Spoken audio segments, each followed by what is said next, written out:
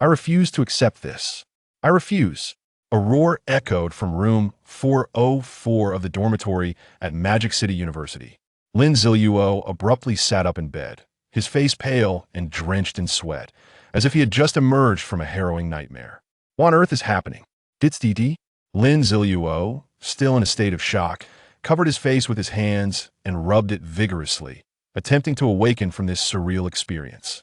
However, was this truly my hand and face? Feeling the smoothness of his palms against his visage, he observed that his hands were now fair and unblemished, in stark contrast to the rough, calloused hands he had known. What could possibly explain this? He scanned his surroundings. Is this my dormitory from university? The familiar environment stirred memories long buried, causing a flood of recollections to surge within Lin Ziluo's mind. Indeed, this is my university dorm. I can still recall the layout, he exclaimed excitedly, leaping from the bed. Without pausing to put on shoes, he dashed into the bathroom. Gazing into the mirror at his handsome visage, Lin Ziluo stood frozen.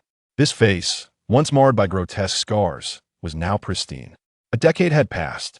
The scars had rendered him incapable of looking in the mirror for all these years. Returning to the dorm, he retrieved his phone and examined the calendar. Blue Star calendar, year 478, May 23rd, the time, location, appearance, and even the current state of his body. I have been reborn. I have returned to the day the apocalyptic game commenced. Lin Ziluo finally comprehended the unfolding reality. Those two had always been neutral faction warriors, inviting me to celebrate my ascension to godhood. During our discussion, Yao Jinghan led a horde of zombies to invade. Together with those two traitorous warriors, they conspired to end my life. I wonder what agreement the Zombie King struck with the Li family, and how a legendary barrier capable of complete lockdown came into existence. Lin Ziluo sat in contemplation, recalling the events of his previous life. Yao Jinghan. The mere thought of her name ignited an unquenchable hatred within him, his fists clenched tightly. This was the girlfriend with whom he had shared a bed, the one who was renowned as the campus belle of Magic City University. It was utterly revolting. Before the apocalypse, under the direction of the Li family's young master, she had approached Lin Ziluo, secretly employing vile tactics to undermine him, seeking to obliterate his life and spirit. When the apocalypse struck and they crossed paths once more, she conspired with the Li family's heir to conspire against him. Fortunately, Lin Ziluo had survived with his life, albeit disfigured. Yet even then, Yao Jinghan did not relent. Under the protection of the Li family, she relentlessly hunted and oppressed him, toying with him like a cat with a mouse. How could a single individual hope to contend with one of the three great families of Dragon Nation? This was Blue Star's Dragon Nation, where despite government oversight, the influence of these three families could not be underestimated. In essence, they were the legendary local emperors. Each family possessed astonishing resources, cultivating a legion of loyal warriors through mind-altering techniques, alongside methods to enhance physical capabilities. These secret arts allowed the three great families to expand their power in the wake of the apocalypse. Fortunately, at the outset, the Li family had not regarded Lin Ziluo as a threat, granting him opportunities to grow in adversity. Even so, after enduring countless trials to reach level 90, becoming the 10th warrior of Dragon Nation, he had yet to exact his vengeance upon Yao Jinghan before she, accompanied by the Zombie King and two other warriors, utilized a legendary artifact to take his life. For a decade, Lin Ziluo harbored an all-consuming hatred for Yao Jinghan, yearning for her demise at every moment. If not for the Li family's constant protection. Wait, kill her. Lin Ziluo's hands began to tremble with excitement. I have been reborn. The apocalypse has not yet arrived. Yao Jinghan still pretends to be my girlfriend. I could eliminate her before it's too late. But first, I must check the time. Lin Ziluo swiftly calmed himself. This was a habit essential for survival in the apocalypse. Only in a state of extreme composure could one think clearly. He once more consulted his battered phone. The time read 5:24 p.m. A message from Yao Jinghan awaited him. The password was her birthday.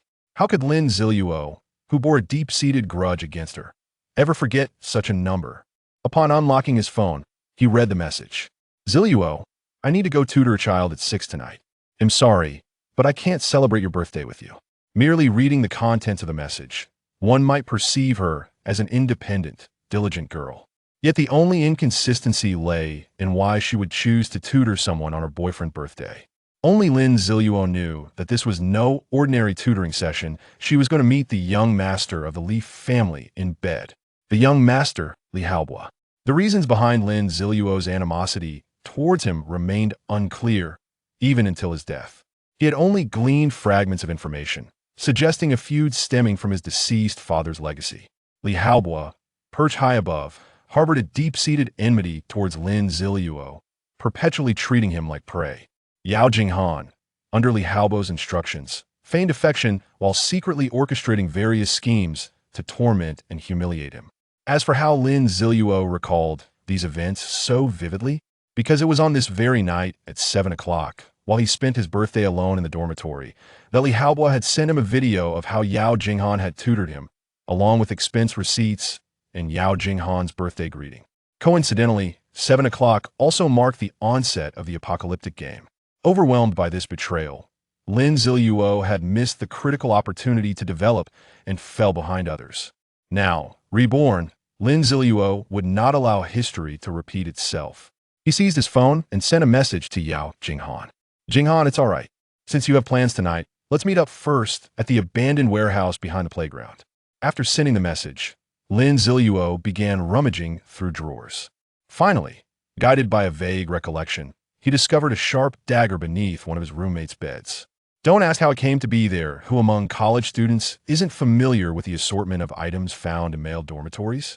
Lin Ziluo tucked the dagger into his clothing and retrieved his phone once more. Yao Jinghan had already replied. All right, but why meet there? I must leave before 6, so hurry. Yao Jinghan, because I intend to take your life. Lin Ziluo did not send this thought, but instead deleted it and replaced it with, because I want to give you a surprise. Seeing the message marked as sent, Lin Ziluo slipped his phone into his pocket, shouldered a bag containing clothes, and opened the dormitory door, stepping out. In the corridor of the male dormitory, groups of students gathered, some boasting, some smoking, while others speculated about the bizarre red sky. Lin Ziluo, who had previously worn a mask of indifference, transformed into a warm demeanor upon exiting, betraying none of the murderous intent that simmered within him. A boy standing ahead continued to play a video on his phone, featuring an expert voiceover. The recent global phenomenon of the sky turning red is a onsen Favethasandier's natural occurrence. Please remain calm and enjoy the view. Lin Ziluo glanced at the crimson sky, fully aware that it heralded the imminent arrival of the apocalyptic game. The individuals before him remained remarkably nonchalant. However, come 7 o'clock, when the doomsday game commenced, the transformation into zombies and the risk of being bitten would render survival uncertain for many. Lin Ziluo descended the staircase, mentally rehearsing the impending events. He soon found himself traversing the playground, arriving at the entrance of an abandoned warehouse. This forsaken structure saw little traffic during daylight hours. After cautiously surveying his surroundings to ensure he was not being observed, Lin Ziluo stepped inside. Upon entering the warehouse, he immediately spotted Yao Jinghan seated upon a chair. How foolish he had been. Lin Ziluo chastised himself inwardly. Enamored by love, he had overlooked the luxurious attire and designer labels adorning Yao Jinghan, all of which undoubtedly commanded a price in the 6 figures. It was inconceivable that someone from an ordinary family could afford such extravagance. Yao Jinghan, having noticed Lin Ziluo's arrival, remained seated, her impatience evident as she remarked, "Why did you take so long? If there's a surprise, do share. I'm waiting to catch up on my studies." Chapter 2. The tragic demise of Yao Jinghan. Lin Ziluo remained silent as he advanced towards the woman he had harbored resentment against for a decade. Yao Jinghan furrowed her brows tightly. "What do you mean by not speaking? If you remain silent, I shall take my leave." Upon finishing her words, she rose from her seat. At that moment, Lin Ziluo stood directly before her. In a swift motion, he extended a hand and seized Yao Jinghan forcefully. Little did she anticipate that the previously obedient Lin Ziluo would resort to such actions. She struggled desperately, but her efforts proved futile. Lin Ziluo's strength far surpassed that of the pampered Yao Jinghan. March 16th, for 78, at the ultramodern hotel in the Magic City, expenditure, 53, 239 yuan. Lin Ziluo's voice resonated in a low tone, but Yao Jinghan seemed momentarily unable to comprehend his words. All she could discern was a glinting dagger. March 29th, 478. At the Kaidi Hotel in the Magic City, expenditure, 109, 984 yuan. Lin Ziluo continued, absorbed in his own thoughts. Realization dawned on Yao Jinghan. These were the records of her rendezvous with Li Haobo. She yearned to explain, to plead for mercy, yet she found herself bereft of any opportunity. April 13th, 478. At Confusion Bar, expenditure, 409, 999 yuan. Despair flooded Yao Jinghan's eyes. April 25th, 478. At the ultramodern hotel in the Magic City, expenditure, 84, 320 yuan. April 29th, 478. Lin Ziluo monotonously recited the phrases etched into his memory. With a forceful shove, he propelled her onto a chair. At that moment, Yao Jinghan's eyes were filled with despair, regret, confusion, and resentment. Lin Ziluo bent down, retrieving her fallen phone from the ground. Utilizing its fingerprint unlock feature, he successfully accessed the device. The screen displayed a chat window. Yao, I can hardly wait to see you. Li, have you informed Lin Ziluo? If not, it won in Oppos. TB is fun. Yao, I told him he genuinely believes I am attending tutoring sessions. Li, what about the birthday gift you prepared for him? Yao, rest assured, it's ready. Don't forget about the bag I have my eye on. The chat concluded with a video snippet. Upon recognizing the familiar footage, Lin Ziluo gently tapped the screen, turning it to face Yao Jinghan. In the video, she stood before the camera, speaking, Lin Ziluo, happy birthday. Have you ever considered how a campus belle like me could possibly be interested in a penniless orphan like you, who possesses nothing but a pretty face?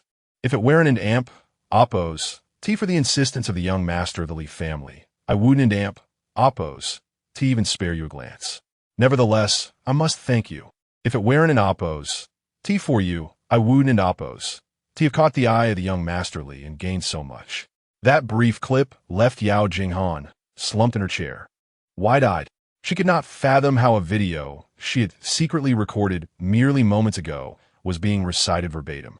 Ha ha ha. Lin Ziluo erupted into laughter. A head rolled. Lin Ziluo collapsed onto the ground. I finally did it. 10 years. A full decade. This past decade has been arduous. Yet it is still not enough. I must deal with Li Haobo hidden in the estate, and the Li family in Kyoto. At that moment, a mechanical synthesized voice echoed in Lin Ziluo and Oppos. Asir. Ding. Congratulations to the host for successfully reincarnating 10 years into the past, activating the Doomsday Game Golden Finger System. Lin Ziluo retrieved his phone. The time displayed was 6 o'clock. How could this be? The Doomsday Game is supposed to commence at 7, transforming the world into a survival game. The entire world will be gamified. Only then will the system come into existence. Moreover, I have never heard of this Golden Finger. Ding. The Doomsday Game Golden Finger System can decipher the data within the Doomsday Game, providing the host with an enhanced gaming experience. System recognition completed. Please draw your first Super Golden Finger. Lin Ziluo swiftly began to analyze the information he had just received. Rebirth? Is this the system I obtained through reincarnation? But how can a system be described as so powerful? It can even decipher the data of the Doomsday Game. Though skeptical, Lin Ziluo tentatively uttered, draw the first Super Golden Finger. Ding! Drawing the first Super Golden Finger. Ding! Congratulations to the player for obtaining the Super Golden Finger. Absolute drop rate. Ding! Absolute drop rate. Increases the drop rate of all items obtained from slain zombies during gameplay from 1 to 100. Chapter 3. The Doomsday Game and Oppos. Cheat system to speak candidly. Lin Ziluo initially harbored doubts. However, the offers presented were simply too enticing. It is well known that the Doomsday Game is characterized by its formidable difficulty. The challenge lies in the fact that the probability of obtaining items, equipment, resources, or skill books from slain zombies is a mere 1. This figure is not merely conjecture from Lin Ziluo, but rather the result of extensive data testing conducted by a multitude of researchers in the aftermath of the apocalypse. With a meager 1 drop rate, The vast majority of drops tend to be basic survival necessities, such as food and water. The mere contemplation of such odds is enough to send shivers down one's spine. Those with particularly poor luck fare even worse. Were it not for the abundance of dungeon teleportation arrays scattered throughout each city, allowing players to participate in various instances to acquire equipment, resources, and gold, very few would manage to survive. Now, this cheat system revealed to Lin Ziluo that the pitiful 1 drop rate could be amplified to a staggering 100. This meant that for every zombie he vanquished, an item would unquestionably drop. Lin Ziluo could scarcely fathom such a scenario. "Are you certain this cheat system can deliver?" he inquired tentatively. "Ding. The absolute drop rate has been activated. Please rest assured, host, to utilize it."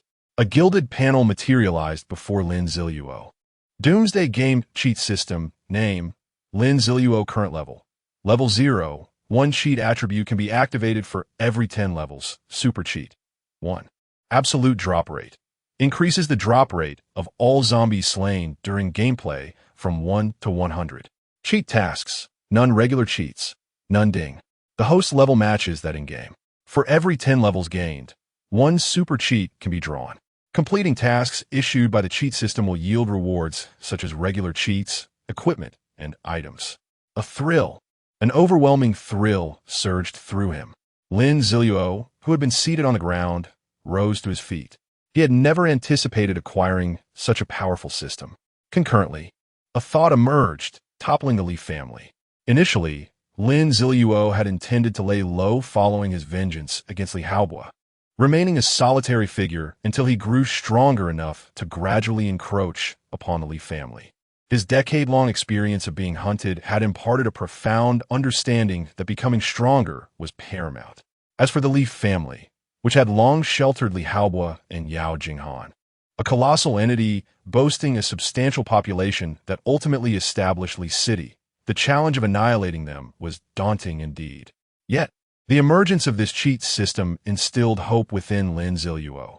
The Leaf family? Just wait and see. The exhilaration of avenging himself was magnified by the acquisition of the cheat system.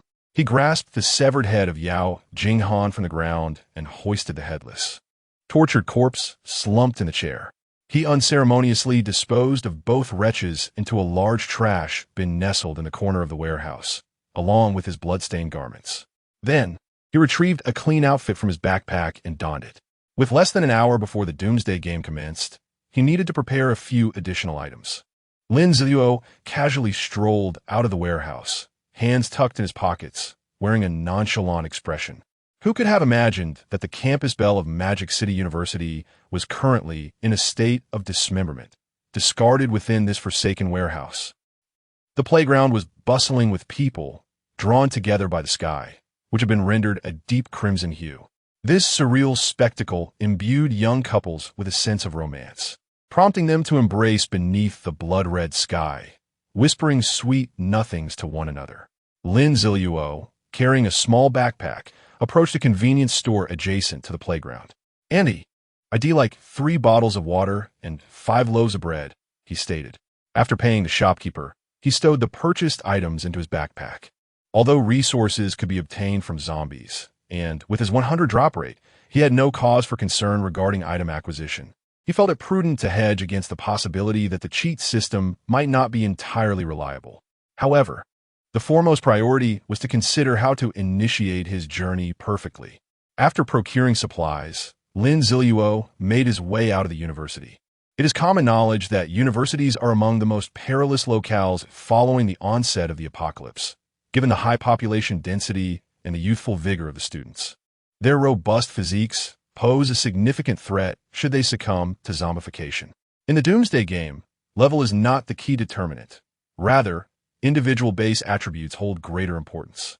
A professionally trained Special Forces operative, even at level 0, could easily overpower a level 5 or 6 ordinary player.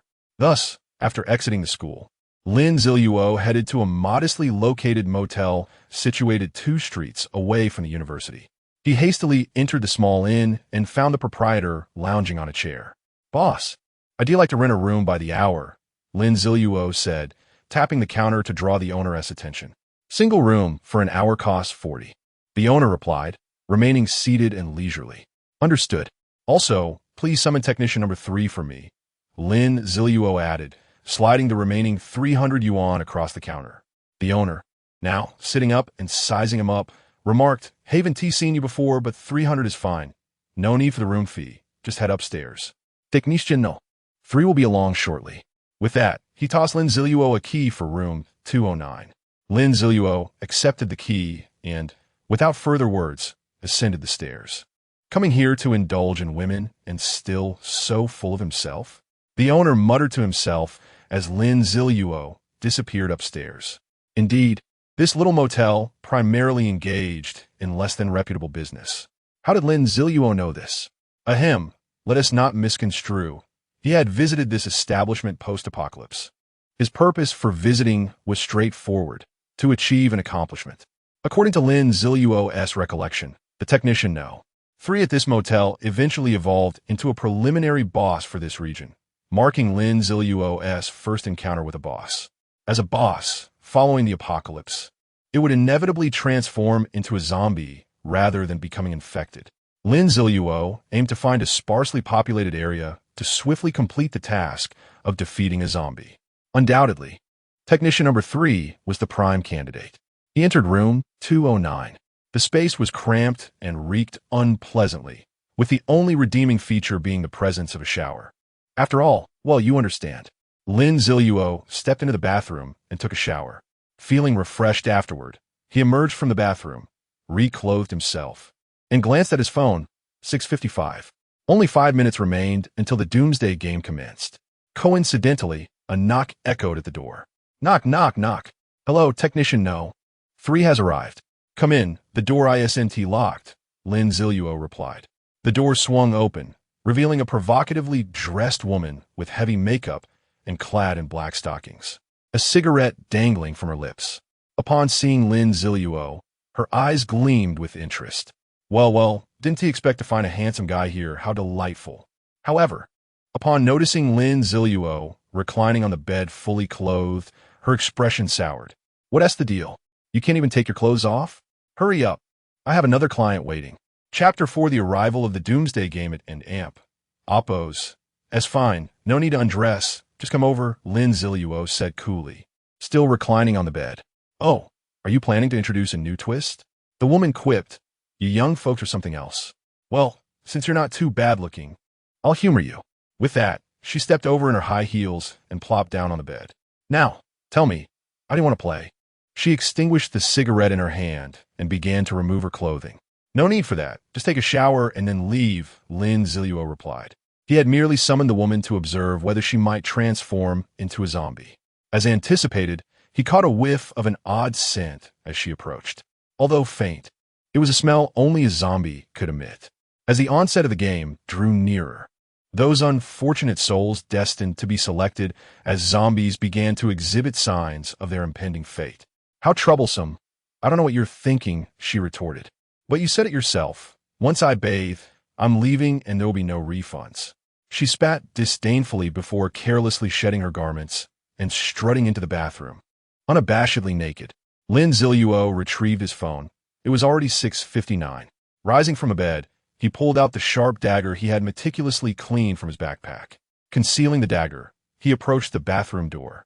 The woman, with her back turned as she showered, heard the movement and called back. I knew you'd pull something like this. If you're going to play, make it quick. I'm getting tired of standing. Ding, the alarm he had set for 7 o'clock rang out. The woman suddenly froze in place, her skin visibly paling to a ghastly gray. At that very moment, Lin Ziluo thrust the dagger forward. Roar, the woman, now transformed into a zombie, emitted an anguished howl that was abruptly silenced as the dagger pierced her neck. A dark shadow of death manifested above her head. Lin Ziluo exhaled in relief. Then, a blue announcement panel appeared. Welcome to the Doomsday Game. Once this game is initiated, it will develop autonomously, with no means of interference. The brutal apocalypse has arrived. 80 of the unfortunate souls in this world have transformed into zombies, while only 20 remain fortunate. Enjoy the exhilarating process of the game, but above all, survive. After all, death offers no second chances.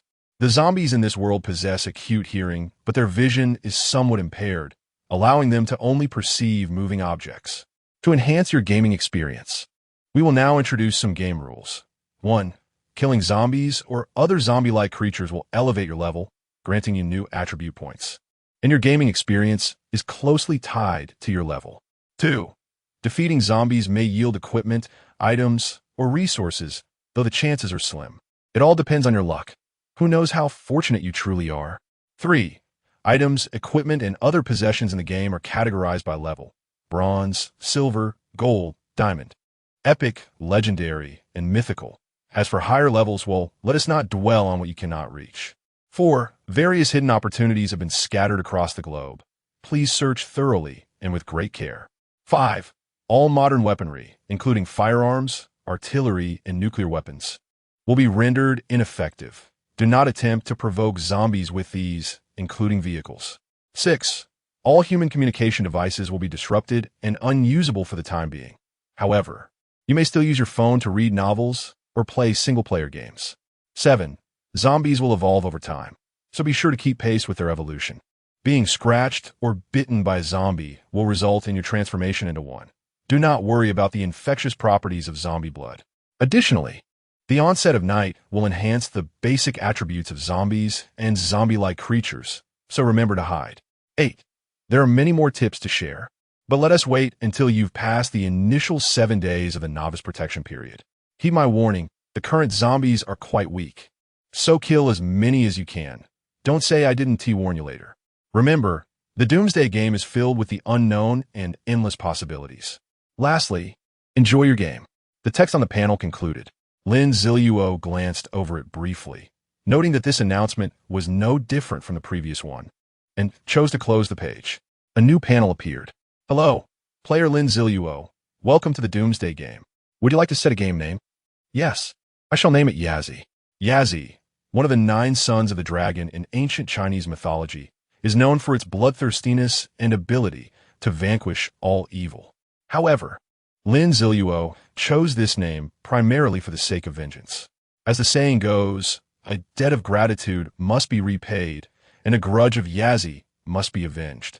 Li Haobo, the Li family, and those who aided them in hunting me down. Are you ready to face my retribution? Detected that the player nickname Yazi is unique and can be used. Player Lin Ziluo has successfully changed his nickname to Yazi. Character creation is complete. Attribute panel loading is complete. Lin Ziluo opened his attribute panel. Player, Yazi, no title yet. Level, 1 experience, 0-1 reputation, 0 coins, 0 storage space, 0. 1 cubic meters basic attributes. Strength, 11, normal adult male is 10. Affects physical strength and attack power. Spirit, 15, normal adult male is 10. Affects skill power, cooldown periods. And usage count. Constitution, 10, normal adult male is 10. Affects vitality and defense. Agility, 13, normal adult male is 10. Affects reflexes and speed. Note, all basic attributes are merely numerical values and will change with combat or player status variations. Talent, universal mastery, epic level talent. You possess knowledge of various combat styles and can adeptly utilize a range of basic abilities. Skills, none equipment, none quests, none WoW.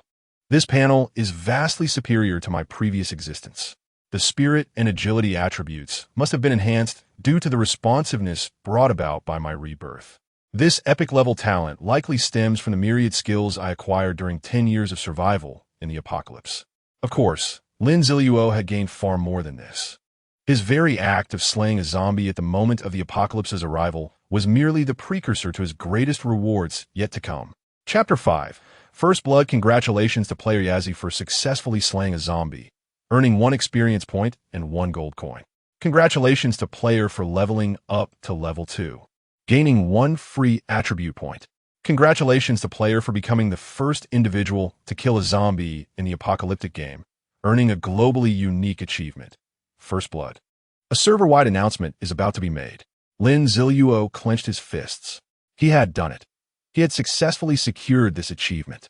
While the attributes of the achievement may not hold great significance, the server-wide announcement was undoubtedly the lifelong pursuit of every player. The rewards from a global announcement would be exceedingly generous. In his previous life, even after becoming a war god, he had never once received a server-wide announcement reward. The difficulty of this feat was evident. And now, in the very first second of the apocalypse, he had already attained a server-wide announcement reward. Suddenly, a grand yet somber voice resonated through the air.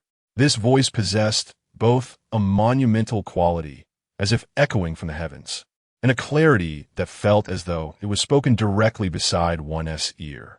In any case, whether one was evading a freshly transformed zombie or still contemplating the sudden appearance of the announcement panel, any player still conscious in this world could hear these words. World announcement. Congratulations to player and Amp, Oppos, Yazzie and Amp, Oppos, for becoming the first individual to slay a zombie in the apocalyptic game, bravely taking the first step and earning the globally unique achievement, First Blood, along with substantial rewards. Other players are encouraged to learn from this. At that moment, the world was in an uproar. Whether players had embraced the apocalyptic game or dismissed it as a mere prank, they all firmly remembered the player named Yazzie through this announcement. Wait, I haven't even seen a zombie yet, and someone has already killed one? A man still perusing the announcement remarked. Damn it, I don't care who killed the zombie. Can someone please get this ugly zombie off my back? I'm about to die. Another man, pursued by a zombie, exclaimed. Huh, a zombie? What on earth is that? Is someone broadcasting nonsense outside? A boy, engrossed in the game, shouted as he put down his console. He opened the door, seeking the source of the prank, only to be met with a zombie that bit off half his face. Interesting. There's someone quicker than me? A man set down his baseball bat, standing over a zombie with a shattered skull at his feet. Wow, this Yazzie is amazing. I wish he could come protect me. The princess, an ordinary girl hiding in her modest 50-square-meter apartment, mused whimsically. Bark, bark, bark. A small dog began to bark. Why are you interrupting? Meanwhile, at that very moment, the globally renowned Yazzie was reveling in his rewards. Congratulations to player for receiving the global announcement for First Blood. Congratulations to player for earning the following rewards: 1,000 reputation points, 1,000 gold coins, 3 free attribute points, and an increase in storage space by 1 cubic meter. Excellent. With these rewards, he was already leagues ahead of others. Reputation held significant value.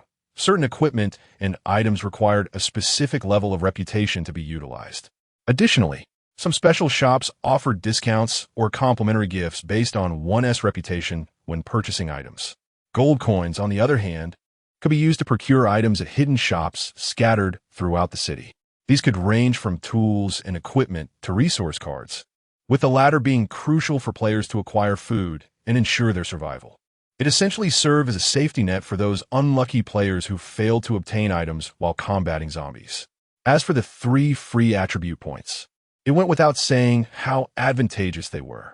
Before reaching level 10, players only received 1 free attribute point per level, meaning he was effectively ahead by 3 levels from the start.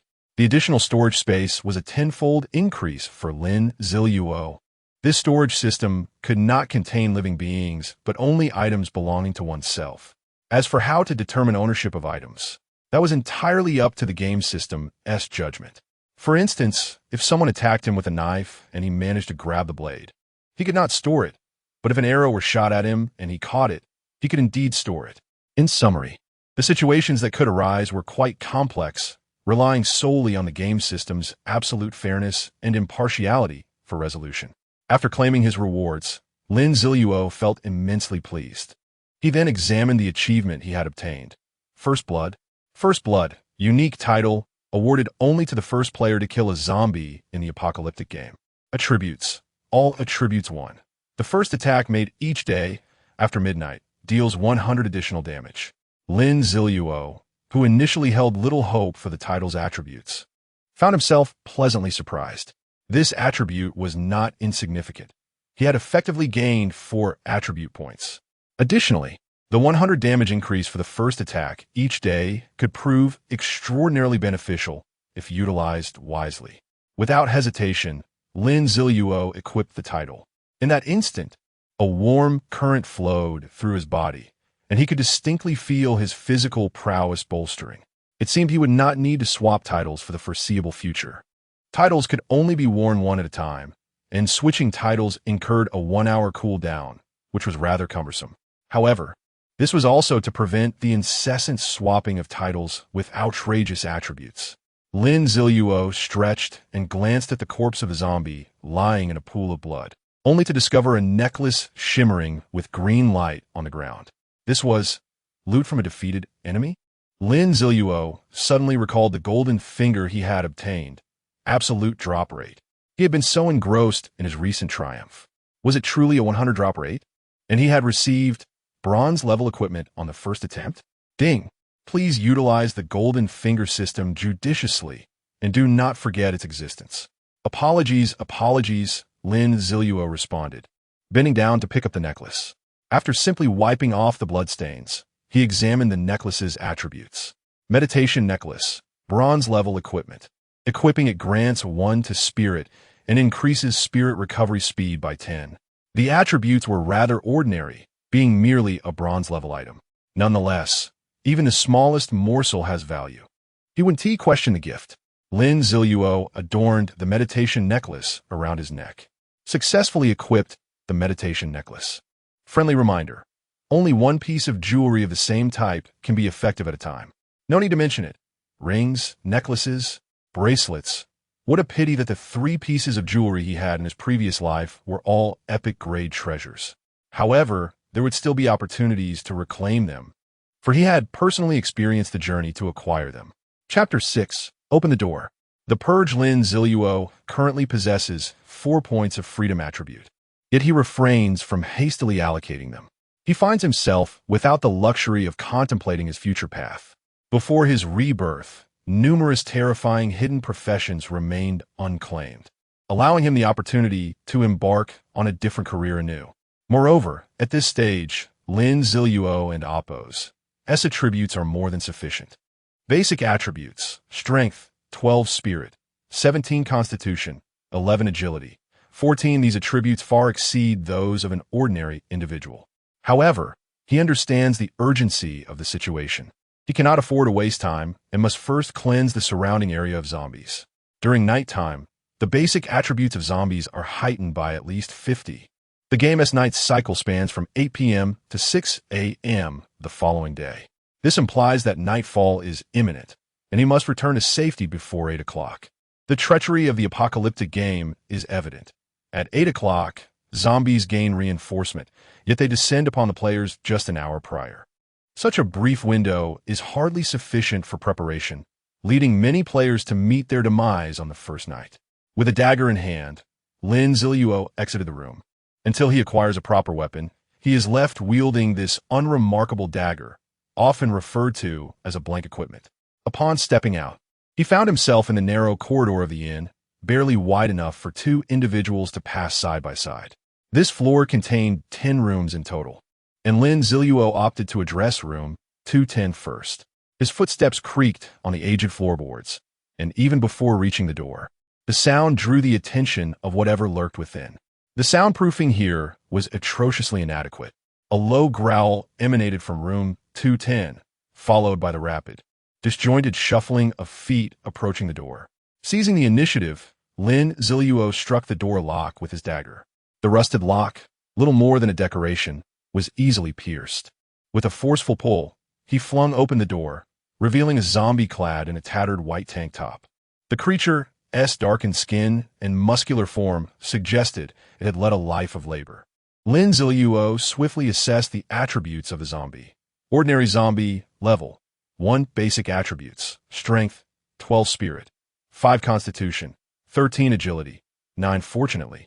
Though its attributes were slightly higher than typical zombies, Lin Ziluo felt confident in his ability to handle the threat with ease. He executed a graceful arc with his dagger and launched an attack.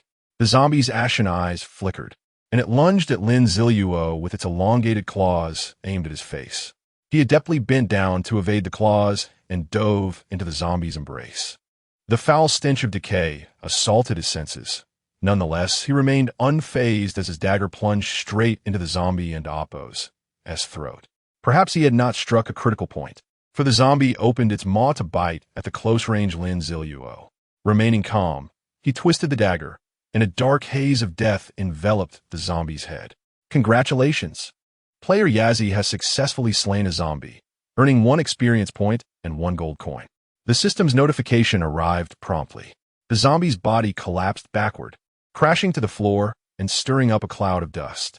Lin Ziluo took a deep breath. The entire encounter had transpired in mere moments, and he had dispatched a formidable zombie. Still, he was somewhat dissatisfied.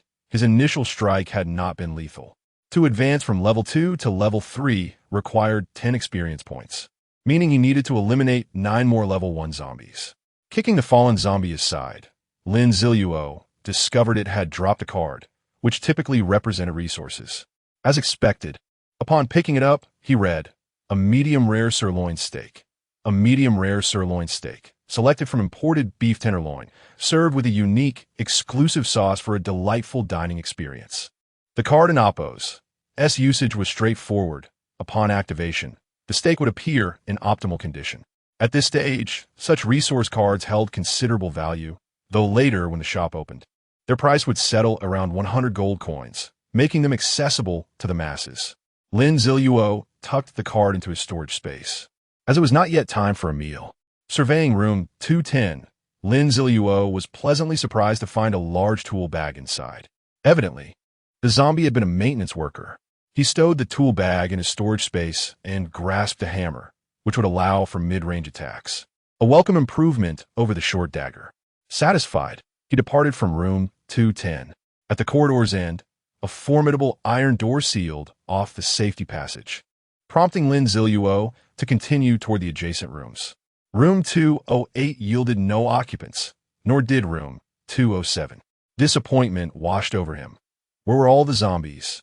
Finally, upon reaching the door of room 206, he heard the unmistakable growls of 2 zombies simultaneously.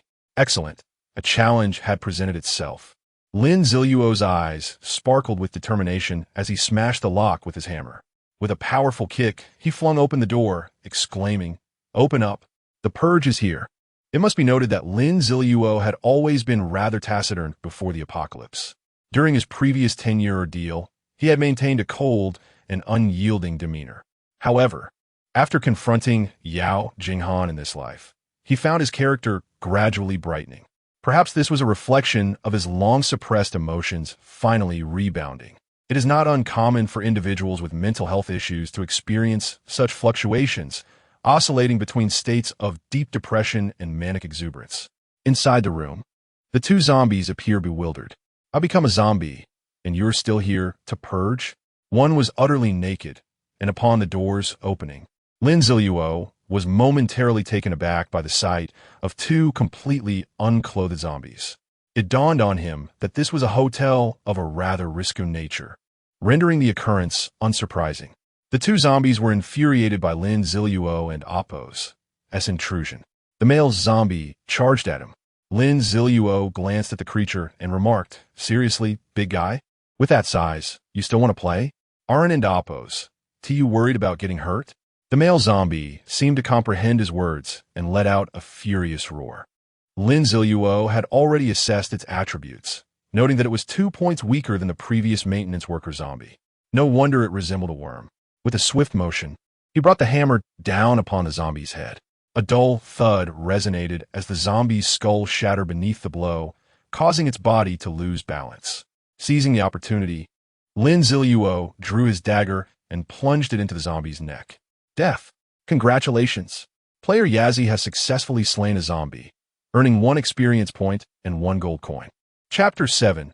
Eyes of Investigation. After the male zombie collapsed, Lin Ziluo distinctly observed a cerulean object beneath its form. It appeared to be a bronze-grade item. However, he did not hasten to inspect it, for a naked female zombie was charging toward him with alarming speed, her 2 gray rabbit companions trailing behind her chaotically. He regretted hastily selecting Technician Level 3. Although his attention was diverted, the speed of his dagger remained unimpeded as he accurately struck the female zombie at the neck. Generally speaking, female zombies possess a higher agility compared to their male counterparts. yet their physical constitution is notably inferior. With a decisive thrust, the black words of death materialized. Shortly thereafter, another cerulean item appeared beside the female zombie. What a stroke of luck, double the fortune. Lin Ziluo reflected on his past life. At the beginning of his previous journey, after slaying over 100 zombies, he had only managed to obtain a half-filled bottle of mineral water. Now, having dispatched 4 zombies, he had acquired 3 bronze-grade items. The disparity was ludicrous. A 100% drop rate. How delightful, were it not for the absence of options. Who wouldn't wish to embody the essence of fortune?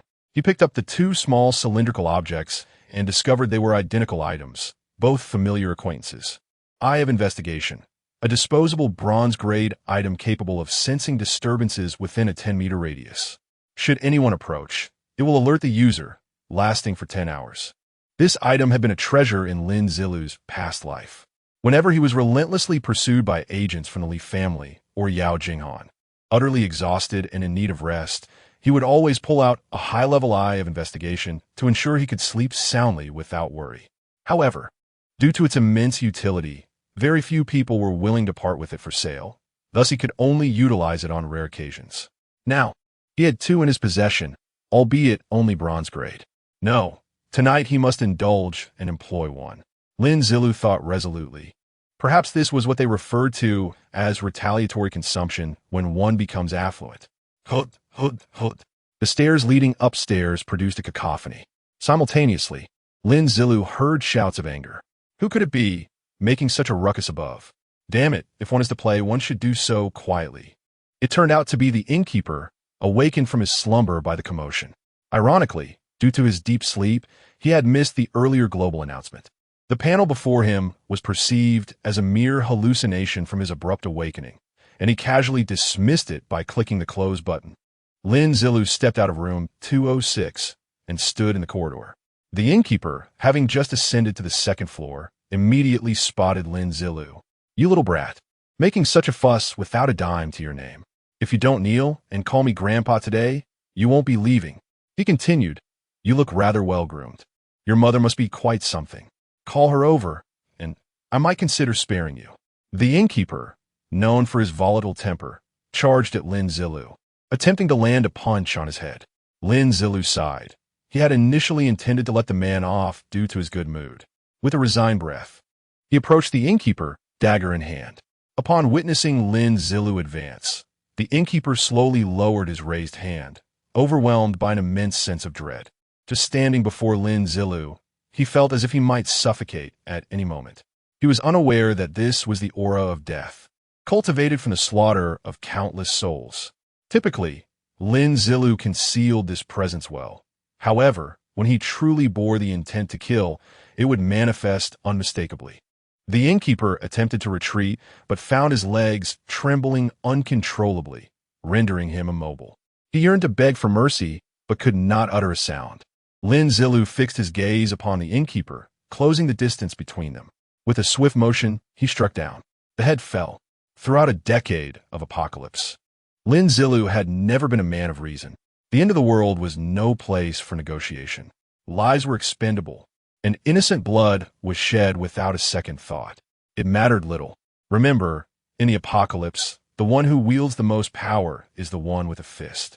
How many had Lin Ziluo slain in his previous life? He could not recall, only that he eliminated anyone who provoked him. Upon becoming a war god, was he not heralded as the guardian of the Dragon Kingdom? How utterly laughable. Lin Ziluo could hardly be bothered to glance at the corpse of the innkeeper. Had it not been for the inconvenience, he would have considered converting this body into a zombie before executing it, as the drop rate for items was guaranteed. However, once a player is bitten by a zombie, it would take approximately an hour for them to fully transform. In that hour, Lin Ziluo could slay countless zombies. With this thought, he knocked on the door of room 205. Hello, just here to clear the plumbing. There was no response. The same was true for rooms 204 and 203. Lin Ziluo felt a twinge of disappointment. Finally, when he knocked on the door of room 202, he heard the unmistakable growl of a zombie. At last, a zombie. Lin Ziluo felt a sense of reunion with an old friend. He kicked the door open and efficiently dispatched the familiar zombie with a single stroke. The zombie generously dropped a bottle of flying Maodai. Excellent, good brother. You shall be my cherished companion. He gave a thumbs up to the corpse of his old friend. After clearing room 201 and finding no one, Lin Ziluo stretched. The entire second floor of the inn had been thoroughly cleaned. He would stay here tonight. As for the corpses and blood strewn about, he didn't even spare them a glance. During his escape, he had often sought refuge beneath a heap of zombie bodies, providing warmth and concealment from pursuers. It was remarkably effective. Lin Ziluo chose to rest here for another significant reason. The confined space and lack of ventilation effectively prevented zombies from launching a coordinated attack against him. In this narrow corridor, even if zombies were numerous, they could only engage him one at a time. Regrettably, there were too few zombies. He had only accrued 4 experience points thus far, still 6 points shy of leveling up. The time was now 7:40. He had only 20 minutes before 8 o'clock. He needed to slay 6 more zombies within that time frame to reach level 3. With this in mind, Lin Ziluo hurried downstairs to the inn's lobby. The familiar bar counter came into view. Suddenly, he recalled that this inn had 3 technicians, presumably 3 women. Having already dispatched 2, there should be 1 remaining. With this thought, he grabbed a hammer and struck the bar and Oppo's surface, attempting to create noise to attract a zombie. As anticipated, after a few strikes, he heard movement behind the bar's curtain. Lin Ziluo entered the bar and pulled aside the curtain, yet found no zombies. He held his breath, straining to discern the source of the sound. Ultimately, his gaze settled upon a concealed wooden panel on the floor. Good heavens, what a clever hiding spot! Concealed beneath the ground. Chapter 8.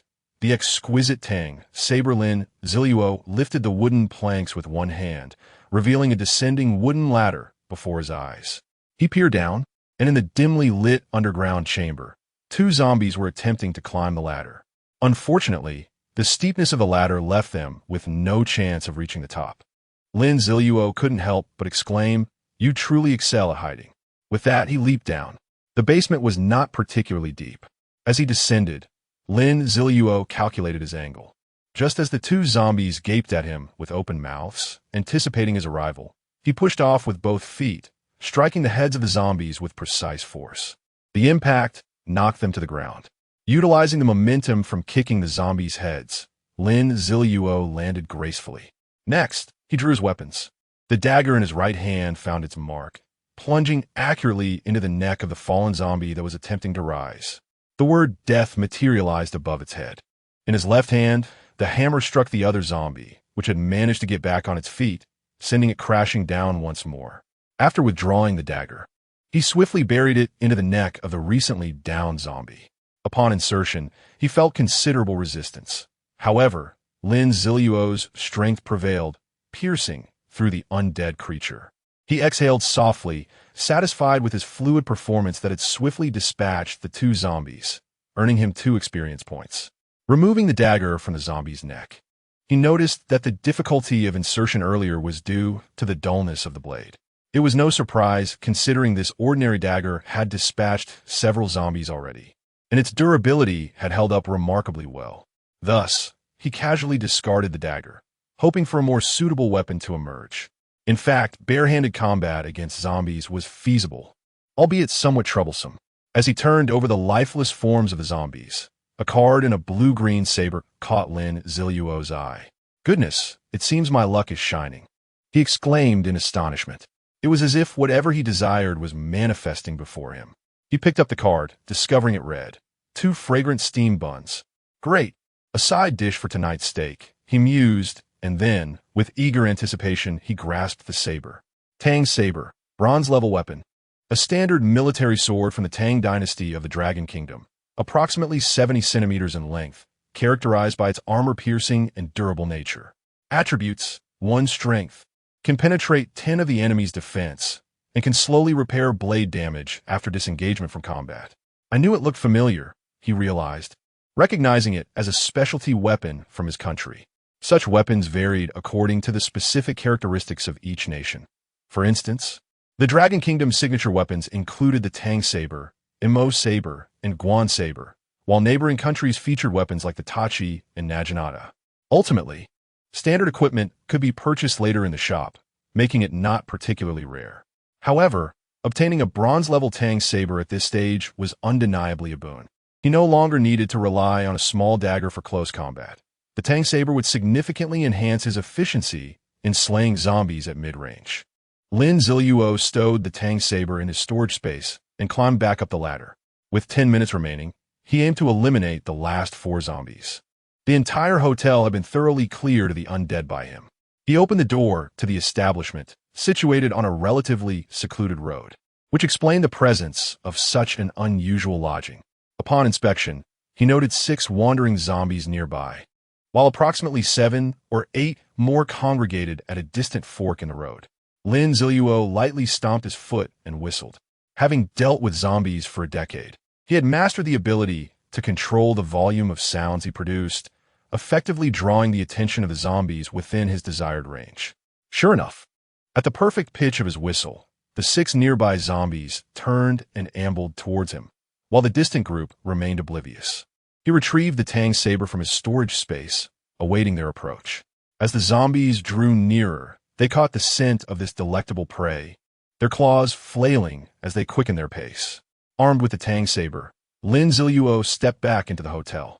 It was not an act of cowardice. Rather, the narrow entrance of the hotel provided an ideal setting for combat with the zombies. Despite his confidence in defeating the 6 zombies, he was wary of the slim chance that one might suddenly spring from the side to bite him.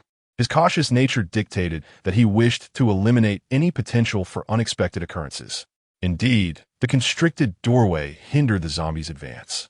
2 of them attempted to enter simultaneously, resulting in a stalemate as neither would yield, thus becoming stuck in the doorway. The zombies behind them were unable to proceed. I truly overestimated the intelligence of zombies on the first day, Lin Ziluo thought, shaking his head. In his previous life, when the apocalyptic game first commenced, Lin Ziluo had isolated himself in his dormitory, wallowing in despair, without ever encountering zombies at that time. By the following day, however, many of them had already leveled up to level 2 and were no longer so foolish. Observing the 2 zombies wedged in the doorframe, he approached and, with a swift motion, resolved their predicament. A flash of the blade, and both heads fell simultaneously to the ground. Retrieving the Tang Saber, Lin Ziluo was pleased to find not a drop of blood nor a single nick on the blade. Indeed, this weapon's quality is exceptional, he praised. It was clear that even identical equipment could exhibit differences in quality. Without a doubt, his Tang Saber belonged to the finest tier. A good blade deserved a masterful technique. Lin Ziluo prepared to demonstrate one of the many swordsmanship styles he had learned in his previous life. He kicked the 2 headless corpses blocking the doorway aside, clearing a path for the approaching zombies. However, the next 2 zombies rushed in, only to find themselves similarly stuck in the doorway. "You 4 must be related," Lin Ziluo remarked, somewhat exasperated. Nevertheless, he remained diligent and dispatched the 2 zombies with a single strike, sending their round heads rolling into the hotel. At his feet lay 4 neatly arranged heads. "Congratulations, player Yazzie has successfully slain a zombie, earning 1 experience point and 1 gold coin. Congratulations. Player has leveled up to level 3, earning 1 free attribute point. Player Yazzie requires 30 experience points for the next level up. Success. You've leveled up," Lin Ziluo exclaimed, kicking aside the 2 corpses still blocking the entrance. To his astonishment, one of the zombies managed to break through and charge in. Tears nearly filled his eyes. It had been quite a struggle, but finally, a somewhat intelligent opponent had arrived. In respect for this more cunning adversary, he executed a graceful arc with his Tang Saber, bringing it down upon the zombie's arm. Following the trajectory of the arm, he then lifted the blade, slicing through the zombie's chin, cleaving its face in half from bottom to top. Chapter 9. A great treasure has emerged. Death. Although Lin Ziluo had shown ample respect for his adversaries, his swordsmanship remained lethal, dispatching the zombies with unerring precision. As one of the undead toppled backward, Lin Ziluo beheld a book materializing from its form, cascading to the ground. This was a skill book. Lin Ziluo could not help but steal a glance, incredulous at the rarity of such a treasure. Suddenly, the still-falling zombie appeared to be propelled forward by an unseen force. Hurtling towards him, Lin Ziluo swiftly diverted his gaze from the skill book and with remarkable reflexes, pressed himself against the wall. The zombie's body crashed into the spot where he had just stood. The last of the 6 zombies staggered into view, casting a shadow of seriousness over Lin Ziluo's countenance. The hour of 8 had arrived. The zombie's powers would peak within the next minute. He understood the urgency. He had to eliminate this creature without delay. He had already perceived the attributes of this particular zombie. Level 1 zombie base attributes: Strength, 15 Mentality, 10 Constitution, 16 Agility, 15. This zombie, enhanced by the night, had attributes surpassing his own. Moreover, as time progressed, its capabilities would only escalate. Yet Lin Ziluo felt no trepidation. As previously stated, attributes serve merely as a reference. In circumstances where the disparity is minimal, personal condition, mastered abilities, and even fortune dictate the outcome of battle. Resolute, Lin Ziluo raised his Tang Dao and charged towards the zombie. Its once grayish eyes began to glow crimson, its expression twisting into a grotesque snarl. The blade flashed, slicing through the creature's neck. However, the enhanced constitution of the zombie thwarted an instant kill. Infuriated, the zombie lunged at him with outstretched claws. Lin Ziluo decisively relinquished the Tang Dao embedded in the zombie's neck and retreated a few paces. Drawing a hammer from his storage space, he hurled it at the advancing zombie. In the narrow corridor, the creature had little room to maneuver, helplessly watching as the hammer struck its face. With that blow, the zombie's nose, eyes, and mouth caved inward, blood gushing forth. Lin Ziluo seized the opportunity, swiftly retrieving the hammer that had slipped from the zombie's visage, and yanked the Tang Dao free. Blood erupted from the creature's shoulder, inflicting severe damage to both its face and body. Yet the zombie, now maddened, continued its relentless assault. With the Tang Dao in hand, Lin Ziluo remained remarkably calm, watching the fiend rush towards him. He executed a singular, astonishing strike, angling the blade with precision and merging all his strength into a swift arc across the zombie's neck. The blade met flesh, and death ensued. Lin Ziluo stepped aside, observing the headless corpse stumble past him before collapsing to the ground. Thus, all 6 zombies lay vanquished at his feet. Exhaling deeply, he massaged his aching arms. The last zombie had indeed reached its peak attributes, and he had confronted a creature with nearly 20 points in strength without sustaining injury, a testament to his mastery over his own power. However, contemplation was a luxury he could not afford at this moment.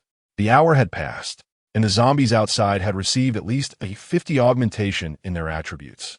The commotion from the recent battle could attract others. Hence, Lin Ziluo hoisted the zombie bodies and piled them at the entrance, one on top of another, effectively barricading the hotel door. With a sigh of relief, he noted the dim lighting at the bar. He was loath to examine the treasures he had just acquired in such an unwelcoming environment. Casually, he kicked aside the 6 severed heads and ascended to the second floor. The creaking floorboards announced his presence as he sidestepped the corpse of the hotel owner sprawled in the corridor. He placed the eye of detection on the ground, watching as a green barrier gradually expanded, enveloping a radius of 10 meters around him. What a wasteful extravagance, Lin Ziluo mused. Now, he could truly relax. Should any creature, human or zombie, approach, the barrier would swiftly turn red, alerting him instantly, even from slumber. He entered room 203, which he had previously noted to be the cleanest and best appointed, likely the VIP suite. He decided to spend the night there, placing his newfound possessions on the table. He ventured into the bathroom for a refreshing shower. This was a ritual he cherished before unveiling treasures. With a contented heart, he finished bathing and donned the last clean outfit from his backpack. Eagerly, he seated himself at the table, setting aside the skill book to examine the other 5 items. The first card read, Peking duck sliced. Excellent. An additional dish for dinner. The second card, 1 Elf Farmer's 3-punch mineral water. Good. Hydration secured. The third and fourth. What the heck? 2 eyes of detection. Lin Ziluo questioned his fortune, astonished that such valuable items could emerge so effortlessly. I am not Li Jie. He dismissed the thought, reveling in the bounty, for good things are never too many. The 5th item was a ring radiating a cerulean glow, a reward from the final zombie. Ring of the Nightfall, bronze tier equipment, Nightfall serves as the best camouflage. Attributes: Agility 1, when equipped at night. Personal presence is reduced by 30. This was indeed a valuable find. Lin Ziluo's eyes sparkled with excitement. It would greatly aid his endeavors on the coming night. Without hesitation, he slipped the ring of Nightfall onto his finger. Now, the moment of greatest anticipation had arrived. Jade Emperor, God, Tathagata Buddha, Almighty Allah, may you all bless me with a useful skill. Lin Ziluo fervently implored as he prepared to unveil his newfound treasures. Chapter 10: Hidden Professions and Skill Books. The skill book is an invaluable treasure. If one were to inquire about the drop rate of skill books from Lin Ziluo, it would be almost negligible, so minuscule that it defies calculation. The reason for such a dismal drop rate can be traced back to the rules governing skills in the apocalyptic game. Firstly, there is no upper limit to the skills one can possess. At first glance, this may seem like a bug in the system.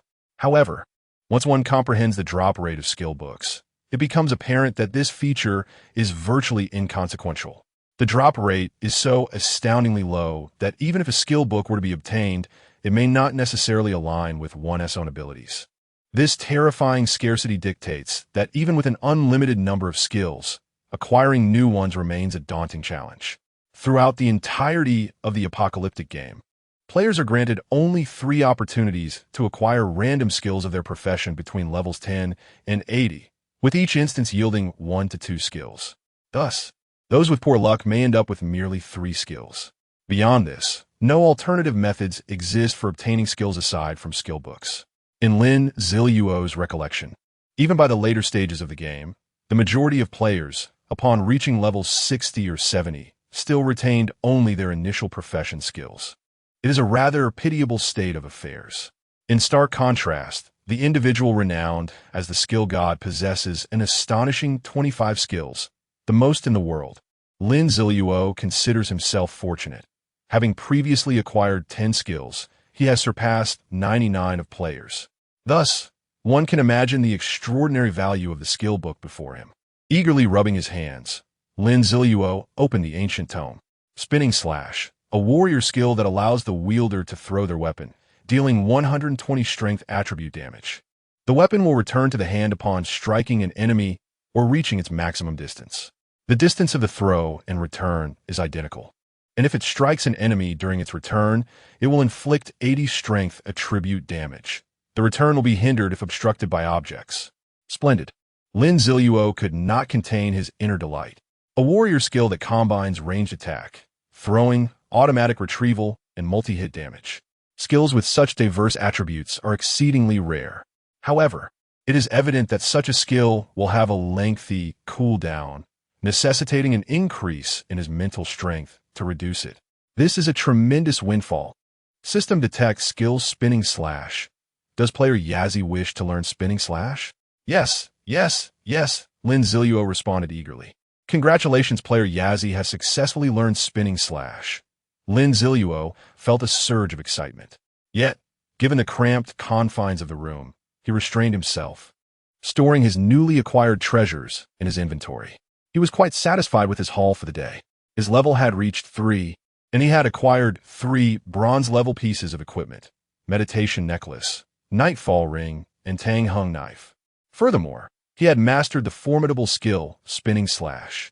His inventory brimmed with an abundance of items. In the past, it would have taken him half a month to gather such riches. Of course, the foremost reason for his contentment was that the woman named Yao Jinghan was finally dead. With this thought, Lin Ziluo contentedly retrieved a supply card and activated it. Peking duck, 2 fragrant buns, a medium-rare sirloin steak, and a bottle of Matai.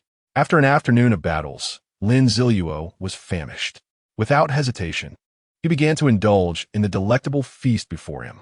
The Peking duck came with spring pancakes and sauce, while the sirloin steak was accompanied by pasta and a fried egg. Lin Ziluo devoured the food heartily. It was pure bliss. One must admit, the supplies obtained from the apocalyptic game, especially cooked dishes like Peking duck and steak, rival the culinary creations of 5-star hotel chefs.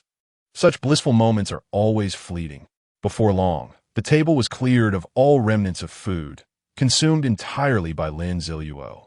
He patted his stomach, feeling at ease. Disposing of the plates, chopsticks, and cutlery, Lin Ziluo tidied the table. Next, he needed to undertake a crucial task, planning his future. He pulled out a notebook and pen he had scavenged from downstairs and began to write fervently. The first order of business was to determine his career path. The apocalyptic game has simplified the classification of player professions into two categories: warriors and mages. It is as straightforward as that. Upon reaching level 10 and completing their respective career tasks, players can choose to join one of these two professions.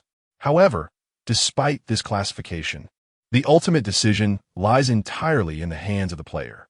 The type of combat style and profession one desires is determined solely by personal choice. As a warrior, each level gained results in fixed increments to strength and constitution, along with 2 additional points to distribute freely. For instance, if one wishes to pursue a tanking route, all points would be allocated to constitution. For a brute warrior, all points would go to strength. If one opts for an assassin path, agility could be the focus. For archers, well, there's just one question: can you hit the target? This does not imply that choosing the warrior profession will render one's mental and agility attributes stagnant. Rather, the changes will be minimal, but overall, they will evolve with increased strength. Conversely, mages gain fixed increments to mental and agility attributes with each level, along with 2 free points to allocate as desired. However, mages typically invest all points into mental attributes. Of course, one could choose to invest in constitution or strength, creating a melee mage. Quite audacious. Here, Lin Ziluo realized the immense value of the 5 free attribute points he currently possessed. It is essential to note that if these points are allocated ahead of time, their effect will significantly amplify upon successful class transition. This realization compelled Lin Ziluo to exercise caution. What has been discussed thus far constitutes a very general career direction. A staggering 99 of individuals will pursue these 2 paths. The remaining 1 will embark on the journey of hidden professions. Upon reflection, it becomes apparent that the number of hidden professions is indeed considerable. However, the disparity between hidden professions is also substantial. Lin Ziluo's envisioned path is naturally that of a top-tier hidden profession. He first inscribed the word phantom in his notebook. This was the hidden profession from his past life, earned through enduring scars that he could never erase and countless brushes with death. The Phantom is a legendary top-tier assassin profession, with maximum agility and explosive single-target damage. This is the primary reason Lin Ziluo was able to evade the relentless pursuit of the Leaf family for a decade. Even prior to his second-class transition, he gained 2 agility and strength points per level, along with 3 free points. Compared to ordinary professions, the difference is monumental. Lin Ziluo is fully aware of the method and process of acquiring the Phantom profession. For him, it is undoubtedly the easiest hidden profession to obtain. Lin Ziluo pondered further and wrote down additional professions: Holy Paladin, Necromancer, Azura, Titan, Life Reaper. Chapter 11. The Maliciously Howble One by One. The invaluable hidden professions were meticulously recorded by Lin Ziluo in his notebook. He was quite familiar with the process of acquiring these professions, as the individuals who possessed them were all destined to become future war gods and archmages. In the late stages of the apocalypse, to stabilize public sentiment and demonstrate the strength of their faction, leaders would have their war gods or archmages describe their experiences and deeds. These accounts would then be distributed as promotional pamphlets for the admiration and learning of the populace. Lin Ziluo had yet to experience this himself. After all, he had only just become a war god before meeting his demise. After contemplating for a while, he ultimately decided to pursue the profession of Phantom. The reason was simple. This profession's acquisition process was the one he was most familiar with, thus maximizing his chances of success. As for the other professions, who could say if those war gods and archmages embellished or omitted details in their narratives? Each hidden profession's quest was fraught with peril. Even the slightest oversight could lead to one's downfall. Given Lin Ziluo's cautious nature, it was wiser to choose a profession he was most adept at and understood well. With this thought in mind, he hesitated no longer. He immediately allocated his free attribute points, 3 to strength and 2 to agility. His basic attributes now stood as follows: Strength, 16, Spirit, 17, Constitution, 11, Agility, 17. A warm current surged within him, enhancing his strength considerably. Having determined his professional direction, he had no other matters to attend to. Lin Ziluo began to focus intently on his notes. Now, where did I encounter the Holy Light Paladin? Ah, yes. That diamond-grade item was found at, and I must not forget this detail. It could prove invaluable. I should have documented this sooner. Now I can hardly recall the exact location of that sort. As the saying goes, a poor memory is no match for a scribbled note. Lin Ziluo's pen danced across the pages as he turned them one after another, diligently recording all pertinent information regarding crucial items and equipment from his past life. As the night deepened, the clock struck midnight. Lin Ziluo set down his pen with a sigh of relief. He had transcribed everything that still lingered in his mind. As for anything else, he would have to see if he could recall it later. He stowed the notebook away and stood up, turning off the light before flopping onto his bed, still fully clothed. Sleeping in attire was one of the essential lessons of the apocalypse. Soon, he drifted into a deep slumber, experiencing the most restful sleep he had known in a decade. Outside, the vigilant watch of the surveillance eyes provided a sense of security. Gone were the oppressive feelings from Yao Jinghan, the relentless pursuers, the taut nerves, and the uncertainty of the future. Damn it, where has that wretched woman gone? In a lavishly adorned living room, a man was furiously bellowing. He seized a nearby vase and hurled it at a suited bodyguard behind him. Beside him, a silver-haired butler interjected. "Young master, please lower your voice. Such volume may attract the zombies lurking outside the estate." The man recalled the recent zombie outbreak that had decimated the estate, transforming numerous servants and bodyguards into the undead, leaving only around 400 of the original 4,000 inhabitants. This sobered him somewhat. Calm down? How can I calm down? I painstakingly orchestrated such a splendid scheme, only for it to be ruined by that harlot Yao Jinghan. Why didn't she show up this afternoon? Why didn't she respond to my messages? Because of her, my preparations were incomplete, and I couldn't send the material to that useless Lin Ziluo in time. If Lin Ziluo had received that message, the despair on his face would have been delightful to witness. Just imagine if I could make him so furious that he dropped dead. Wouldn't that send him straight to meet his loathsome father? Yet, it was precisely due to that woman in this damned apocalyptic game that he had been unable to relay his message in time. Damn it, they all deserve to die. The man's agitation escalated, his voice growing louder. The silver-haired butler was compelled to speak again. "Young master, please lower your voice. Our bodyguard have already suffered significant casualties. If any zombies breach our defenses, your life may be at stake." With a sigh of resignation, the butler lamented inwardly about the master's father's misguided decision to raise the young man in this manner. While a family could only have one capable heir to avoid fratricidal conflict, this was predicated on the family possessing sufficient authority. In the wake of the apocalypse, the young master's temperament could lead to dire consequences, perhaps out of respect for the butler or a newfound appreciation for his own life. Li Haobo finally sealed his lips. However, it was not long before he resumed muttering to himself on the sofa. Such a pity that Lin Ziluo cannot bear witness to the fun I have with that harlot Yao Jinghan. How else can I take my revenge on him? Frustrated, Li Haobo spat on the floor. He rushed to the side of the silver-haired butler, gritting his teeth. "Xiaobo, I don't care. The more I think about it, the angrier I become. Didn't my father mention that the hunting mercenaries would be coming for me? They should have arrived in Magic City by now. Let them track down those two. I must find Yao Jinghan, alive or dead. I must see her. And that worthless Lin Ziluo. I will ensure his mental collapse." Understood. The hunting mercenaries have been trained since childhood to serve the young master. They will undoubtedly fulfill your wishes, the silver-haired butler nodded. Ha ha ha. Just thinking about such a scenario fills me with excitement. Chapter 12. Equipment Enhancement Scroll. Congratulations to player Yazzie for successfully slaying a zombie, earning 1 experience point and 1 gold coin. Congratulations to player Yazzie for advancing to level 4, earning 1 free attribute point. Player Yazzie requires 40 experience points to reach the next level. A dagger, radiating a cerulean glow, spun gracefully through the air, slicing forward. A zombie, blissfully unaware of the impending peril, charged towards a nearby living human. In a swift arc, the blade flashed, and the zombie's head tumbled to the ground. Its gaping maw still agape. Simultaneously, a shimmering blue item erupted from its corpse.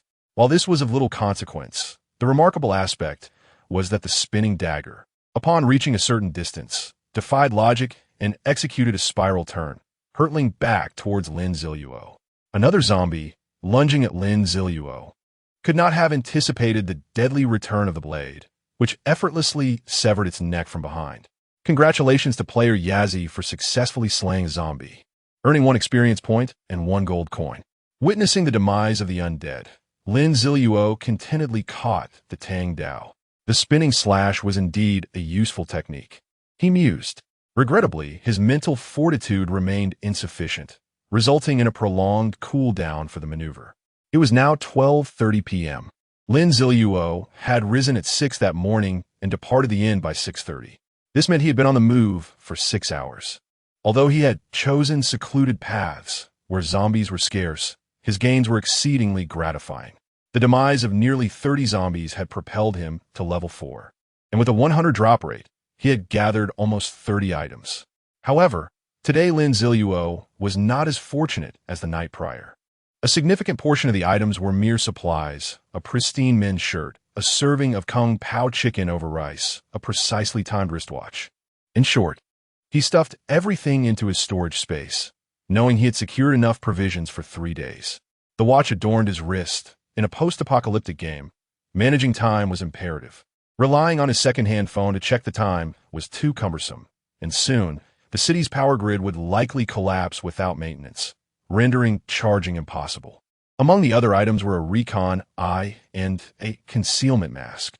Concealment mask, a bronze-grade item that, when worn, conceals one's nickname, level, and other basic information for 30 minutes, usable twice a day. What can I say? A splendid mask, Lin Ziluo thought as he donned it. He then picked up the items dropped from the 2 recently slain zombies. A serving of shredded meat and ham-fried rice. He casually stashed the card in his storage space and examined the scroll glowing with a cerulean light.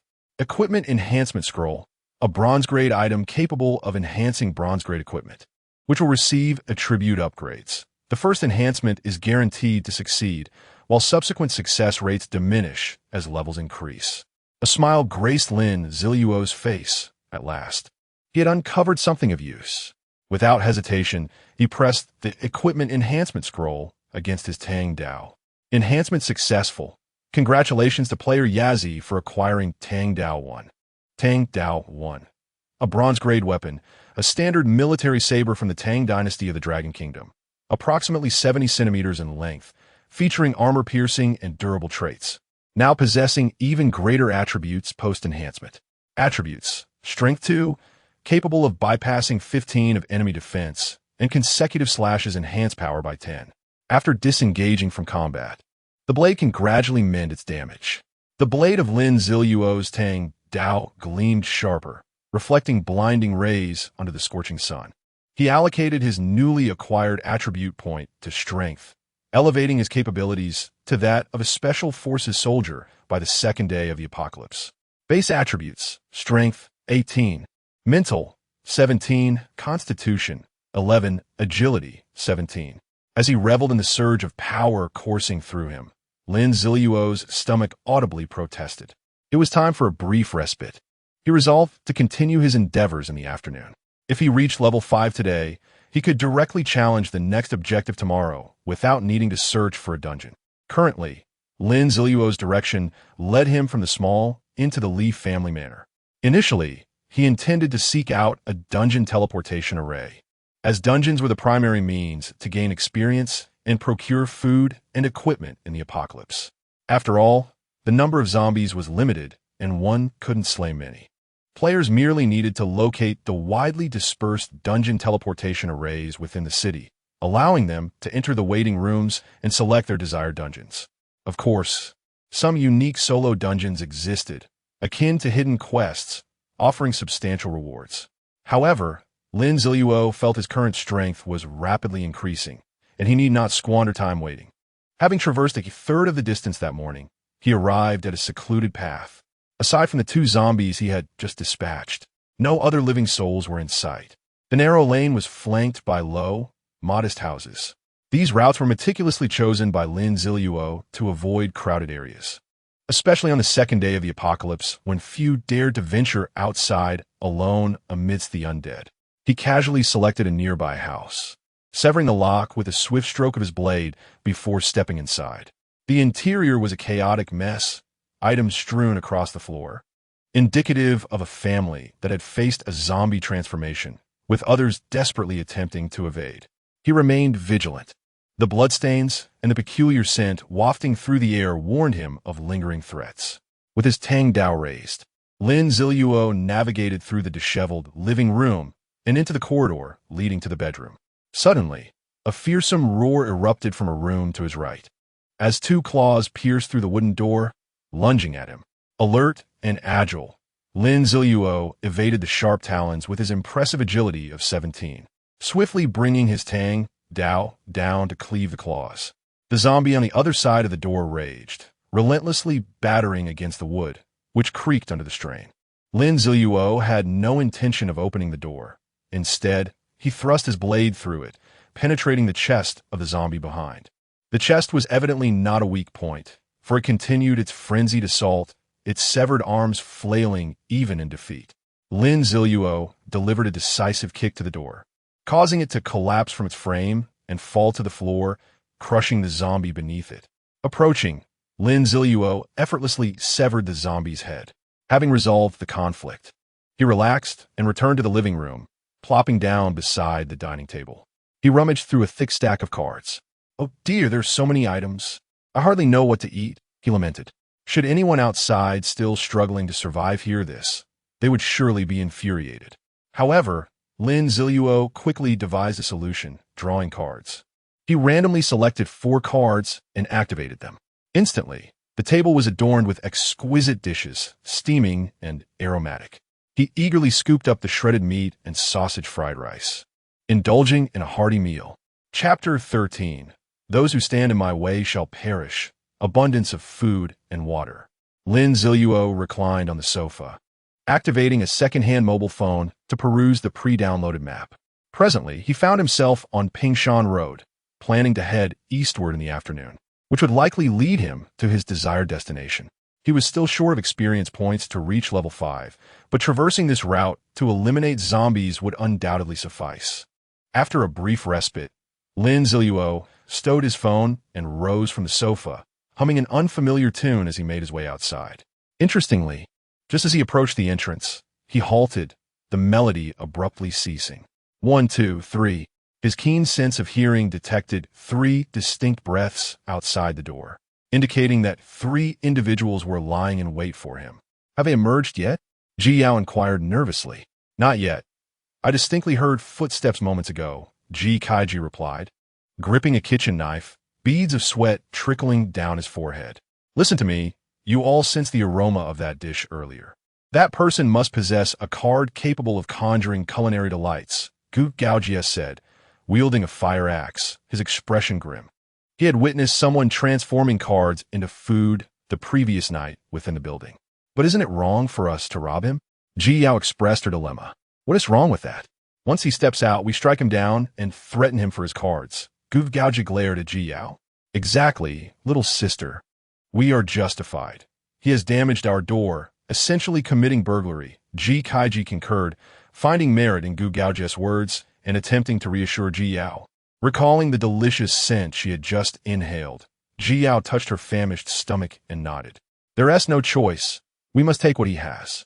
Since yesterday afternoon, I haven't had a morsel to eat." After the apocalypse, her father had transformed into a zombie, leaving her and her brother in a state of panic, fleeing without gathering any provisions. Seeking food from others was futile, as everyone understood the significance of sustenance, resulting in no assistance. Now, having mustered the courage to search for food, how could she return empty-handed? "All right, let us seize him. We'll take everything he has," Ji Yao declared. Gu Gaojia felt a sense of satisfaction, knowing that the Ji siblings had been swayed by his persuasion. After the initial act, there would surely be a second time. Soon, they would become his pawns, leading the charge. I tell you, don't show any mercy. Incapacitate his legs first, and if he resists before he could finish. The window to his left shattered. A large green sword thrust through, striking him at the nape of his neck. Unaware of what transpired, Gu Gaojia's head rolled onto the ground, blood gushing from his severed neck. The thick crimson liquid splattered onto Ji Yao's face, who was about to echo his sentiments. Witnessing this sudden scene of carnage, Ji Yao froze in shock, her mouth agape in a scream. We can't let you attract the zombies. I was hoping to conserve some mental energy, Lin Ziluo remarked with resignation. He then extended his right hand out the window, channeling his mental energy to trigger a spinning slash. With a forceful flick of his arm, the tang knife sliced through the air with a whistling sound, precisely severing Ji Yao's upper and lower lips, forever parting them. Moreover, the blade pursued Ji Kaiji, who had already fled several meters away. Frightened by the sound of the breaking window, not even glancing back at his sister. Just as he prepared to turn and investigate, the long knife struck his left waist, continuing its rotation like a meat grinder, completely severing his lower half. Having completed his task, the tang knife veered back towards Lin Ziluo. Ji Kaiji's upper body writhed on the ground, trailing a long streak of blood as he attempted to crawl away. However, after traversing a meter, his head fell limply to the earth. The demise of the three signified the end of those who had ambushed Lin Ziluo. Catching the tang knife, Lin Ziluo exited the kitchen. After discerning the breaths outside, he had opted to enter the kitchen to avoid confrontation. The window of the kitchen was situated to the left of the main entrance, unbeknownst to Gu Gaojia and Ji Yao, who had no idea that their conversation had been overheard in its entirety, including Gu Gaojia's threats. Having claimed 3 lives, Lin Ziluo maintained a cheerful disposition. They sought me out, and their attempt at robbery led to their demise. Perfectly reasonable, indeed. He felt they should be grateful to him. At least he had spared them from further tribulations in the apocalypse. Ah, yet another good deed performed. Perhaps the government should award me a commendation for exemplary citizenship. Lin Ziluo mused. Continuing onward, thoughts of avenging himself on Li Haobua in 2 nights filled him with vigor. Li family, none shall escape. In truth, Yao Jinghan was merely a puppet in front of him. After all, how could a woman lacking any skills command a Li family? Thus, initially, Lin Ziluo's vendetta was personal, a feud with Li Haobua and Yao Jinghan. However, after he had eliminated several of their henchmen, it evolved into a conflict between Lin Ziluo and the entire Li family. To the Li family, Lin Ziluo was akin to a thorn in their side. If left unchecked, they would continue to suffer humiliation.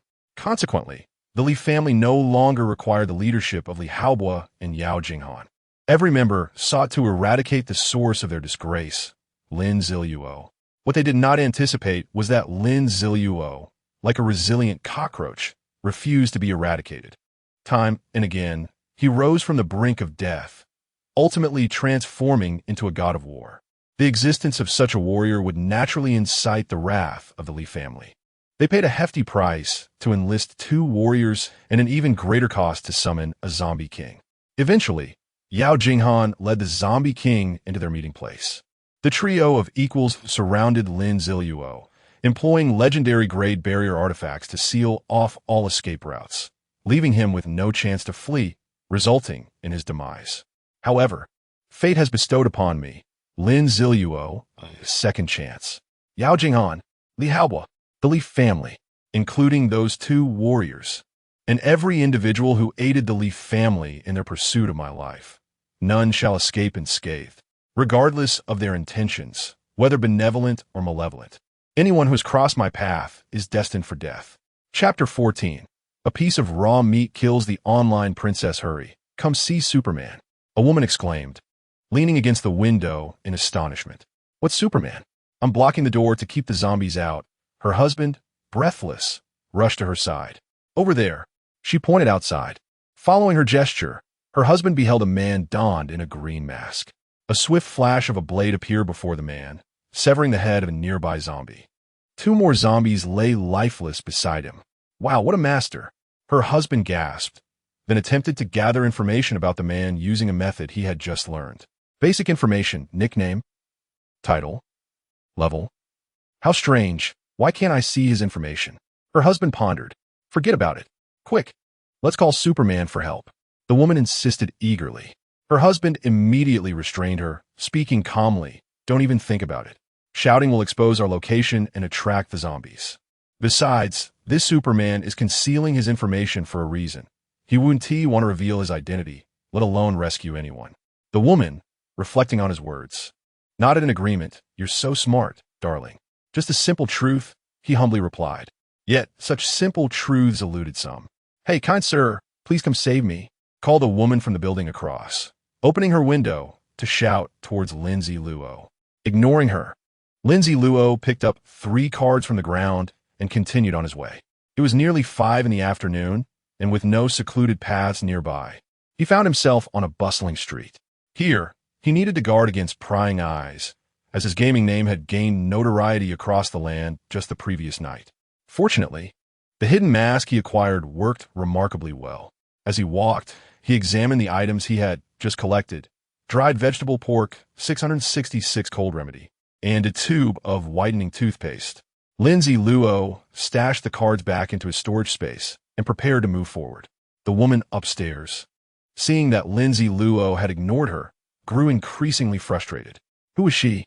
An undisputed online princess, with over 30,000 fans and a wealthy benefactor who showered her with luxury cars. She was now completely disregarded by a masked man. Enraged, she grabbed a nearby flower pot and hurled it at him. Lin Ziluo effortlessly sidestepped the pot, maintaining an impassive expression as he gazed at her. With a mask on, what would be the point of showing any expression? Delighted to have finally captured his attention, the woman spread her arms and called out, I'm here. Kind sir, please come and rescue me. There are several zombies here, and I'm so scared. If you save me, I promise to hold your hand. Lin Ziluo remained silent, retrieving a card from his storage. A small piece of meat, seemingly seasoned, materialized in his hand. At that very moment, the zombies on the street all raised their heads, their pale eyes widening in unison. Raw meat soaked in zombie virus. In the post-apocalyptic world, this item was affectionately referred to by players as the zombie-attracting artifact. Its allure was astonishing, capable of drawing zombies from a distance of 100 meters. As soon as Lin Ziluo revealed the meat, numerous zombies turned their attention towards it. With a gentle toss, he threw the meat through the window, landing it squarely within the woman's home. Wrinkling her brow, she exclaimed, I don't want food. I want you to take me to safety. Can't you understand human language? She hurled insults at Lin Ziluo, oblivious to the fact that the zombies were now shifting towards her position. Lin Ziluo ignored her, quickening his pace while the zombies were distracted. Isn't it ironic? Just when he was worried about being surrounded by too many zombies and didn't know where to lead them, someone opened a window to call for help. Good deeds lead to a safe life. The woman continued her tirade, her insults drowning out the sound of zombies crashing against her door. It wasn't until a loud crash echoed that she turned to see her door, along with its frame, had been smashed down. A horde of zombies surged inside. The woman screamed in terror, trembling uncontrollably, and a stream of yellow liquid flowed down her legs. Eventually, she collapsed into the puddle, creating ripples in the liquid. What would her wealthy benefactor think upon seeing this? The zombies, arms flailing, rushed towards the piece of meat, resulting in a fierce struggle that tore it to shreds. 2 zombies each took a half, stuffing the meat into their mouths. Meanwhile, those who failed to seize the meat turned their ravenous hunger towards the woman. A chilling scream echoed through the street, causing those hidden in their homes to tremble in fear at the unfolding horror. They vowed never to indiscriminately seek help from strangers again. This was a lesson in survival that Lin Ziluo imparted. One must recognize their own worth. As the screams subsided, a skeletal figure emerged from where the woman had stood, remnants of flesh still clinging to the bones, the skull shattered from the effort to consume brain matter. The zombies departed, satisfied, while Lin Ziluo easily slipped away from a street. Yes, this should be the place. Lin Ziluo glanced at his watch. It was now 6 in the evening, with 2 hours remaining until nightfall. He had arrived at the sports center in the city, originally planning to come tomorrow. The day's journey had unexpectedly gone smoothly, allowing him to arrive over an hour early. Determined not to waste time, he resolved to delve deeper, even if time was limited. With this thought, Lin Ziluo checked his status. Throughout the afternoon, he had not acquired any significant equipment. He suspected that the abundance of gear on the first day was merely due to an increased drop rate. As for the cards, he had gathered nearly 30 throughout the afternoon. Raw meat soaked in zombie virus, he still had 2 in hand. Such is the irony of a guaranteed drop rate. An overabundance of items rendered the truly valuable ones less remarkable. Chapter 15, 1 against 100, the Magic City Stadium. This structure can be considered one of the iconic landmarks of the Magic City. In the scenario of the Doomsday game, it is established that special occurrences will manifest within the city's emblematic edifices. For instance, there may be the existence of dungeons, hidden merchant robots, or even wild treasure chests. According to Lin Ziluo's knowledge, within this Magic City Stadium lies a wild treasure chest of silver grade. The term wild treasure chest signifies that it is scattered across various locations, accessible to anyone. In contrast, the boss treasure chest necessitates the defeat of a boss before it can be claimed. Although the latter boasts a higher value, acquiring it is significantly more challenging. Nonetheless, even a silver treasure chest guarantees at least 1 silver-grade equipment or item, in addition to other assorted items. Given Lin Ziluo's current circumstances, obtaining a piece of silver equipment would undoubtedly enhance his strength immensely. With this thought in mind, Lin Ziluo decided to enter the stadium through a side entrance. He dismissed the main entrance, as dozens of zombies were stationed outside. At that moment, the Doomsday game cheat system, which had been quietly functioning but had not made an appearance for some time, suddenly emitted a notification sound. Ding! Host is about to enter the Magic City Stadium. Ding! The environment of the Magic City Stadium meets the task requirements. Ding! The task 1 against 100 is hereby issued. 1 against 100. An exceptional host is required to demonstrate their prowess. Please eliminate 100 zombies within the Magic City Stadium. Level unrestricted. Task requirement 0-100. Task reward: draw a random ordinary cheat item and receive 1 piece of bronze grade equipment. Task duration 24 hours. Ding! Will the host accept the task? Lin Ziluo furrowed his brow. 100 zombies. As the second afternoon of the Doomsday game approached, most zombies had already reached level 2, showcasing a notable increase in strength compared to level 1. To make matters worse, being in a spacious arena like the stadium would attract a multitude of zombies with even the slightest movement. Lin Ziluo had initially planned to avoid areas densely populated with zombies, relying on his stealth to open the treasure chest.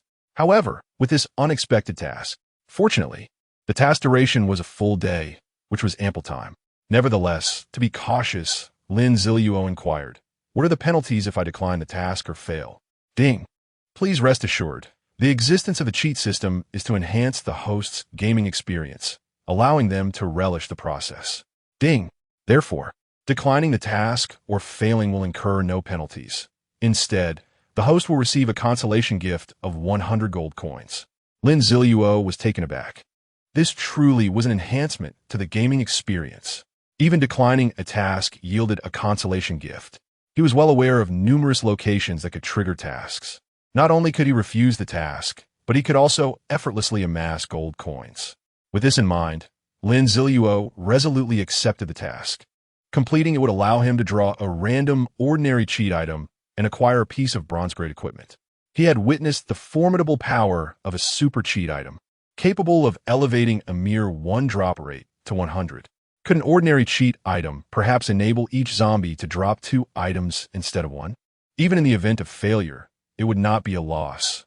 He initially aimed to open the silver treasure chest and would still gain an easy 100 gold coins. Ding! The task 1 against 100 has been accepted. Wishing the host a successful completion of the task. After accepting the task, Lin Ziluo did not rush into the stadium. Instead, he examined the internal structure diagram of the stadium at the entrance, mentally formulating a strategy. Based on his recollections, The silver treasure chest should be located in the warehouse on the third floor. However, the time today was insufficient. He would first complete a portion of the zombie clearing task. He planned to enter through the side door and ascend along the safe passage on the first floor. After engaging zombies up to the medical room on the second floor, he intended to rest there for the night, resuming his ascent the following day. He estimated that by noon the next day, he would reach the third floor warehouse, open the treasure chest, and then leap down along the outer edge of the building to make a swift escape. Having meticulously mapped out the routes and actions in his mind after a single observation of the map, Lin Ziluo felt prepared. Not wishing to waste any more time, he conjured his sharp Tang Dao into his hand. With deft precision, he unlocked the side door at the back of the stadium and pushed it open. A bloodied zombie stood directly behind the door. As Lin Ziluo opened the door and prepared to assess the situation, he was momentarily stunned. What a coincidence! A fortuitous opening. What was this zombie doing lingering at the back door of the stadium? The two stood face to face, exchanging intense stares. The zombie, regaining itself, opened its mouth, about to emit a roar. Without hesitation, Lin Ziluo drew his blade. Before the zombie could make a sound, he thrust the tip of his Tang Dao into its gaping mouth. The sharp blade pierced through the zombie's mouth, emerging from the back of its neck, silencing any potential scream. Then, with his other hand, Lin Ziluo retrieved the hammer he had not discarded earlier. He swung it with force, striking the zombie's face, blood splattering everywhere.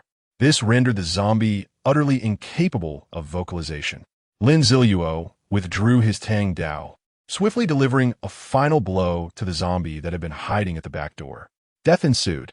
Phew, that was a close call. Had it managed to scream, he would have been unprepared and forced to retreat strategically. Lin Ziluo breathed a sigh of relief. However, the zombie's demise was not in vain. He had conducted a special examination with his Tang Dao, a service for which one would typically be charged in a hospital. Furthermore, he had performed a facial reconstruction with a hammer, an additional service that would incur fees. Lin Ziluo mused, amused by the thought that the fallen zombie, unbeknownst to it, had incurred a significant debt. Yet, the downed zombie had contributed in a way, for beneath it lay an object shimmering with a cyan glow. Lin Ziluo kicked aside the zombie's body and picked up the item. Super Flashbang, a one-time bronze-grade item capable of emitting a dazzling white light, blinding anyone who sees it. The duration of blindness is determined by the time spent exposed to the light and the individual's sensitivity to it. This is quite a fine item. It would serve as an impeccable crowd control tool for the upcoming invasion of the Lin Manor tomorrow night. Lin Ziluo was thoroughly pleased as he stowed the Super Flashbang into his storage space. The rear door of the stadium resembled a small warehouse. To gain true access, he would need to unlock the inner door of this storage area. Lin Ziluo felt around the zombie's waist and, as expected, discovered a key. Chapter 16. An unprecedented maneuver achieved with a whirling slash on the third floor, in the warehouse and the office. Lin Ziluo searched for the key. What a serendipitous find this was. With this key, he could bypass the need to force open the door, thereby minimizing the noise that might attract zombies. Grateful to this particular zombie, he found the key labeled for the back left door. Grr. Grr. Inside the table tennis hall, numerous zombies began to shuffle about slowly. As night approached, their activity increased. A faint sound echoed. A wooden door creaked open. Lin Ziluo crouched low and cautiously stepped inside, squeezing himself beneath the nearest table tennis table, utilizing the limited space to conceal his body. 1, 2, 3. Lin Ziluo began to count the zombies. Upon reaching the end, he discovered there were a total of 17. This number struck a chord within him. These zombies were comparable to him in attributes. A typical person would expend all their strength to deal with just one. Yet under his command, 17 were not insurmountable. Moreover, the main door of the table tennis hall was closed, and as long as he kept the noise to a minimum, the zombies outside would likely remain unaware. The height of the tables provided him with a means to maneuver. Casting a glance at his experience bar, he noted that he was just 4 points shy of leveling up to 5. A level 2 zombie yielded 2 experience points. He could take down 2 to level up, then employ hit-and-run tactics against the remaining 15 zombies. As he contemplated this strategy, he observed one zombie ambling his way. This one would do. Lin Ziluo swiftly deduced the zombie's trajectory and pace, tensing his body like a coiled serpent, silently awaiting its approach. The footsteps drew nearer, and he held his breath. As the zombie's foot landed precisely where he had calculated, Lin Ziluo struck decisively. He emerged from beneath the tennis table, standing tall as his Tang Dao sliced through the zombie's neck with remarkable precision. The zombie barely registered the attack before its head separated from its body, the words Black Death seemingly floating above it. His movements were so swift and fluid that the other zombies remained oblivious to the demise of their comrade. Lin Ziluo quickly ducked back under another table. Thud! The zombie's body and head thudded to the ground, attracting the attention of the others. In an instant, all the zombies were activated, their erratic footsteps, the sound of collision against the table, and the metallic scraping of the table being pushed. All these sounds erupted at once. Fortunately, the sports hall had been equipped with slip-resistant, sound-absorbing flooring, and the doors provided adequate sound insulation, preventing the noise from alerting the zombies outside. When Lin Ziluo observed that 3 pairs of feet had gathered around the corpse of the recently dispatched zombie, he decisively swung his Tang Dao at the ankles of the zombies. The blade met flesh with a sharpness that severed 3 ankles in an instant.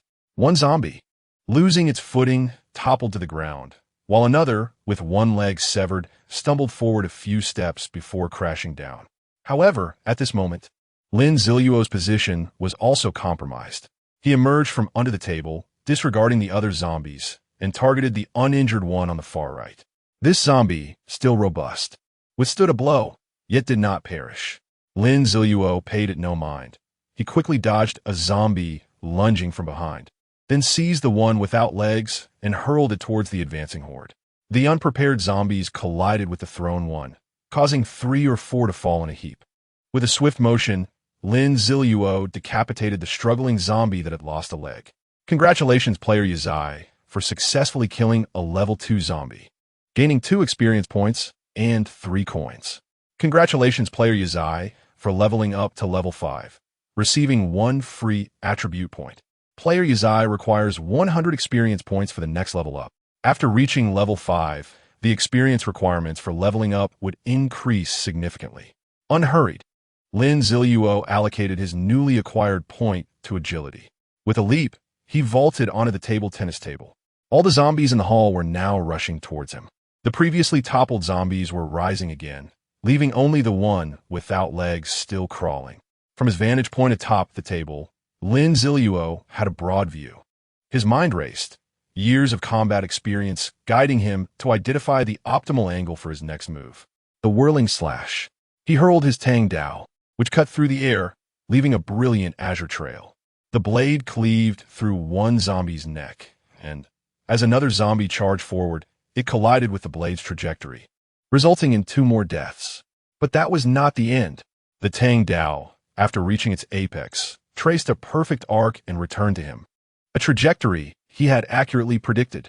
A zombie lunging at him was met with the blade, severing its life at the neck. Lin Ziluo easily caught the returning Tang Dao. This singular maneuver had dispatched 3 zombies. Such an operation could not be merely encapsulated as a skill. It was the instinct honed by Lin Ziluo over a decade of apocalypse. The subtle manipulation of the blade's angle, mastery of its parabolic flight, and precise predictions of the zombie's movements. All of this culminated in his execution of the maneuver, his expression behind the mask as calm as still waters. In a span of 1 minute, amidst the siege of 17 zombies, he had dispatched 5, an accomplishment that hardly fazed him. Now, only 12 fearless zombies remained, still charging forward, along with 1 persistent crawler without legs.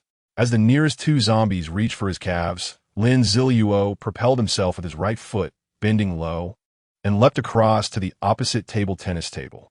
The 2 zombies, aiming for his previous position, missed and crashed heavily onto the table's surface, letting out frustrated growls. Chapter 17, Sharp, Stabbing, Assault. At this moment, Lin Ziluo found himself near a ping-pong table devoid of any zombies, granting him ample time to await their arrival. After a brief respite, 2 of the fastest zombies approached the table. Seizing the opportunity, Lin Ziluo launched his attack. delivering a powerful kick to the face of the foremost zombie. The force sent the creature reeling backward, rolling completely over on the ground. The other zombie met its end as Lin Ziluo mercilessly cleaved off its head.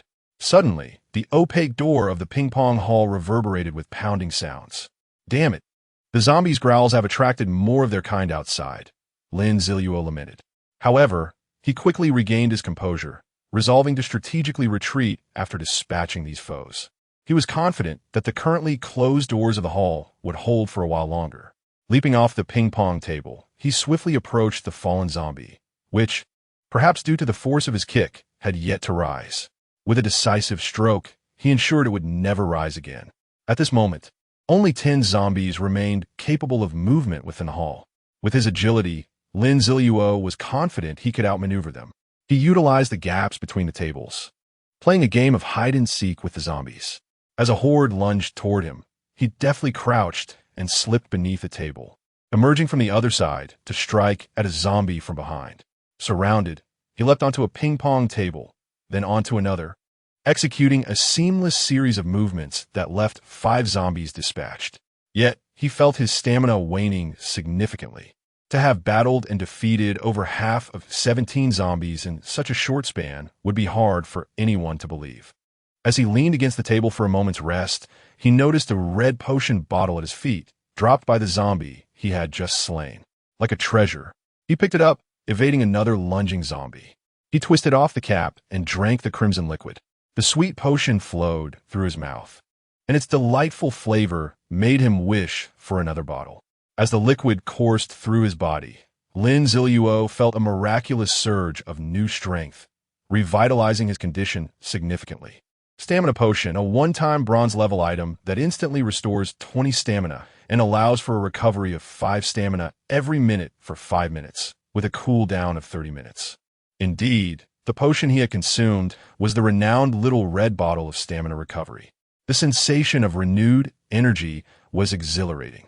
Lin Ziluo exhaled, then raised his tang knife to launch another spinning slash. Though this strike lacked the precision of his previous one, it nonetheless claimed the life of another zombie. Seizing the moment, he looked down to search for items dropped by the fallen creatures. 1 card, 2 cards, 3 cards.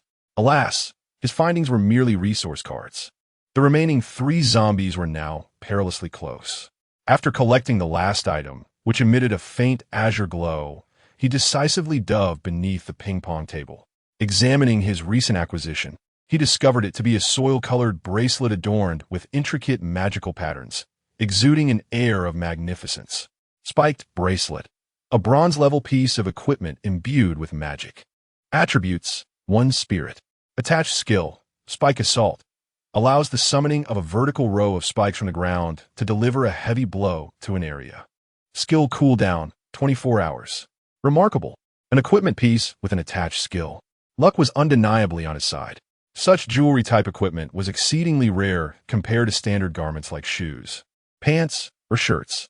On the second day of the apocalypse, he had gathered rings, necklaces, and bracelets, with the most significant being this skill-equipped adornment.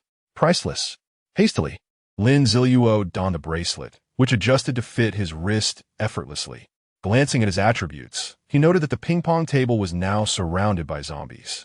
However, he remained unperturbed, first severing a zombie's legs with his tang knife before slipping through the opening created by its fall. 2 remaining zombies rushed toward him, but he nimbly dodged their assault. With 2 swift strikes, he dispatched the fallen creature. Just then, the main entrance of the ping-pong hall crashed to the ground. The zombies behind the door began to surge frantically into the hall. Logically, this situation warranted a strategic retreat, yet Lin Ziluo charged boldly toward the advancing horde. Thus, he found himself trapped between 2 pursuing zombies and an overwhelming wave of newcomers. In the face of this dire predicament, a smile crept across his lips. He halted, standing still as he awaited the zombies' approach. The zombies drew closer, close enough for Lin Ziluo to catch a whiff of their nauseating stench. Nearly 10 zombies lunged at him simultaneously, claws poised to strike. Now, a glimmer sparked in Lin Ziluo's eyes. He propelled himself off the surface of the ping-pong table. executing a graceful backflip that placed him behind the two zombies that had been in pursuit. At that moment, all the zombies formed a straight line before him. Skill: Spike Assault. A warm, earthy glow enveloped the bracelet on Lin Ziluo's wrist. Then, an astonishing spectacle unfolded. The ground trembled violently, and, suddenly, a massive spike of earth erupted from the ground, impaling the foremost zombie. Death. Congratulations! Player Yazzie successfully killed a level 2 zombie, earning 2 experience points and 3 gold coins.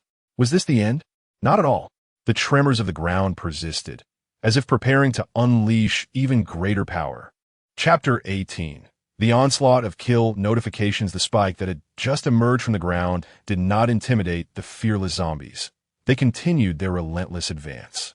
A greater surprise was yet to come. As the ground trembled, spikes erupted from the earth ahead, piercing through the rushing zombies with unimaginable speed. Blood splattered, and flesh was scattered across the air. All the zombies had been lured into a straight line by Lin Ziluo, and he had perfectly timed the release of the spike assault.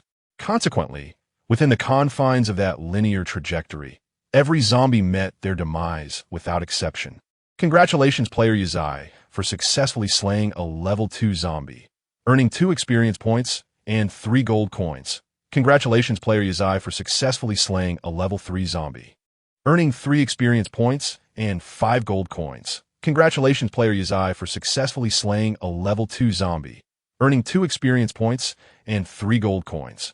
In an instant, a flurry of notifications flooded the screen. Lin Ziluo's experience bar surged visibly, and before him lay 4 gleaming items radiating a greenish glow. Items with accompanying skills possess a remarkably unique effect. The first use of the attached skill yields maximum power and efficacy.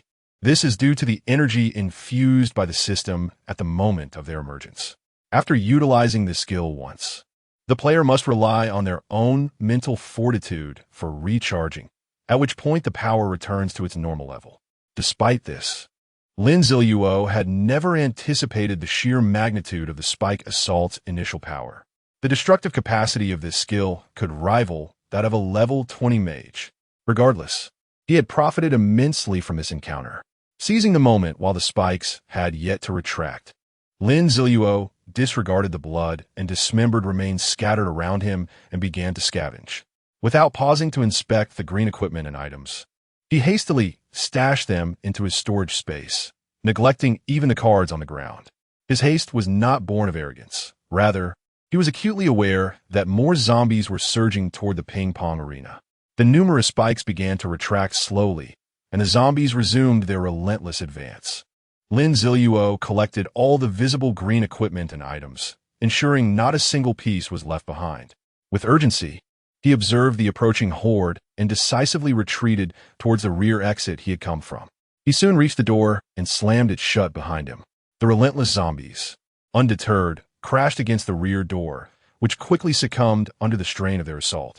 They surged forward, yet to their bewilderment, the audacious man who had slain dozens of their companions had vanished without a trace. The zombies persisted, wandering in search of any sign of the man, but curiously, he had completely disappeared. After 10 minutes of fruitless searching, they reluctantly abandoned their quest. Some retreated back into the ping-pong hall, while others continued to circle in confusion. Lin Ziluo finally exhaled a sigh of relief.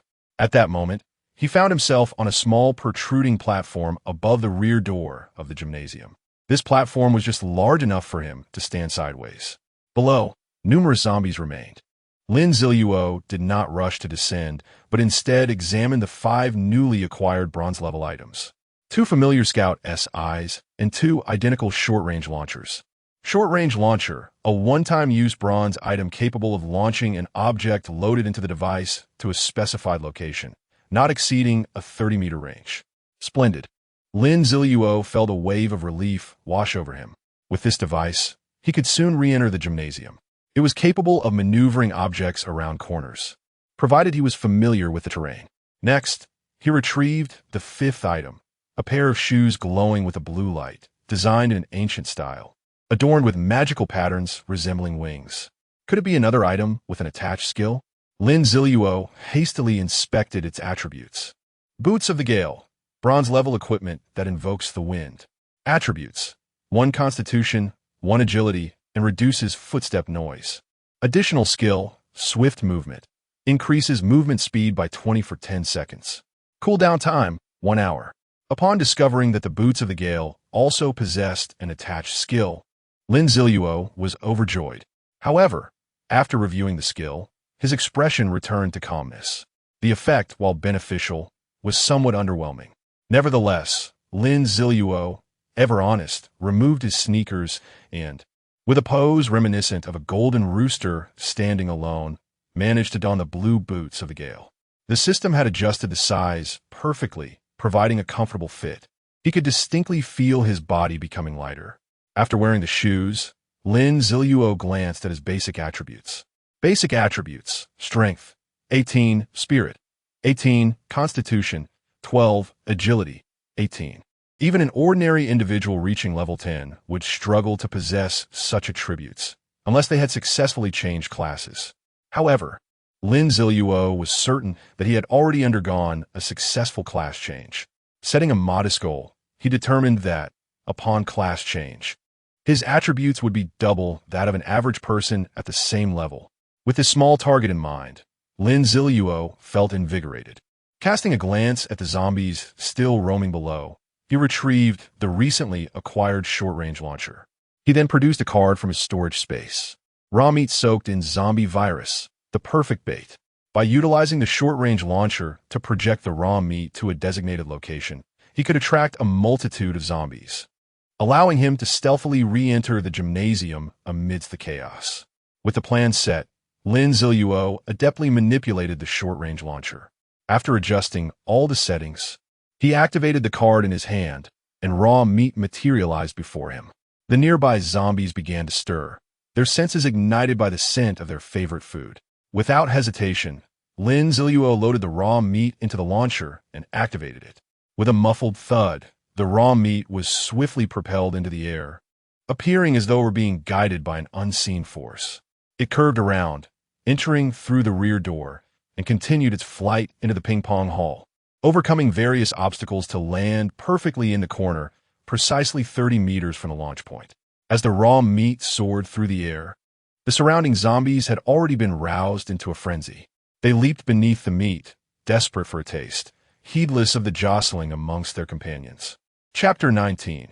As the saying goes, fortune favors the bold. At this very moment, the surrounding zombies had fled, leaving Lin Ziluo undisturbed.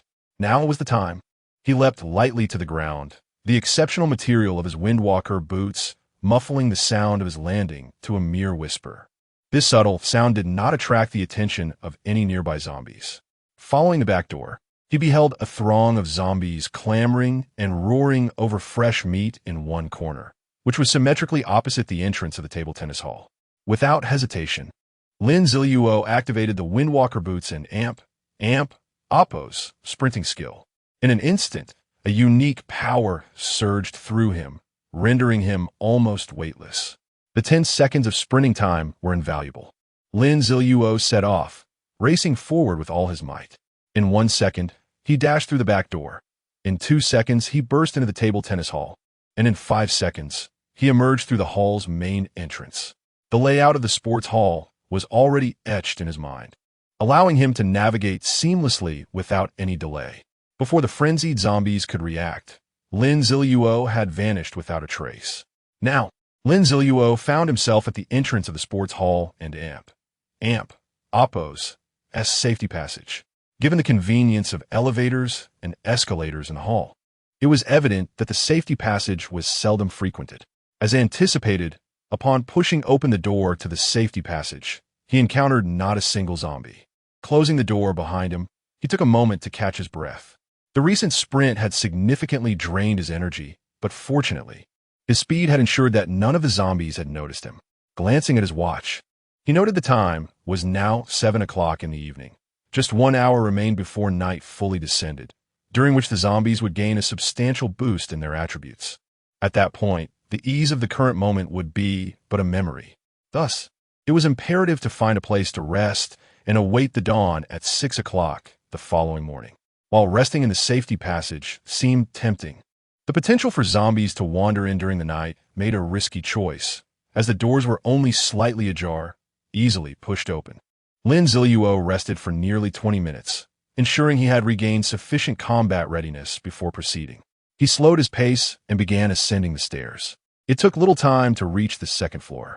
The staircase leading to the third floor was within sight, yet Lin Ziluo chose not to ascend.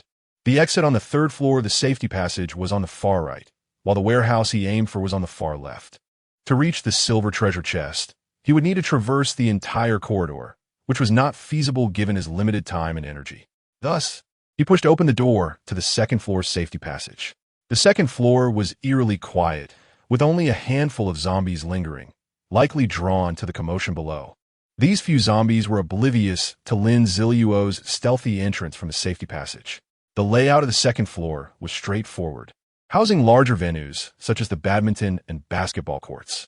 Lin Ziluo had previously set his sights on the infirmary, as it was conveniently located near the safety passage, contained beds, and offered ample space to scavenge for medical supplies. He cautiously made his way toward the infirmary, the key to which he had previously retrieved and now held firmly in his hand. With the scarcity of zombies on the second floor and his intimate knowledge of their line of sight, along with the sound-dampening properties of his windwalker boots, Lin Ziluo moved with remarkable stealth. It was a curious sight, a figure walking down the corridor, while the zombies remained blissfully unaware. Employing his deft maneuvering, Lin Ziluo stealthily approached the back of a zombie. As it turned its head, he seized the moment, swiftly drawing his Tang Dao. The sudden strike severed the zombie's head with precision. In a heartbeat, he stored the blade in his inventory, then, with rapid reflexes, caught the decapitated head as it fell, supporting the body with his other hand before gently placing both on the ground. Throughout this process, not a single sound escaped, and the other zombies continued their aimless wandering, oblivious to their fallen companion. Finally, Lin Ziluo bent down to retrieve the card dropped by the defeated zombie, departing with a flourish. Rami infected by zombie virus, indeed. Fortune favors the bold, as he had just acquired a zombie trap. Lin Ziluo now stood before the infirmary door, which was firmly shut. He grasped the doorknob and discovered it was locked. Despite having the key prepared, he found it peculiar.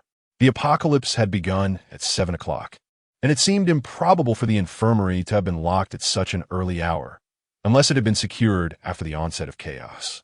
Analyzing the situation, he furrowed his brow, hoping the occupants inside would be cooperative.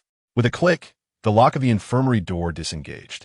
The interior was shrouded in darkness, rendering visibility nearly impossible. A smile crept across Lin Ziluo's lips as he stepped inside, casually locking the door behind him. As his eyes adjusted to the dark, a small knife suddenly emerged from the shadows, accompanied by a low, menacing voice. "Who are you, and how did you obtain the key to the infirmary?" Chapter 20. I am truly a good person. Lin Ziluo remained silent. He harbored a deep disdain for those who threatened him with a blade. Thus, with a swift motion, he seized the hand that emerged from the shadows. In an instant, he twisted it with great force, turning it a full 180 degrees. Just as the figure in the darkness was about to unleash a scream, paralyzed by excruciating pain, Lin Ziluo promptly retrieved a piece of rag from his storage space and stuffed it into the person's mouth with his left hand. At that moment, the small knife was on the verge of falling to the ground. The sound of the knife clattering would undoubtedly attract the zombies lurking outside the infirmary. Therefore, Lin Ziluo acted quickly.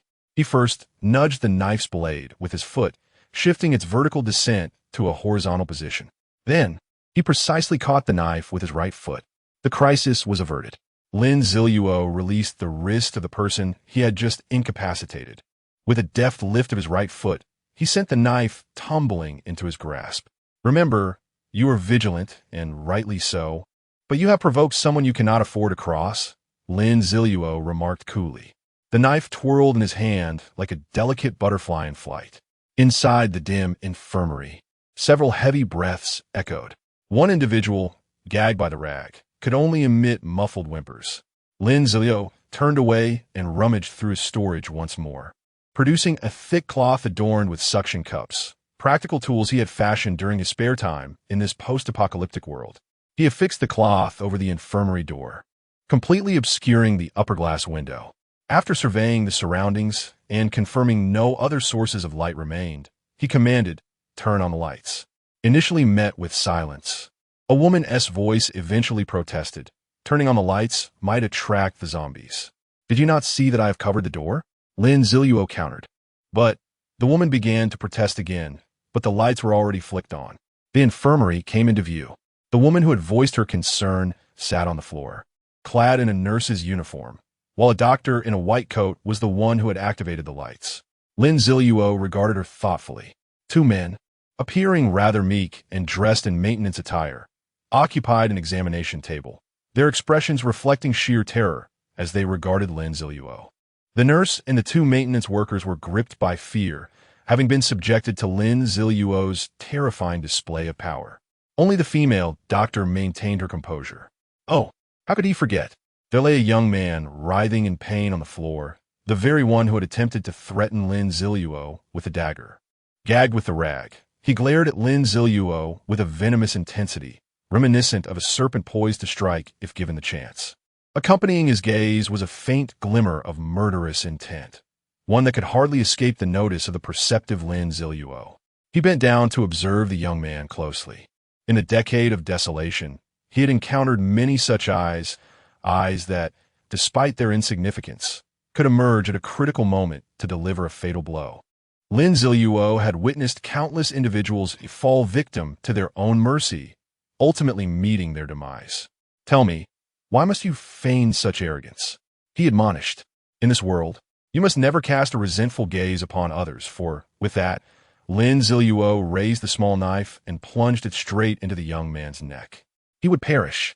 The young man's body ceased its convulsions.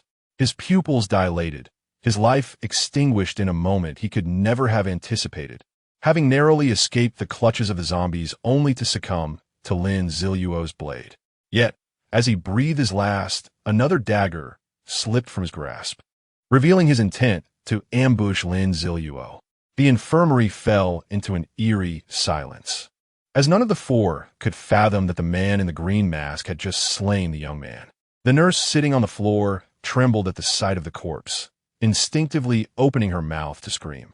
Lin Ziluo turned his gaze toward her, his eyes betraying no emotion beneath the mask. Nevertheless, the nurse felt every hair on her body stand on end, an involuntary reaction to fear.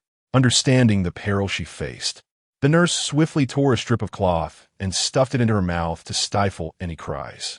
The two maintenance workers stood frozen, their faces etched with terror. Yet they too remained silent. Only the female doctor, standing by the light switch, displayed a flicker of fear in her eyes, yet remained steadfastly silent. Lin Ziluo rose, and the oppressive aura of death dissipated from the infirmary. The others shook, realizing they had broken into a cold sweat in mere seconds. "Please, do not misconstrue my intentions. I'm a good person," Lin Ziluo proclaimed, extending his hands in an innocent gesture. "A good person? Then we must all be paragons of virtue," the others thought, their minds racing with disbelief. "You all witnessed it. He provoked me first, and I was left with no choice but to retaliate. I pride myself on being quite reasonable. As long as we treat each other with kindness, no harm will come to anyone," Lin Ziluo continued, feigning innocence. The infirmary remained shrouded in silence, disbelief hanging thick in the air. This situation had become quite awkward. Eventually, the female doctor broke the stillness with a cough. "That individual got what he deserved. We all saw it," she declared, her demeanor seemingly unfazed. The others nodded in agreement, expressing their concurrence.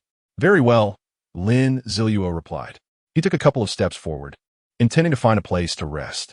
As he moved, the two maintenance workers, who had been seated on the examination table, leapt to their feet in alarm. The nurse on the floor hastily retreated. Lin Ziluo paid them no mind, finding a comfortable office chair to sit in, closing his eyes to rest. The day had been exhausting, a relentless struggle for survival, particularly the battle at the ping-pong hall that night. Despite Lin Ziluo's extraordinary feat of defeating 17 adversaries, he remained unsatisfied, knowing he could have performed even better had he been in peak condition that morning. The infirmary grew quiet once more. Suddenly, Lin Ziluo spoke with his eyes still closed, dispose of the body and clean up the blood. At his command, no one dared to defy him. The female doctor and nurse set about addressing the bloodstains, while the two maintenance workers transported the corpse to another location, wrapping it in a sheet. Once they had completed their task, Lin Ziluo opened his eyes, directing his gaze toward the female doctor to assess her basic information. Chapter 21. Old Acquaintance Basic Information. Nickname: Zhong Yeshua. Title: None level 0. Indeed, Lin Ziluo recognized that face from somewhere. It was a person he had encountered during the later stages of the apocalypse. Zhong Yeshua, the possessor of the hidden profession of divine healer. Lin Ziluo remembered her so vividly because he had sought her out in hopes of treating the scars on his face. However, when he found her, he was heartlessly informed that the scars, being tied to the soul, could not be repaired. Later, after suffering several severe injuries, he sought her out again for treatment. But he had only come to know Zhong Yeshua during the later stages of the apocalypse. At that time, everyone was weathered by the ravages of the end times. Zhong Yeshua's appearance and demeanor were quite different from now, which is why Lin Ziluo did not immediately recognize her just by looking at her face. Fate is indeed peculiar. It was astonishing to encounter an old acquaintance on the very next day after the apocalypse struck. However, Lin Ziluo harbored no particular thoughts about Zhong Yeshua. He did not covet the title of divine healer that she possessed. In his view, one must have strength to wield influence. Although a divine healer commands respect and is not typically in life-threatening situations, one remains merely a tool. Without strength, one could easily fall prey to others. There is little freedom to be found in such a state, and the experience can be quite painful. As for the other three individuals, Lin Ziluo gave them a cursory glance. They all appear to be quite ordinary, each at level 0, having never even slain a single zombie. Lin Ziluo glanced at his watch. The time was already 8:30. Outside, the zombies had long received the enhancements of the night, becoming exceptionally terrifying. The sound of the zombies stirring could be heard from within the medical room. And now, the long-awaited feast was about to commence. Lin Ziluo retrieved a thick stack of cards from his storage space and casually drew 4 of them. Ah, a delightful mix of meat and vegetables, accompanied by wine. Lin Ziluo approached the desk and activated the cards. In an instant, exquisite dishes appeared atop the desk. The culinary creations were not only visually stunning, but also fragrant, making one's mouth water. The 3 individuals huddled in the corner widened their eyes in astonishment. They had merely been watching Lin Ziluo, unaware of his intentions, and were completely taken aback when he conjured an entire banquet with just a few cards. The dishes looked delectable, and the aroma was tantalizing. Gurgle, the small nurse's stomach, audibly protested. Lin Ziluo, seemingly oblivious, removed his mask and began to indulge in a generous serving of kung pao chicken over rice. The small nurse swallowed hard, her eyes darting between Lin Ziluo and the sumptuous meal. It was unclear whether she was more captivated by Lin Ziluo's handsome visage or the exquisite food. The 2 maintenance workers fixated on the dishes, their swallowing sounds louder than the nurse's. Even a usually composed Zhong Yeshua could not resist the allure of the cuisine. After all, more than 24 hours had passed since the onset of the apocalyptic game, and despite relying on glucose and similar supplies from the medical room to replenish their energy, who could resist such delicious fare? Yet, none dared to make a move. Even speaking felt risky. The gruesome image of the young man Lin Ziluo had dealt with lingered in their minds. Who knew if this formidable figure might lash out in displeasure? Finally, after Lin Ziluo had polished off half of the spread with great speed, Zhong Yeshua could no longer contain herself. She slowly approached and, in the gentlest tone, inquired, "Where did you acquire this food? Might we have the opportunity to partake?" Lin Ziluo smirked inwardly, sensing her interest. Indeed, his intention in presenting the feast was to capture the attention of the 4 individuals. However, he maintained a calm expression. After savoring a spoonful of the accompanying broth, he raised his gaze to Zhong Yeshua. "You wish to partake?" he queried. Zhong Yeshua nodded, and the 3 behind her bobbed their heads eagerly. "It's simple. Assist me with a task," Lin Ziluo replied nonchalantly. What task? Zhong Yeshua asked promptly. Very straightforward, Lin Ziluo said, retrieving 2 sheets of paper from his storage space. These contain a list of medicines I require. You and the small nurse will gather them for me and package them all together. This sheet lists some minor items I need. You 4 will work diligently to produce these items tonight. I shall depart at 6 tomorrow morning, and based on your output, I will reward you with food. This was his true objective. He entrusted the medicines to the 2 professionals, ensuring peace of mind. The minor items were akin to the thick cloth with suction cups that Lin Ziluo hung on his door. All of these were tremendously beneficial for survival in the post-apocalyptic world. While Lin Ziluo could create these items himself, he preferred to save time and energy, allowing others to assist him in exchange for food. The 2 maintenance workers approached to examine the papers. So, can these be made? Lin Ziluo inquired. Yes. We have our toolkit right here. It will be quite simple, one of the workers nodded, gesturing towards the corner. Lin Ziluo glanced at the toolkit with satisfaction and then produced various cards that could serve as materials. Well then, get to work. It will be best to work through the night. I shall retire to rest. Remember to seek me out for your food at 6 in the morning. Lin Ziluo instructed before yawning and retreating into the infusion room. Chapter 22. The contrast between 1 person eating 3 dishes and 4 people eating 1 dish. The infusion room is located behind the medical office, furnished with several small beds for intravenous therapy. Lin Ziluo discovered a space resembling a private infusion room and stepped inside. He placed a surveillance eye at the entrance. Finally feeling at ease as he laid down on the bed, Lin Ziluo accessed his interface and reviewed his progress. He needed just over 20 experience points to reach level 6. A few more zombies to slay tomorrow would suffice for the upgrade. He then inspected his storage space to ensure nothing was amiss. Finally, he opened the panel for his golden finger system. 1 against 100. An exemplary host must demonstrate their strength. Please eliminate 100 zombies in the Magic City Sports Arena. Level unrestricted. Task requirements: 45-100. Task rewards: draw a random ordinary golden finger and receive a piece of bronze level equipment. Task deadline: 24 hours. Upon reviewing the task, Lin Ziluo noted that he still needed to defeat 55 zombies. With 6 hours available tomorrow morning, he had ample opportunity to accomplish this goal. With that thought, Lin Ziluo closed his eyes, donned his gear, and drifted into slumber. At 6 in the morning, the alarm he had set the previous night rang out. Lin Ziluo swiftly opened his eyes, shook his head, and within a second, he was fully awake. Ah, my vigilance has diminished, he lamented, recalling that he used to wake in less than a second. The surveillance eye on the floor remained operational. Lin Ziluo stepped out of the small room and found the infusion room empty. It seemed his hired workers were indeed diligent. Exiting the infusion room, he spotted 2 maintenance workers and Zhong Yeshua still engaged in their tasks. The only one resting was the nurse, slumped against the wall, her dark circles indicating a night of hard work. Hearing Lin Ziluo's footsteps, the 3 slowly lifted their heads to regard him. Well done, he remarked, astonished by their progress. The 2 maintenance workers had demonstrated considerable skill, producing items that closely matched his descriptions on paper. On the floor lay a box containing the medications Lin Ziluo needed. He estimated that the tools, along with the medicines and his own tang knife and miscellaneous items, would sufficiently fill his storage space. That's enough. No more work is required, Lin Ziluo announced. The 3 paused their efforts. Lin Ziluo collected the items into his storage space, then, under their expectant gazes, produced a card. Even unactivated, the card elicited a gulp from the 3. Lin Ziluo was generous. After a moment's consideration, he retrieved 4 cards.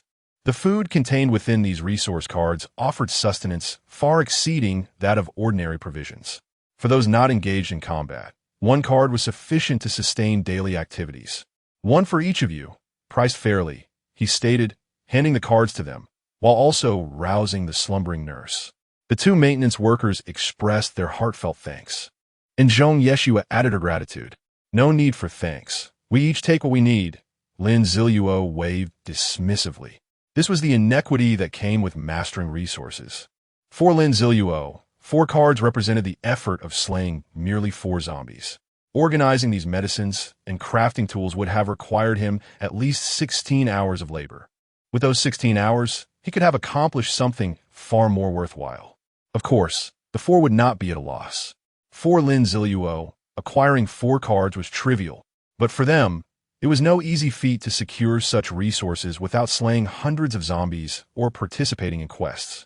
Esteemed one, how do we use this card? Zhong Yeshue inquired suddenly. Lin Ziluo could only chuckle as he explained the activation process. This apocalyptic game lacks even a basic tutorial, he mused, recalling how it had taken him several days to learn how to access his storage space in his previous life. Alone, he took out 3 cards and began to relish a sumptuous breakfast. After a brief discussion, Zhong Yeshue and the others took out 2 cards and partook in their hard-earned meal. Tears of joy nearly welled in their eyes. After nearly 3 days, they finally had food. Satiated, the 4 of them needed to catch up on sleep, while Lin Ziluo prepared to set out. He had also done Zhong Yeshue a favor by informing them that they should be ready to depart around noon, as he expected to have cleared a significant number of zombies by then. However, he kept the reasoning to himself. Whether they took his advice or believed him was no concern of his. Turning off the lights in the medical office, Lin Ziluo gathered the thick cloth and peered out through the glass to assess the situation outside. The number of zombies had increased since the previous night. Counting the visible zombies, he noted there were about a dozen. Eliminating them would be straightforward, provided he kept the noise to a minimum. Attracting hundreds of zombies from the first floor would pose a considerable challenge. Lin Ziluo surveyed the terrain and found that the corridor leading to the public restroom was quite suitable. The corridor was approximately 10 meters long and about 2 meters wide. Standing in the center, he had ample opportunity to dispatch the dozen or so zombies quietly. Most importantly, this approach minimized movement and reduced the chances of making noise. With his plan formulated, Lin Ziluo hesitated no longer. He gently opened the door to the medical office and stepped outside. After closing the door behind him, he began to maneuver stealthily. He bent low to evade the sight of the taller zombies. Yet this posture did not hinder his speed or stride. He identified the optimal positions based on each zombie's stance and utilized various obstacles to obscure the vision of the remaining zombies. Unsatisfied with merely evading, Lin Ziluo executed his previous night's strategy, approaching the nearest zombie and swiftly dispatching it with a single strike. He lowered the zombie's body quietly to the ground without a sound. A fishing rod, well, one could hardly claim it was useless. The line could still be repurposed elsewhere.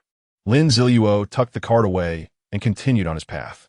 One could only imagine the awe of anyone witnessing Lin Ziluo's fluid movements. He could confidently assert that, at present, he was the unrivaled master of stealth and assassination.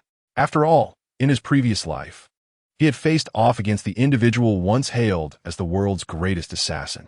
That opponent, having survived in this apocalypse for several years, had ultimately fallen short against him. How much less formidable would they be now? Chapter 23. The Unexpected Encounter in the Ladies' Room. Thus, after effortlessly dispatching another zombie, Lin Ziluo arrived at the passage he had initially set his sights upon. However, he refrained from acting impulsively, for this passage held the potential for zombies to emerge not only from the front, but also from the male and female restrooms behind him. Should a confrontation arise with zombies bursting forth from both sides, it would be no trivial matter. Therefore, Lin Ziluo cautiously made his way along the passage to the sink area of the restroom. He first positioned himself by the door of the men's restroom, straining to listen. Inside, he discerned the sluggish sound of footsteps. With his tang knife at the ready, he entered the men's restroom and, indeed, encountered a zombie shuffling back and forth. This unfortunate creature appeared to have mutated while attending to its business, as it had failed to fully dress, with its trousers awkwardly bunched around its knees. Upon noticing Lin Ziluo's entrance, the zombie became animated, lunging toward him with enthusiasm. Alas, in its fervor, it stumbled over its own trousers and fell to the ground with a thud. This blunder exasperated Lin Ziluo, rather than engaging in a straightforward combat. The creature had opted for such an absurdity. The noise of its fall was considerable, yet thankfully, it did not attract any other zombies. With a sigh of relief, Lin Ziluo quickly dispatched the hapless zombie. After securing the car it dropped, he meticulously examined the men's restroom. Aside from a severed arm on the floor and an eye resting in the sink, there was nothing else of note. The survival rate within this gymnasium was indeed dismally low. However, it was understandable. Those who frequented the gym were likely to possess a decent level of physical fitness. Once transformed into zombies, their attributes would be significantly enhanced, posing a dire threat to ordinary players. Having surveyed the men's restroom, Lin Ziluo turned his attention to the ladies' room. Upon entering, he swiftly assessed the layout, which was reminiscent of the previous women's restroom he had visited. Though, to clarify, that visit occurred in the post-apocalyptic world. After all, restrooms serve as excellent places for concealment. Lin Ziluo remained vigilant, methodically checking each stall. As he approached the penultimate stall, he discovered it was locked. Pushing against the door, he was startled by two distinct growls from within. Two growls, each with a different tone. Curiosity piqued, Lin Ziluo crouched down and, as expected, spotted four legs, two in front and two behind. The rear legs unmistakably belonged to a man. What a sight! It appeared that these two were engaging in rather risky activities within the confines of the women's restroom in the gymnasium. The two zombies, disturbed by Lin Ziluo's intrusion, began pounding on the stall door. To mitigate the noise, he decisively used his tang knife to sever the lock and swung the door open. A shocking scene unfolded before him. Two zombies, their skin tinged gray, were tightly entwined, one female in front and one male behind. Were it not for their pallid eyes and blood-soaked mouths, Lin Ziluo might have found it an oddly beautiful tableau. Upon noticing Lin Ziluo, both zombies simultaneously took a step forward, mirroring each other's movements perfectly.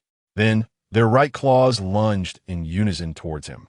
In a swift response, Lin Ziluo struck, eliminating the pair of unfortunate lovers. Congratulations, player Yazi, you have successfully slain a level 2 zombie, earning 4 experience points and 5 gold coins. The heads of the two zombies simultaneously toppled to the ground, yet their bodies remained upright, balanced on their 4 legs. Even without their heads, they did not separate. Lin Ziluo was taken aback, neglecting to collect the bronze item that had dropped, nor did he ponder why only a single notification had sounded for the loot. He hastily retrieved his old mobile phone and snapped several photographs of the headless pair, capturing close-ups of the unprecedented scene. Having traversed the apocalypse for nearly a decade, Lin Ziluo had never encountered such an extraordinary combination of zombies. Suddenly, a thought struck him. The male and female zombies' heights, their presence in the gymnasium. Could they possibly be the famed zombie couple? Known to be formidable foes, second only to the Zombie King, this pair exhibited an uncanny synergy. The zombie couple had first been discovered in the gymnasium, and their dimensions matched the descriptions recorded in literature. To his astonishment, Lin Ziluo realized that he had unwittingly vanquished them merely 3 days into the apocalypse. After capturing close to 100 photos, he finally stowed his phone away with satisfaction. Bending down, he picked up the fallen item, a stone emanating a cerulean glow. Fusion Stone, bronze level. A one-time use bronze level item capable of merging 2 similar bronze level pieces of equipment, potentially elevating the new creation to silver level. Lin Ziluo was elated. This was a significant find. It made sense that the two zombies had dropped only a single item, as they had indeed fused together. He stored the fusion stone in his inventory, realizing that he lacked sufficient equipment for fusion at this stage. He could only hope for a superior weapon to combine with his tang knife. Avoiding the 2 headless corpses that stood steadfast, he approached the final stall in the ladies' restroom. Upon opening the door, he was astonished to find a cerulean treasure chest resting beside the toilet. The chest was adorned with intricate, complex, and arcane patterns, and beneath it lay a luminous, rotating hexagram. What fortune! Lin Ziluo marveled at his luck in discovering a wild bronze chest. He lowered himself, placing his hand upon the chest, detected that player Yazi has discovered a bronze treasure chest, earning 10 reputation points. Would player Yazi like to open the bronze treasure chest? Opening the chest will require 30 seconds. Chapter 24. The physique fruit. Opening a wild treasure chest requires time. During this period, the opener's hand must remain on the chest. Should the hand be removed, the The countdown to open the chest must restart. Therefore, each opening must be done without interruption. In the currently empty women's restroom, Lin Ziluo felt no concern and confidently placed his hand on the chest to commence the opening. Player Yazi is currently opening a bronze chest. Please be patient. 30, 29, 28, 27, 26. The 30 seconds passed swiftly, and Lin Ziluo steadied his mind, eager to discover what treasures awaited him. Player Yazi has successfully opened the bronze chest. Player Yazi has received a boon from the chest, expanding his storage space by 0.2 cubic meters. Player Yazi has gained 10 experience points from opening the bronze chest. Player Yazi has rummaged through the bronze chest and successfully extracted 134 gold coins. The notification concluded here. Each treasure chest open grants a small expansion of storage space, some experience points, and a random quantity of gold coins. The remaining rewards consist of tangible items. As the bronze chest slowly opened, a greenish fruit, resembling an apple, emerged in the center. Beyond this, there was nothing else. However, Lin Ziluo felt no disappointment, for he recognized the significance of this fruit. He silently hoped it would bestow power or agility upon him. With determination, he reached for the fruit. Physique fruit, bronze level, a one-time bronze level item, known as the immortal fruit. Attributes, upon consumption, permanently increases physique attribute by 2. The physique fruit was acceptable. Although physique was not his primary choice, the prospect of a permanent increase of 2 points brought joy to Lin Ziluo. Attribute fruits are indeed rare treasures, and this was among the few items capable of bestowing permanent attribute enhancements. 4 bronze-level attribute fruits. A 2-point increase represents the maximum limit. The minimum might yield no increase at all, necessitating the consumption of 2 fruits to gain even a single point. Lin Ziluo rinsed the attribute fruit onto the tap. While it was clean upon emerging from the chest, given its origin from a women's restroom, he deemed it prudent to wash it. With a decisive bite into the fruit, a sweet flavor immediately filled his mouth, accompanied by a burst of juice. Clearly, the chest's offerings were of the finest quality. Lin Ziluo devoured half of the physique fruit in just 2 bites. Player Yazi has consumed the physique fruit, permanently increasing his physique attribute by 1 point. There exists another method for utilizing attribute fruits. If 2 individuals are in a team and acquire a fruit that grants a 2-point increase, they might consider splitting it. This way, each person can enhance their attributes by 1 point. However, if the fruit only provides a 1-point increase, then one must consume the entire fruit without leaving a morsel behind. Otherwise, no enhancement will occur. Fortunately, this fruit had no pit otherwise. Lin Ziluo wasted no time and swiftly finished the remaining half of the fruit. Player Yazi has consumed the physique fruit, permanently increasing his physique attribute by 1 point. Lin Ziluo accessed his attribute panel. Basic attributes: strength, 18 spirit, 18 physique, 14 agility, 18. This was satisfactory. He now possessed no apparent weaknesses. Lin Ziluo surveyed the women's restroom. How peculiar it was that this humble space invoked such a sense of familiarity. He vowed it was not merely due to obtaining the fusion stone and opening the bronze chest here. What lay ahead was a fierce battle. He needed to remain discreet, for there were over 100 zombies lurking on this and the lower floor of the annex. If he attracted their attention, facing hundreds of zombies was beyond his capacity. After splashing water on his face at the sink, he realized he had lingered too long in the restroom. It was time to take the initiative. The freshly cleaned tang knife glinted ominously. Lin Ziluo stood at the entrance of the corridor, retrieved a large, thick carpet from his storage space, activated it, and laid it on the ground. He then gently whistled towards the hall. Instantly, the zombies in the hall turned their attention to him. Fortunately, the commotion did not draw the zombies from the lower levels or the annex. Lin Ziluo waved to the approaching zombies and retreated into the corridor. Upon sighting a living human, the zombies were compelled to pursue him, rushing towards the corridor.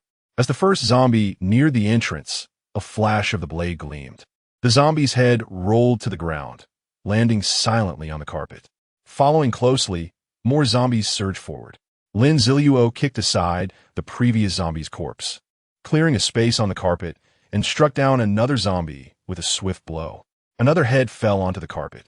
Before long, the number of zombies in the second-floor hall diminished significantly, from a dozen to merely 7 or 8. Congratulations, player YZ has successfully slain a level 2 zombie, earning 2 experience points and 3 gold coins. Congratulations, player has leveled up to level 6, gaining 1 free attribute point. Player YZ requires 200 experience points for the next level up. He allocated the attribute point to strength, raising it to 19.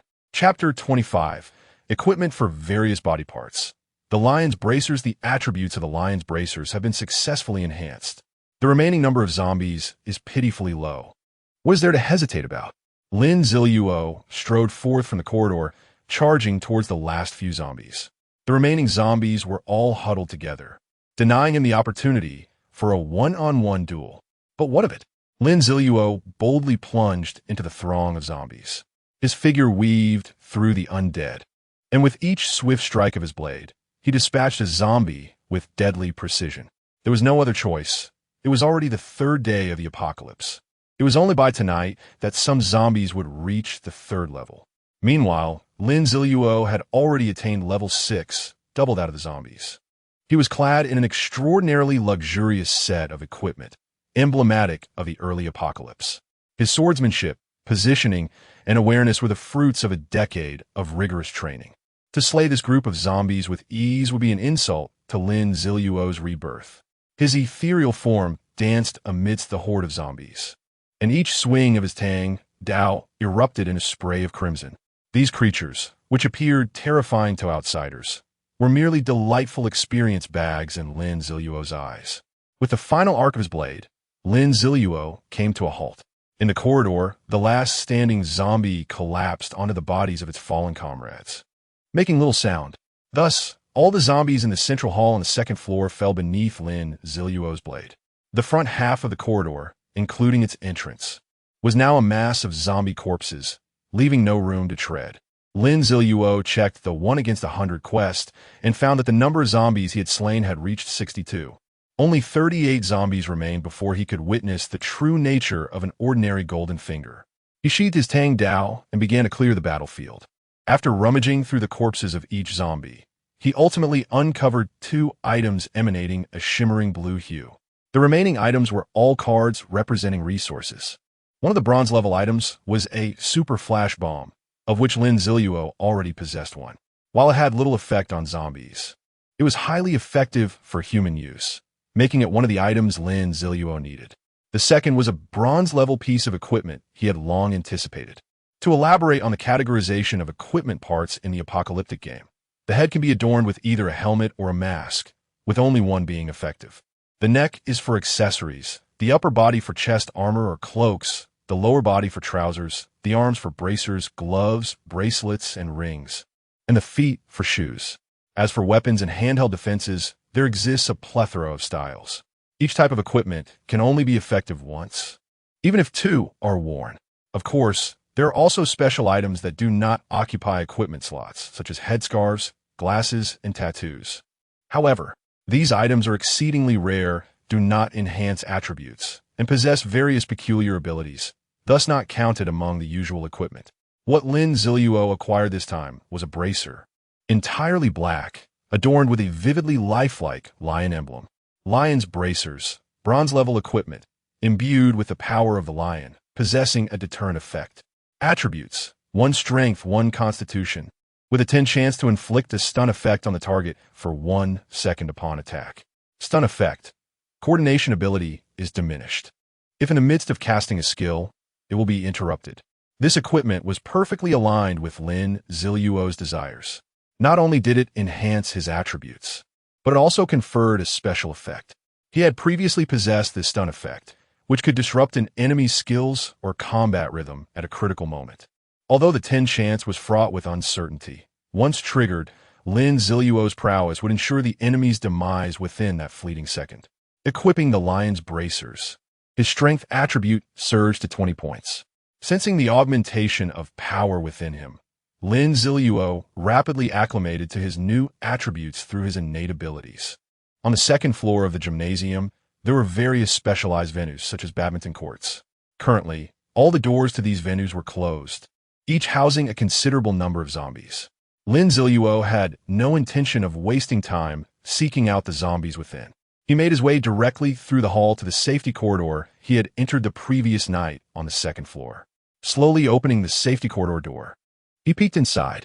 It remained empty, devoid of any zombies. Lin Ziluo stepped into the safety corridor and proceeded to the door leading to the third floor.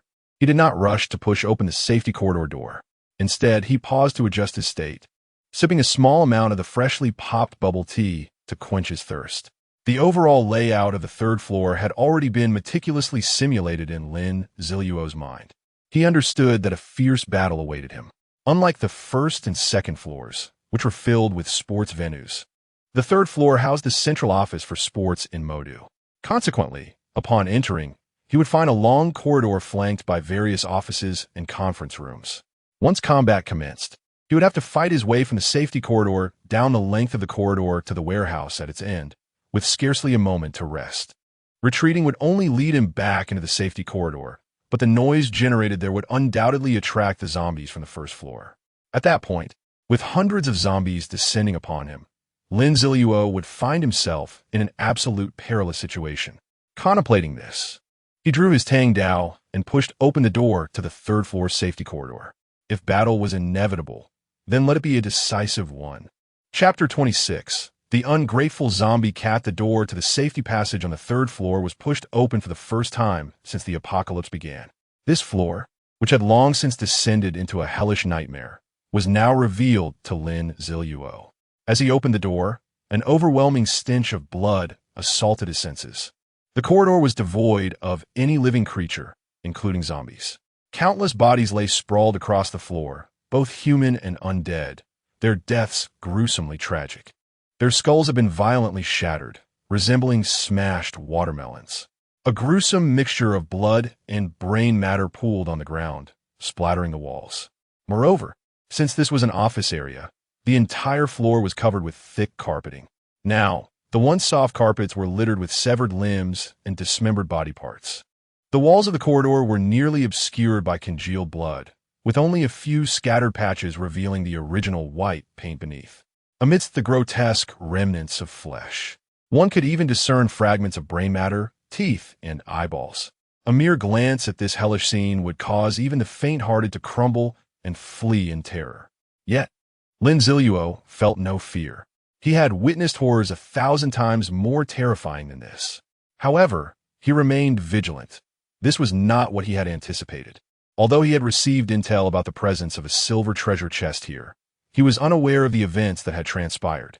Ordinary zombies would not create such a horrifying tableau. Typically, they would bite humans and then wait for them to transform into fellow undead. Only in a fit of extreme frenzy would they consume humans, feasting on their brains.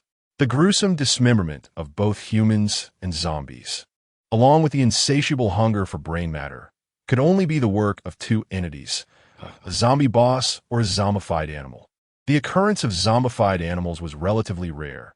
Otherwise, humanity would have been overrun by countless undead beasts.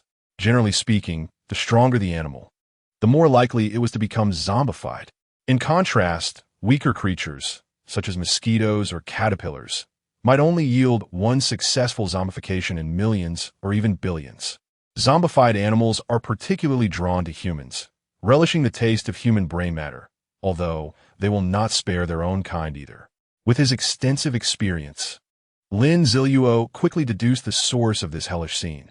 The zombie cat, through the claw marks on the walls, the wounds on the corpses, and the severed limbs. He was certain that everything was the handiwork of the zombie cat, the very creature he despised most. Taking a step forward, he fully entered the safety passage. As his windrunner boots touched the carpet, he felt not the expected softness, but rather a sensation akin to stepping in mud. For the carpet was saturated with blood and bits of flesh. Lin Ziluo did not rush ahead. The zombie cat possessed acute hearing and sensory perception, and it had undoubtedly sensed his arrival. The question now was whether the zombie cat would attempt a stealth attack or confront him directly. His expectations were met when, at the onset of the apocalypse, the not-so-intelligent and excessively arrogant zombie cat chose to appear before him. A piercing cat's cry echoed as a creature the size of a cheetah emerged from the warehouse at the end of the corridor. The zombie cat had grown several times larger, a clear indication of its enhanced power. Although its feline outline remained discernible, its body had undergone significant alterations. Its eyes glowed a blood-red hue, and the typical cat's gaze was now unsettlingly sinister. The once furry paws now revealed 3 glistening claws, capable of slicing through the carpet and leaving marks on the floor beneath. Lin Ziluo maintained an impassive expression and proceeded to examine the attributes of the zombie cat. When assessing the attributes of zombies or other creatures, if they exceeded his level by 5 or more, only their name would be displayed. Fortunately, the zombie cat and Oppo's S level did not surpass that threshold too greatly, allowing Lin Ziluo to view its complete attributes. Claw the zombie cat, bronze level boss, level 9 base attributes, strength 21, spirit 10, constitution 9, agility 20, talent. Claw inflicts a tearing state on enemies upon damage, reducing healing speed by 40 and increasing blood loss by 40. Skill, Shadow Pounce, instantly increases speed by 30, launching at the enemy to deal 120 of strength attribute damage. During this time, the body is in a shadow state, reducing damage taken by 50. Cat's Gaze can pull enemies into a terrifying illusion created by the cat's eyes, inducing a state of fear that decreases all of the opponent's attributes by 20. The effects persist, impacting the opponent's combat state. Impressive. The prefix indicates that this zombified creature is a boss-level entity. Moreover, the claw talent is particularly fearsome. The reduced healing speed and increased blood loss mean that any injury sustained will be difficult to recover from in this battle. The zombie cat and Oppo's S level and attributes are indeed formidable, surpassing Lin Ziluo in both strength and agility. It is no wonder it has been endowed with a boss template. However, despite the zombie cat's high level, attributes, and capabilities, Lin Ziluo's expression remained unchanged. He harbored sufficient confidence to slay the zombie cat. This confidence stemmed from his faith in his combat prowess. What if there was a slight disadvantage in attributes? He would instead rely on his extensive battle experience to overpower it. Detected that player Ziluo has encountered the bronze-level boss, Claw of the Zombie Cat, triggering the task to kill the zombie cat. The zombie cat's ungratefulness. Task description. A stray cat with special talents had long been a regular visitor on the 3rd floor of the gym, receiving delectable cat food from those who adored it. However, when the apocalypse struck, the cat, infected by the zombie virus, swiftly turned to slaughter. Its claws raked across the very humans who had once aided it, leading them to a painful demise. Task requirement. Eliminate the zombie cat. Task reward. 100 reputation points, 200 gold coins, 100 experience points, and 1 bronze level item. Task time limit. 8 hours. Task penalty. Level reduction by 1. Permanent reduction of all attributes by 1. Abandoning the task is equivalent to failure. Ding.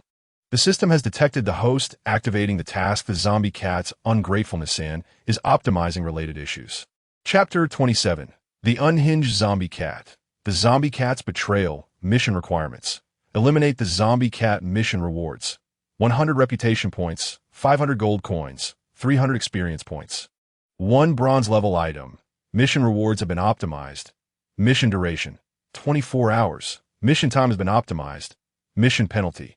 None. There will be no penalties for abandoning the mission or failing. Ding. The mission has been modified. What the heck? What the heck? What the heck? Even in the face of an impending battle, Lin Ziluo couldn't help but steal a few glances at the mission panel. Is this still the apocalyptic game I know? Is this truly the task system that has led me astray countless times? Before my rebirth, who did not know that the tasks in apocalyptic games were the most treacherous? The difficulty of the missions was exceedingly high, penalties were severe, and refusing a task would inevitably result in punishment. For the ordinary individuals with a mere 1 drop rate, the rewards might appear enticing at first glance, but one must consider the opponent. A level 9 bronze level boss. In the early days of the apocalypse, it was nearly impossible to complete such a task without a team of dozens, even if one accepted the mission. Splitting the rewards among so many would yield little for each. Yet this seemingly ludicrous task, under the miraculous influence of the golden finger system, had transformed into a lucrative opportunity devoid of any penalties. "I accept the mission," Lin Ziluo declared decisively. He was already set on obtaining the silver treasure chest. Now, this newly emerged task was merely an embellishment. With no penalties involved, he had nothing to lose. Player Yasui has successfully accepted the mission, the Zombie Cat's Betrayal. Please complete the task within 24 hours. The apocalyptic game system announced monotonously, failing to notice that the original task duration of 8 hours had been extended to 24. The golden finger system is indeed wondrous. Lin Ziluo swiftly redirected his attention to the zombie cat. Ever since it appeared, the creature had been fixated on him, its blood-red eyes occasionally glinting with mockery. In its perception, Lin Ziluo was merely a toy to alleviate its boredom. The zombie cat even extended a paw to lick, then plopped down on the ground, closing its eyes. This series of actions was a direct provocation towards Lin Ziluo. However, Lin Ziluo was unperturbed by such taunts. Upon entering battle mode, he maintained absolute composure. Emotions like anger and fear would only create openings in his combat. Thus he stood still, seemingly oblivious to the zombie cat's presence. The bizarre equilibrium persisted between the two, one human and one cat. In an even bolder move, he retrieved his second-hand phone and began to engross himself in a novel he had previously downloaded, savoring each word. The zombie cat, with its eyes closed, remained attuned to Lin Ziluo's movements. After a prolonged silence, it opened one eye to observe Lin Ziluo, who was absorbed in his phone, a smile gracing his lips. The zombie cat was incensed. "Here I am, trying to provoke you, and you are instead enjoying your phone?" It felt utterly disregarded. Rage surged within the zombie cat. It failed to realize that it was the one attempting to incite Lin Ziluo, only to find itself engulfed in fury. The zombie cat rose and began to approach Lin Ziluo slowly, its footsteps soundless. As it drew nearer, Lin Ziluo remained fixated on his phone, oblivious to the approaching threat. "Foolish human, I can no longer indulge in this game with you," the zombie cat thought, losing interest and deciding to end this swiftly. At this moment, it was merely 10 meters away from Lin Ziluo. The agitated zombie cat activated its skill, Shadow Pounce. With a sudden burst of speed, the zombie cat lunged forward, appearing almost ethereal as it surged towards Lin Ziluo. Closer, closer. The zombie cat's shadow drew near. "Human!" It shrieked, its claws outstretched towards Lin Ziluo's neck. In that instant, Lin Ziluo, who had been holding his phone with unwavering focus, made his move. The phone was swiftly exchanged for a Tang Dao, and in that fleeting moment, he thrust the blade forward. If the zombie cat continued its trajectory, it would undoubtedly impale itself on the tip of the Tang Dao. A glimmer of regret flickered in the zombie cat's eyes. It realized it had fallen for this cunning human's ruse. However, there was no time for regret now. It was about to collide with the sharp edge. The zombie cat exhibited its agility, swiftly adjusting its posture midair, redirecting its claws towards the blade's tip, intending to block the impending strike. Lin Ziluo's reaction was equally swift.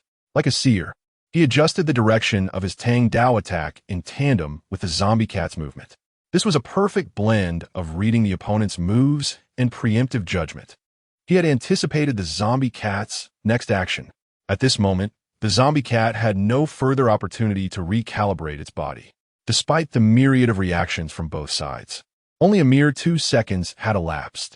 In the next heartbeat, the zombie cat collided with the Tang Dao. With a pained howl, the zombie cat leaped back, retreating frantically to its prior position.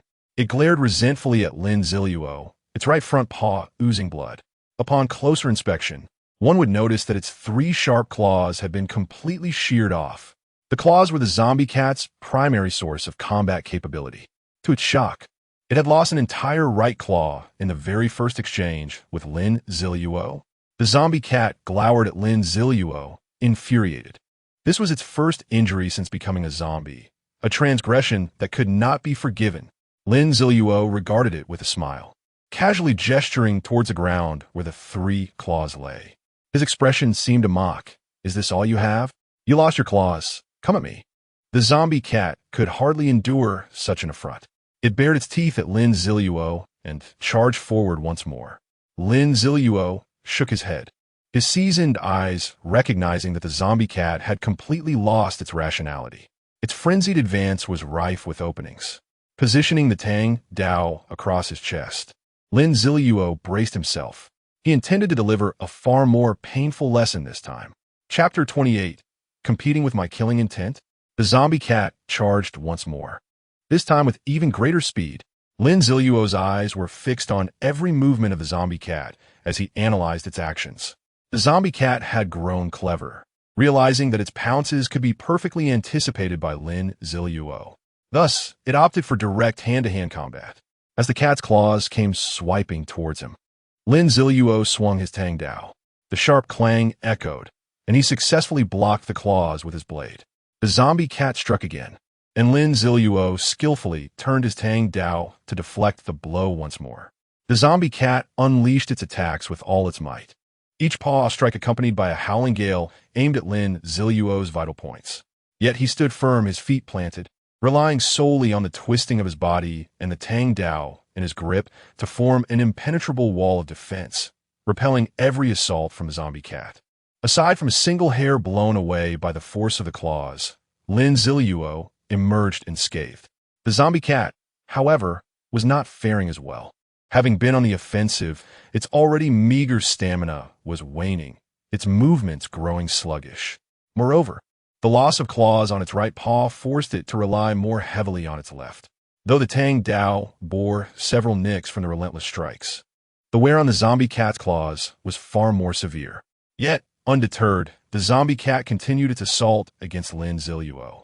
Suddenly, it emitted a ghastly shriek, and a hint of purple light flickered in its blood-red eyes. This was cat's eye gaze. This skill could be cast upon the person before it, even if that individual did not gaze back at the zombie cat's eyes. Lin Ziluo felt an immediate sluggishness in his body, and his vision dimmed. He had been ensnared in an illusion. In the depths of darkness, a terrifying, grotesque giant cat face loomed before Lin Ziluo, adorned with eerie patterns, blood, brain matter, and entrails streaming from its massive eyes. Simultaneously, the cat face drew closer, pressing down with an oppressive aura. "Is this it?" Lin Ziluo scoffed. Suddenly, a wave of killing intent erupted from him, saturating the dark void in a blood-red hue. Tens of thousands of restless spirits surged forth, filling the emptiness. They screamed, wailed, and wept. Their grotesque visages were unforgettable. After 10 years of apocalypse, merely from a zombie-tied quest, I have slaughtered 100,000 zombies. Do you dare compare your fright to mine? You are utterly unworthy. As Lin Ziluo's declaration echoed, the crimson killing intent and the legion of spirits surged toward the cat face. The terrifying visage, meant to instill fear, now bore an expression of terror. Meow! The cat face let out a piercing wail and turned to flee. The illusion shattered like a fragile bubble, and Lin Ziluo regained his senses. The zombie cat howled mournfully, retreating several paces, its eyes wide with fear. The dread of the spectral onslaught had thoroughly shattered its courage. It could not fathom how this person before it could emit such horrifying killing intent. Lin Ziluo's presence had carved itself into its psyche, becoming its eternal nightmare. Its only thought now was to flee. The zombie cat, battling against the spiritual backlash of the shattered illusion, dashed toward the end of the corridor with all four legs. Yet, the backlash was too severe, rendering its movements clumsy. Lin Ziluo had awaited this moment. He executed a spinning slash, hurling his Tang Dao forward. The blade spun like a meat grinder, rapidly closing in on the zombie cat. The cat and Oppo's keen ears detected the howling wind behind it, and despair filled its eyes. Why? When it could toy with humans and slaughter zombies at will, had it met its end here? The Tang Dao sliced through, and the zombie cat's head, the size of a leopard's, rolled to the ground. Its body, now bereft of its head, propelled forward for a few meters before collapsing entirely. Blood splattered against the walls, staining the last remnants of white a deep crimson. Death! Lin Ziluo caught the returning Tang Dao in his hand. Congratulations, player Yazi. for successfully defeating the level 9 bronze boss, Claw's Zombie Cat, earning 50 experience points and 100 gold coins. Congratulations, player Yazzie, for completing the quest The Zombie Cat's Betrayal. Congratulations, player Yazzie, for receiving quest rewards, 100 reputation points, 500 gold coins, 300 experience points, and a bronze level item. Congratulations, player Yazzie, for leveling up to level 7, earning 1 free attribute point. Player Yazzie requires 400 experience points for the next level up. Congratulations, player Yazzie, for becoming the first player in the Apocalypse game to defeat a bronze level boss, earning the unique global achievement, Bronze Lament. A server-wide announcement is about to commence. Instantly, the information flooded the screen. As Lin Ziluo single-handedly defeated the bronze level boss, his rewards exploded in abundance. The generous experience propelled him to the next level, filling half of the experience needed from level 7 to level 8. Furthermore, achieving the first kill of a bronze level boss granted him the rare privilege of a server-wide announcement.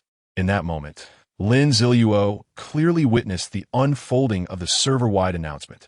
Through the glass of a nearby office, he observed the once bright sky dimming. Not only in the City of Magic, but at that very moment, every corner of Blue Star was shrouded in darkness. The sudden gloom captured the attention of players worldwide. Wherever they were, whatever they were doing, regardless of their status, all heard that familiar, resounding voice. This was a grand, somber proclamation, resonating for the second time across the globe. World announcement.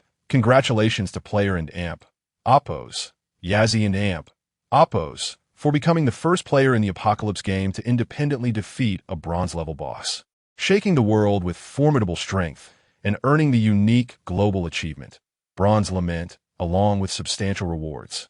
Other players are encouraged to learn from this. At this moment, Blue Star, once dulled by the arrival of the Apocalypse, erupted with renewed vigor. The name Yazzie was once again on everyone's lips. Chapter 29. The Horn of the Zombie Cat Yazzie. Again, it's Yazzie. Who is this person? Why are all the world announcements about him? A man hiding in his home lamented. Damn it. I haven't even killed a single zombie, and Yazzie has already soloed a boss. This is outrageous. A young man in a mall warehouse echoed the sentiment. Isn't it the same for everyone? For crying out loud, we are all players. How can the gap be so vast? Another individual beside him chimed in. Wow, Brother Yazzie is so handsome. When will he come riding on a rainbow cloud to marry this princess? A common girl, confined to her modest 50-square-meter apartment, still held on to her fantasies. Humph, such a show-off. I disdain to pay attention to this announcement, a burly man remarked, his tone dripping with bitterness. This won't do.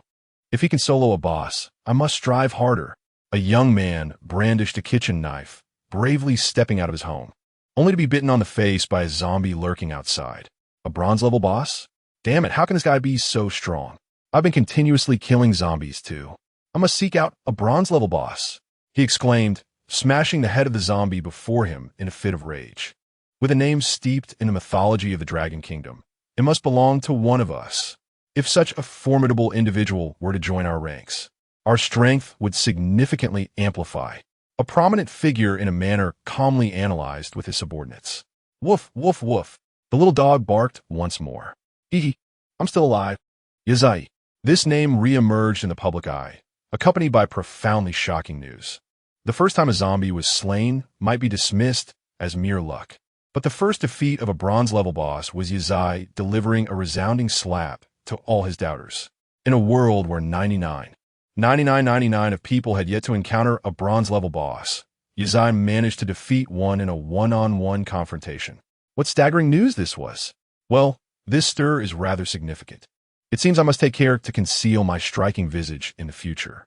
On the third floor of the Shanghai Sports Arena, Lin Ziluo mused as he touched his face. Having said that, he retrieved a card labeled, a chair. Upon activation, a chair materialized before him, and he plopped down onto it. Gasping for breath, he began to inhale deeply. Throughout the entire battle with the zombie cat, he had maintained a state of heightened mental tension. Each clash with the physically superior zombie cat demanded all of Lin Ziluo's strength. Anticipating the zombie cat's next move required considerable mental exertion. With extraordinary willpower, he endured the tremendous physical strain of the battle, ultimately evading a single scratch from the zombie cat. It could be said that he had truly achieved a flawless solo kill of a bronze-level boss. Congratulations! Player has received the global announcement for Bronze's Lament. Congratulations! Player has received the following rewards: 1,000 reputation points, 1,000 gold coins, 3 free attribute points, and an increase of 1 cubic meter in storage capacity. The global announcement rewards arrived belatedly.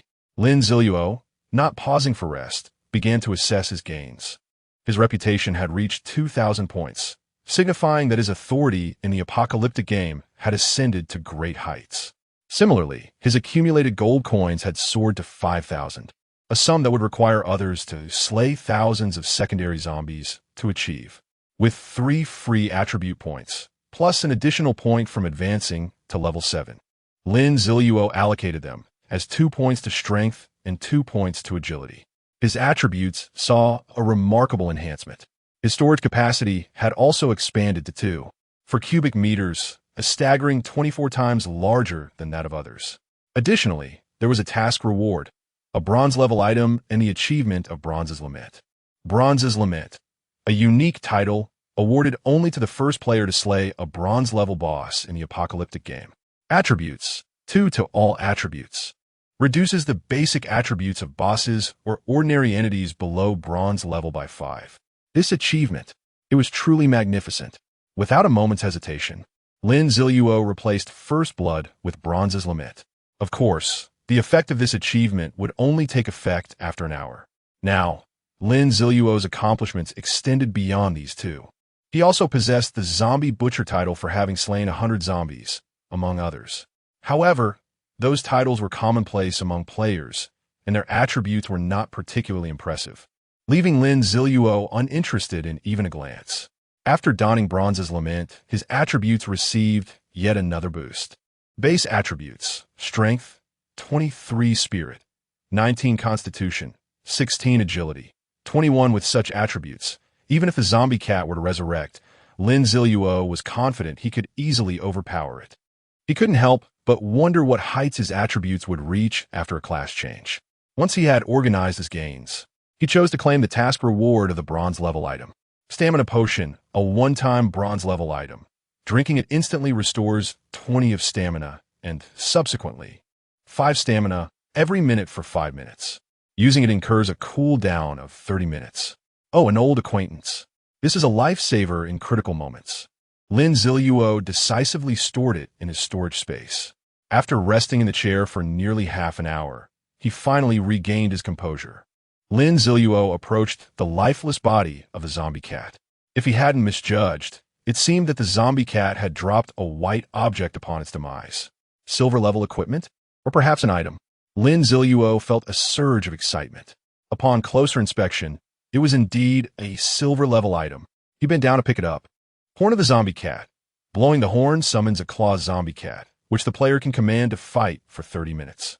Horn cooldown time, 48 hours. The zombie cat inherits 60 of the player's base attributes, and all experience and gold from slaying zombies belong to the player. However, the zombie cat does not drop items upon kills. Oh my, a summoning type item. A growth type as well. This is utterly impressive. Chapter 30, New Skills and Silver-Level Equipment. Zombie Cat's Horn can summon a zombie cat that inherits Lin Ziluo's attributes. This is what is referred to as a growth-oriented summoning item. Many summoning-type items call forth creatures with fixed attributes, which players often discard as their strength increases. However, summoned creatures that inherit attributes do not face the same fate. As long as the owner's abilities are not drastically lacking, it essentially grants them a permanent ally. Moreover, this summoned creature retains its original boss-level template, complete with its previous talents and skills. What a remarkable gain. This must surely be a reward for being the world's first player to defeat a boss. Lin Ziluo lifted the corpse of the zombie cat from the carpet. Zombie animals are considered treasures in their entirety. Although apocalyptic games do not allow for the gathering of resources from the bodies as in traditional online games, the fur, meat, and claws of a zombie cat can still be fashioned into attribute-less cloaks, food, or weapons. Lin Ziluo deftly wielded his tang knife, swiftly dismantling the zombie cat into fragments.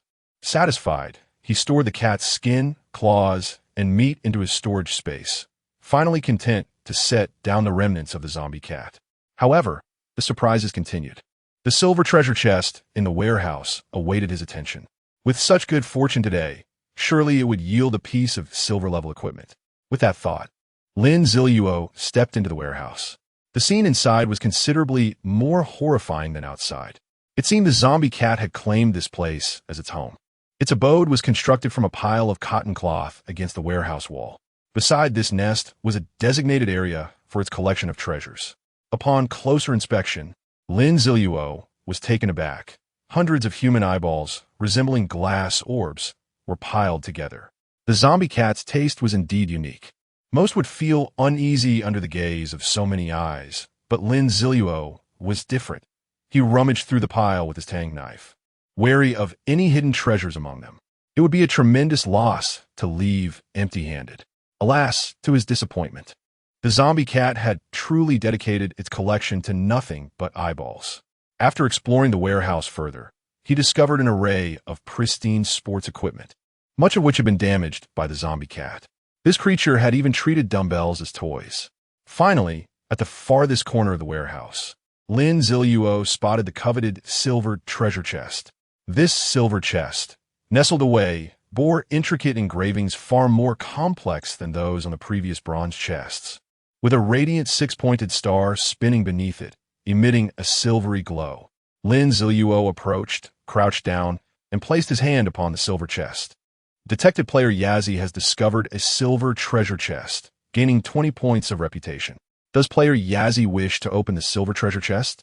Opening the chest requires 60 seconds. Open. Player Yazzie is opening the silver treasure chest. Please wait patiently.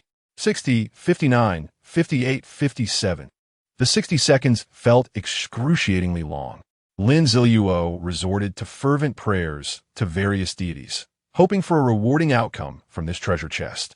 After offering his supplications, the countdown finally reached 0.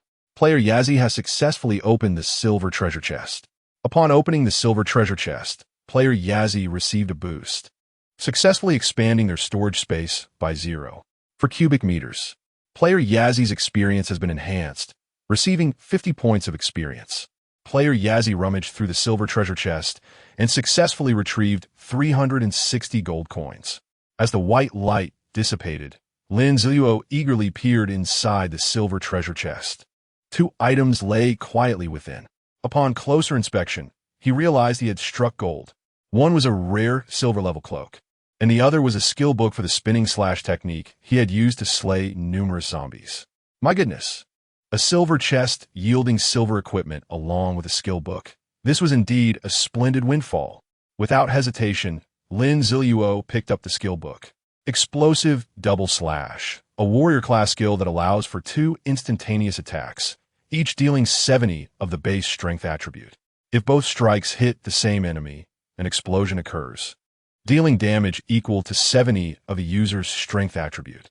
This was precisely the warrior skill he needed, and the execution was notably challenging. Most individuals would struggle to respond in time for such a rapid double strike, making it difficult to trigger the subsequent explosive effect. However, Lin Ziluo was confident that he would not miss with this double strike. System detected skill Explosive Double Slash. Does player Yazzie wish to learn the Explosive Double Slash skill? Learn? Why not? Lin Ziluo responded. Congratulations to player Yazzie for successfully learning Explosive Double Slash. Thus, the second skill appeared in Lin Ziluo's skill bar, while the Spinning Slash was a crowd damage skill. The Explosive Double Slash would compensate for his current lack of single target damage capabilities. After mentally reviewing the execution method of Explosive Double Slash, Lin Ziluo picked up the silver cloak. This cloak was entirely white, adorned with pure white feathers. It felt splendid to the touch, and the back was etched with intricate wing-like patterns. White Wing Cloak, a silver-level equipment crafted from various rare bird feathers, with a special incantation applied to its back, enabling brief gliding. Attributes: 2 Constitution, 2 Agility. Special skill, Brief Hover, allows for a brief hovering effect during jumps or descents. Skill cooldown, 20 minutes. Ah, this cloak even comes with a special skill. Without a moment's hesitation, Lin Ziluo donned the cloak. Instantly, 4 points were added to his attributes. Base attributes: Strength, 23, Spirit, 19, Constitution, 18, Agility, 23. This was an incredible gain. After the battle with the zombie cat, and claiming so many rewards, Lin Ziluo felt a transformative surge in his power. Initially, he had merely intended to spend a day leveling up to level 7 and acquiring 2 pieces of bronze-level equipment to confront Li Haobo that evening. Now, it seemed such a goal was too modest. Perhaps it was time to set a new, more ambitious target, to expel everyone from the Li Manor. Chapter 31. The slaughter of the zombie pavilion. The door to the 3rd floor safety passage creaked open. Lin Ziluo stepped inside the corridor. After opening the silver treasure chest, he had also defeated a bronze boss. Now, only one objective remained: to complete the task issued by the Golden Finger system of facing 100 foes single-handedly. As for the bronze equipment promised as a reward, Lin Ziluo found himself rather indifferent. His aspirations had risen high, and he was not lacking in supplies. The primary allure lay in the effects of the ordinary Golden Finger. This sense of the unknown was what truly ignited his motivation. He did not descend to the 1st floor.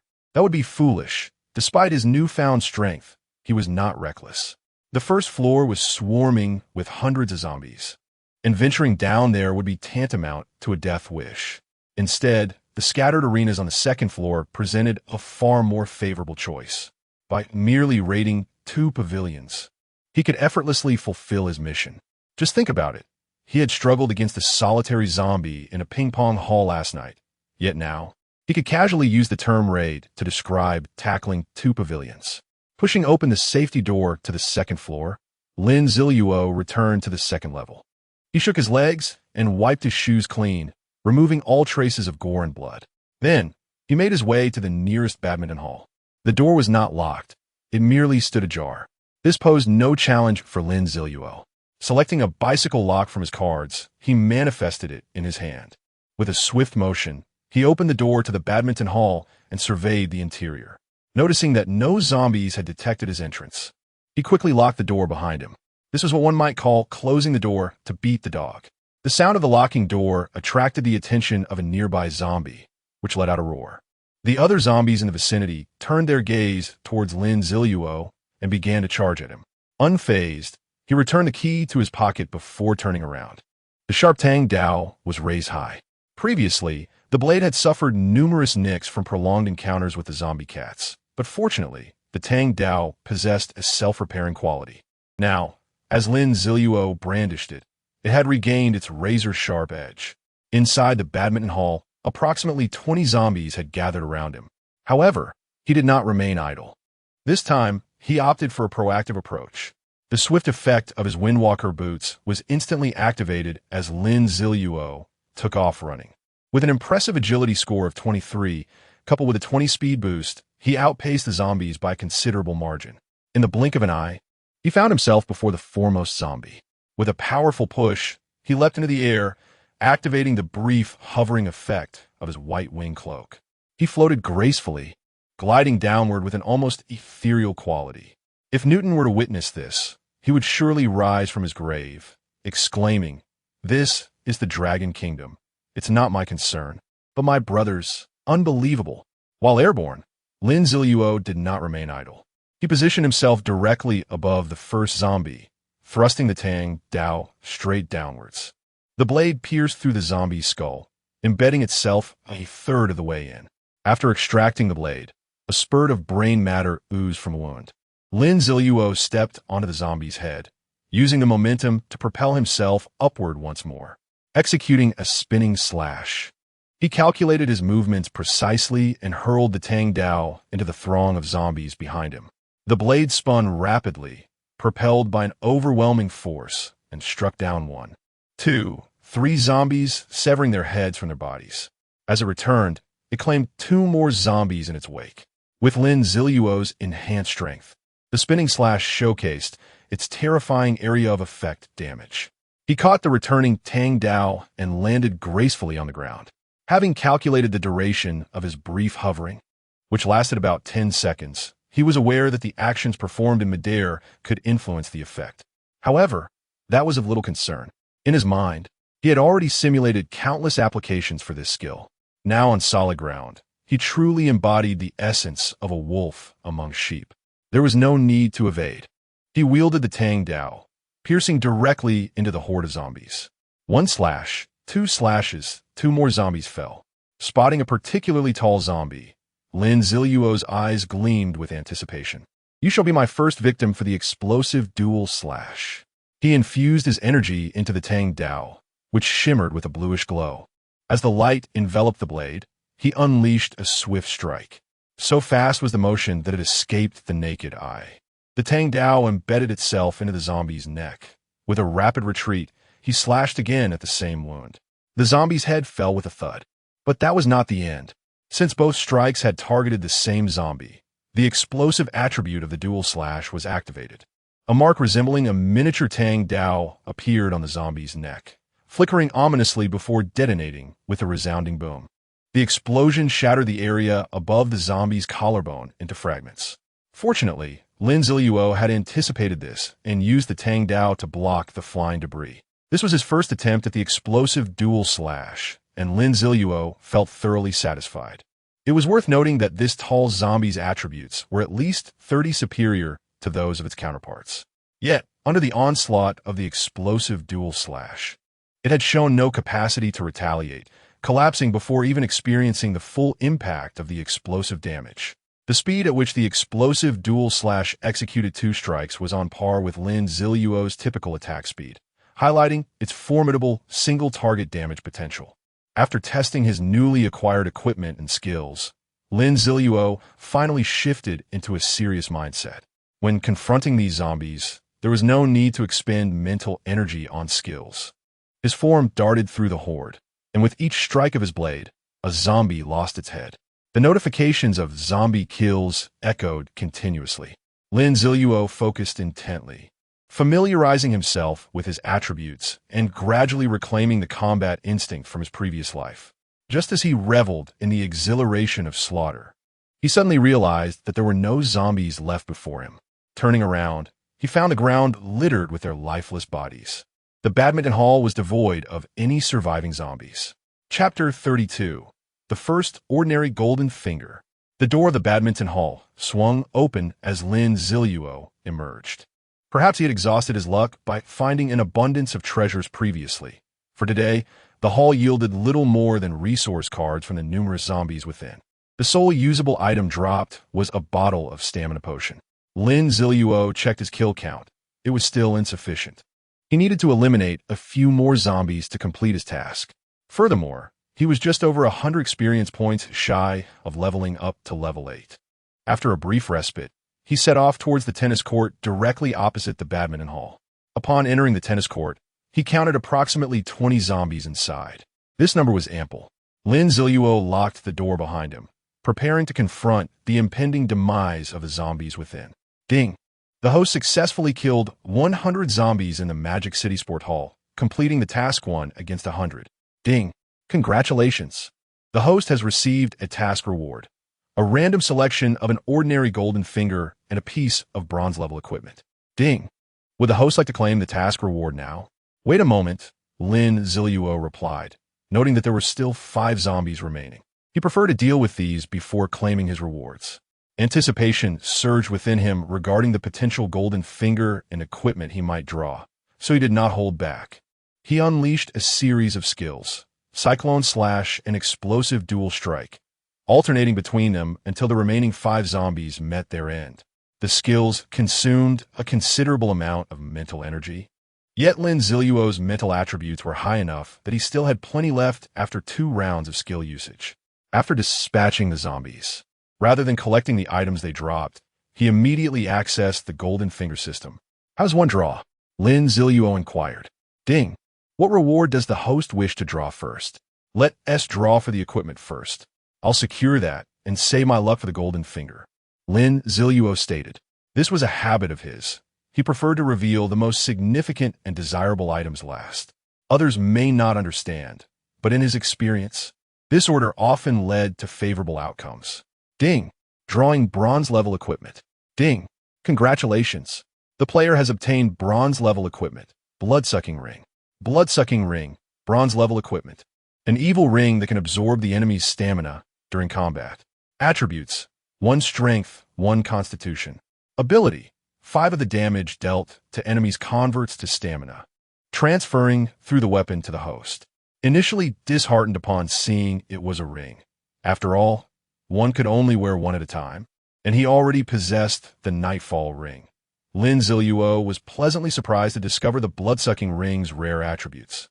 The ability to absorb damage and convert it into stamina was invaluable. In his previous life, such a property was highly coveted, with many warriors of godlike strength donning golden-level equipment with stamina absorption capabilities. The allure was undeniable. Those formidable beings could unleash devastating area of effect skills against hordes of zombies, effortlessly replenishing their stamina and re-engaging in combat. Ultimately, this effect significantly enhanced one's endurance in battle. Without hesitation, Lin Ziluo removed the Nightfall ring and donned the blood-sucking ring. Although he sacrificed a bit of mental attribute, the gain in strength and constitution was well worth it. At that moment, a twinge of anxiety crept into Lin Ziluo's mind. What if my luck in drawing the golden finger is squandered on something mediocre? Ding! Please rest assured, every ordinary golden finger possesses practical effects, capable of providing substantial assistance to the host. All right, I trust you. Draw the golden finger for me, Lin Ziluo declared. Ding! Drawing ordinary golden finger. Ding! Congratulations! The host has drawn the ordinary golden finger.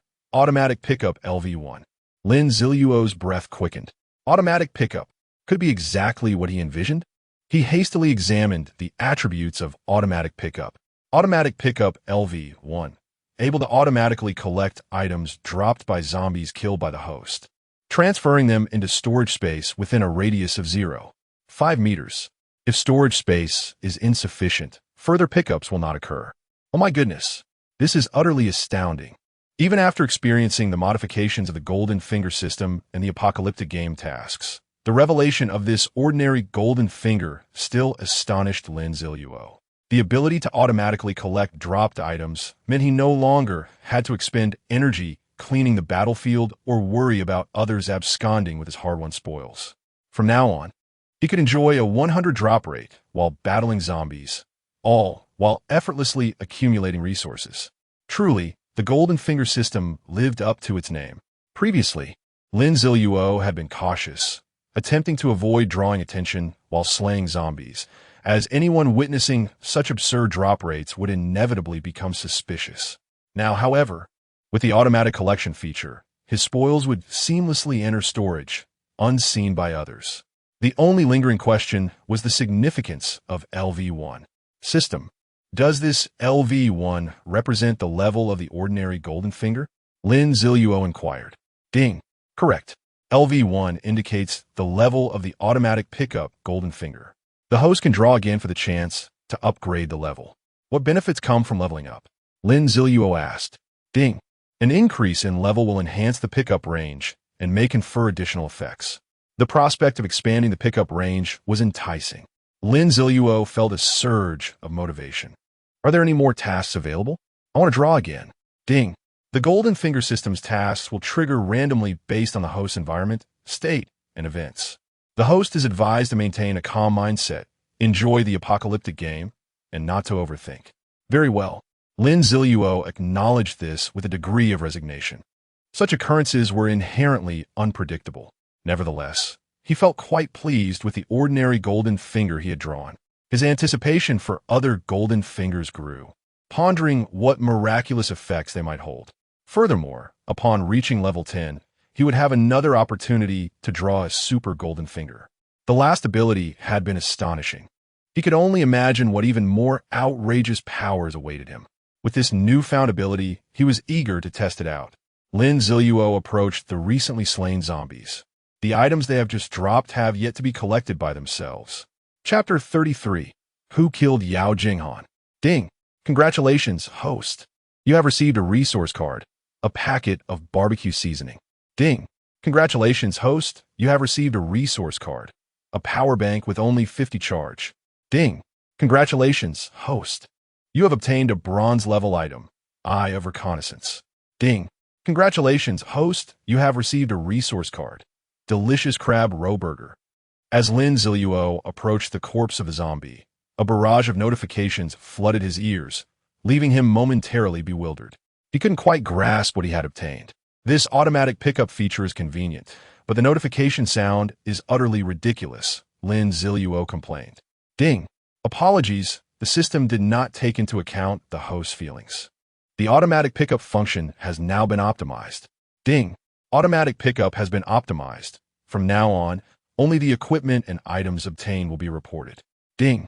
Resource card will be automatically categorized and stored in the host's storage space. That's quite considerate, Lin Ziluo remarked with surprise after hearing this. He checked his storage space and found that the resource cards had indeed been organized into several neat stacks. The leftmost stack consisted of food, followed by water, tools, and scrap materials. The classification was detailed and remarkably thoughtful. The next time, Lin Ziluo wouldn't have to sift through a thick pile of cards to find what he needed. The recently acquired resources, aside from the Eye of Reconnaissance, were otherwise unremarkable. Not dwelling on them further, Lin Ziluo exited the tennis hall. Glancing at the time, he saw it was already noon. I miscalculated. I had intended to open a silver chest on the 3rd floor, but I didn't expect to encounter a zombie cat, which delayed me considerably. Now, there's no time for a leisurely lunch. I must hurry to the Lee family manor. This time, you wouldn't have to stir up the hundreds of zombies on the 1st floor for. Lin Ziluo promptly opened the window in the hallway and leapt out. Logically, jumping from a 2nd floor of the gymnasium would be perilous, as the 2nd level was significantly higher than average, with a drop of over 10 meters to the ground below. It was akin to jumping from a considerable height. Even with his current physical attributes, it would be a challenge, not to mention the cacophony of landing would surely attract numerous zombies. However, Lin Ziluo had the advantage of temporary levitation. Outside the window, he plummeted towards the ground at an alarming speed, his white-winged cloak billowing in the wind. Just before his strikingly handsome face met the earth, he activated his temporary levitation, abruptly slowing his descent. He executed a 180-degree roll in midair and landed gracefully on his feet. Lin Ziluo donned his concealment mask again, although it did not activate the effect of hiding his information during this early apocalyptic phase when not everyone would scrutinize attributes. It served as an excellent means of concealing his identity. Lee family manor. In the opulent living room, Li Haobo reclined on a woman's lap, while another woman was giving him a full-body massage. Why hasn't anyone returned yet? Do they think they could just waste a whole morning? Li Haobo, who had been flirting with the woman moments earlier, suddenly slapped her face and shouted angrily. The silver-haired butler stepped forward, saying, "Young master, the hunting team only departed from Moda University at 7 this morning.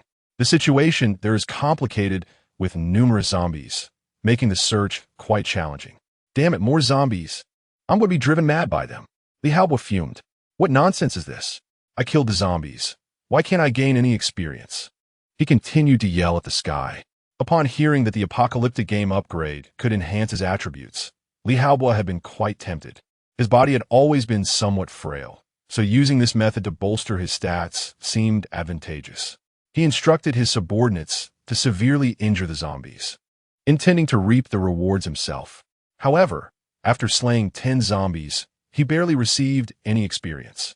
Not only did he fail to level up, but he nearly compromised his already weakened condition.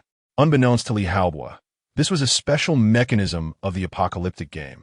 To prevent higher-level players from aiding lower-level players in leveling up, experience acquisition was solely based on the individual's contribution to the kills. Trying to take shortcuts or poach kills for rewards was exceedingly difficult. While Li Haobo was in a rage, the door to the villa hall swung open. A man clad in black tactical gear entered, carrying a heavy black bag that emitted a faint scent of blood. "Uncle Rome, you're back. Did you find that little wretch and the orphan?" Li Haobo hurriedly inquired of the man in black. "Young master, we found a woman, but the man is missing," the man replied, dropping the heavy bag to the ground with a dull thud. Upon hearing that Yao Jinghan had been located, Li Haobo's eyes brightened. However, when informed that Lin Ziluo was not found, His expression darkened. Where is she? Bring her to me at once. How dare she hide? He barked, his face clouded with fury. Here, the man in black gestured to the bag he had dropped. Here, Li Haobo echoed, puzzled. We followed the information you provided and found a living roommate of hers in her dormitory. Her roommate mentioned that the woman had said something about bad luck and that she was going to the abandoned warehouse behind the playground. We searched the entire abandoned warehouse and ultimately found her body in a large barrel, along with a bloodstained man's shirt, the man explained. Li Haobo fell silent, stepping forward to unzip the bag. A potent stench of blood assaulted his senses. Inside lay the grotesquely mutilated body and Yao Jing'an's head, bloodied and marked with a series of intricate carvings, her eyes wide open in horror. Unable to contain himself, Li Haobo retched. He had always prided himself on his prowess for inflicting torment, believing that killing and torturing others was a mere trifle. Yet, confronted with such a grotesque scene, he could not hold back. Vomit splattered onto Yao Jing'an's head, serving as a ghastly form of cleansing. The two women behind Li Haobo fainted at the sight. The man in black, maintaining a calm demeanor, spoke once more, based on the numerous wounds on the woman's body, the deep cuts on her neck, and the disfigured corpse. It is evident she endured excruciating torment before her demise. The injuries are located at the body's most sensitive pain points, even targeting acupressure points revered in our culture. Even a professionally trained assassin would struggle to be so precise. Each incision seems to have employed an exceptionally unique method of vibration, causing the surrounding muscle tissue to be utterly shredded. Such a method of torture surpasses even that of the world's foremost assassin, Death Spirit, with whom I once collaborated. The unimaginable cruelty and terrifying technique reveal a profound hatred towards this woman. So, young master, do you know who killed her? Chapter 34. The Hunt for the War. God who killed him? Li Haobo retorted, perplexed. How could I possibly know who did it? Young master, I have investigated the deceased woman. She was an utterly ordinary individual, hailing from a commonplace family. Logically, she should not have provoked someone with such formidable power. The only notable connection she had was with you, young master. Therefore, I suspect her demise may be linked to you, the man in black calmly analyzed. Indeed, Li Haobo concurred.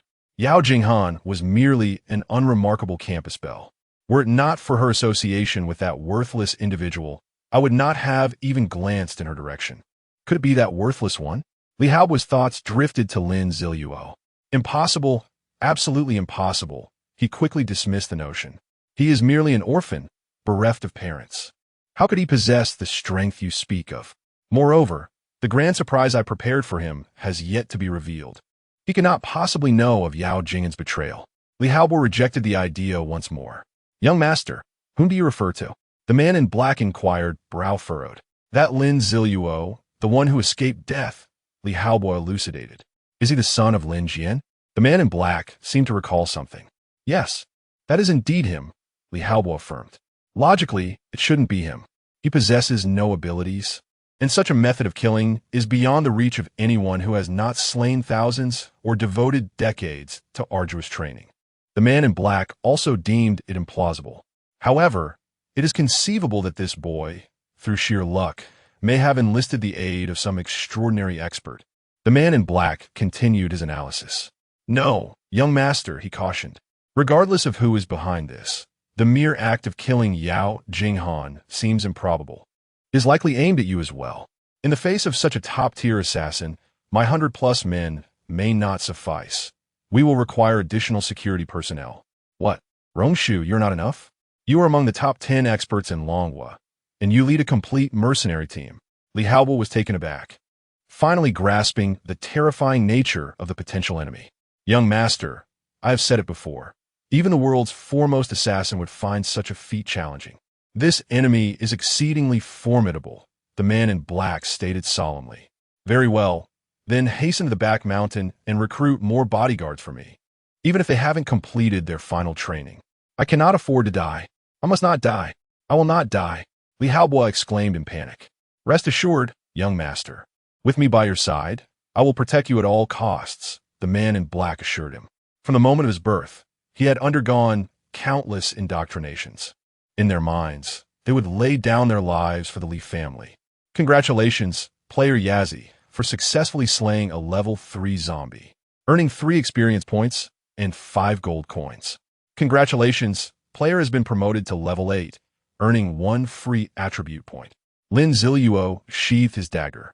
Before him lay 3 zombies whose heads had just been severed. Finally, level 8. However, this progression has exceeded my expectations. I thought I would reach this level only by the 4th night of the Apocalypse game. Yet, this rapid ascent is advantageous. I need not search for dungeon entrances to participate in quests. Lin Ziluo sighed in relief. At that moment, he was racing towards the Li estate. Along the way, aside from hastily consuming some bread and pancakes for lunch, he focused solely on his journey and scavenging for supplies. Due to the deliberately chosen, secluded route, he encountered very few zombies. Naturally, he did not spare even the scant few he encountered, as he was merely a few experience points shy of leveling up. At last, as Lin Ziluo approached the base of the mountain where the Li estate resides, he had finally slain enough zombies to reach level 8. Let us add to my strength, Lin Ziluo decided. At this point, his strength had risen to 24 points. After allocating his attributes, he gazed towards the imposing drum mountain ahead. It was hard to fathom that in this land where space is at a premium, the Leaf family could transform the entire drum mountain into a private estate. The entrance at the foot of the mountain was originally designed with several checkpoints. However, with the onset of the Apocalypse game, these defenses had been abandoned. Furthermore, with the discovery of Yao Jingen's corpse, the Leaf family's entire security force had been deployed outside the estate, intensifying their vigilance. Lin Ziluo did not rush to ascend the mountain. A competent assassin must first familiarize themselves with the surrounding environment before formulating a plan. He circled the main road of Drum Mountain, observing for a while. From his vantage point, there appeared to be only one road leading directly to the estate. After some exploration, he uncovered the exit of a secret passageway concealed within a dense thicket. Lin Ziluo chose not to seal the Li family's secret passage immediately. How could he ensnare them all without leaving a single escape route? This is one of the renowned strategies of Longhua. Surrounding the enemy must allow for a breach. Only by providing them with a glimmer of hope, a means of escape, would they refrain from desperate resistance and concentrate their strength elsewhere. In this manner, Lin Ziluo could systematically devour them all. However, the layout of the Li estate indeed necessitated a shift in his plans. Initially, Lin Ziluo intended to divert attention by using raw meat infected with the zombie virus to lure vast hordes of zombies to deplete the Leaf family security forces. Yet, within a kilometer of his location, zombies were exceedingly scarce, having been thoroughly cleared by Leaf family personnel. This rendered Lin Ziluo's strategy difficult to execute. Every situation bears its pros and cons. While he could not divert attention, it also ensured that his nocturnal movements would remain undisturbed by zombies. It was not that he could not contend with the zombies augmented by the cover of night. Rather, he could not afford to expend his energy on exterminating zombies when his true aim was to inflict suffering upon Li Haobua. Finding a highly concealed spot within the forest near the peak of the Li estate, Lin Ziluo began to observe the security arrangements using the binoculars he had acquired. He noted that various access points to the estate were heavily guarded, and the personnel displayed remarkable vigilance, indicating their battle-hardened experience. The Hunt mercenary group, Lin Ziluo instantly recognized as old foes. During his flight, he had often been besieged by members of this mercenary group, which constituted Li Haobua's true inner circle. Each member had been indoctrinated from a young age, loyal to the Li family, possessing immense strength and unwavering loyalty. Lin Ziluo was intimately familiar with their faces, movements, expressions, tactics, and habits. This familiarity afforded him numerous opportunities to exploit. While the defenses appeared impenetrable to outsiders, Lin Ziluo discerned several vulnerabilities. However, he did not allow his familiarity with the enemy to inflate his confidence. His cautious nature compelled him to observe the movements of the Hunt mercenary group and the surrounding environment repeatedly. Finally, at 6 o'clock p.m., as dusk approached, Lin Ziluo spotted a very familiar face emerging from the estate, commanding the Hunt mercenary group to adjust their defensive tactics. Rongzhan, one of the 10 war gods of Longhua, the god of the hunt. Chapter 35. Li Haobua's amusement. Rongzhan, one of the war gods of Longwa, the hunter god. Before the apocalypse, he was the leader of a notorious hunter mercenary group directly controlled by the Leaf family. Renowned for his exceptional prowess in close combat and his adept command of mercenaries in pursuit of targets, he became a formidable presence. Following the apocalypse, after the entire mercenary group failed to capture Lin Ziluo, Rongzhan chose to take matters into his own hands, repeatedly cornering Lin Ziluo. It can be said that he is one of Lin Ziluo's greatest adversaries. Conversely, Lin Ziluo represents the utmost humiliation for Rongzhan, as he is the only individual in the world who successfully escaped from Rongzhan's grasp, shattering the myth of Rongzhan's invincibility as a hunter. As fate would have it, upon sighting Rongzhan, Lin Ziluo's gaze instantly turned icy. However, he swiftly concealed his binoculars and shrouded himself in darkness once more. In the midst of explaining defensive positions to his mercenary comrades, Rongzhan suddenly sensed a shift in the atmosphere. A shiver ran down his spine, and for a fleeting moment, he caught a whiff of death. Yet, this feeling dissipated in less than a second, leaving Rongzhan questioning his own perception. Lin Ziluo exhaled a sigh of relief, grateful for his quick reflexes. As an old rival, he was well aware of Rongzhan's acute sensitivity to threats and the aura of danger. Therefore, upon seeing Rongzhan, Lin Ziluo decisively tucked away his binoculars and masked his presence. Nevertheless, he felt a familiar heat surge within him, a reminder of the thrill of facing an old foe. This encounter ignited a fervent desire within Lin Ziluo to showcase his utmost strength. In this confrontation, Rongzhan was destined to perish. Moreover, should Rongzhan fall, it would sever a vital limb of the Leaf family. Lin Ziluo would not allow such a golden opportunity to slip away. With this thought in mind, Lin Ziluo quietly concealed himself. He began to organize his cards, supplies, and all resources he would soon employ. Only by clarifying his situation could he strike with precision and order. Once all items and plans were meticulously arranged, Lin Ziluo patiently awaited the arrival of nightfall. Sufficient patience would ensure his strike came at the most opportune moment. Time passed gradually, the sky darkening as the Leaf family's stringent security measures underwent constant revision. The clock struck midnight, illuminating the Lee Manor. "Brother Rome, may I retire for the night? It is already 12, and with the zombies so active outside, who would dare come and harm me?" Li Haobo voiced his exasperation. "Young master, it is prudent to remain cautious. My intuition warns me that we are being watched," Rongzhan replied, unfazed by Li Haobo's complaints. Years of combat had honed a formidable instinct within him. Even without any overt signs from Lin Ziluo, he felt a growing unease. "I don't care. I'm utterly bored. Why must I endure the night for a coward who won't even show his face?" Li Haobo retorted angrily. "Young master, if you find it dull, perhaps you could seek some entertainment," suggested the silver-haired butler standing behind him. "Indeed, I shall find amusement," Li Haobo exclaimed, enlightened by the butler's words. Though Rongzhan contemplated interjecting, he glanced at the silver-haired butler and ultimately refrained. "By the way, Rome brother, I heard you captured a zombie during the day. Is that true?" Li Haobo inquired after a moment of thought. "Indeed, young master, we captured a zombie for research purposes," Rongzhan confirmed. "There are plenty of zombies outside. Let me have some fun with this one," Li Haobo declared eagerly. "Of course, young master. But my primary concern is that the zombie may pose a threat to you." Rongzhan did not refuse. To him, using the zombie to pacify the young master seemed a reasonable choice. "Rest assured, I assure you my methods will be entirely safe." Li Haobo laughed heartily.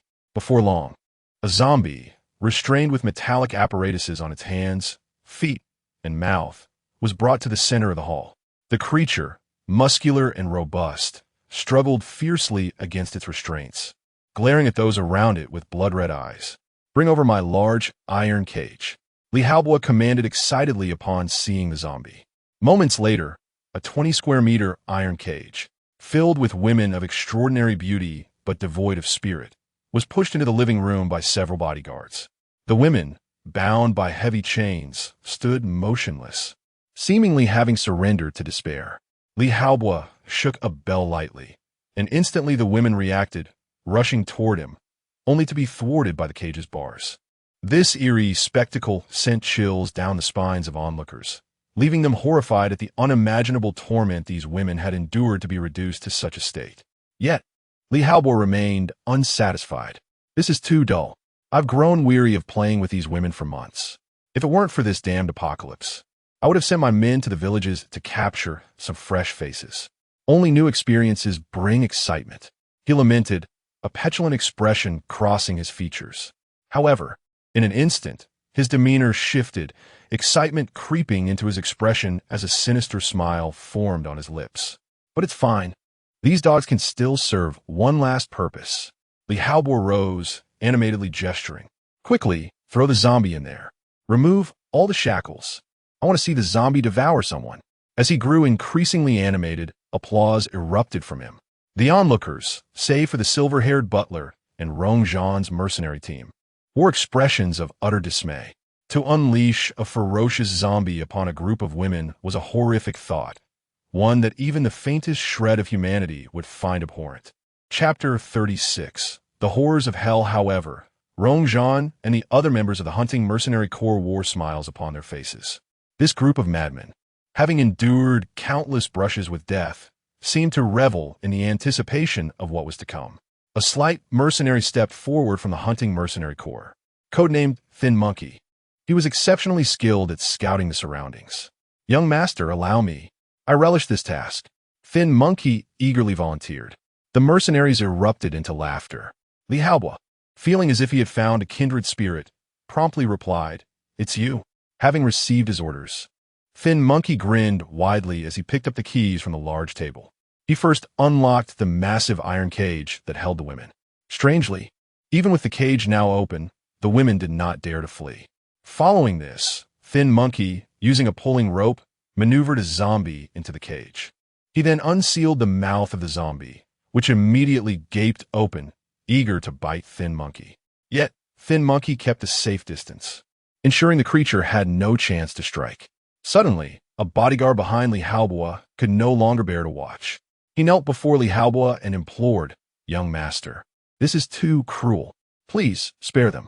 He bowed his head 3 times, pleading earnestly. The thought of the impending brutality weighed heavily on his conscience, reminding him of his mother's teachings about kindness. Li Haobo's expression darkened at the interruption. One of the bodyguards stepped forward, attempting to lift the kneeling man. "My apologies. Young master, this is Wang Dahu, a recent addition after the previous one perished last night. He possesses immense strength, but his mind is somewhat lacking. Please don't hold it against him." The man strained to pull Wang Dahu up, but he remained resolutely kneeling. "Oh, are you instructing me?" Li Haobo's gaze turned icy, reminiscent of a venomous serpent. "Young master, I dare not. It is my fault." The bodyguard quickly apologized, retreating back into the ranks. Wang Dahu remained steadfast, eyes resolute, murmuring, "Please, young master, spare them." "Ha ha ha. It has been ages since anyone dared to challenge my authority." Li Haobo trembled with rage, his laughter echoing ominously. "Wang Dahu, is it? Strong are you? Seize him," Li Haobo commanded. A mercenary swiftly approached, brimming with fury at Wang Dahu's interference. Known as Black Ape, he was renowned for his strength, capable of wielding heavy weaponry single-handedly. With a fierce snarl, Black Ape swung a punch at Wang Dahu's head. Unexpectedly, Wang Dahu, still kneeling, caught Black Ape's fist and pushed him away. Rong Zhan, who had been merely observing, felt a flicker of surprise. Black Ape, now humiliated, realized he had lost in a contest of strength. Nevertheless, he had witnessed Wang Dahu's immense power and opted not to press further. Instead, he called out to the hunting mercenary corps, "Bring me 2 men to subdue him." "Black Ape, have you been indulging in women lately? How could an untrained bodyguard overpower you?" 2 burly men emerged from the hunting mercenary corps.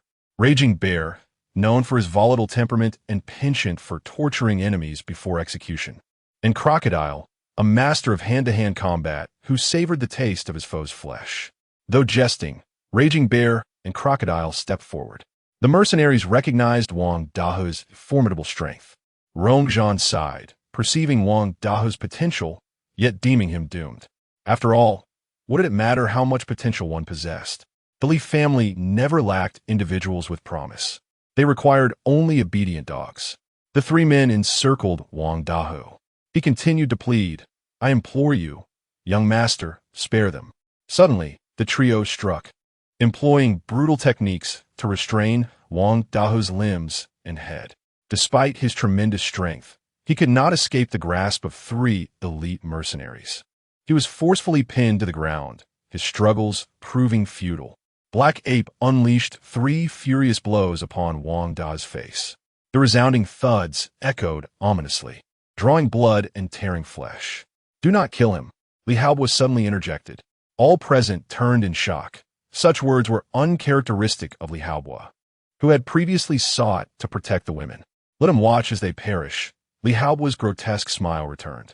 Black Ape couldn't help but admire Li Haobo's cunning, stating, "The young master truly knows how to play." Next, Black Ape forcibly turned Wang Dahu's face toward the iron cage, pinning his eyelids open to prevent him from closing his eyes. Wang Dahu cried out in anguish, unable to shut his eyes, forced to witness the impending horror within the cage. "Thin monkey, what are you waiting for? Close the door and release the zombies," Li Haobo urged, obeying the command. Thin monkey hurriedly began unshackling the zombies. As the restraints fell away, the zombies stirred restlessly. Finally, once the leg shackles were removed, a zombie lunged at Thin Monkey. He deftly evaded the attack, escaping the cage and locking it behind him. The zombies, enraged by captivity and provoked throughout the day, began violently colliding with the cage. Yet, it held firm against their assaults. With no means to vent their fury, their wrath turned towards the remaining women within the cage. Despite the terrifying presence of the zombies, the women remained utterly still, seemingly oblivious to the danger. One zombie lunged at the nearest woman, sinking its teeth in her neck. She offered no resistance, allowing the creature to ravage her body as if she had lost all sensation and awareness, devoid of any regard for her life. In no time, the poor woman was reduced to mere remnants. Wang Dahu could only watch in horror as the woman was devoured. He let out a pained wail, desperately wanting to close his eyes, yet it was futile. Black Ape kept his eyelids forcibly open, ensuring he could not look away. The zombie then turned its attention to another woman, feasting hungrily. 1, 2, 3. With each woman the zombie claimed, the mercenaries and Li Haobo erupted in raucous laughter. How exhilarating! The gruesome scene thrilled them. In fact, Li Haobo trembled with excitement and even lost control of his bladder after the last woman was killed.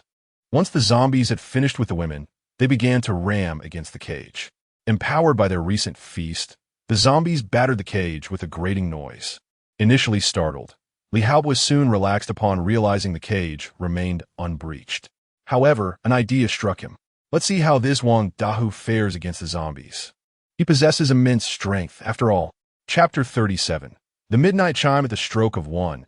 Li Haobo's brilliant idea ignited the atmosphere within the living room. Indeed, Master Li was a cut above the rest, displaying a flair for creativity that surpassed our brutish minds. None of us could have conceived such a splendid notion. The Thin Monkey, half in admiration and half in flattery, turned to Li Haobo and spoke. The mercenaries of the Hunters Guild echoed their agreement, and even Rongzhan, seated beside the sofa, gave Li Haobo a thumbs up. Overwhelmed by the affirmations, Li Haobo's face flushed with excitement. It was the first time he had received such praise. Meanwhile, Wang Dahu was being firmly restrained by three mercenaries, his kind-hearted nature shattered as he had just witnessed the brutal demise of a dozen women before his very eyes. The gruesome scene rendered him speechless, sapping him of any will to resist. Despairing tears, tinged with blood, streamed down his face as he struggled to maintain his composure. With grim determination, the black chimp and the crocodile lifted Wang Dahu. The Thin Monkey cautiously approached the iron cage, where the zombie continued its relentless assault, oblivious to the Thin Monkey's intent to open the iron door. Rongzhan stood up, poised to prevent the zombie from escaping. As the iron door swung open, Wang Dahu was mercilessly thrown into the cage, followed swiftly by the Thin Monkey, locking the door behind him. Phew, what a thrill! The Thin Monkey exhaled in relief. The zombie, having consumed a dozen women, had grown significantly stronger. Even its back turned towards the Thin Monkey, It emanated an overwhelming sense of pressure. For Wang Dao, who was now in close proximity to the zombie, the fear he experienced was unimaginable. Sensing the movement behind it, the zombie turned its head to see a bloodied man struggling to rise. Was another meal presenting itself? Wang Dao finally managed to clumsily get to his feet, staring at the zombie, now less than 3 meters away. He saw the creature's maw smeared with fresh blood and remnants of flesh, as well as the shattered remains of the women within the cage. Terror gripped him, not for the hellish scene before his eyes, but for the fear of not surviving to return home to care for his mother. Tears streamed down his face. Yet, he did not surrender.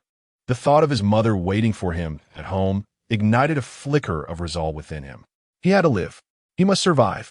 With newfound determination, he charged at the zombie. To those outside the cage, his brave act appeared laughably futile.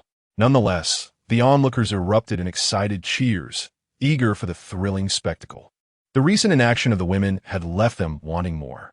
The zombie lunged at Wang Dao, and a deadly struggle ensued within the cage. Alas, Wang Dao was but a novice bodyguard, lacking any combat skills, armed only with brute strength and a not-so-sharp intellect. He inexplicably opted for a brawl, trading blows with the zombie. With a powerful punch, he deformed the zombie's face, yet felt no pain and retaliated by sinking its claws deep into Wang Dao's abdomen. Blood pooled on the ground, intensifying the metallic scent that permeated the hall. 1 punch, 2 punches, 3 punches. Wang Dao, driven by sheer force and unwavering resolve, relentlessly battered the zombie's head. 1 claw, 2 claws, 3 claws. The zombie, indifferent to its own injuries, raked its sharp talons across Wang Dao's body, leaving deep gashes. At that moment, Wang Dao's abdomen was a grotesque mess, intestines and organs spilling forth. He was drenched in blood, as if he had emerged from a river of crimson. Driven by an unknown conviction, the zombie, once formidable enough to challenge even Rongzhan, met its demise in the melee with Wang Dao. Its lifeless body collapsed amidst the remains of the fallen women. Within the iron cage, only Wang Dao, blood-soaked and battered, remained standing. Outside the cage, the crowd erupted into applause, unable to contain their excitement at the thrilling battle. Had Wang Dao triumphed? Not quite. His injuries were so severe that even divine intervention would elicit a sigh of despair. He had lost consciousness, mechanically muttering, "I was wrong, I was wrong." He had not erred. His kindness was indeed commendable. Yet, in this nightmarish, dark apocalypse, his goodness had paved the way for his demise. Boom! Wang Dao could no longer hold on. His gaze grew vacant as he collapsed within the cage. The clock struck 1, seemingly bidding farewell to Wang Dao, while simultaneously heralding the final countdown to death for Li Haobo and his companions. No one noticed that the fallen Wang Dao's skin was gradually turning gray. He had not perished. He was on the brink of transforming into a zombie. The midnight chime echoed through the forest beyond the manor. Lin Ziluo stirred. After lying in wait for a full 7 hours, he finally moved. Between the hours of 1 and 2 in the morning, fatigue besets the night owls, their attention faltering as the pineal gland secretes melatonin, a substance that induces drowsiness, particularly during the dimmest hours. Conversely, a proficient assassin remains ever vigilant in the dark. Lin Ziluo rose, having extinguished the glow of his gear, which he had long since died to meld seamlessly with the shadows. After all, the equipment from the Doomsday game boasted self-cleaning capabilities. In the darkened forest, Lin Ziluo resembled a mere silhouette, invisible to the naked eye. After surveying the manor's defensive layout, Lin Ziluo sprang into action. His movements echoed the swiftness of a leopard, the wind swirling through the forest as leaves danced in his wake. Remarkably, despite treading upon the earth, he made not a sound.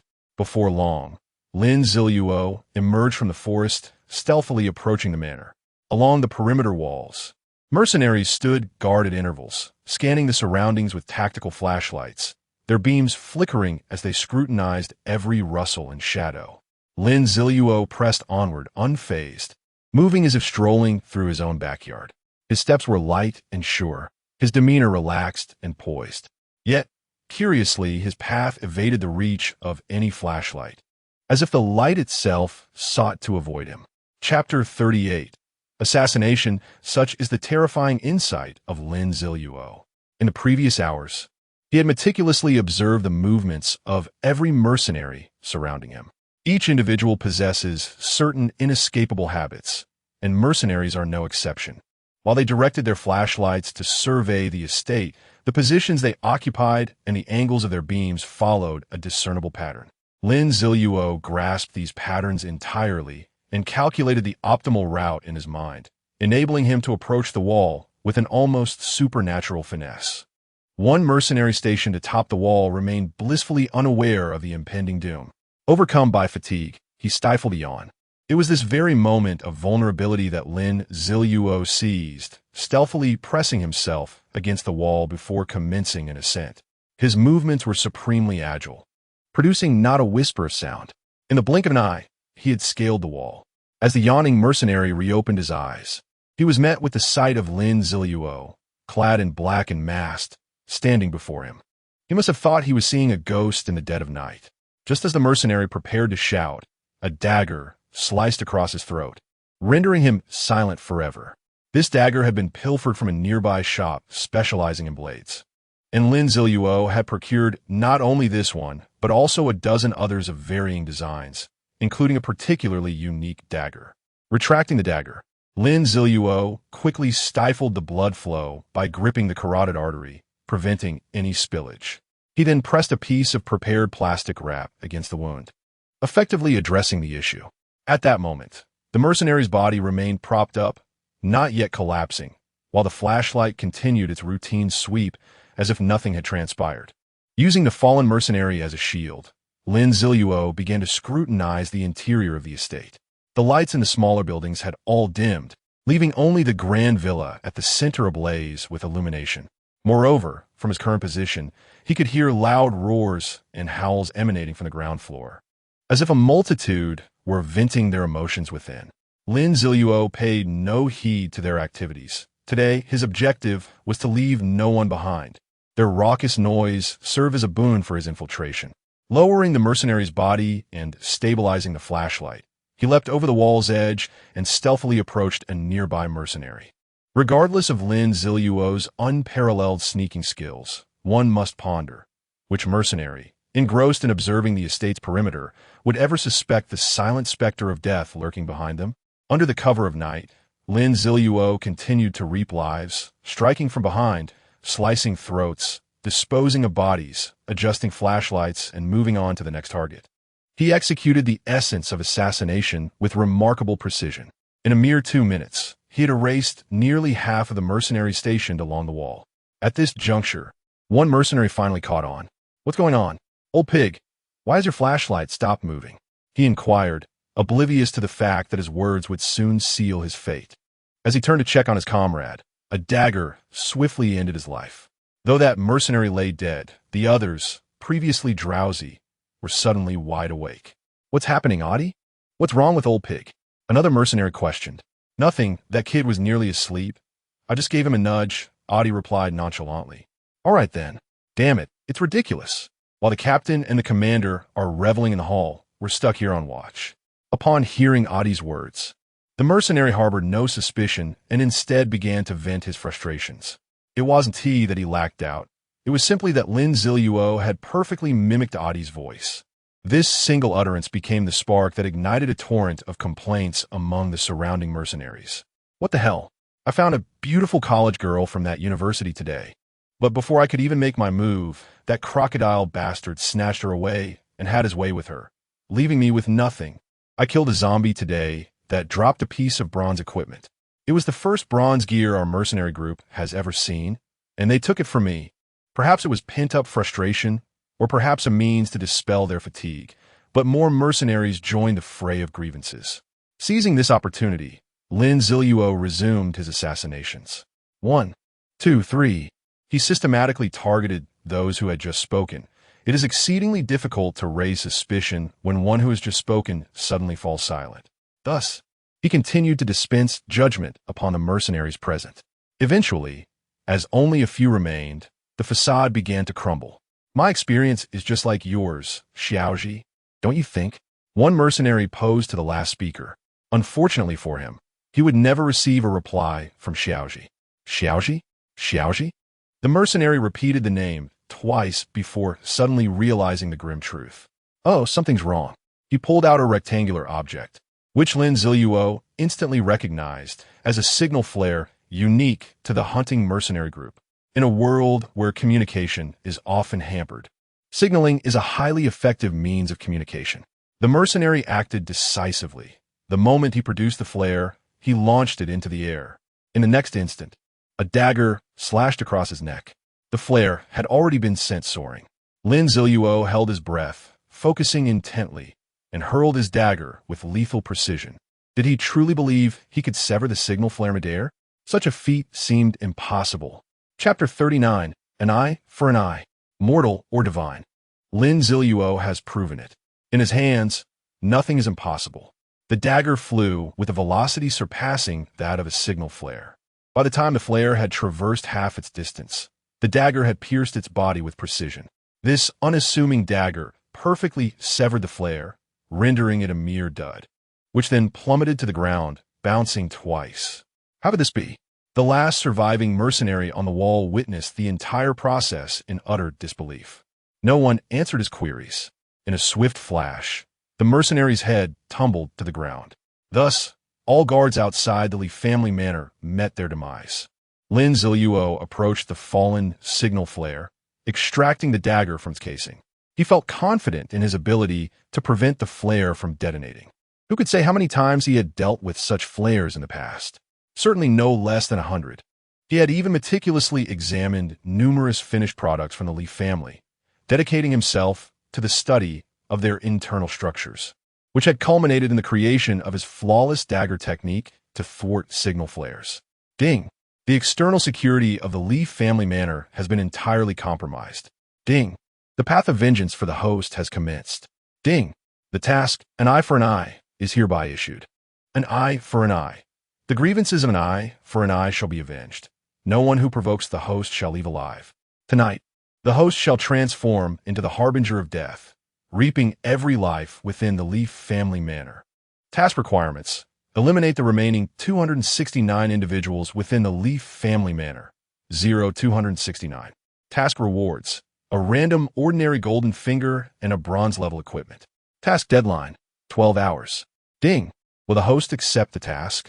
A flicker of surprise crossed Lin Ziluo's cold visage, but tranquility swiftly returned. Excellent.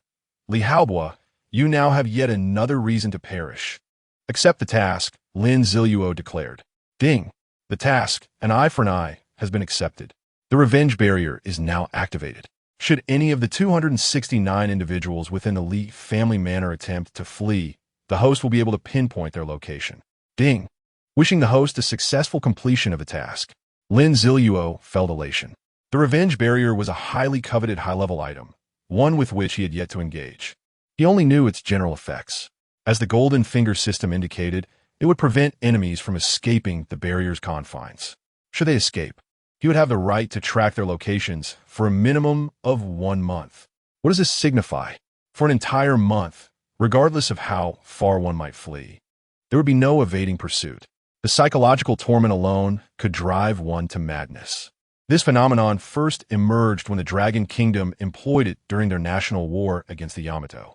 After launching a revenge barrier over the capital of Yamato, the citizens of the Dragon Kingdom relentlessly pursued the fleeing Yamato, inflicting relentless suffering. Now, Lin Ziluo was poised to experience this firsthand.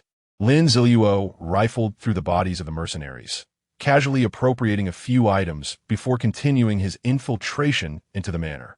The atmosphere within the central villa remained exuberant, completely unaware that the manor's security personnel had been vanquished by Lin Ziluo. However, as he stealthily approached the adjacent building beside the main structure, Lin Ziluo was momentarily taken aback. He observed the numbers on the task panel incrementing steadily. 7,269, 8,269, 9,269. What in the world? I haven't even made a move, and yet people are already dying? Ah, crocodile, what are you doing? You've killed the last woman. The enraged black ape exclaimed. The hall of the villa was already strewn with the corpses of several women. Following the mutual destruction of Wang Dahua and the zombie, the revelers had lost their amusement. One by one, they sat sighing in ennui. The ever-hospitable Li Haobo would never disappoint his guests. With a grand gesture, he gathered all the women in his manor, sparing even those in their 40s who worked as cleaners. He aimed to host a grand multi-person revelry. However, he overlooked the brutal might of the mercenary group. These women were no match for the onslaught of men as robust as beasts.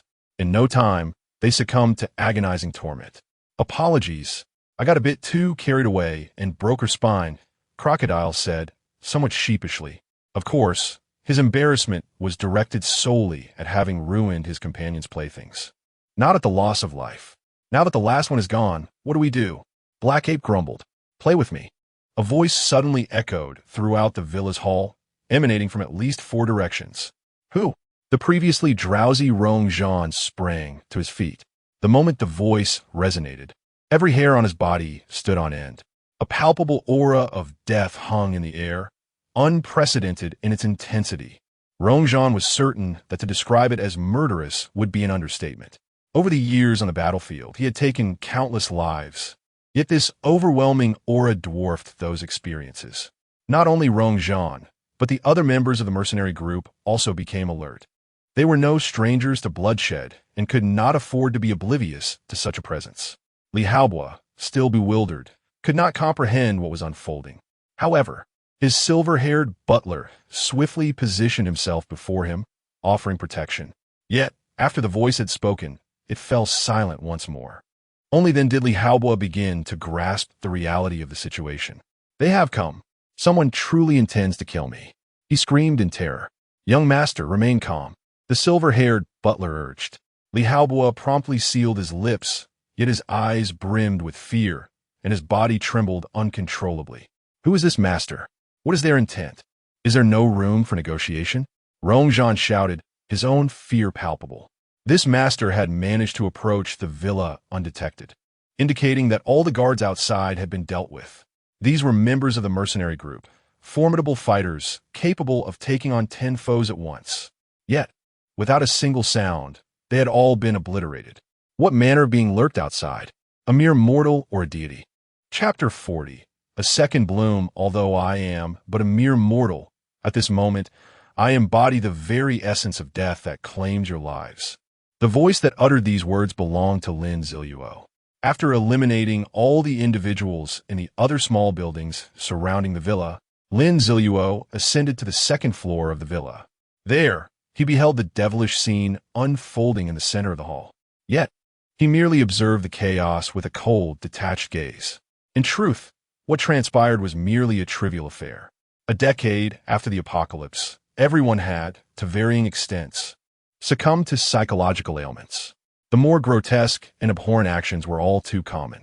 As for feeling sympathy for these women, as Lin Ziluo had previously stated, perishing in such a manner could indeed be considered a form of bliss. The true horror lies in those who wish to die, yet are unable to find solace in death. Seizing the moment while they indulged in their debauchery, Lin Ziluo proceeded to install 4 speakers he had prepared in various locations on the 2nd floor. He set the parameters and activated the sound. This was not a case of alarming the enemy. Rather, it was to heighten their vigilance. With their senses heightened, any slightest disturbance would inevitably draw their attention, which was precisely Lin Ziluo's intention. Arriving at the corner of the villa's entrance, he produced a small, obsidian orb, a one-time used bronze-level item, super flashbang. Without hesitation, he hurled it inside the door. At that moment, the individuals in the hall were on high alert, scanning their surroundings in search of Lin Ziluo's presence. When they witnessed the small orb soaring through the air, all eyes fixated upon it. It was hardly their fault for being unprepared. After all, they had never encountered such a device before. Suddenly, the orb erupted in a blinding white light, an explosion so rapid that no one could react in time. In an instant, the hall was filled with anguished screams. My eyes! Am I blind? The once meticulously prepared hall descended into utter chaos. Yet, the majority of the disorder stemmed from Li Haobo's entourage of bodyguards and servants. The well-trained mercenaries maintained their vigilance, while Lin Ziluo boldly entered through the villa's main entrance, activating the speed-enhancing skill of his Windrunner boots. With terrifying swiftness, he approached the center of the hall. Apart from a few who managed to regain their senses, the rest remained in a state of blindness. Now was the moment. Upon reaching the predetermined spot, Lin Ziluo's spiked bracelet radiated a dusty yellow glow. Spike Assault. The terrifying power that had wreaked havoc in the ping-pong hall just 2 nights prior was about to be unleashed once more. Previously, the Spike Assault had successfully claimed the lives of over a dozen zombies. This time, facing individuals who were completely unaware and whose physical attributes paled in comparison to those of the zombies, how many lives would it reap? The villa's floor began to fracture. Expensive marble tiles and rare carpets were torn asunder by the emerging spikes. Those who had been preoccupied with shielding their eyes were utterly unprepared for the calamity that unfolded. They were impaled from below, their bodies shattered and torn apart. The vertical line of spikes left no one unscathed, as torrents of blood and shredded flesh painted the hall in a gruesome spectacle. The hall, already a graveyard of bodies, transformed into a veritable hell on earth. Li Ziluo, paralyzed by fear, screamed in terror, his mouth agape. At that moment, an eye, origin unknown, bounced into his mouth. Instinctively, he closed his mouth and bit down hard. The juices from the eyeball burst forth, and he unwittingly swallowed them. Lin Ziluo, noticing that many individuals were on the verge of regaining their sight, retrieved a second and final super flashbang from his storage space. He tossed it high into the air. The Tang Dao materialized in Lin Ziluo's hand. Spinning slash. Lin Ziluo shouted with deliberate volume. He hurled the Tang Dao toward the position of the mercenary group. Immediately afterward, he sprinted toward the villa's entrance. The Tang Dao, resembling the scythe of death, swiftly severed the necks of the black bear and the crocodile. On his return, he dispatched 2 more mercenaries. At that moment, several individuals who had just begun to regain their sight instinctively glanced toward the spot where Lin Ziluo had invoked the spinning slash. The super flashbang, having been tossed into the air, descended toward the ground, precisely aligning with their line of sight, approximately 8 meters above the floor. Oh no, not again. The thoughts raced through their minds. Little did they anticipate this second onslaught. The blinding white light erupted once more. The relentless assault of light caused many to weep in agony, their eyes suffering from the excruciating pain, while others experienced severe swelling, rendering their vision impaired for hours on end. Seizing the opportunity, Lin Ziluo caught the returning Tang Dao, disappearing into the night. The chaos within the villa's hall subsided only minutes later. Rongzhan's face was ashen. A seasoned warrior like him had lost a significant number of his subordinates without even catching a glimpse of the enemy. The thin monkey, trembling with fear, approached Rongzhan. "Boss, we have tallied the casualties," the thin monkey said, his head bowed. "How many?" Rongzhan inquired urgently. More than half of young Master Li's security and servants were decimated by that earth spike technique. The spinning knife was responsible for the deaths of our mercenary brothers, including Black Bear, Crocodile, and White Wolf. The thin monkey's words were abruptly cut off by Rongzhan. "Enough. Just tell me how many of us remain," Rongzhan commanded. "Aside from young Master, you, and Uncle Zhao, there are 66 of us left, 10 of whom are severely injured, and several brothers have yet to regain their sight." The thin monkey hesitated before delivering the grim tally. Damn it! Damn it! When have we, the hunting mercenaries, ever suffered such devastating losses? We didn't even see the face of that person," Rongzhan roared, shattering the cup in his hand against the wall. At that moment, Li Ziluo, still repulsed by the eye he had inadvertently swallowed, regained consciousness. "Who was that? Who did this? It disgusts me. Uncle Rong, Uncle Zhao, you must avenge me. I want him torn to pieces." The fury had driven Li Ziluo to madness, his voice rising in desperate shouts. "Rest assured, young master, whoever he is, I will ensure he pays dearly." Rongzhan gritted his teeth in determination. Chapter 41. The Hidden Master, Butler Zhao Task Requirement. Eliminate the remaining 269 individuals of the Li family estate. 269. Surprisingly, this figure is quite neat. Lin Ziluo closed the task panel. At this moment, he was concealed on the second floor of the villa. Indeed, after he had dashed out through the villa's main door, he executed a swift counterattack, stealthily returning to the second floor. As the adage goes, the most perilous places are often the safest. How could the group below fathom that the harbinger of death, who had just claimed the lives of their brethren, was now right above them? The words spoken by the slender monkey, Rong Zhan, and Li Haobo were clearly heard by Lin Ziluo from his vantage point above. "I'll tear you to shreds. You will pay a price." Such sentiments were precisely what Lin Ziluo intended to convey. However, he remained cautious, which was the reason for his recent retreat. Regardless, those in the hall were seasoned combatants, and their numbers were overwhelming. They were not mindless zombies in combat with the undead. Lin Ziluo merely needed to focus on the finer details. Humans, on the other hand, are unpredictable and may resort to cunning tactics.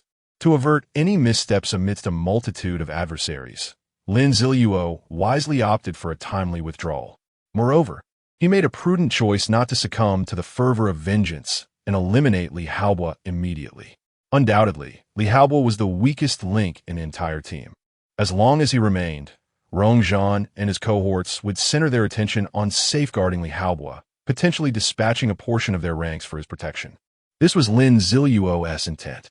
If confronting over 60 individuals posed a certain risk, then facing merely 30 would be manageable for him. As anticipated, the situation below unfolded precisely as Lin Ziluo had predicted. Although their voices were subdued, he, shrouded in darkness and suppressing his presence, adeptly read their lips and discern their dialogue. "Zhao, take the young master and the slender monkey into the secret passage, while I and the others hold off that assassin." Rong Zhan was discussing with the silver-haired butler. This prompted Lin Ziluo to cast a keen glance at the butler. In his recollections of the Li family, he had no knowledge of this silver-haired figure. Consequently, Lin Ziluo chose to inspect the attributes of Rong Zhan and the silver-haired butler. The moment he accessed the attribute panel, the silver-haired butler suddenly scanned the surroundings warily and remarked, "That person hasn't left. I sense he may be observing us." Upon witnessing this, Lin Ziluo promptly withdrew his gaze. It was indeed unexpected. He had not anticipated that this silver-haired butler was a formidable expert, possessing strength surpassing that of Rong Zhan. After all, Lin Ziluo had evaded detection while reading Rong Zhan's lips, yet the butler had immediately sensed his scrutiny. Despite their keen perceptions, they remained oblivious to Lin Ziluo's location. Once he resumed his concealment, he leisurely examined the information of the two individuals.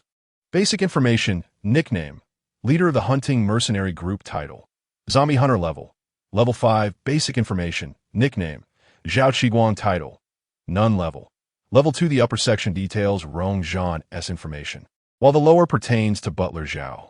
Rong Zhan's level is notably high, certainly when compared to the average individual. However, in contrast to Lin Ziluo, who had reached level 8 by the third day of the apocalypse, he paled in comparison. Zhao, whose real name is likely Zhao Qiguang, had attained level 2 solely from his prolonged guardianship of Li Haobo within the Li family estate. However, to gauge these two solely by their levels would be a narrow perspective. Just like Lin Ziluo, whose mental attributes far exceeded others from the onset, both individuals had extensive battlefield experience and had diligently honed their ancient martial arts. Their physical attributes were undoubtedly superior to the average person by at least 7 or 8 points, perhaps even more. It is conceivable that some individuals may not reach their level even at level 10.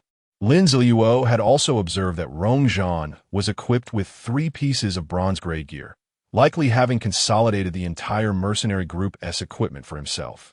Conversely, Zhao Qiguang bore no equipment whatsoever. After Lin Ziluo had scrutinized their attributes, commotion erupted below. They had devised a plan to counter Lin Ziluo. Shifting positions, Lin Ziluo peered out once more. In the center of the hall, Zhao and Li Haobo had vanished, along with a considerable number of mercenaries. Only Rong Zhan and a small contingent of mercenaries remained, including those who were severely injured and yet to regain their sight. Alas, Rong Zhan had overestimated his own capabilities. This arrangement was, for Lin Ziluo, the most straightforward and convenient. At that moment, Rong Zhan plopped down on the sofa. although he was unaware of Lin Ziluo's whereabouts. He boldly declared, "Come out and show yourself. Hiding in the shadows does not befit your stature." Lin Ziluo couldn't help but smirk at such a feeble provocation. Yet, he understood Rongzhan's true intention was merely to buy time for Li Haobo and the others to escape. "Regrettably, your desires shall not come to fruition." Lin Ziluo brandished a dagger, hurling it toward the chandelier hanging in the center of the hall. The swift blade struck true, severing the cord and electrical wires of the chandelier.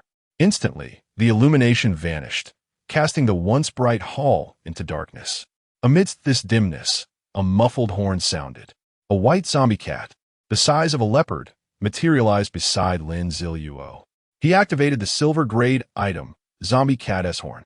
This zombie cat appeared vacant, devoid of any independent consciousness. To command it, one could either designate a target or manipulate it through one's own will. Designating a target rendered the cat too rigid. Thus, Lin Ziluo chose to control it with his own mind, intending to multitask. As he guided the zombie cat to leap from the second floor, Lin Ziluo himself sprang into action. The chandelier, now severed from its cord, plummeted swiftly. Its trajectory led directly toward Rongzhan's sofa. The moment the hall was enveloped in darkness, Rongzhan reacted, springing up to evade the impending crash. However, the severely injured and sightless individuals situated around the sofa were not so fortunate. They were rendered immobile, unable to escape the chandelier's descent. The luxurious chandelier, initially procured by the Li family for a staggering 10 million yuan, crashed down, shattering its bulbs and scattering glass shards across the floor. Many mercenaries found their bodies crushed beneath the weight of the fallen chandelier. How many perished in this torment remains unknown. Chapter 42. The death of the god of hunting as the chandelier crashed to the ground, taking with it the severely injured mercenary. The hall was suddenly filled with anguished screams. The undead cat and Lin Ziluo split their attacks, one charging from the left and the other from the right, both aiming for the mercenaries. Lin Ziluo's tang knife sliced through the air, while the undead cat's claws slashed with deadly precision. In an instant, 2 mercenaries lost their lives. At that moment, Rongzhan finally beheld the true visage of death. Clad in black, a mask of both enigma and ordinariness obscured his face. Though the eyes behind the mask gleamed brightly, they betrayed no hint of emotion. As he harvested the lives of the mercenaries, he appeared to do so with an air of casual ease. Rongzhan attempted to probe the attributes of this death incarnate. Basic information: nickname, title, level. Why could he not extract any information about this individual? Rongzhan was bewildered. Such a situation was unprecedented for him. Unbeknownst to him, Lin Ziluo had long activated the concealment effect of his mask. In the blink of an eye, Rongzhan's subordinates fell like cut grass. Those slain by Lin Ziluo were rendered silent, while the mercenaries attacked by the undead cat could only scream in agony. The undead cat inherited merely 60 of Lin Ziluo's base attributes, and while it was slightly superior to the mercenaries, it could not completely dominate them. Thus, it resorted to using its clawed talons to deliver deep, fatal gashes to their necks, ensuring they bled to death. This process was excruciating, as the wounds inflicted by the undead cat bled profusely, leaving the mercenaries helplessly watching their lifeblood seep away, inching closer to death. Enough! Who are you? Rongzhan was on the brink of madness. With his subordinates falling one after another and being toyed with, he still could not discern the identity of his foe. Desperately, he pursued Lin Ziluo, but the latter had no intention of engaging with him. Having observed Rongzhan's lack of skill, low attributes, and immaturity, Lin Ziluo deemed it more worthwhile to eliminate the mercenaries first. He failed to recognize the extent of his own power at that moment. With 2 world announcements and an increase of 6 attribute points, he had ascended 3 levels, donning divine equipment. Even in the latter stages of the apocalypse, Rongzhan could not possibly rival Lin Ziluo. Despair enveloped Rongzhan as he realized he could not match Lin Ziluo's speed. He could only watch helplessly as Lin Ziluo struck again and again, leaving him in the dust. Even when he wished to alert his subordinates to Lin Ziluo's position, The words scarcely left his lips before they met their demise. Ultimately, through the relentless efforts of Lin Ziluo and the undead cat, all the mercenaries in the hall succumbed to death. The few who still breathed writhed in agony on the ground, teetering on the brink of death. Rongzhan, utterly despondent, sank to his knees. The helplessness in stopping Lin Ziluo's slaughter extinguished any remaining thoughts of resistance within him. He knew that, with his strength, he could not halt Lin Ziluo's bloody rampage. Lin Ziluo retracted his consciousness from the undead cat and commanded it to pursue Li Haobo and his companions. Observing their retreat, it was clear they had not fled the Li Manor, as the revenge barrier had not yet activated. The undead cat, having received its orders, darted out swiftly.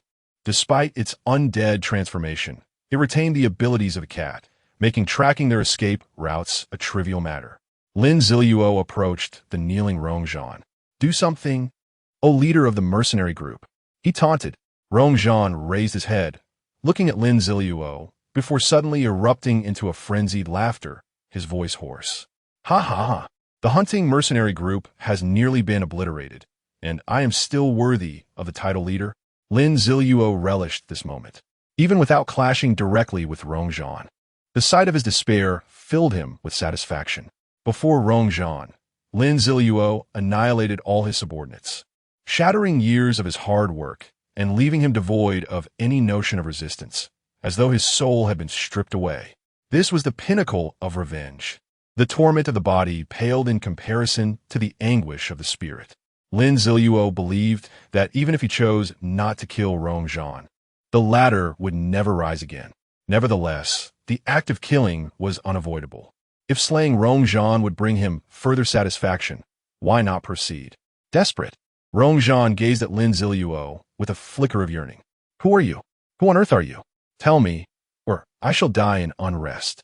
Lin Ziluo's interest piqued at the notion of dying in unrest. With a sweeping motion of his tang knife, Rongzhan's head was severed, rolling across the floor. The eyes of his severed head widened in shock, unable to comprehend why Lin Ziluo had chosen to strike without uttering a word. In his final moments, he remained oblivious to Lin Ziluo's identity, fulfilling the notion of dying in unrest. Lin Ziluo approached the disembodied head and gave it a kick, turning Rongzhan's face to meet his own.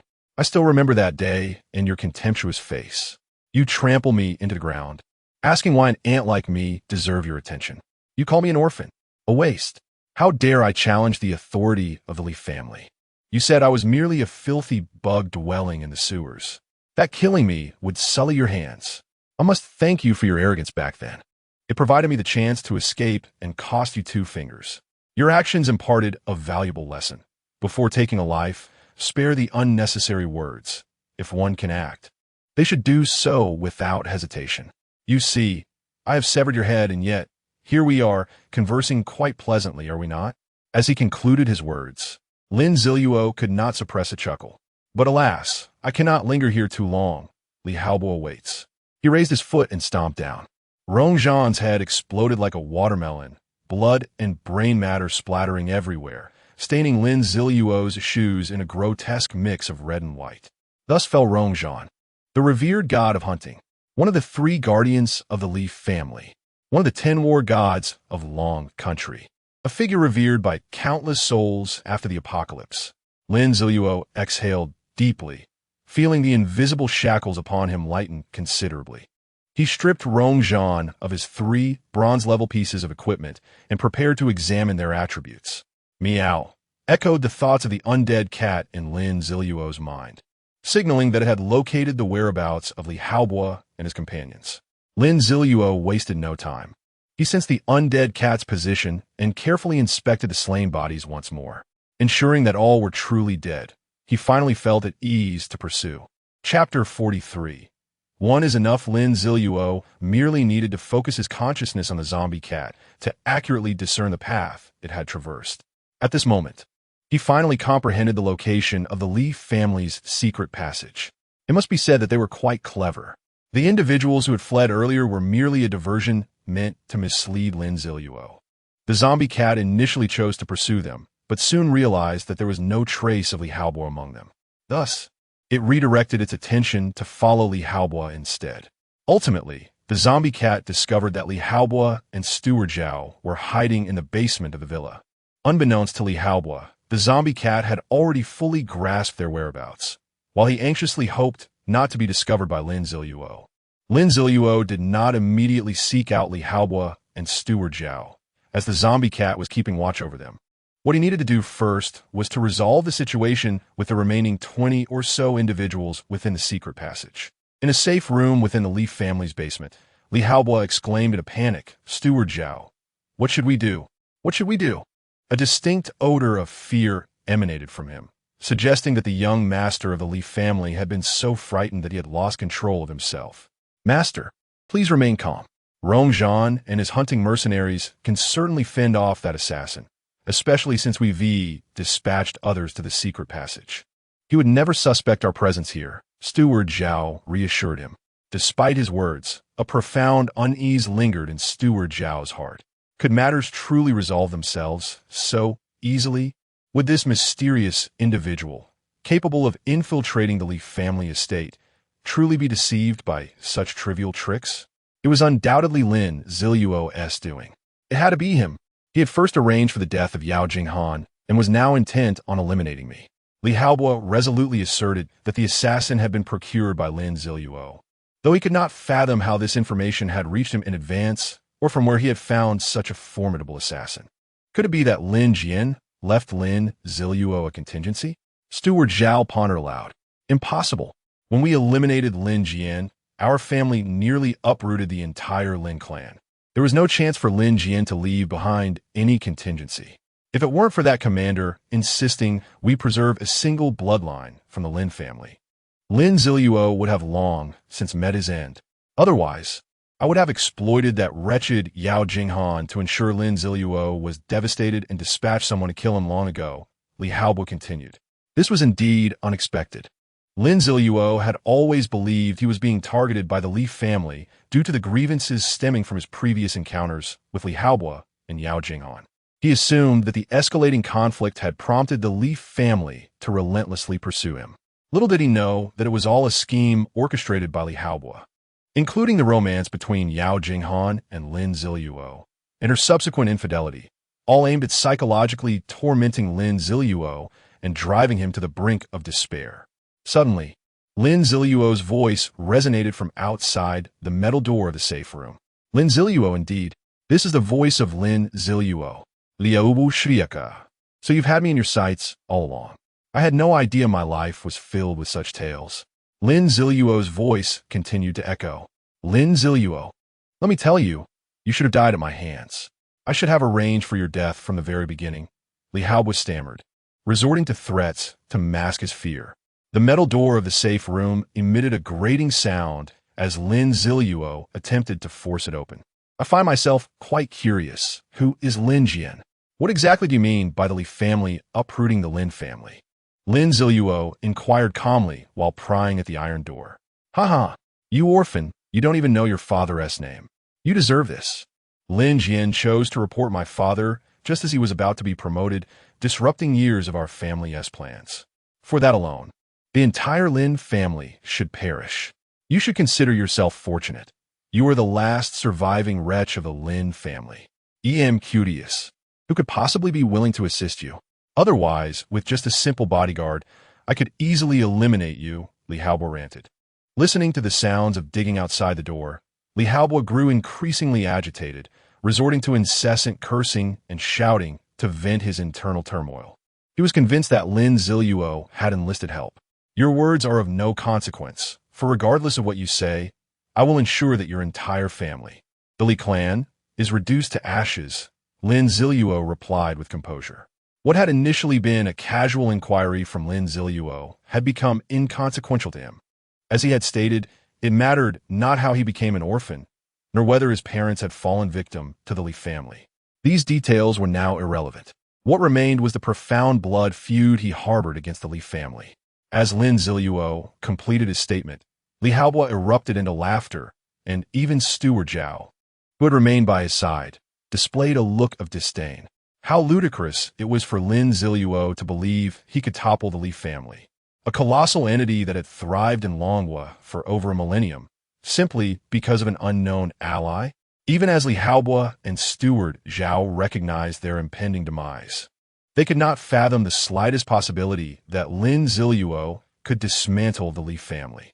At that moment, the metal door of the safe room finally succumbed to the strain and emitted a sound. Subsequently, Lin Ziluo slowly pulled the door open. Steward Zhao seized the opportunity. Having awaited this moment, the instant the metal door began to move, he lunged forward with the speed of a released arrow, his movements almost imperceptible. This speed belied his age, for he appeared to be a man in his 60s or 70s. As he ran, a golden light emanated from his hands. However, Lin Ziluo had long anticipated this maneuver. Observing Steward Zhao's charge, he remained unperturbed. A zombie cat, the size of a leopard, suddenly leapt from behind Lin Ziluo, using its corporeal form to intercept Steward Zhao's powerful punch. After absorbing the blow, the zombie cat dissipated into thin air. Steward Zhao, momentarily taken aback, failed to comprehend what had transpired. The truth was that the zombie cat's summoning time had reached its limit of 30 minutes. Adhering to his principle of efficiency, Lin Ziluo had allowed the zombie cat to withstand one strike before it vanished right on cue. By this time, the metal door had been sufficiently pried open to allow Lin Ziluo to pass through. With determination, he stepped inside and stood before Steward Zhao. The steward, emerging from his daze, gazed at the masked figure before him, and upon comparison with Lin Ziluo, realized that their physiques and features were identical. With astonishment, Steward Zhao exclaimed, "You are Lin Ziluo. You were the assassin all along. It was you from the very beginning." Cowering in the corner, Li Haobo seized his trembling, incredulously exclaiming, "It's impossible. It cannot be that he acted alone. How could Lin Ziluo possibly become this powerful?" One is enough. Chapter 44. Obsolete ideals in the face of apocalypse. It is inconceivable that someone as inexperienced as you could possess the strength to defeat Rongzhan or infiltrate the manor. Steward Zhao could hardly believe it. His 50 years of martial arts training adamantly informed him that such a feat was impossible. Alas, the old-fashioned mindset of his had led him to understand why he had not survived. Lin Ziluo discerned this as well. Individuals like Steward Zhao, adept in martial arts, stubbornly refused to accept that the system could enhance their attributes. Some were even obstinate enough to forego allocating their attribute points, viewing such actions as heretical. Consequently, once the 7-day novice protection period of the apocalyptic game elapsed, the skills they had honed over decades proved inferior to those of mere zombies roaming the streets, leading to their unfortunate fates. Logically, those with a foundation in martial arts should have fared better in the apocalypse. Regrettably, Lin Ziluo had yet to encounter many who truly mastered the martial arts of the Dragon Kingdom even in the later stages of the apocalypse. Growing weary of conversing with Steward Zhao, Lin Ziluo launched a powerful punch directly at him. Despite the years of training he had undergone, Zhao reacted swiftly, adopting a horse stance and crossing his arms to block the impending blow. With a series of rapid retreats, Zhao managed to dissipate Lin Ziluo's force. Impressive, thought Lin Ziluo, sizing up Zhao with newfound respect. Had that punch connected with Rongzhan, it would have surely incapacitated him. A flicker of fear glimmered in Zhao's eyes as he realized he was at a disadvantage. Determined to fight for his life, he felt a chill run through him. Unbeknownst to Lin Ziluo, Zhao began to swell in size, channeling some unknown technique. Yet, a normal individual would never allow their opponent the luxury of preparing a decisive move. Lin Ziluo brandished his tang knife and charged forward, aiming a strike at Zhao's chest. In a state of desperation, Zhao staggered back several steps to narrowly evade the deadly blow. "You lack martial ethics," Zhao shouted in indignation. "What concern is that to me?" Lin Ziluo replied, exasperated. "The Qing dynasty has long fallen. Do you still insist on discussing martial decorum? You are truly a relic of the past." Seizing upon Zhao's anger, Lin Ziluo swung again. Zhao, unwilling to confront the tang knife head-on, retreated once more, cursing himself for not having trained with weapons during his martial arts education. He felt a wave of frustration wash over him. Lin Ziluo anticipated Zhao's retreat. With a sudden burst of speed, he unleashed a dual slash. the blade leaving a blur in its wake as it struck Zhao's right arm, severing the radius with a single blow. Before Zhao could fully comprehend what had transpired, a second strike landed at the same spot. This time, the radius shattered, and his entire forearm fell to the ground. Staring blankly at his severed limb, Zhao was engulfed in disbelief. After dedicating 50 years to mastering martial arts, he had lost an arm in a mere encounter. As he raised his remaining arm, blood gushed from the jagged stump, the pain in his heart bubbling to the surface. At that moment, he noticed a peculiar mark resembling an X at the site of his injury. What could this be? The explosive mark of the dual strike. Before Zhao could react, an explosion erupted, obliterating the remainder of his arm. The blast, too close to his face, left him disfigured, blood obscuring his vision. Lin Ziluo, having waited for the chaos to subside, raised his tang knife, his gaze steely, and delivered a decisive strike. Zhao felt a chilling sensation in his throat before consciousness slipped away. What a pitiable and stubborn individual, even in the face of the apocalypse. He clung to the belief that martial prowess was defined by technique and form, fixating on outdated notions of ethics. The reality was clear. One must possess not only sufficient strength, but also a keen understanding of the circumstances to thrive in this new era. Lin Ziluo paid no further heed to Zhao's lifeless body, instead turning his attention toward Li Haobo, who lay unconscious in a corner of the safe house. Having fainted from fear, Lin Ziluo approached with purposeful strides, plunging his knife into Li Haobo's thigh. The sudden, excruciating pain jolted Li Haobo awake, eliciting a heart-wrenching scream. Awake now, are we? No more pretending to be dead? Lin Ziluo removed his mask, but his knife did not relent. It vibrated with a visible frequency as it continued to pierce Li Haobo's thigh. This was Lin Ziluo's self-created vibration technique, the very same that had inflicted horrific wounds upon Yao Jinghan. This unique method shredded the surrounding muscle tissue with a special tremor, rapidly amplifying the agony of the wound. Li Haobo, born with a silver spoon and coddled throughout his life, was ill-equipped to endure such torment. After a soul-wrenching wail, tears streaming down his face, he succumbed to unconsciousness once more. Lin Ziluo withdrew the knife and thrust it into Li Haobo's other thigh, eliciting another round of agonized cries. "Please just kill me. I beg you," Li Haobo pleaded, his mental state nearing collapse. "Kill you? Rest assured, I intend to do just that." Thank for the reminder, Lin Ziluo feigned regret, as if apologizing for neglecting to entertain Li Haobo. He then retrieved a peculiar dagger from his storage space. What made this dagger unique? It was discarded, its blade riddled with nicks and the surface corroded with rust. Lin Ziluo had immediately recognized its potential. Was this not the fabled tetanus knife? The bluntness of the blade made it exceedingly difficult to cut. Raising the tetanus knife, Lin Ziluo aimed it at the fresh wound on Li Haobo's thigh. Li Haobo's body convulsed violently. "Oh dear, it seems the knife is too dull to penetrate." "My apologies," Lin Ziluo quickly apologized. The blade had merely torn the flesh without penetrating deeply. To atone for his oversight, Lin Ziluo lifted the dull knife once more, this time summoning all his strength to drive it into Li Haobo's palm. "This one is for myself." Chapter 45. Torment to the brink of mental collapse. "This blade is plunged for my own sake," Lin Ziluo stated calmly. With a swift motion, the dagger descended. The path it traversed echoed the past decade of my life, a decade marked by evasion and peril. Yet how unfortunate that your anguish pales to but a fraction of mine. A smile graced Lin Ziluo's lips, a smile that to Li Haobo seemed more fiendish than benevolent. 10 years? What nonsense! It was only 3 years ago that I learned of that incident, igniting my desire to torment you. Liu Wielded struggled to comprehend Lin Ziluo's words. He sought to argue, yet in the next instant, his confusion and attempts at defense became futile, for the dagger began to shift. After what felt like an eternity, Lin Ziluo withdrew the dagger once more. "This blade is still for my own sake." After uttering those words, the dagger plunged again. Li Haobo could not scream, his throat rendered utterly useless. "This blade is for my happiness."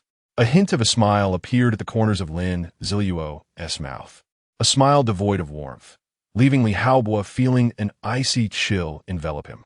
This blade is for the Lin family. Even though I have never met them, it is only right for a son to avenge his father. Lin Ziluo's exquisite dagger skills finally found their purpose. This blade, it matters not for whom it is used. Withdrawing the dagger, Lin Ziluo produced a card to activate. A useful pair of tweezers. He gazed at Li Haobo with a knowing smile. What are you going to do? Li Haobo stammered, fear coursing through him. Though he had almost lost his voice, he managed to emit a garbled sound through the rasping of his throat. After enduring such repeated torment, his physical pain had dulled to numbness. Yet Lin Ziluo's smile threatened to shatter his very sanity. I must thank you. This is your own invention of torture. You have unknowingly caused the demise of countless souls with this method. I must commend you. You possess a remarkable talent for inflicting suffering. With that, Lin Ziluo forcibly pried open Li Haobo's mouth. A flicker of realization crossed Li Haobo's mind, a memory of a thought he once harbored. Could it be? He began to thrash desperately, his struggles more frantic than during the moments of pain. Yet, it was utterly in vain. No, no. Alas, it was too late. Li Haobo sicha grumlatantireli. His pride and dignity shattered in that instant. He ceased his struggles, becoming as motionless as a dead carcass. His eyes lost their luster, turning a dull gray. Were it not for the slight rise and fall of his chest, he might as well have been lifeless. Is this all you can endure? I have merely reciprocated the torment you inflicted upon others, yet you falter so easily. Those methods of torture you devised are still brimming with potential. Lin Ziluo felt a wave of frustration. He had only begun to inflict suffering, and Li Haobo had already succumbed completely. In such a state of mental disarray, disregarding pain and torment, further torture would serve no purpose. Surely, you cannot be feigning this? Lin Ziluo resumed his assault with a series of rapid stabs. Yet, Li Haobo remained unresponsive. Well, I must have misjudged him. With his acting skills, it would be impossible to maintain such a facade. Lin Ziluo conceded that breaking Li Haobo's spirit was a testament to the culmination of his 10 years of experience and skill. As he surveyed the collapsed figure of Li Haobo, Lin Ziluo rose to his feet. Grasping a rusty, dull blade, he unleashed his skill, the dual destruction slash. The dagger arced toward Li Haobo's head, delivering a swift double strike. The force was minimal, failing to strike at the root. Yet, in the following moment, an explosion erupted. Li Haobo's head detonated in a burst of chaos. Had Lin Ziluo not swiftly drawn an umbrella to shield himself, he would have been drenched in the aftermath. Simultaneously, the antique clock of the Li Manor chimed thrice, signaling the arrival of 3 o'clock in the morning. It also signified the demise of all within the Li estate on this fateful night. Lin Ziluo exhaled deeply. In that moment, an immense weight lifted from his heart. His relentless pursuit of strength before the apocalypse had been for this moment of vengeance. The burden that had weighed heavily upon him was finally released. Detected a change in player S' vengeful mindset, successfully activating the talent Vengeful Heart. Chapter 46, The Heart of Vengeance. The second ordinary golden finger the system's prompt echoed in Lin Ziluo's ears. Detected a change in the player's vengeful mindset, successfully activating the talent. Heart of Vengeance. Lin Ziluo was somewhat astonished. Was the talent activated so easily? In the apocalyptic game, talents and skills are two distinct concepts.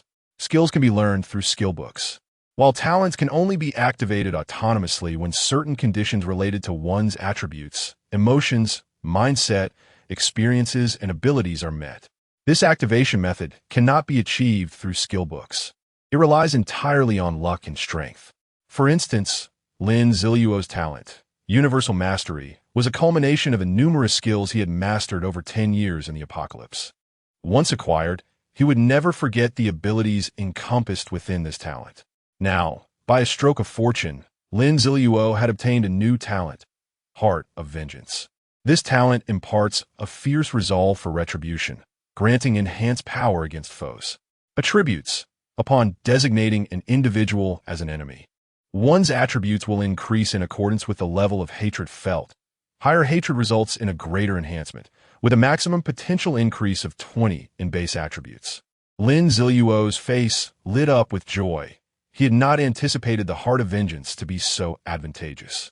A potential 20 increase in base attributes may seem modest now, but as his base attributes grew, so too would the enhancements provided by this talent, marking it as one with continuous growth potential. Of course, one must not overlook the rewards from the Golden Finger system beyond in-game bonuses. Ding! The host has successfully eliminated the remaining 269 individuals from the Lee family estate. Completing the task. Vengeance must be satisfied. Ding! Congratulations to the host for receiving a task reward. A random selection of one ordinary golden finger and one piece of bronze-level equipment. Ding! Does the host wish to draw now? With vengeance avenged, Lin Ziluo felt invigorated. In high spirits, he decisively proclaimed, "Draw first the equipment." Ding! A bronze-level equipment is being drawn. Ding! Congratulations to the host for successfully drawing bronze-level equipment. Little Magic Wand. Little Magic Wand, a bronze-level equipment exclusive to mage professions. It enhances magical power and increases casting speed. Attributes. Increases skill power by 5, enhances skill casting speed by 5, and boosts mental recovery speed by 20. Well, this time luck was not particularly favorable. Drawing a mage-type equipment was of no use to him. However, one could not entirely dismiss its value. It remained a remarkable item compared to other mage gear due to its comprehensive attributes. It would certainly serve as a good option for sale later on. Lin Ziluo contentedly stored the little magic wand in his inventory.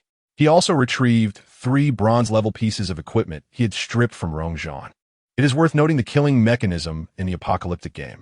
Although killing does not incur penalties similar to red names in online games, once a person is slain, their storage space vanishes permanently, and one cannot acquire anything from it. Only the opportunity to loot their corpse remains. Given the current chance to loot, Lin Ziluo took the opportunity. After some time, once everyone is aware of the death mechanism, many will opt for mutual destruction, ensuring their treasures are secured in their storage spaces, denying the victor any spoils. At that point, unless one can achieve a swift kill, the act of killing offers little reward, reflecting the game's disincentive against murder. Lin Ziluo held 3 pieces of equipment, a bracer, a necklace, and a ring. The leather bracer, mana regeneration ring, and purification necklace were all noteworthy finds. It must be said, these individuals were fortunate to acquire numerous accessory-type equipment. Lin Ziluo inspected the attributes of the leather bracer and mana regeneration ring, ultimately deciding to store them. For his own vampiric ring and lioness bracer far surpassed these inferior items. Only the purification necklace stood out as a fine piece. Purification necklace, a bronze-level equipment with purification capabilities. Attributes, 1 to spirit. Additional skill, purification, instantly removes 1 negative status effect, such as petrification, dizziness, blindness, etc. Cooldown time, 12 hours.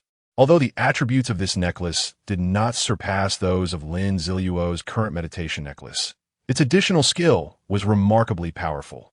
The ability to dispel a control effect could prove invaluable in combat, potentially saving his life. Thus, Lin Ziluo stowed the meditation necklace and donned the purification necklace. With the spoils organized, it was time for Lin Ziluo's most exhilarating moment, drawing an ordinary golden finger. He never expected to draw twice within 24 hours. Having already drawn an automatic pickup LV1 earlier in the day, he eagerly wondered what surprises this next ordinary golden finger might hold. System, please draw the ordinary golden finger. Lin Ziluo exclaimed, a hint of excitement in his voice. Ding! Drawing ordinary golden finger. Ding! Congratulations to the host for drawing the ordinary golden finger. Absolute enslavement LV1. Lin Ziluo was left bewildered. What did this mean? Absolute enslavement? Enslave whom? He quickly examined the attributes of the new golden finger. Absolute enslavement LV1 enables the host to enslave a zombie, strength not exceeding that of the host, as their servant. The enslaved zombie will absolutely obey any command issued by the host, prioritizing the host's safety above all else, even unto death. The zombie will possess a portion of the player's attributes, can grow alongside the zombie, and can access certain player privileges. If the bound zombie dies, this golden finger will vanish. Oh my, oh my, oh my. This is truly extraordinary. A cow and 10 bulls in one night. Absolutely astonishing. Even Lin Ziluo, with his extensive knowledge, found it hard to fathom the ability to subjugate zombies. Furthermore, allowing the zombie to possess player attributes. Throughout his decade of experience, Lin Ziluo had encountered items or abilities that could enslave animals, plants, and even people. Ahem, one could take this the wrong way. However, the enslavement of zombies was a notion no one dared to entertain, nor could anyone achieve. Yet now this was utterly absurd, beyond all reason. I am in awe. The Golden Finger system is simply magnificent. Chapter 47. The zombie in the cage. Lin Ziluo observed this golden finger with immense satisfaction. Ever since experiencing the betrayal of Yao Jinghan, he had adopted a vigilant stance towards everyone. It was only natural to feel this way. Even those one deems closest may betray you. How could one still find solace in merriment with others? Thus, Lin Ziluo initially planned to tread the same solitary path as in his previous life. However, now the system revealed that he could possess a zombie slave, utterly loyal and willing to assist him with his tasks.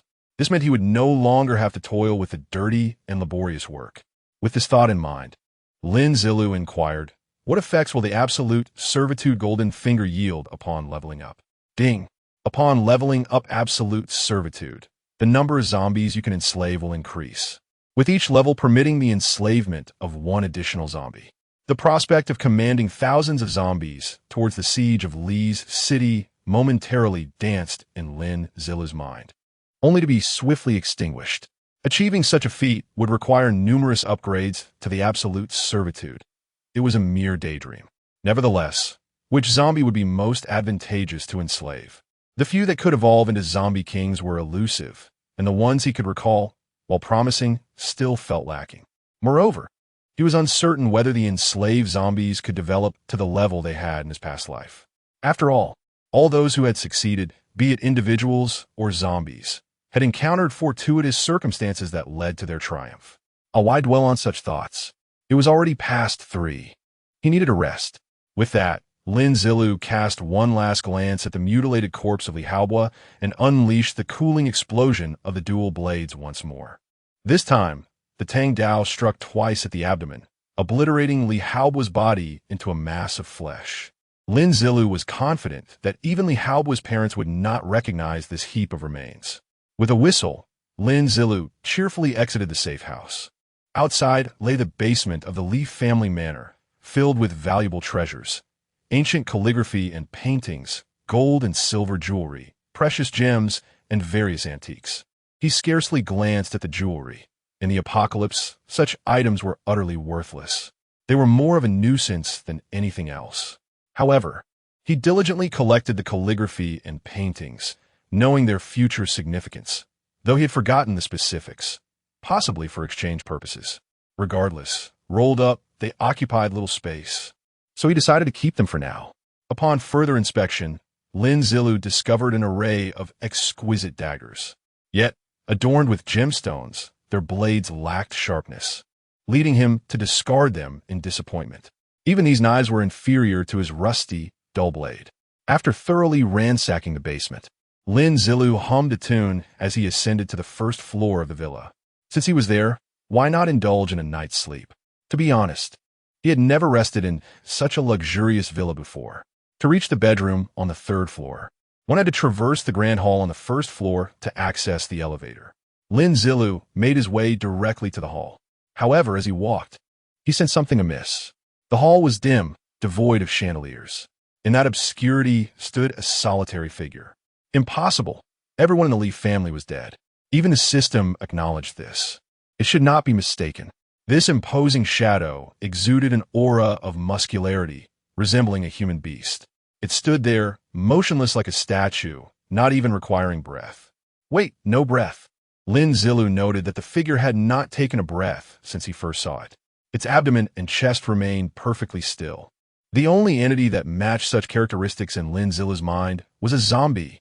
Recalling the scene he had previously observed in the hall, he remembered that the figure was in a large iron cage. He recalled that within the cage lay a deceased zombie alongside several dismembered female bodies, as well as a bloodied, grotesque man. That man exhibited slight signs of zombification. Thus, the figure standing in the hall's cage must be that man transformed into a zombie. Upon realizing this was indeed a zombie, Lin Ziluo's curiosity intensified. This zombie was peculiar. Its body appeared to have healed. The hall was strewn with blood and flesh, which typically would attract any zombie, inciting them to frenzy. Even if it could not break free from the cage, it would incessantly batter against it. Yet, this particular zombie stood silently. With audacity, Lin Ziluo approached the cage and illuminated the zombie with his flashlight. At that moment, he finally discerned the zombie's features. Could this truly be a zombie? Doubt crept into Lin Ziluo's mind as he opted to inspect the zombie's attributes. Zombie level: 4 basic attributes: strength, 25 mentality, 3 constitution, 26 agility, 18 nighttime enhancement, talent, innate titan strength, and epic talent. Your strength will receive additional enhancements as your level increases. All items related to strength attributes will yield better effects in your hands. The skills you use will only consume physical stamina, not mental energy.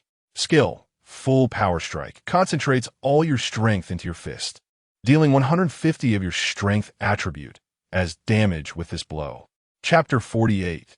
The simpleton indeed, it is a zombie, yet why is its skin not the expected gray? Furthermore, it displays remarkably few characteristics typical of zombies. Aside from its crimson eyes, its fangs and nails lack the exaggerated length common to its kind. Nevertheless, this is of little consequence. What matters is that this zombie possesses an astonishing strength. Although its attributes are currently amplified by the night, they could easily be deemed akin to those of a bronze-level boss. No, even a bronze-level boss would find it difficult to possess such an epic talent. Suddenly, Lin Ziluo realized the significance of acquiring the absolute enslavement ability. This zombie was clearly intended for him, wasn't it? At that moment, the zombie, previously illuminated by the flashlight, began to stir. It glanced at Lin Ziluo, then resumed its stillness. Lin Ziluo was taken aback. What is happening here? Brother, I am human, and you are a zombie. Shouldn't you be trying to bite me? Lin Ziluo tapped on the cage, attempting to capture the zombie's attention. The creature looked at him again, scratched its head, and remained motionless. Goodness, how peculiar. Does this zombie genuinely possess a personality, or is it simply incredibly foolish? Lin Ziluo then noticed that the zombie's mental capacity was a pitiful 3 points. 3 points. It seemed that only a toddler of 2 or 3 years old would possess such attributes in a post-apocalyptic world. No wonder. I thought you had character.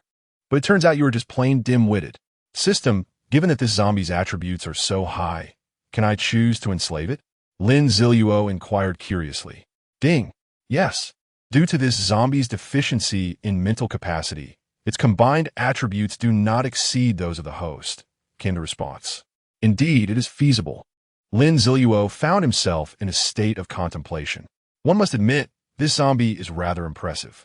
Its strength and constitution are notably high, and its agility is commendable as well. As for its talent, Lin Ziluo felt a tinge of envy. However, its mental aspect is somewhat concerning. Perhaps it is better for it to be a bit dim-witted and obedient. Very well, system. I shall proceed to enslave this zombie. After much deliberation, Lin Ziluo resolved to enslave the creature. After all, with its talent and potential, its strength was sufficiently assured. Aside from those zombie monarchs, this was the best quality zombie he could find. Ding! Does the host confirm the use of absolute enslavement LV1 on this zombie? Confirmed, Lin Ziluo replied decisively. He was the type to fixate on a decision and not waver. Ding! Commencing the enslavement of the zombie. The process may involve some struggle. Please do not be alarmed. Suddenly, Lin Ziluo felt a crimson light emanating from his forehead. The red beam shot forth towards the zombie before him, enveloping it in a gradually expanding aura. The zombie lowered its head, looking at the red light that covered its body. Would it struggle now? Lin Ziluo was curious to see how this zombie would resist. In an unexpected turn, the zombie abruptly lifted its head, then remained completely still once more. What the hell? How could it be this foolish? Lin Ziluo felt a pang of regret. Could he truly manage such a creature with its limited intellect? Without any resistance from the zombie, the enslavement process proceeded smoothly. As the red light gradually dissipated, Lin Ziluo sensed a connection had been established with the zombie. He could mentally manipulate it, directing its actions while also perceiving its general emotional state. Ding! Successfully enslaved the zombie. Please provide a name for your newly enslaved creature. A name? Lin Ziluo furrowed his brow in contemplation. Since this being is so imposing and possesses remarkable strength, along with the epic talent of innate giant strength, he decided to name it Big Simpleton. Ding! The zombie has been successfully named Big Simpleton. Congratulations, host, for successfully subjugating Big Simpleton. It will obey any command from the host and prioritize the host's safety above all, even at the cost of its own life. Ding! Absolute enslavement LV 1 foot has been bound to Big Simpleton. Ding! Creating player panel for Big Simpleton. Soon, Big Simpleton's player panel appeared before Lin Ziluo. Player, Big Simpleton level, 4 experience, 3250 reputation, data lost. Unable to access gold, 0 storage space, data lost. Unable to access basic attributes, strength, 25 mental, 3 constitution, 26 agility, 18 title, none talent. Innate giant strength skill, full force strike equipment, none. Ding! A gentle reminder to the host. Big Simpleton's player panel is forcibly implanted by the system, thus it cannot inherit reputation or storage space functions. Additionally, it will not receive experience reward from tasks or from defeating zombies. Big Simpleton's leveling method and progress will be identical to that of zombies. Ding! However, Big Simpleton will receive the same gold rewards as ordinary players when defeating zombies and possesses a 1 chance for equipment and item drops.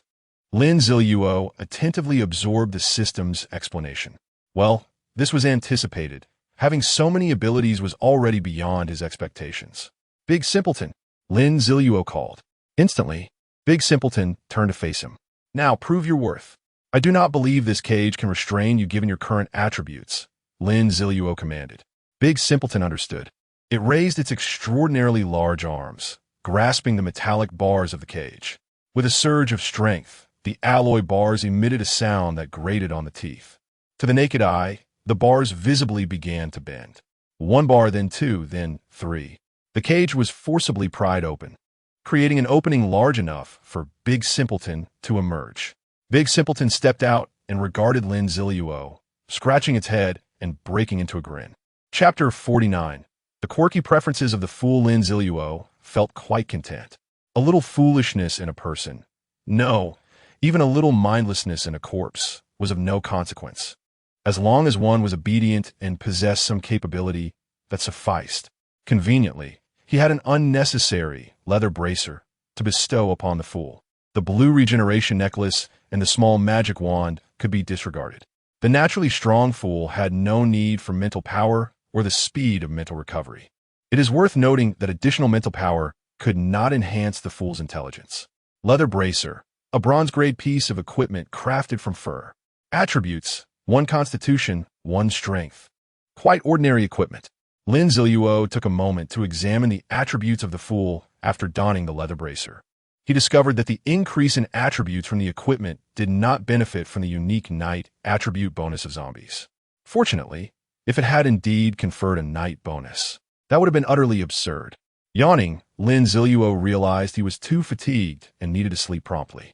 He quickly led the fool to the elevator and ascended to the 3rd floor, selecting an unoccupied bedroom. This room clearly bore no signs of having been lived in. The life of the wealthy was truly simple and monotonous. Zombies do not require sleep. Thus, Lin Ziluo instructed Fool to stand guard at the door. Do not allow anything to disturb my slumber. Although he knew that the zombies in the vicinity had been cleared, it was prudent to be cautious against unforeseen circumstances. The fool nodded firmly, indicating his commitment to the task. He then turned and stood like a towering fortress at the bedroom door. Lin Ziluo couldn't help but give a thumbs up, reliable. He closed the bedroom door and placed a reconnaissance eye at the entrance. Despite having the fool as a safeguard, being careful was certainly wise. Most importantly, He had accumulated an excess of reconnaissance eyes. Over 10 now resided in his storage space. Disinterested in contemplating other matters, he donned his equipment and reclined onto the plush bed, swiftly succumbing to slumber. It was now 4 a.m. on the 4th day of the apocalypse. When Lin Ziluo awakened, it was already noon. He employed his instant awakening method once more. After a brief wash-up, he opened the door. The fool remained dutifully stationed at the threshold.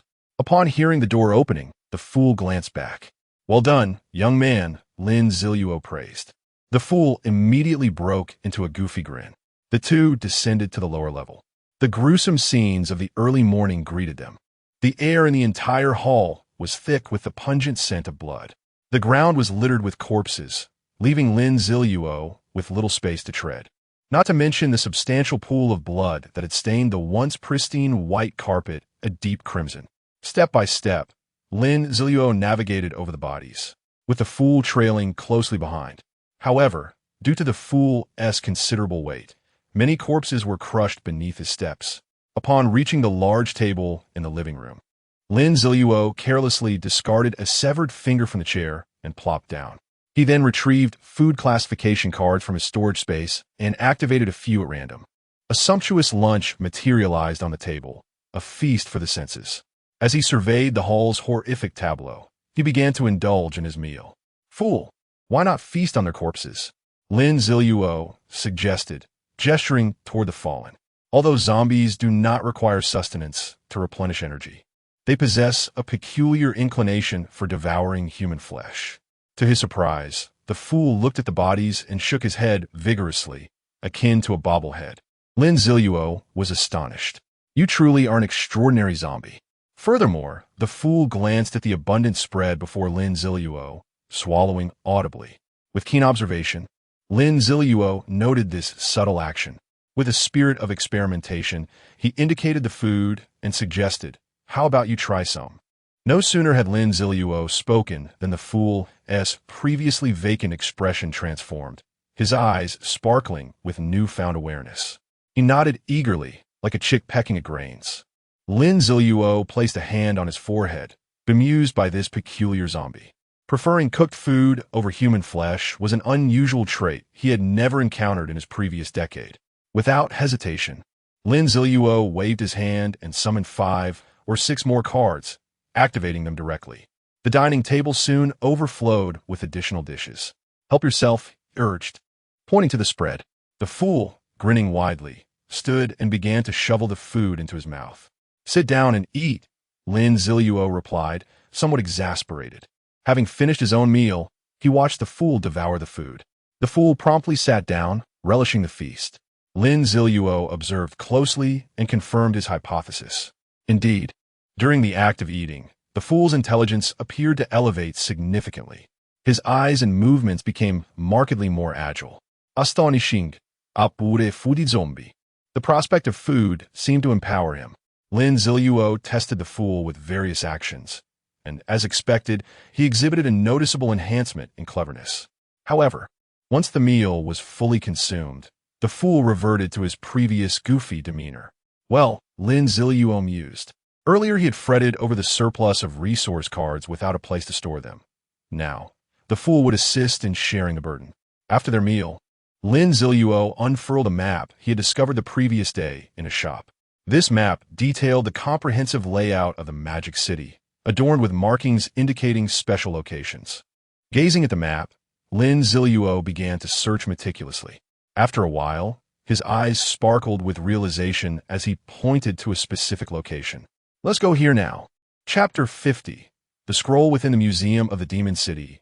As the saying goes, plans cannot keep up with changes. Lin Ziluo originally intended to seek revenge against Li Haobo when he reached levels 5 or 6. However, this so-called revenge merely entailed the assassination of Li Haobo himself. Due to a series of unexpected events, by the time Lin Ziluo came to exact his vengeance, he had already reached level 8. His power sufficient to eliminate everyone within the Li family estate. Following his revenge, Lin Ziluo had initially planned to venture into a familiar dungeon in the heart of Demon City for rapid leveling. Now, with his level 8 status, an array of luxurious equipment, and the formidable assistance of Dasha, he could bypass the leveling phase altogether and pursue his predetermined objective: hidden class, Phantom. To transition into this class, one must visit the Museum of the Demon City, which houses an ancient scroll pivotal for class change. Once activated, the scroll transports the individual to the class change space, where they must complete 3 trials to obtain the Phantom class scroll. Failure to do so, or exceeding the time limit, results in annihilation. Of course, Lin Ziluo only fully grasped these details after his class change. In his previous life, he had been coerced and misled into the class change space. Initially, there were rampant rumors throughout Demon City about treasures within the museum. Lin Ziluo, along with his 3 superficial roommates, was drawn to the museum by these tales. It was there that he encountered Li Haobo, Yao Jinghan, and their bodyguards. In his previous life, since Yao Jinghan had not died, Li Haobo did not immediately seek out a hunting mercenary group. They had arrived a day earlier and learned that anyone who activated the scroll would meet a grim fate. Upon arrival, Lin Ziluo, having been wronged, engaged in a dispute with Li Haobo, causing Li to lose face publicly. Due to the overwhelming crowd at the museum, Li Haobo refrained from direct confrontation. Instead, he privately approached Lin Ziluo's roommates, offering them substantial rewards to betray him. Their method of betrayal was simple. They convinced Lin Ziluo to activate the scroll. Unaware of the deadly consequences, Lin Ziluo, swayed by the persuasive words of his so-called friends, believed that activating the scroll would enhance his strength. In a fit of rage, he failed to discern the falsehoods. Coupled with the threats from Li Haobo's associates, he ultimately chose to activate the scroll. To everyone's astonishment, Lin Ziluo successfully completed the class change and obtained the Phantom class scroll. Although during the process, his face was disfigured by the boss encountered in the 3rd trial. This is the general outline of events. The incident occurred on the 8th day of the apocalyptic game. Yet now it was only the 4th day, and the museum was likely devoid of visitors. Lin Ziluo resolved to take the initiative. His target was clear, and he remembered the trial's process vividly. There was no room for hesitation. Setting off, Lin Ziluo tidied up and returned to the basement safe house to admire the remains of Li Haobo, now reduced to a puddle of flesh. He also disguised Dasha, procuring a custom bodyguard uniform that fit Dasha's stature from the floor where the bodyguard resided. With sunglasses in place, Dasha's zombie-like red eyes and fangs were completely concealed, presenting him as a fierce and reassuring bodyguard. Furthermore, Lin Ziluo retrieved some weapons from the mercenary group, taking several daggers while Dasha wielded a hefty cleaver. Together, they strode out of the Leaf family estate. Now, on the 4th day of the apocalypse, most players had begun to adapt to their grim surroundings. The supplies typical households possessed had largely been depleted over the past 3 days. Consequently, a multitude of players ventured outdoors, actively hunting zombies. Among them were fortunate players who acquired 1 or 2 pieces of equipment or items, while many gained resource cards. The exhilaration derived from slaying zombies and leveling up their attributes spurred a segment of players into a frenzy of zombie hunting, despite their initial inability to combat zombies. It was widely known that the first 7 days of the apocalypse served as a novice protection period. The zombies' intelligence, attributes, abilities, and leveling speeds were all suppressed. A normal adult could easily take on a single zombie. Furthermore, it is worth noting that many young individuals had previously engaged with online games or read apocalyptic novels. In confronting this genuine apocalyptic scenario, they applied the knowledge they had gleaned from literature and gaming, showcasing humanity's remarkable adaptability. Team formations and cooperative strategies quickly emerged, fostering a sense of unity, though the authenticity of such unity in an apocalyptic context remains debatable. Moreover, various methods of enticing, trapping, and dispersing zombies emerged in abundance. With the enhancement of their abilities, an increasing number of players began to take notice of a specific location: the Museum of the Demon City. Typically a bustling tourist attraction, the museum had devolved into a veritable hellscape since the onset of the apocalypse. Countless zombies trapped those who had failed to escape, with only a few having perished. The rest transformed into their undead companions. This resulted in an overwhelming number of zombies both inside and outside the museum, making it an ideal locale for leveling and gaining experience. Players began to strategize around the Museum of the Demon City. Chapter 51. How to enter the Museum of Magic City. Lin Ziluo shared this vexation. At this moment, Lin Ziluo and the simple-minded Shah had arrived at the heart of the Magic City. Although they had yet to approach the Museum of Magic City, they could already observe the sea of corpses at its entrance. The journey had taken them over 3 hours at an accelerated pace, during which they had hardly managed to slay a few zombies. However, Lin Ziluo was fortunate enough to acquire a useful item.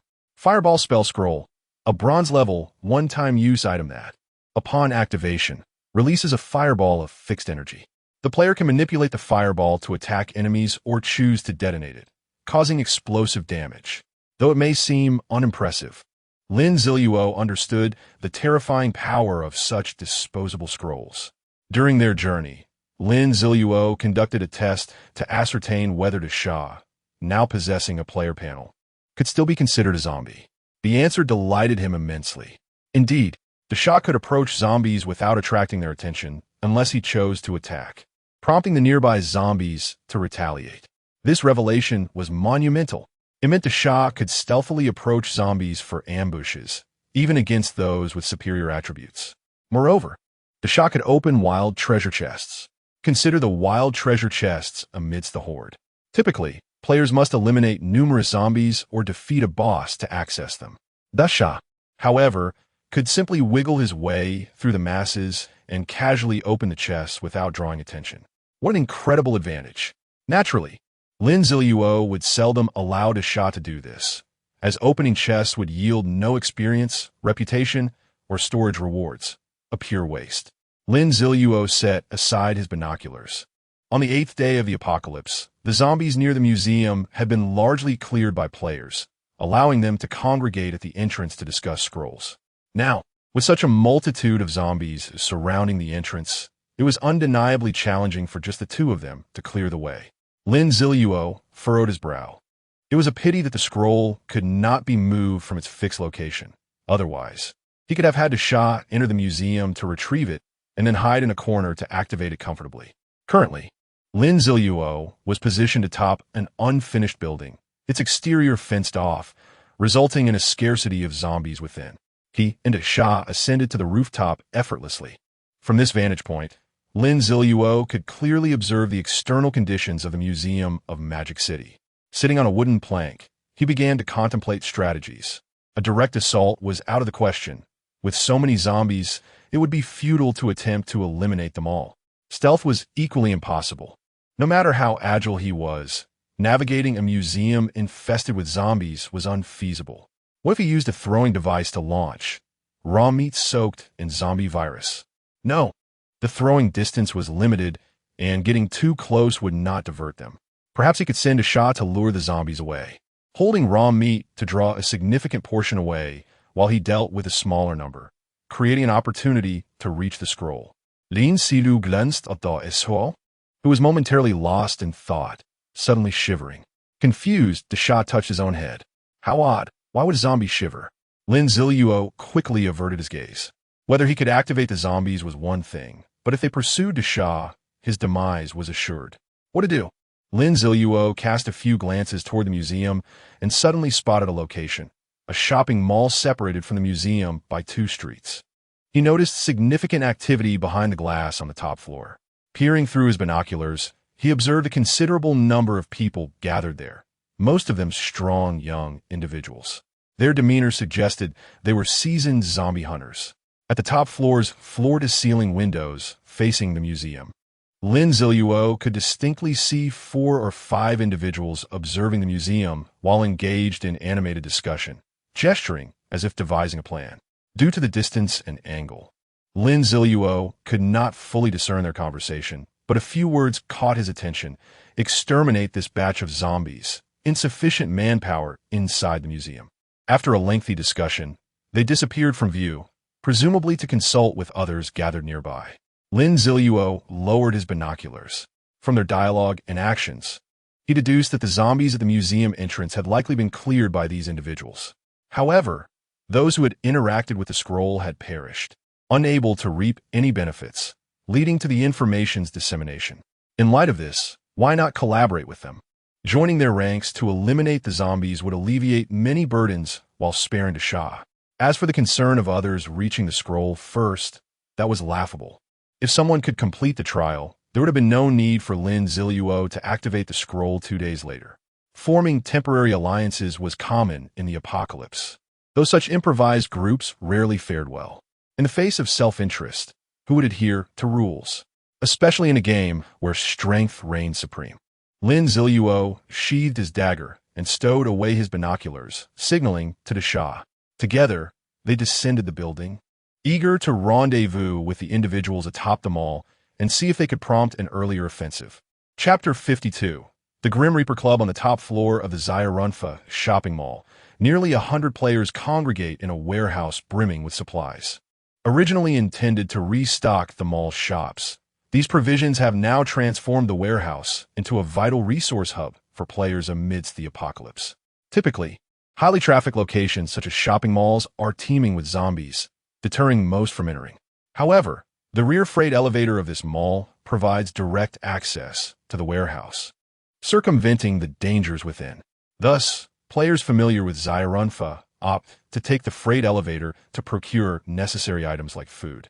Visionary individuals, recognizing this advantageous situation, decided to establish a gathering point here. Those who venture out to collect supplies are inherently brave, capable of facing and slaying zombies. By uniting these talented individuals, a formidable organization could emerge. With such noble intentions, the gathering point quickly attracted numerous members, and the founder aptly named it the Grim Reaper Club. In his eyes, the members were true reapers of death, capable of delivering demise to the undead. In a mere 3 days, the Grim Reaper Club amassed 100 members. Through their collective efforts, they successfully eradicated several small zombie clusters, essentially small supermarkets, shops, and residential buildings. These victories, accompanied by the spoils of war and the exhilaration of leveling up, inflated the egos of the players, who clamored for a significant heist. Yet, the founder began to sense an unsettling shift as the growing number of members became increasingly difficult to manage. Reluctantly, he realized he had to acquiesce to their desires. Where should the Grim Reaper Club direct their ambitions? The zombies lurking below posed an impossible challenge. Their sheer numbers and proximity made confrontation perilous. Should they provoke the undead, risking their club's downfall and the loss of all supplies? After deliberation with several respected leaders within the club, they settled on targeting the Shanghai Museum. Its location was neither too far nor too close, and the open space at the entrance was suitable for combat. However, they were not foolish enough to believe that 100 members could launch an assault there. Instead, they resolved to wait until they could muster 200 before proceeding. All right, it's settled. Everyone prepare your weapons, Gao Dong, the founder of the Grim Reaper Club, declared. The members erupted in cheers. Why wait for 200? It's an insult to our strength. We should strike now. One member shouted. Indeed, let us hope for another resource card for roasted lamb. The last one was exquisite. Another chimed in. I'm so eager. I need to grab another bag of ham.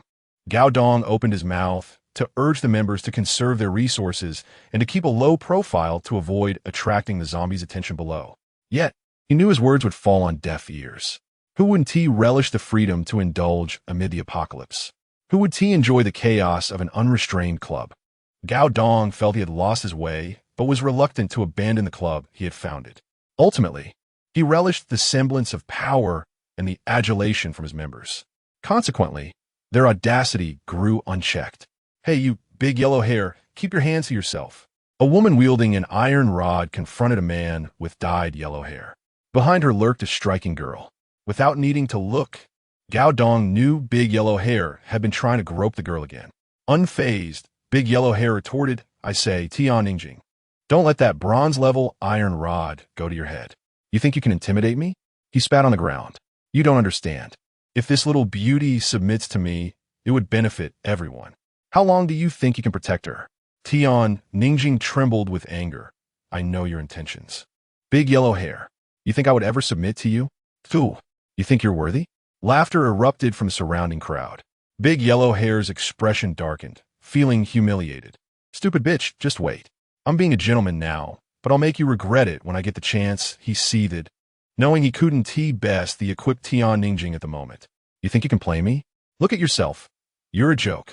Tian Ningjing shot back, emboldened by the crowd's laughter. The tension escalated, and Gao Dong could sense an impending conflict. Enough, he cried, rising to his feet. But his voice was drowned out by the cacophony of laughter and cheers. As the ruckus intensified and more onlookers gathered, they egged on the confrontation. Fight! Big Yellow Hair. Don't back down from a girl. Tian, give it your all. I want to see how you move in a fight. Amid the chaos, few noticed the freight elevator to the top floor slowly opening. A masked man stepped inside, accompanied by an imposing bodyguard wearing sunglasses. Chapter 53. The Great Deceiver. Lin Ziluo. The arrival was none other than our protagonist, the dashing Lin Ziluo, who, like the readers, exuded charm and elegance. At this moment, he had stowed away all his gear and casually donned a set of male attire. Even in this clothing, he appeared remarkably stylish and charismatic. Lin Ziluo had always preferred to remain low-key, having learned the necessity of stealth from his past life, where he was perpetually evading danger. A hint of flamboyance could easily attract the attention of a Li family. Initially, Lin Ziluo had contemplated disguising himself, but then he reconsidered. Why should he feel intimidated? Should he fear the remnants of Li Haobu's former presence? Thus, he confidently took the freight elevator to the top floor of the Xi'an Mall. The freight entrance was typically manned, yet the guards had rushed off to witness a commotion, allowing Lin Ziluo and his companion, the towering figure known as Dasha, to enter the Death God Club without pretense. Inside, they were met with a throng of curious onlookers. Among the crowd, the anxious Gao Dong caught Lin Ziluo's attention. This individual seemed familiar. He recalled seeing him when he activated the scroll. Though time had dulled his memory, a faint recognition lingered, as Gao Dong appeared to possess a certain charisma, likely a leader of some organization. As Lin Ziluo and Dasha entered, their presence commanded attention. The masked Lin Ziluo naturally drew glances, further amplified by the imposing figure of Dasha, who stood over 2 meters tall, dressed in an appearance reminiscent of a bodyguard. Anyone would feel intimidated in their presence. One individual, upon noticing them, instantly quieted, fearful of drawing Lin Ziluo's ire with any exaggerated movements. This silence quickly spread, captivating others' curiosity, until the entire top floor fell eerily silent. Even the previously heated argument between Tianjing and the brash Huang Mao ceased, as all eyes turned apprehensively towards Lin Ziluo. Gao Dong was the first to react, approaching with an air of authority. I wonder how to address this distinguished guest. What brings you to our Death God Club? He inquired politely. Oh, my brother and I merely noticed the crowd and thought we might join you, Lin Ziluo replied candidly. It became apparent that Dasha was not a bodyguard, but rather his companion, prompting a collective sigh of relief among the onlookers. The aura of intimidation dissipated, as it was now clear that Dasha was merely a friend, diminishing the perceived significance of Lin Ziluo's identity. Gao Dong's spirits lifted. Ah, brothers, that is splendid. If I can recruit you both into my circle, my influence will surely expand. You are most welcome to join the Death God Club. Allow me to introduce myself. I am Gao Dong, the president of the club. Ah, the president, Lin Ziluo acknowledged, realization dawning upon him. And what shall I call you? At that moment, Gao Dong remembered to check Lin Ziluo's attributes, only to be met with a screen full of question marks. What is this? He pondered, intrigued. He then looked at Dasha's profile, which revealed similarly perplexing information. What an unusual name you have, Gao Dong remarked, bewildered by the moniker Dasha. I am Lin Luo, and this is my brother Dasha. He may seem a bit simple-minded and is actually mute, serving as a bodyguard for affluent individuals, Lin Ziluo introduced, noting Gao Dong's growing delight. A hint of foolishness implied that Dasha could be easily manipulated, which pleased Gao Dong immensely. Excellent, Lin Luo. I extend a warm welcome to you both on behalf of the Death God Club, Gao Dong said, extending his hand. Lin Ziluo accepted the handshake amicably. With Lin Ziluo's entrance, the previously tense atmosphere began to dissipate. The argument between Tianjing and Huang Mao concluded after a few parting insults. However, the resolution of their conflict remained uncertain, pending their internal reflections. The rooftop of Xiarunfa transformed into a jubilant scene. Gao Dong ushered Lin Ziluo and Dasha into his office. Brothers Lin Luo and Dasha, I feel an instant camaraderie. What are your interests? As your friend, I would love to accommodate you, Gao Dong expressed. Unable to conceal his admiration for Dasha, his gaze fixed upon him. Lin Ziluo began to question Gao Dong's intentions. Well, you see, Gao, my brother and I are fond of combat. Our primary goal is to grow stronger. We often venture out to slay zombies and level up. We came here mainly to familiarize ourselves, he explained, laying the groundwork for future actions. By claiming a penchant for exterminating zombies, he could leverage his assertive nature to hasten decisions concerning an assault on the museum. Lin Ziluo was acutely aware that he would not remain with this group indefinitely. Caution was his guiding principle. Those who were overly arrogant, believing themselves invincible, often met their demise in this apocalyptic game. Moreover, once the time limit on his disguise expired, his true identity would be unmasked, a revelation that could intimidate many, yet might also provoke those of lesser intellect. While Lin Ziluo did not fear confrontation, he would ensure that anyone who dared to provoke him would regret their actions. Yet, he recognized that these individuals could be valuable allies in his quest to infiltrate the museum. He could not afford to expend them carelessly. Ah, a desire for strength, Gao Dong exclaimed, undeterred by the notion, as he knew many in the Death God Club shared similar aspirations. A hint of reluctance crossed his face as he continued. If strength is your goal, I happen to possess some surplus skill books that I would be willing to part with for you, my brothers. Chapter 54. A slap from the full skill book?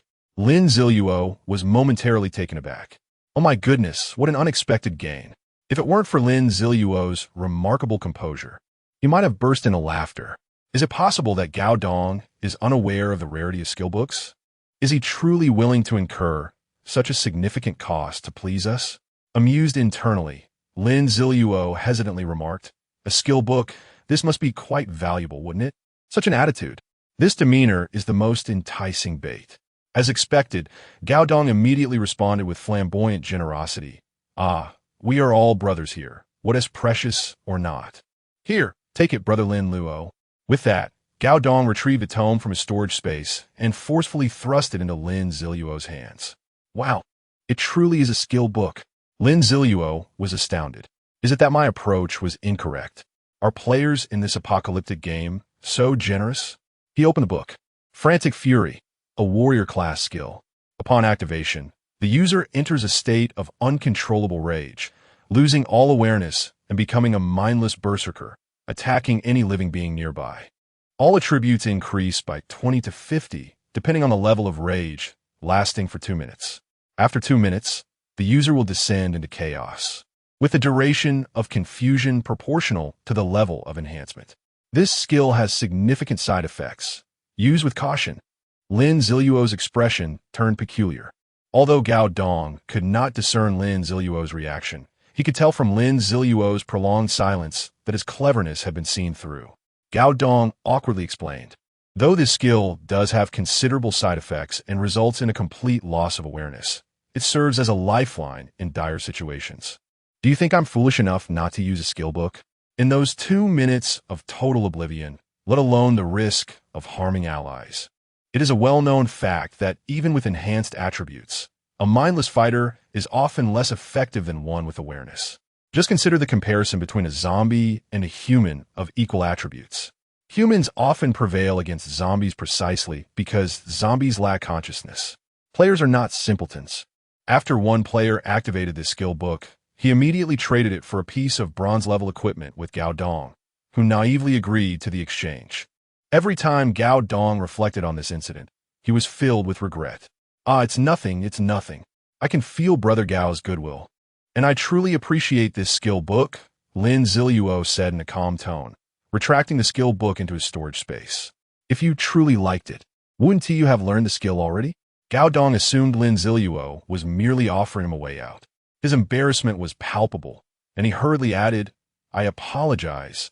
Brother Lin, how about this? I also have a voucher for a family bucket of fried chicken. Let us enjoy it together. Behold the charm of words and actions. Having received a skill book for free, he still managed to evoke a sense of apology from Gao Dong.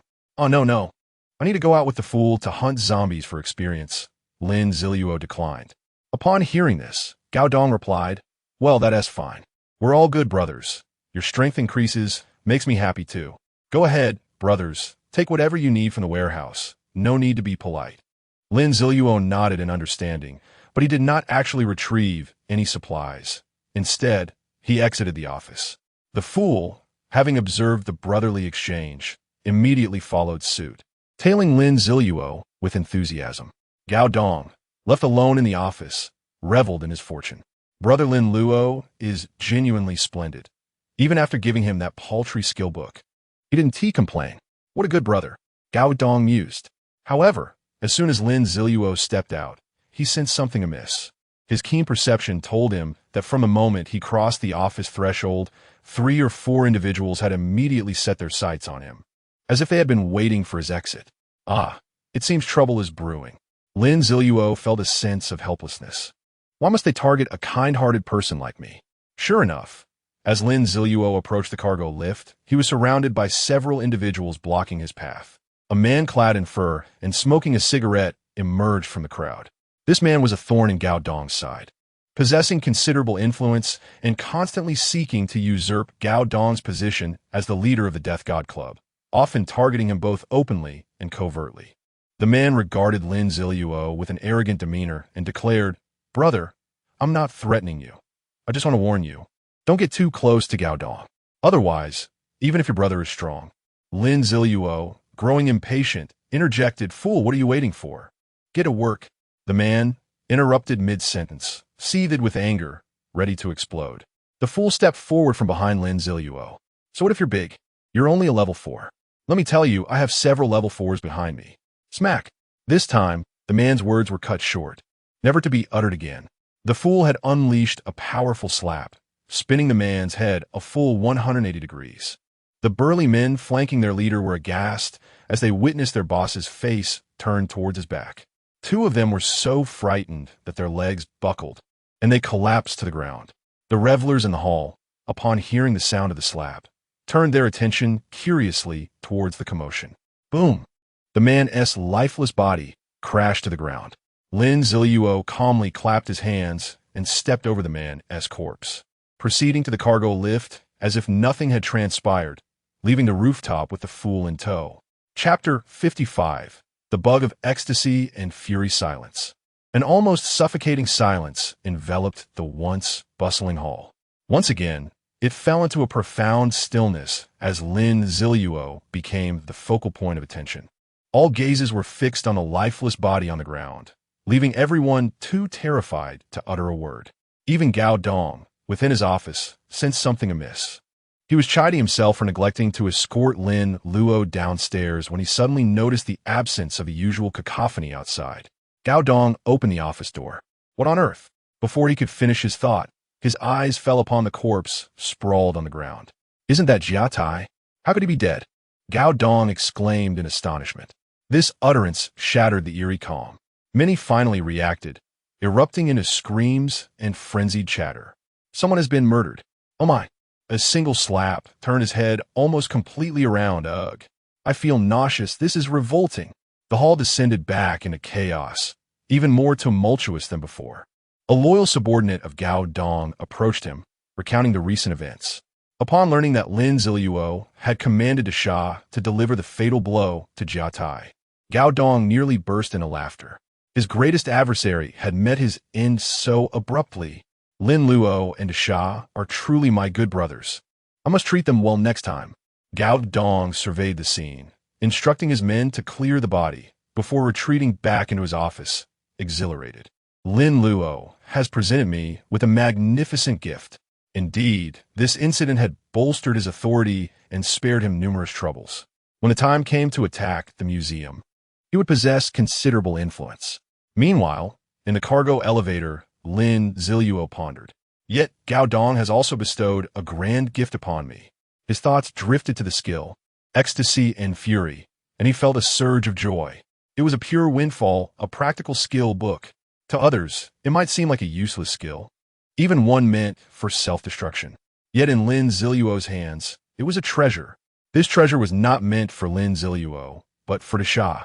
Ecstasy and fury would indeed drive players to lose their sanity, attacking even their allies. However, Desha was an exception. Lin Ziluo had consulted the Golden Finger system and learned that Desha, regardless of his mental state, would never harm Lin Ziluo. This instinct was ingrained in him, independent of reason. Lin Ziluo could even manipulate Desha's actions. Thus, if Desha were to enter ecstasy and fury, he would either unleash a surge of enhanced attributes against all creatures except Lin Ziluo, or act entirely under Lin Ziluo's control. Yet another game bug. The apocalyptic game could never have anticipated that this seemingly useless skill could be exploited so creatively by Lin Ziluo. He drew out the skill book, Ecstasy and Fury, and handed it to Desha, who promptly learned it, understanding its significance. Observing the newly added skill on Desha's panel, Lin Ziluo couldn't help but marvel at Desha's serendipitous fortune. During the day, Lin Ziluo might have had the upper hand over Desha, but come nightfall, with the cover of darkness and the dual enhancement of Ecstasy and Fury, Lin Ziluo would have to tread carefully for the next 2 minutes. I must level up diligently. I need to reach level 10 quickly. My power will at least double after the class transition. The elevator came to a halt, arriving at the back corridor of the mall. The corridor had already been thoroughly cleared by the Grim Reaper Club. Lin Ziluo and Desha strode out confidently. It was around 5 in the evening, with 2 hours remaining until nightfall. Let us find a location to grind experience and see if we can loot some pants, gloves, or chest armor. Suddenly, a thought struck him. Wait, why should I be concerned about the night? Desha and I can easily crush the zombies empowered by darkness. Lin Ziluo realized he was still influenced by his past life's notions. If that's the case, then let us indulge ourselves. While others cower in their homes during the night, I will slay zombies with abandon, soaring through experience points. What a thrilling prospect. With this in mind, Lin Ziluo quickly retrieved his map, searching for a place where he could continually kill zombies without being overwhelmed. Ideally, it would be a location with wild treasure chests or other game items. Dungeons were out of the question, as there were none nearby. However, a promising location emerged, the Magic City Library. The Magic City Library was merely 4 kilometers away from the Xironfa Mall. Though expansive, the library had narrow corridors where each genre of books was segregated into enclosed rooms. The highlight was the game shop located on a rooftop. With nearly 6,000 gold coins in his account, Lin Ziluo could easily purchase pants, gloves, and chest armor, each priced at 2,000 gold coins. Thus, he set off the Magic City Library with Desha. The 3-kilometer journey was not particularly daunting. Numerous zombies congregated along the way, but with Lin Ziluo and Desha's combined strength, they were effortlessly crushed. Lin Ziluo specifically instructed Desha to weaken the zombies, leaving the finishing blows for him. Though this meant he wouldn't gain experience directly, his guaranteed loot drop rate was nothing to be scoffed at. Coupled with the incessant activation of the auto pickup feature, Lin Ziluo merely needed to deliver the final blows to the incapacitated zombies, resulting in a plethora of cards, items, and even equipment filling his inventory. It was utterly terrifying. The seamless cooperation of the absolute drop rate, enslavement, and automatic pickup transformed Lin Ziluo into a relentless monster-slaying machine, only ceasing once they neared the vicinity of the Magic City Library. Chapter 56. The decapitating demon blade. Lin Ziluo sheathed the Tang Dao. At this moment, he and the big fool had already breached a small convenience store outside the Demon City Library. After dispatching the zombie matron, Lin Ziluo sank into a chair, casually snatching a packet of spicy strips from the shelf and savoring his snack. He pondered the treasures he had previously uncovered. Throughout his journey, he had dispatched over 100 zombies, successfully accumulating half of the 800 experience points required to ascend to level 9, factoring in prior kills. As for the cards, there were simply too many to enumerate, stacked in thick bundles nearby. Aside from utility cards that might prove useful in the future, Lin Ziluo couldn't muster the energy to glance at the others. The true essence lay in the items and equipment. This time, he had unearthed 5 items and 2 pieces of equipment. In addition to the tools he already possessed, he had acquired 1 new item, Worn Scarecrow, a one-time bronze-level item. When placed on the ground, it diverts the aggro of any hostile entities towards itself, only allowing them to resume their pursuit of the player once the Scarecrow is utterly destroyed. This Scarecrow is a remarkable asset for survival, as it can even divert the attention of players. Even if a player is intent on attacking, their body will instinctively target the Scarecrow instead. It is truly a marvel. After stowing this valuable item, Lin Ziluo retrieved the 2 pieces of equipment he had discovered. Combo gloves, bronze-level equipment that grants a chance to execute consecutive strikes. Attributes: 1 strength, 1 constitution, with a 5 chance to add an additional attack following a successful strike. Curved blade, bronze-level equipment. A straight-edged longsword forged from steel through repeated folding, hammering, and quenching. Attributes: 3 strength. What a fortuitous windfall. Lin Ziluo donned the combo gloves with glee. The inherent attribute boosts were substantial, complemented by the added chance for a combo effect. When triggered, it would resemble Lin Ziluo's explosive dual slash, swiftly delivering 2 strikes, albeit with slightly less power and without the explosive effect. Yet, who could ask for more with such an added attribute? As for the curved blade, Lin Ziluo could only commend its sheer power, sacrificing all additional effects for a pure enhancement of strength. It could be considered one of the finest bronze-grade weapons available. A thought crossed Lin Ziluo's mind. His Tang Hung Dao was also of the highest caliber, which meant that the fusion stone he had kept all this time could finally be utilized. The fusion stone materialized in Lin Ziluo's hand, a reward from vanquishing the amalgamated zombies in the gymnasium. Its purpose was to combine 2 bronze-grade items of the same type into one, with the potential to yield a silver-grade item if the original pieces were of sufficient quality. Without hesitation, Lin Ziluo placed Tang Hung Dao 1 and Curved Blade upon the table and opted to use the Fusion Stone. Player Yazi activates the Fusion Stone. About to merge equipment. Curved Blade with Tang Hung Dao 1. Please confirm the fusion. Both items will be permanently lost upon completion. Fusion, Lin Ziluo declared. Fusion commencing. Duration, 30 minutes. The fusion stone in Lin Ziluo's hand immediately radiated a white light, enveloping both swords as they entered the fusion state. Seizing this opportunity, Lin Ziluo and the Big Fool resolved their dinner arrangements. Just as Lin Ziluo set down his bowl and chopsticks, a melodious system notification chimed in his ears. Fusion successful. Congratulations, player, on obtaining silver-grade equipment. Decapitating Demon Blade.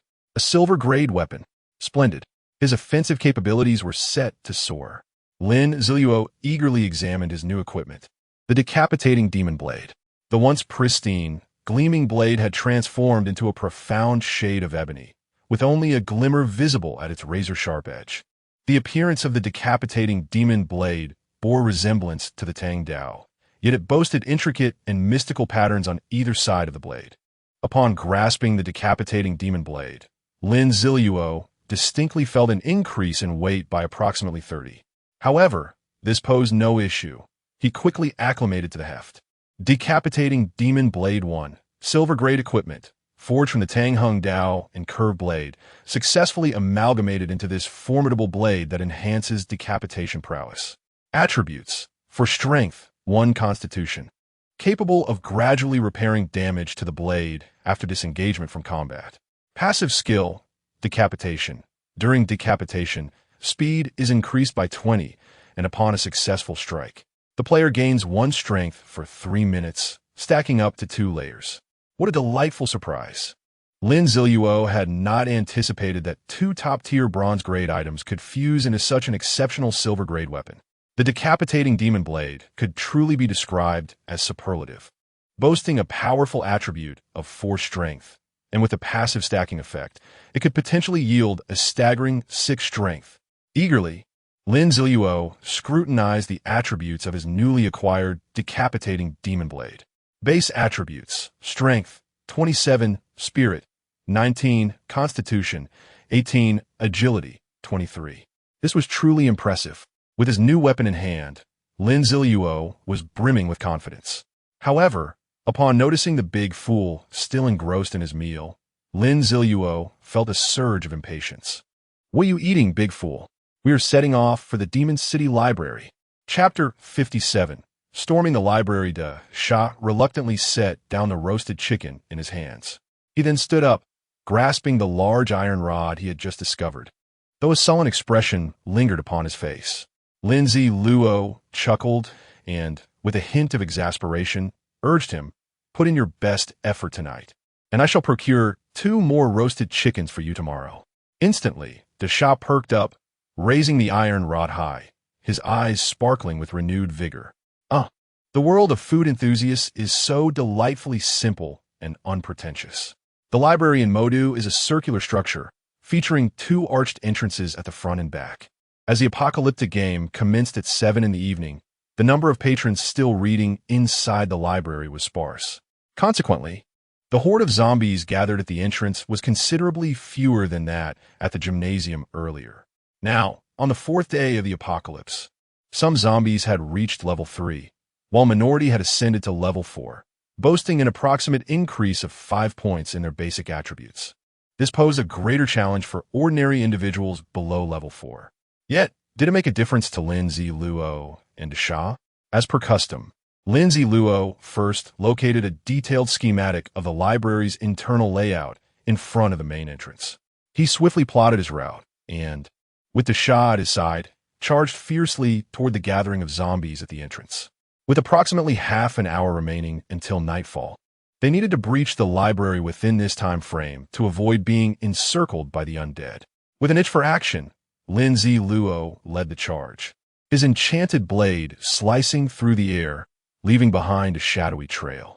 He brought it down upon the neck of the foremost zombie. The decapitating blade, designed for such tasks, made the act feel almost effortless.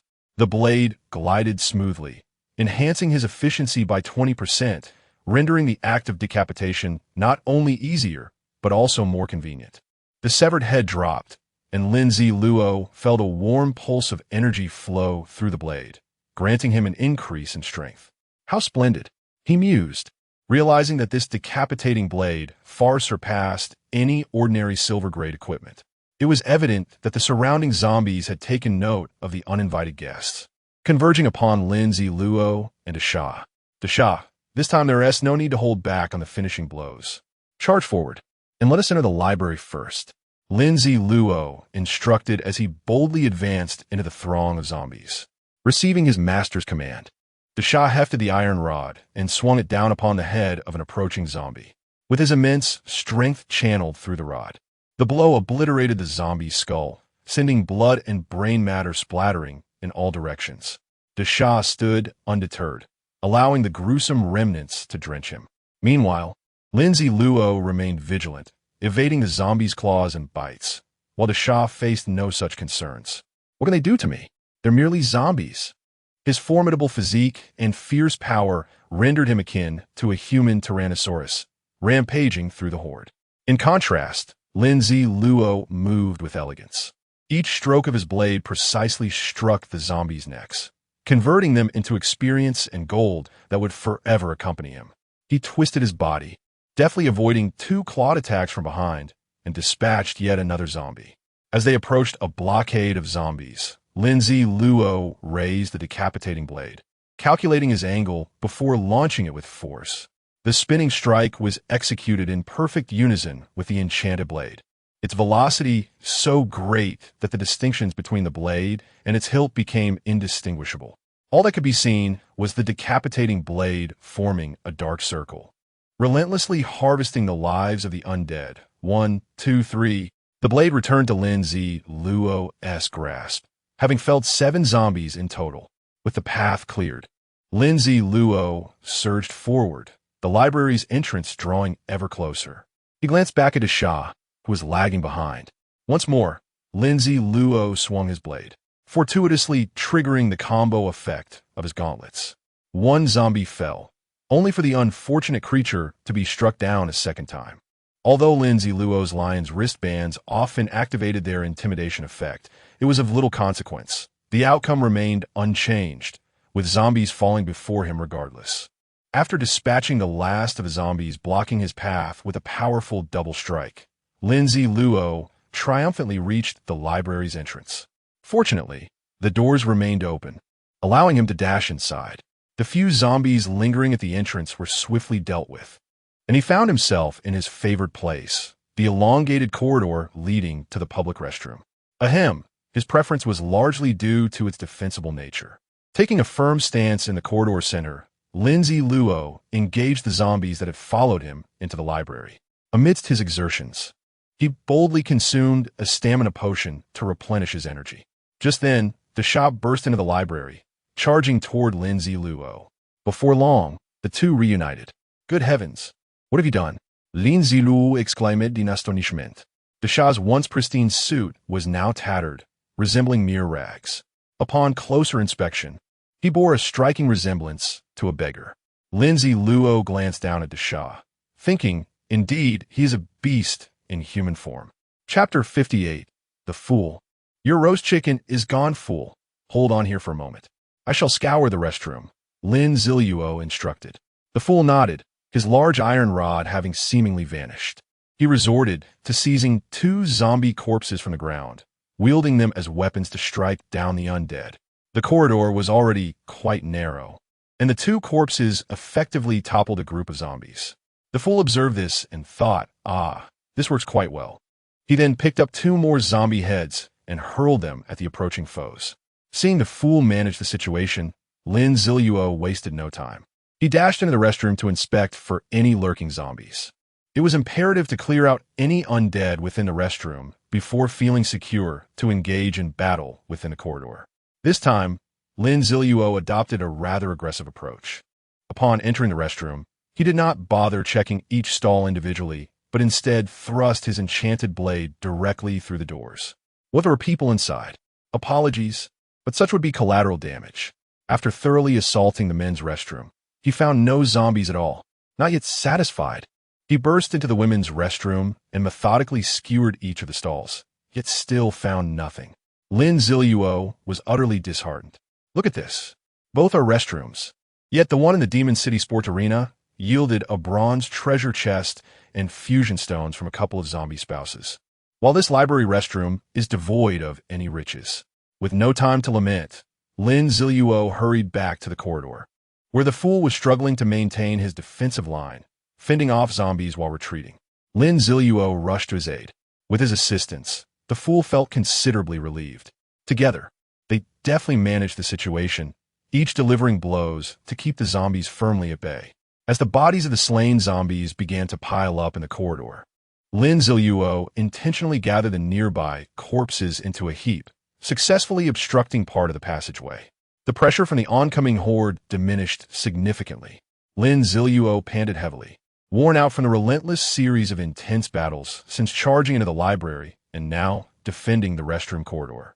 Had it not been for that stamina potion, he would have long since collapsed. Even the fool, robust as an ox, was beginning to falter.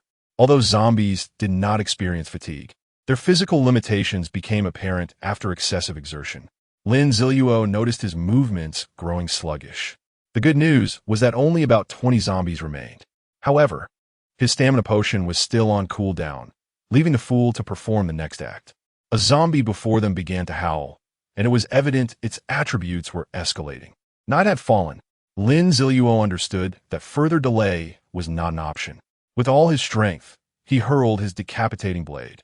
Following that, he withdrew a cushion and sat upon the ground. The remaining zombies were far less numerous than before, and even from his optimal vantage point, he could only take down 5. Congratulations, player Yaji has successfully slain a zombie, earning 3 experience points and 5 coins. Congratulations, player Yaji has successfully slain a zombie, earning 3 experience points and 4 coins. Congratulations, player has leveled up to level 9, gaining 1 free attribute point.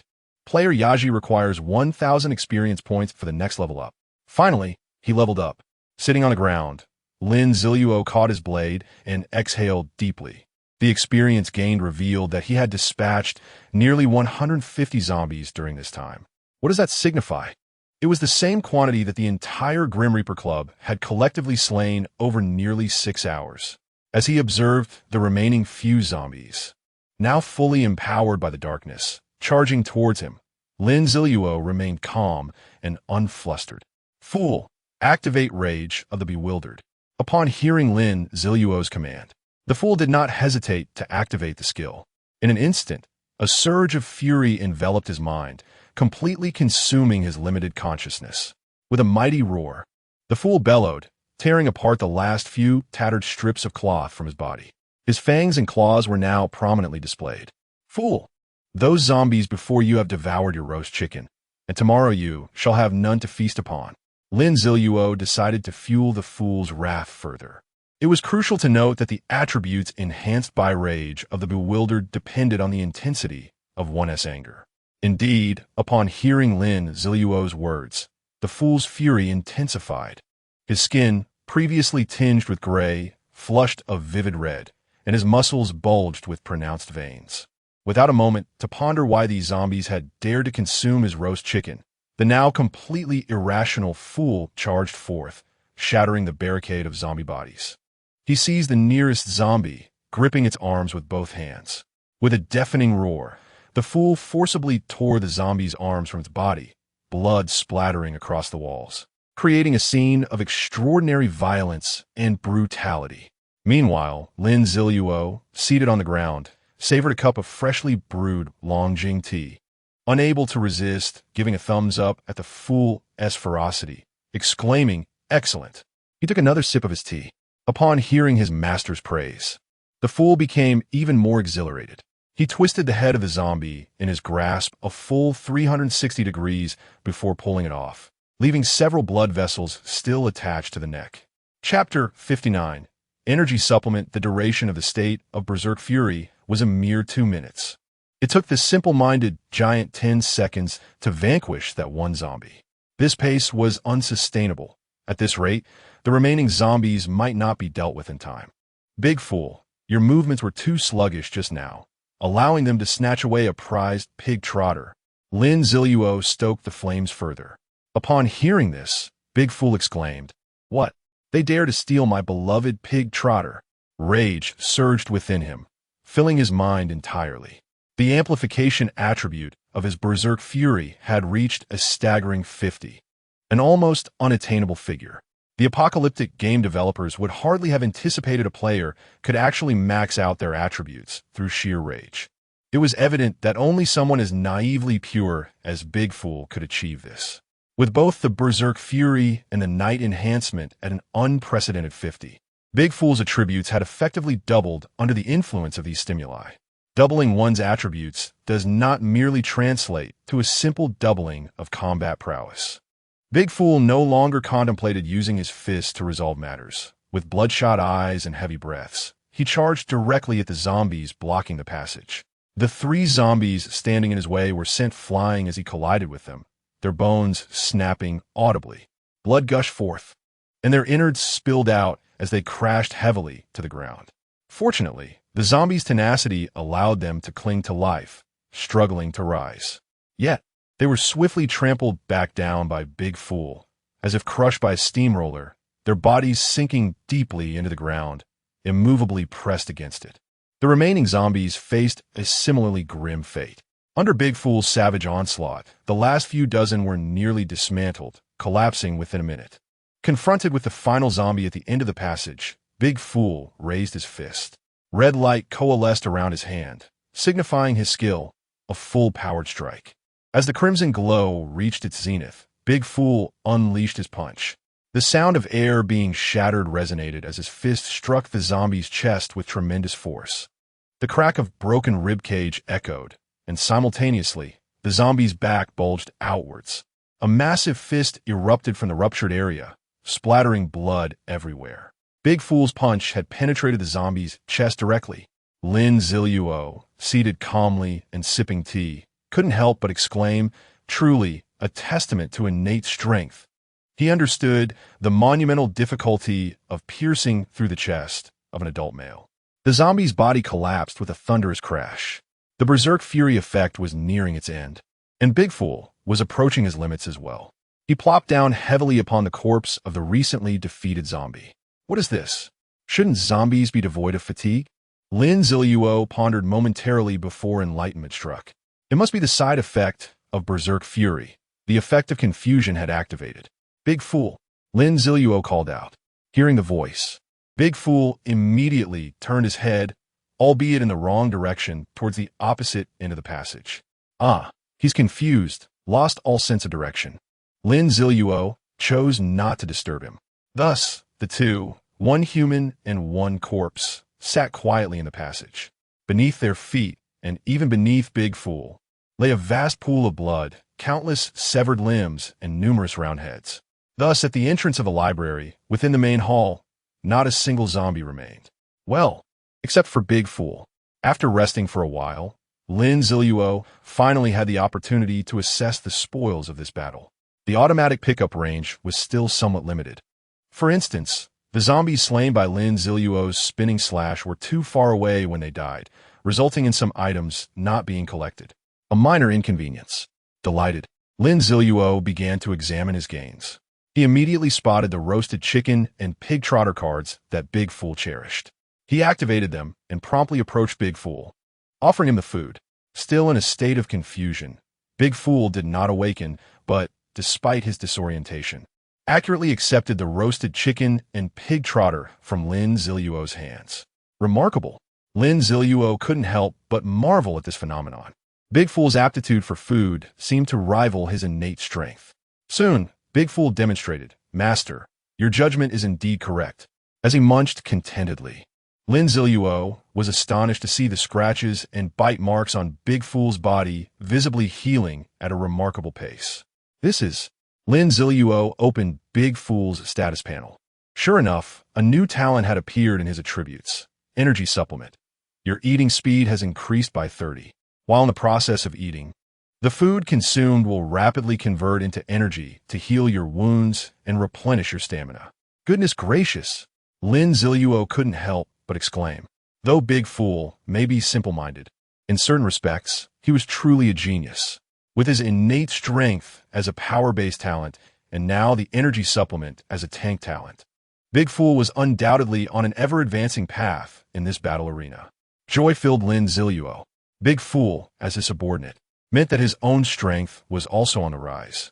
With my power increasing, is it not a cause for happiness? Certainly it is. Furthermore, so my own strength shall grow as well.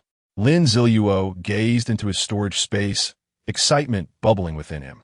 Chapter 60. The protective breastplate. Few things excite Lin Ziluo, and the equipment enhancement scrolls certainly rank among them.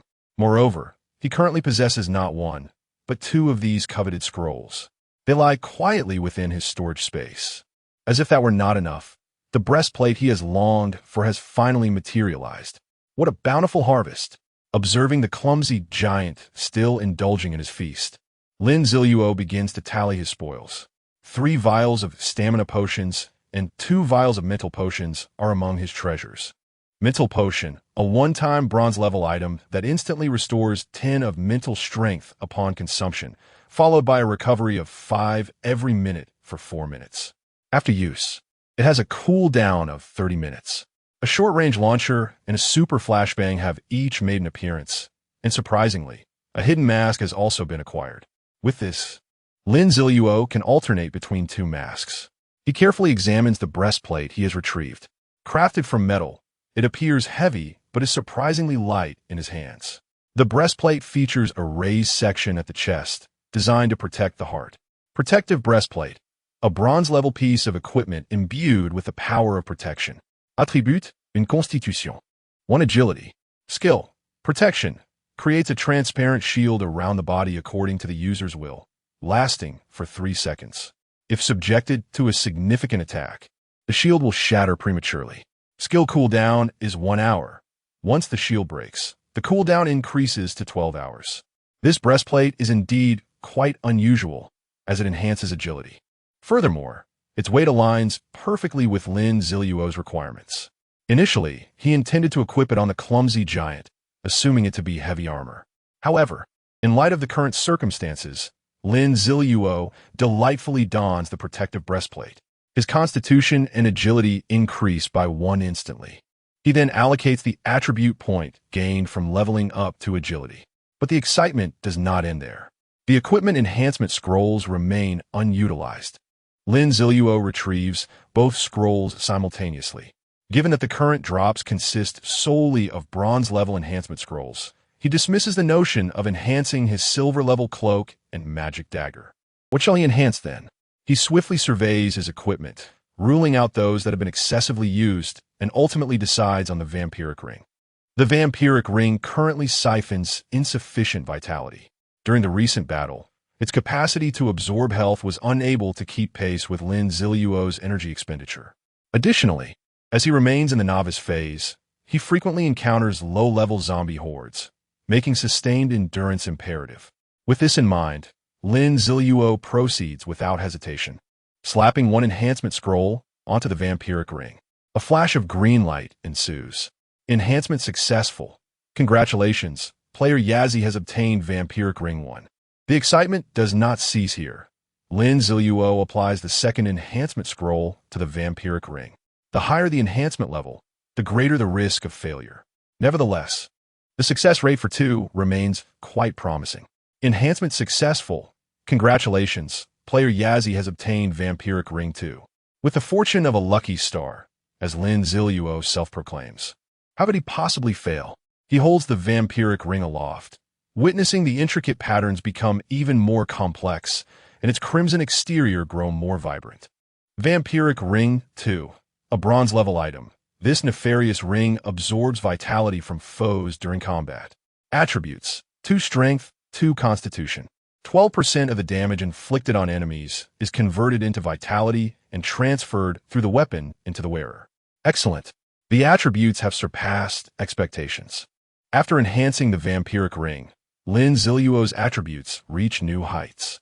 Base attributes: strength, 28, mental, 19, constitution, 20, agility, 24. The influx of newfound power revitalizes Lin Ziluo.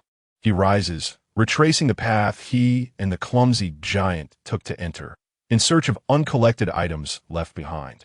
Perhaps luck has run dry, for after a thorough search, he discovers only a few cards, including one dropped by the giant. Notably, this card could not be automatically collected, prompting Lin Ziluo to ponder the reason. It dawns on him that it was a reward from the giant's 1 drop rate, hence not subject to automatic collection. Upon returning from his exploration, the giant finally regains his composure amidst the chaos. Having sufficiently rested, Lin Ziluo calls out, "Let us ascend to the upper floors." The library in Magic City is quite convenient, featuring a direct elevator that transports them straight to the 5th floor, where the shop is located, unlike the gym, which necessitated a laborious ascent floor by floor. The giant rises and closely follows Lin Ziluo. Together, they navigate the corridors strewn with corpses, arriving at the observation elevator's entrance. Dubbed the observation elevator, it boasts a transparent exterior, allowing a view of the lobby through the front and rear doors. Ding! The elevator doors slide open. Inside, there are numerous bloodstains, yet no signs of life or zombies. Lin Ziluo and the giant step inside and press the button for the 5th floor. As the elevator ascends slowly, Lin Ziluo takes the opportunity to survey the situation in the lobby. The number of zombies in the back lobby is not fewer than those at the front, appearing to number around 200, all congregating at the large iron gate leading to the front lobby. This phenomenon is a result of the noise from the earlier battle attracting them, only to be thwarted by the iron gate. Moreover, during the gradual ascent, Lin Ziluo successfully identifies several suspicious areas. Chapter 61. Oh. It turns out I am too wealthy. The so-called suspicious areas are, in fact, places that have suffered significant destruction. For instance, the shattered tables and chairs within the library, the bookcases punctured with holes, and the forcibly ripped iron doors. These locations bear the scars of violence. Such devastation could not have been inflicted by mere zombies or humans. The perpetrators must possess extraordinary power. The answer is quite simple. A boss. Yet another boss.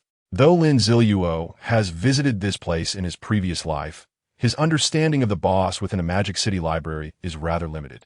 In his past existence, by the time he had acquired true strength, most of the bosses in the Magic City had already been wiped out. Now, however, This boss shall be claimed without hesitation. Lin Ziluo did not immediately seek out the boss. Instead, his priority was to visit the shop on the top floor to procure some useful items and equipment. He glanced at Big Fool, who had just changed into a set of clothes Lin Ziluo had retrieved from his storage space when they took the elevator. Ding! The sightseeing elevator has arrived at the 5th floor. The elevator doors creaked open, their sound attracting the attention of the zombies on this floor, who began to converge upon the elevator. To Lin Ziluo's surprise, there were not many zombies on this floor, merely around 30. Well, I suppose Lin Ziluo is indeed justified in saying so. 30-odd zombies are hardly a challenge for the fully rested Lin Ziluo and Big Fool. With ease, they dispatched the zombies, leaving not a single one standing. During the skirmish, they obtained an item, strength gloves. However, these were rather mediocre in attributes, falling short of Lin Ziluo's combo gloves. Thus, he bestowed them upon Big Fool. After eliminating all the zombies on the 5th floor, Lin Ziluo proceeded directly to an office situated in the corner. The office door was closed, and a sign that once read manager in Oppo's office had been altered by the omnipotent Doomsday game to read Magic City Shop. Lin Ziluo, unceremoniously, twisted the doorknob and pushed the door open. Congratulations, player, for successfully locating the Magic City Shop. You have gained 10 points of reputation. The game's notification chimed, and the familiar layout of the shop materialized before Lin Ziluo. The once ordinary office was now entirely enveloped in a peculiar metallic substance. Every surface, walls, floor, and ceiling was cloaked in silver metal. One should not underestimate this unknown metal. Its hardness is beyond imagination. Even beings of divine might can merely leave scratches upon it. Within the room, in addition to the metallic surfaces, there were 3 chairs intended for customers waiting in line to make purchases. At the very center of the room stood a small metallic chamber. Anyone who steps inside may conduct their transactions safely, ensuring they are not ambushed while engrossed in their purchases. It is essential to note that the use of force is not prohibited within the shop. However, should one engage in combat and strike the metal walls with a punch or spell, they would incur hefty repair fees, regardless of whether the metal sustains any damage. If one were to cause blood to splatter upon the floor, a significant cleaning fee would also be levied. Do not ask how liability is determined. The Doomsday game does not engage in reasoned discourse. Should fortune not favor you, both parties might be subjected to penalties. The fines imposed could easily bankrupt even the wealthiest of players, rendering the shop a universally acknowledged sanctuary for all players. Nevertheless, one may not linger in the shop for more than 30 minutes each day. Exceeding this limit will result in exorbitant fines, thwarting any attempts by those pursued by enemies to hide indefinitely within its confines. What? You claim you lack the funds to pay the fines? Intend to become a deadbeat? Then you shall be eradicated without hesitation. Lin Ziluo was well versed in the shop's regulations and wasted no time, promptly stepping into the metallic chamber. The door sealed shut, and a panel appeared before him, emblazoned with the message, "Welcome to the Magic City Shop." Simultaneously, a mechanical voice devoid of emotion resonated in his ears. "Dear player and Oppos, Yaji and Oppos, welcome to the Magic City Shop. As you are the first customer welcomed by the Magic City Shop, you have received a 50% discount on your next purchase." What a delightful surprise. This was an experience he had yet to encounter. Originally, Lin Ziluo possessed just over 6,000 gold coins. After dispatching so many zombies downstairs, his coin count had risen to 545. Skillfully bypassing the welcome message, Lin Ziluo began to navigate the options. Initially, he intended to purchase pants. However, with the enticing discount now available, he felt compelled to explore beyond mere trousers. After all, how could he justify such a discount without acquiring something of greater value? The options presented were equipment, items, and resource cards. Lin Ziluo opened the items section, revealing a dazzling array of products before him. Super Flashbang. Price 1,000 gold coin stock. 100 short-range launcher. Price 500 gold coin stock. 100 ice spike scroll. Price 3,000 gold coin stock. 3 strength pill. Price 1,000 gold coin stock. 20. As he scrolled through the offerings, Lin Ziluo felt a wave of disappointment wash over him. What is happening?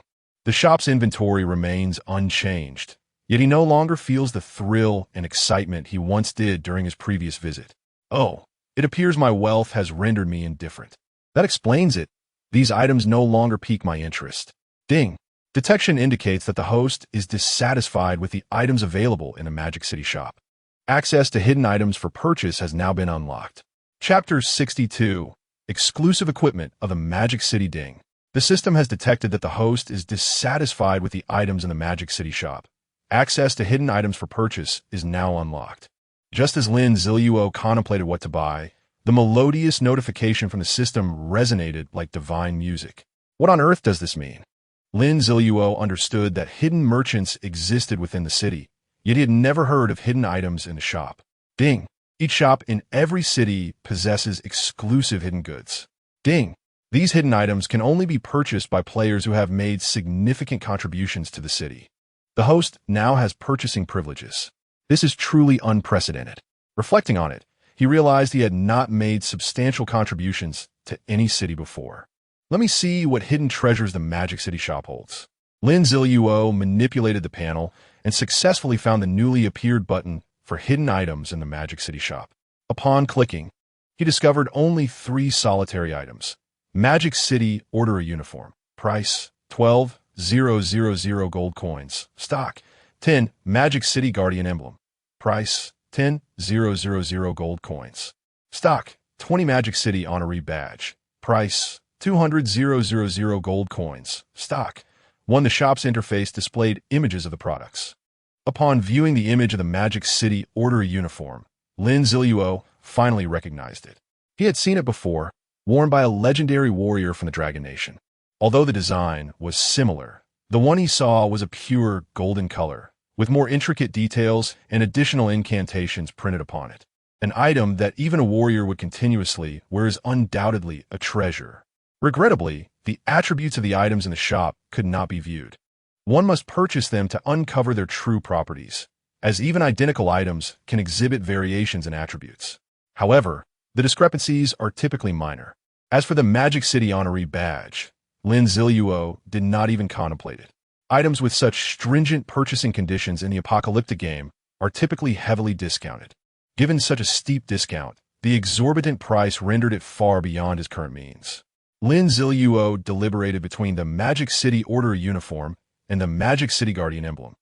He decisively chose the Magic City Order Uniform. With a discount available, it was prudent to purchase the more expensive item. After all, the shop would still be there later. In time, he could still gather the 10,000 gold coins needed for the Magic City Guardian Emblem. Player Yazzie, are you certain you wish to purchase the Magic City Order Uniform? As you are enjoying a one-time 50 discount, the cost will be 6,000 gold coins. The mechanical voice resounded. Purchase. Lin Ziluo responded. Purchase. The transaction was successful. He spent 6,000 gold coins, leaving him with 545 coins. The Magic City Order Uniform has now been packed into a card, which can be activated to obtain it. A card appeared in Lin Ziluo's hand. This was the shop's mechanism. Regardless of what item was purchased, it ultimately transformed into a card. This was to prevent issues with oversized items and limited storage space. Does the player Yazzie wish to purchase any additional items? No, thank you, Lin Ziluo replied. With 545 gold coins remaining, he decided to save for the Magic City Guardian Emblem. Thank you for your patronage. We look forward to your next visit. After this courteous exchange, the metallic door of the chamber slowly opened. Lin Ziluo stepped out of the metal chamber, stretching his body. Big Fool sat quietly in a chair nearby. Big Fool must also have some gold coins. Although Big Fool couldn't gain experience from killing zombies, he could earn gold coins. Lin Ziluo glanced at Big Fool's panel. Well, he had just over 700 coins. It made sense. Big Fool had only slain a handful of zombies, while Lin Ziluo had delivered the finishing blows. Noticing they had only 10 minutes left in the shop, Lin Ziluo took out the card for the Magic City Order Uniform and chose to activate it. A sleek black uniform materialized in his hands. The fabric felt exquisite, akin to silk. Lin Ziluo examined its attributes. Magic City Order Uniform. diamond-grade special equipment. Description: an exceptionally rare uniform, exquisitely crafted with outstanding effects, reserved exclusively for those who have made remarkable contributions to the Magic City. Abilities: 1. Illusion. When equipped, all clothing items can be concealed by the uniform, effects still trigger. 2. Comfort. The uniform possesses self-cleaning capabilities, can regulate temperature, automatically repair itself, and isolate blood, among other functions. 3. Authority. While in a Magic City, any player whose reputation does not exceed yours will experience a 10 reduction in attributes for 5 minutes upon engaging you. 4. Order. You have the authority to establish order in the Magic City. Each day, you may issue a task to one player, excluding yourself, which must pass system verification. The rewards and penalties for the task will be determined by your reputation and the task's difficulty, requiring no expenditure on your part. One must admit, this exclusive urban equipment was indeed fascinating. The properties were truly unique and rare. However, what captivated Lin Ziluo most were the words special equipment. This implied that this item would not occupy any of his equipment slots. The illusion attribute, while he had not witnessed its specific effects, was something he could surmise from the description. It would undoubtedly be a highly coveted effect. Chapter 63. The Enforcer Uniform of the City of Demons. Lin Ziluo unfurled the uniform. A black long robe adorned with a hood, complemented by pure black trousers and shoes. The garment was embellished with silver stripes, and on the chest, there was a distinctive emblem recognizable to anyone who had spent time in the City of Demons. This emblem depicted the iconic Oriental Pearl Tower. Aside from that, there was nothing particularly noteworthy about the attire. Lin Ziluo removed all his gear and donned the uniform. The fabric was incredibly soft and comfortable against his skin. Moreover, as if sensing Lin Ziluo and Appo's warmth, the attire emitted a subtle coolness. Remarkable. It truly lived up to its reputation for comfort. Next, Lin Ziluo produced a full-length mirror. Gazing into the reflection, his eyes widened in astonishment. The image before him bore a striking resemblance to a grim reaper clad in black robes, complete with a hood. He mused that he could easily cosplay as a reaper now. Satisfied, he discarded the mirror outside the store and began to validate his conjecture regarding the transformation attribute of the uniform. He picked up the Aegis chestplate. Detecting imminent equipping of Aegis chestplate. Would you like to activate the transformation effect of the Enforcer uniform? Activate, Lin Ziluo commanded. The chestplate in his hands vanished, yet he felt a distinct augmentation of attributes. Indeed, the transformative function operated precisely as he had envisioned. By simply wearing this uniform, all his other gear would be absorbed, with their effects inherited by the uniform. This meant he needed only to wear one piece of clothing to maximize his agility, lightness, and stealth. Lin Ziluo experimented several more times and discovered that any equipment removed would reappear in his hands. Furthermore, once he donned the chest plate, the uniform's chest area inherited the durability and defensive properties of the chest plate, alleviating concerns about the uniform's capacity to withstand attacks. This feature could only be described as extraordinary. If one were to elaborate, it would be akin to a calf weeping for its mother. The sheer brilliance was overwhelming. As his time in the store dwindled, Lin Ziluo exited with Dasha. He intended to employ the uniform S-order functionality on Dasha. It could be used once a day. Why not take advantage of it? Lin Ziluo was eager to experiment with the capabilities of this function. Destroy the world. Task not approved by the system.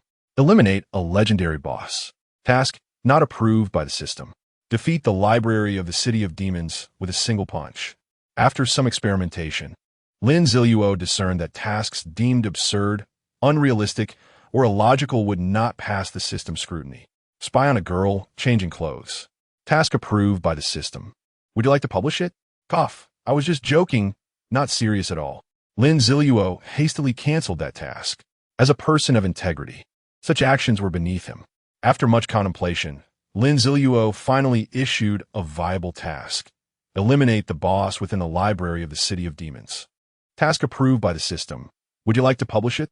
Yes. Lin Ziluo promptly chose to publish it, simultaneously uncovering a hidden feature of this function. The system could ascertain the actual presence of a boss. Naturally, one could not place absolute trust in it. For instance, if a boss were excessively powerful, the task would fail to publish. One couldn't simply claim there was no boss. Dasha successfully accepted the task as well. Lin Ziluo glanced over the details. The rewards included 200 gold coins, 50 experience points, and 2 supply cards.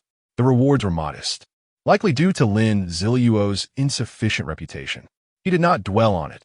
Any reward was better than none. He could consistently utilize Dasha to earn task rewards. With the shopping concluded, the next objective was to level up and slay the boss within the library. Lin Ziluo was acutely aware that upon reaching level 10, he could draw a superpower up. With determination, he aimed to eliminate 200 or 300 zombies within the library. If fortune smiled upon him, he might even defeat a boss and level up sooner. With that thought, Lin Ziluo wasted no time. After calling out to Dasha, he arrived at the elevator. Upon entering, he pressed the button for the 4th floor. They would sweep through each level, confident they would uncover the elusive boss. In a small cubicle within the library of the City of Demons, a girl trembled as she spoke to her boyfriend, Away. Away, I'm scared. Away quickly covered her mouth, whispering urgently, Xiaomei, keep your voice down, don't let that guy hear us. Xiaomei nodded, though tears continued to flow from her eyes, unable to stem her fear. Away was equally terrified, his body shaking. He stealthily reached for the wall and pressed the light switch. Suddenly, the previously illuminated cubicle was plunged into darkness. Without light, that thing shouldn't be able to find us. Let's remain quiet for a moment, Away urged. Yes, we will be fine, the girl replied softly, snuggling closer to Away. They huddled together in the corner, offering each other comfort. Away knew the reassurances were mere words. Even if he and Xiaomei managed to evade discovery, they would inevitably succumb to starvation and dehydration over time. Away! Xiaomei trembled again, stammering, Do you see? Beneath the doorframe, are there eyes? Chapter 64. Crawling zombie boss look, isn't there a pair of eyes beneath the doorframe of the compartment? Upon hearing Xiaomei's words, Away's body froze instantly. A tide of unending terror surged within him. Trembling, he turned his head to gaze beneath the doorframe. The darkness inside the room allowed the light from outside to filter through, illuminating the space. In that beam of light, a pair of blood-red eyes was fixed intently upon Away. His mind went blank. Even breathing became a laborious task. The blood-red eyes narrowed, as if mocking Away and Xiaomei for their foolishness. Suddenly, the iron door of the compartment emitted a hissing sound. It was evident that the owner of those crimson eyes was attempting to pry open the door. Faced with impending doom, Away, who had been panicking, unexpectedly calmed himself. Xiaomei, once it opens the door, you must run with all your might. Away urged. No, I can't. What about you? Xiaomei exclaimed, suddenly realizing the gravity of the situation. Don't worry, be brave. Just run out. I will hold it off, Away reassured her. He stood up, feeling around in the darkness until he grasped a broom. Clutching it to his chest for courage, he noticed a hint of disdain flicker in the blood-red eyes. In the next moment, with a resounding crash, the iron door swung open. Run! Away shouted with urgency as he charged forward.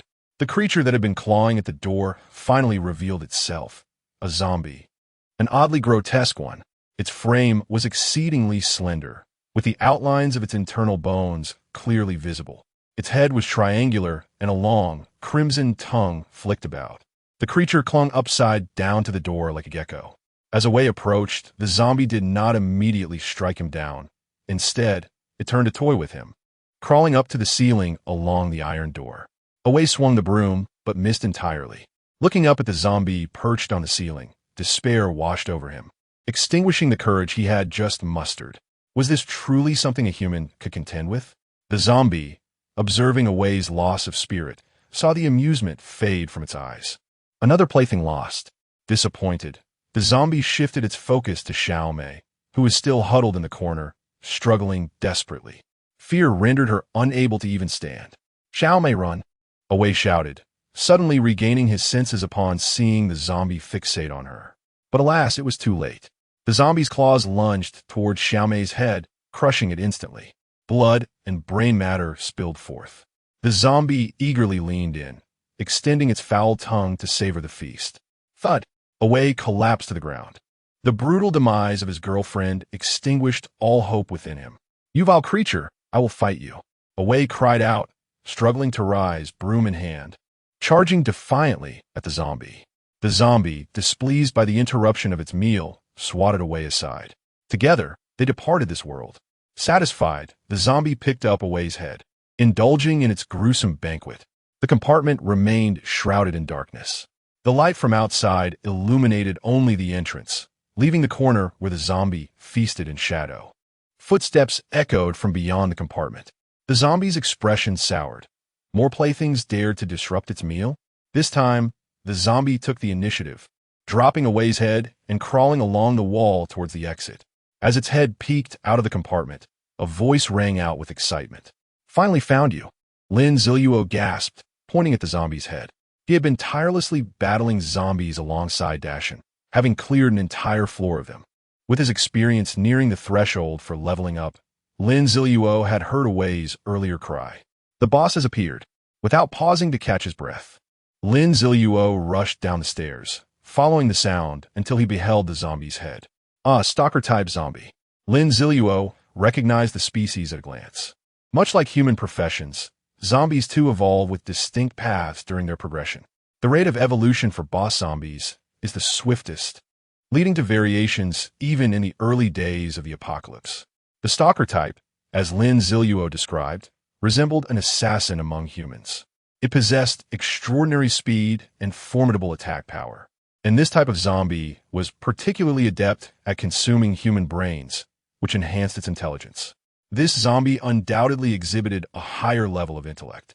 As Lin Ziluo met the gaze of the blood-red eyes, he cautiously assessed the zombie's attributes. Crawling zombie, bronze level boss, level, 10 base attributes, strength, 23 spirit, 15 constitution, 8 agility, 23 talent. Crawling, you can freely traverse non-smooth surfaces such as walls. Skills, backstab, you can unleash a claw strike, dealing 110 of your strength as damage. If the attack lands on the enemy's back, damage is doubled. Phantom ambush, you can momentarily meld into the ground or wall to evade attacks or reposition. Once you emerge, you will execute a sudden attack, dealing 80 of your strength as damage. Lin Ziluo merely cast a glance before averting his gaze. Although each stalker-type zombie possessed unique talents and strengths, their skills generally followed a familiar pattern. A mere glance at the skill names revealed their functions. It was undeniable that this zombie boss was formidable, its talents and skills forming an exquisite synergy. Today's clarification: the distinction in the narrative style between the apocalyptic game and the cheat system. All information within brackets pertains to the apocalyptic game, while notifications resembling ding belong to the cheat system. The two must not be conflated. Chapter 65. The Ascension Technique of Treading the Left Wall and Stepping on the Right Wall. The foolish Shanshan arrived late. Lin Ziluo had just departed, leaving him behind to deal with the last few zombies. The crawling zombie gazed at Lin Ziluo and the foolish one before it, its blood-red eyes reflecting a flicker of confusion. It cannot comprehend why these two toys did not flee. In the past, any sight of it would send the toys screaming in terror. The fearful expressions and shrill cries of the toys were the sources of joy for the crawling zombie. Detected that player Yazzie has encountered a bronze-level boss, crawling zombie, triggering the mission The Grievance of the Crawling Zombie. Ding! The Golden Finger system has detected that the host has activated the mission The Grievance of the Crawling Zombie and is optimizing the mission-related parameters.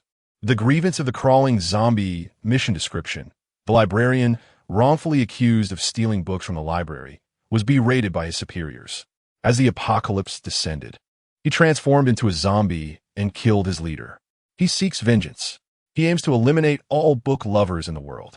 Mission requirements: eliminate the crawling zombie mission rewards: 100 reputation points, 600 gold coins, 300 experience points, and 1 piece of bronze-level equipment. Mission rewards optimized. Mission time limit: 12 hours. Mission penalty: none. No penalties for abandoning the mission or failing. Here it comes. Lin Ziluo had long awaited the arrival of this mission. Why not seize a free opportunity? Foolish one, just block it, Lin Ziluo instructed. In truth, Both Lin Ziluo and the Foolish One could easily handle this crawling zombie alone. However, given the presence of several other zombies on this level, a swift resolution was paramount. If 100 ordinary zombies congregated with the zombie boss, it would spell trouble. Upon hearing Lin Ziluo's words, the Foolish One charged forward. The corridor where the small cubicle was located was even narrower than that of the restroom. As the Foolish One stepped into the passage, he nearly blocked it off entirely. The crawling zombie, perceiving the Foolish One approaching, felt provoked. In the next moment, the zombie swiftly began to crawl along the walls of the corridor. The Foolish One raised a heavy iron rod in his hand and swung it at the crawling zombie, unfazed by the impending strike. The zombie suddenly seemed to melt into the wall, just as the iron rod was about to make contact. Phantom infiltration. A shadow appeared on the wall, rapidly shifting. The Foolish One's heavy hammer struck the wall with a resounding impact, creating a deep dent, yet the shadow remained unaffected. The shadow darted away, swiftly reappearing on the wall behind the Foolish One. Before he had a chance to turn around, the shadow lunged out from the wall and swiftly coalesced into the form of the crawling zombie. With a mocking glint in its eyes, the crawling zombie beheld the clumsy Foolish One. Foolish and awkward toys, it thought. The zombie's claws glimmered with a dark light, presenting a prime opportunity for a backstab against the defenseless back of the Foolish One. A flash of black light surged forth. A pained wail echoed through the corridor. The crawling zombie, witnessing its shattered claws, was filled with terror. Just as it was about to strike the Foolish One, a black long knife sliced through the air from behind. It quickly spun around, using its claws to barely deflect the blow of the long knife, but at the cost of several of its claws. The crawling zombie scrambled to the ceiling, turning to face the wielder of the black long knife. Lin Ziluo appeared innocent, having anticipated the unfolding events. On the surface, phantom infiltration seemed like a divine skill, capable of merging into walls and becoming immune to damage. In reality, this skill bore a side effect. Once activated, the user felt an insatiable urge to flank the opponent, akin to a compulsion. Thus, Lin Ziluo had sent the Foolish One forward to force the crawling zombie to deploy phantom infiltration. When the crawling zombie eagerly approached to ambush the Foolish One from behind, Lin Ziluo was ready to deliver a strike. As expected, the result was significant. That single blow nearly incapacitated half of the crawling zombie's offensive capabilities. With both of its skills now on cooldown, it had no chance to escape. The crawling zombie on the ceiling, despite its anger, ultimately succumbed to fear. As it twisted its body to flee in the opposite direction, Lin Ziluo would not let the crawling zombie escape. With a powerful push against the wall, he leaped to the opposite wall, leaving a dent in the surface. The corridor was narrow enough for such a maneuver. With another push, he soared upward. This was the legendary upgraded version of the technique, the ascension technique of treading the left wall and stepping on the right wall. After bouncing back and forth twice, Lin Ziluo reached a sufficient height and decisively activated the brief, hovering skill of the White Wing Cloak. With this skill, he could momentarily disregard the fall, dashing forward instead. During his sprint, the Swiftwind boots activated, granting him speed. The retreating crawling zombie had no chance to witness Lin Ziluo's extraordinary maneuver. It continued to crawl ahead, oblivious to its impending doom. However, its speed paled in comparison to the fully activated Lin Ziluo. Gradually, Lin Ziluo caught up. Sensing something amiss, the crawling zombie hesitated, slowing its crawl to glance back. In that fleeting moment, a black blade flashed before its eyes. Explosive double slash. The enchanted blade struck the crawling zombie's hind leg, triggering the intimidation effect of the lion's bracer. The crawling zombie's body abruptly halted, plummeting toward the ground. At that instant, the second strike of the explosive double slash followed through, accurately hitting the triangular head of the crawling zombie. Chapter 66. Astonishing. The second super golden finger, the head of the crawling zombie flew off, its body marked with the explosive double slice emblem. The emblem activated, and the crawling zombie was instantly obliterated into countless pieces. In that fleeting moment, a torrent of blood and flesh surged towards Lin Ziluo. With a graceful flick of his robe, he deftly shielded himself from the deluge. Astonishingly, Not a single drop of blood or fragment stained the fabric. Lin Ziluo elegantly adjusted his robe before slowly descending from the ceiling. A cacophony of system notifications filled the air. Congratulations! Player Yazi has successfully slain a level 10 bronze tier boss, crawling zombie, earning 50 experience points and 100 gold coins. Congratulations! Player Yazi has completed the quest Vengeance of the Crawling Zombie. Congratulations! Player Yazi has received quest rewards, 100 reputation points, 600 gold coins, 300 experience points, and 1 piece of bronze tier equipment. Congratulations! Player Yazi has leveled up to level 10, earning 1 free attribute point. Player Yazi has now reached level 10. However, due to the lack of a job change, further leveling up is impossible. All experience points will accumulate, awaiting the opening of the job change channel. The opening of this channel occurs after the 7-day novice protection period in the city. The hidden job change is not included in this. Lin Ziluo planned to complete the job change trial during the novice protection period, aiming to be the first player to succeed and earn a global announcement. There was no need for haste. The first player to successfully change jobs had done so on the morning of the 9th day of the apocalypse. Prior to that, even with the job change scroll, one could not change jobs without reaching level 10. Now, on the early morning of the 5th day of the apocalypse, he still had a little over 3 days left. With keen eyes, Lin Ziluo noticed a white treasure chest had dropped beneath the crawling zombie's body. This was a silver treasure chest. However, he did not approach it to open it, as more pressing matters awaited him. System, where's my super golden finger? Lin Ziluo asked, brimming with anticipation. The golden finger system promptly responded, ding. Congratulations, host has successfully reached level 10, earning an opportunity to draw a super golden finger. Would you like a draw now? Draw, Lin Ziluo said, suppressing his excitement. The last time he had drawn a super golden finger, he had received an absolute explosion rate, propelling him far ahead of all other players. He wondered what super golden finger he might draw this time. Ding! The second super golden finger is currently being drawn. Ding! Congratulations, player has drawn the super golden finger. Yin-Yang duality. Ding! Yin-Yang duality. The host can possess 2 professions. Lin Ziluo swallowed hard, his mind momentarily dazed by the revelation. Could you repeat that? He asked, his voice trembling slightly. Ding! Congratulations, player has drawn the super golden finger. Yin-Yang duality, allowing the simultaneous possession of 2 professions. The system reported obediently. Truly, this is real. I can change to 2 professions. Lin Ziluo could hardly fathom the implications. What would this mean? He could acquire the skills of 2 professions. Each time he leveled up, he would receive double the attribute points. If he chose a warrior profession and a mage profession, he would achieve a true balance of physical and magical prowess. This was utterly extraordinary. The super golden fingers were indeed overwhelming in their power. In an instant, a plethora of possibilities surged through Lin Ziluo's mind. However, at that moment, the zombies on this floor, drawn by the recent commotion, began to approach. Caught in his excitement, Lin Ziluo showed no mercy.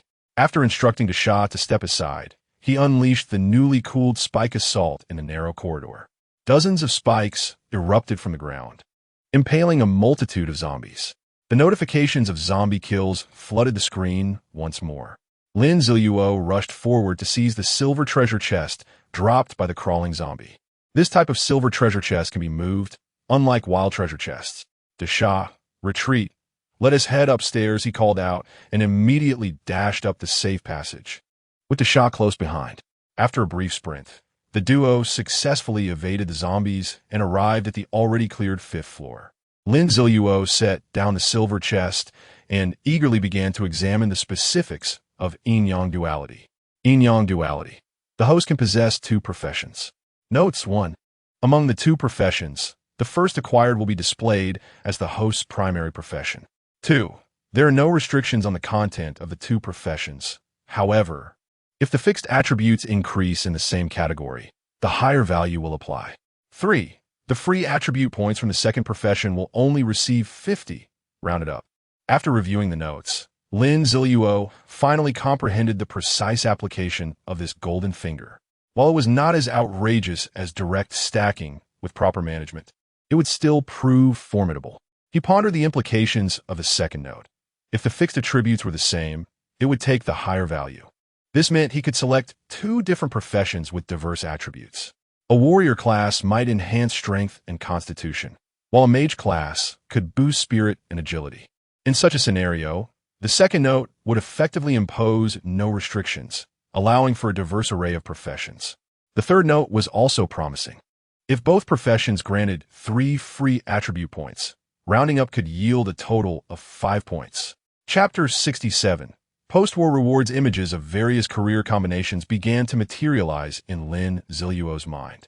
Wait, the Phantom class enhances both strength and agility.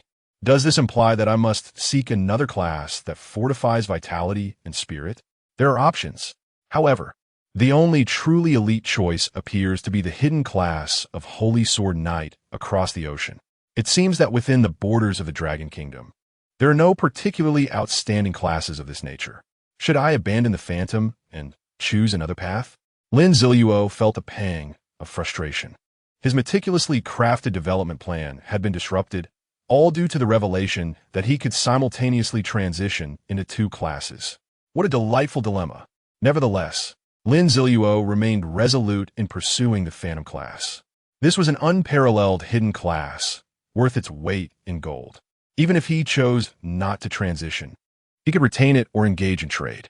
With this thought in mind, Lin Ziluo temporarily set aside these considerations. First, he would acquire the Phantom Transition Scroll before contemplating anything else. Lin Ziluo began to organize the rewards from his previous forays into the realm of the undead, having vanquished crawling zombies and completed various tasks. The first order of business was to claim the bronze-level equipment as a task reward. Player Yazzie has received bronze-level equipment. Bronze Great Hammer. Bronze Great Hammer. A bronze-level weapon forged from bronze, remarkably heavy. Ensure you can lift it before use. Attributes. 2 strength. Attacks possess a shattering effect, providing a boost to destructive capabilities. Lin Ziluo hefted the bronze Great Hammer that had appeared in his hands. Indeed, it was no lightweight.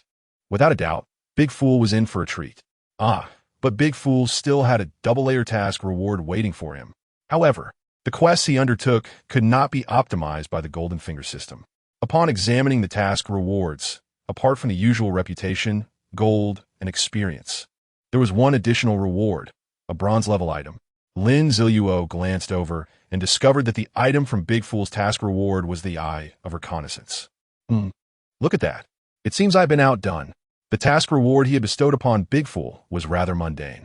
For Big Fool, it merely meant a few extra coins. Excellent. He was now 1 step closer to obtaining the Guardian's Mark of the Demon City.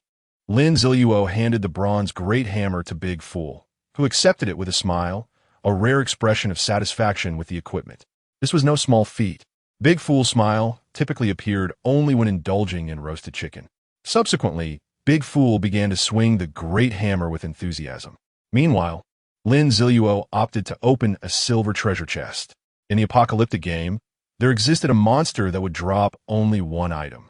Upon defeating a boss, one could either receive a single item or a treasure chest. This treasure chest was not a wild treasure chest. It was movable. However, in terms of the loot, it was somewhat inferior to wild treasure chests. Player Yazzie has successfully opened a silver treasure chest. Player Yazzie has received a boon from the treasure chest, expanding his storage space by 0.3 cubic meters. Player Yazzie has gained 50 experience points from the silver treasure chest. Player Yazzie rummaged through the silver treasure chest and successfully extracted 270 gold coins as the white light faded. 2 items materialized before Lin Ziluo, a pair of shimmering silver pants and a resource card. Quite the haul. He had indeed struck gold. The silver-level pants were a worthy find. Resilient battle pants, silver-level equipment, crafted with remarkable durability, providing excellent support in combat. Attributes: 3 vitality, 1 agility. Reduces the duration of negative effects on the player by 20.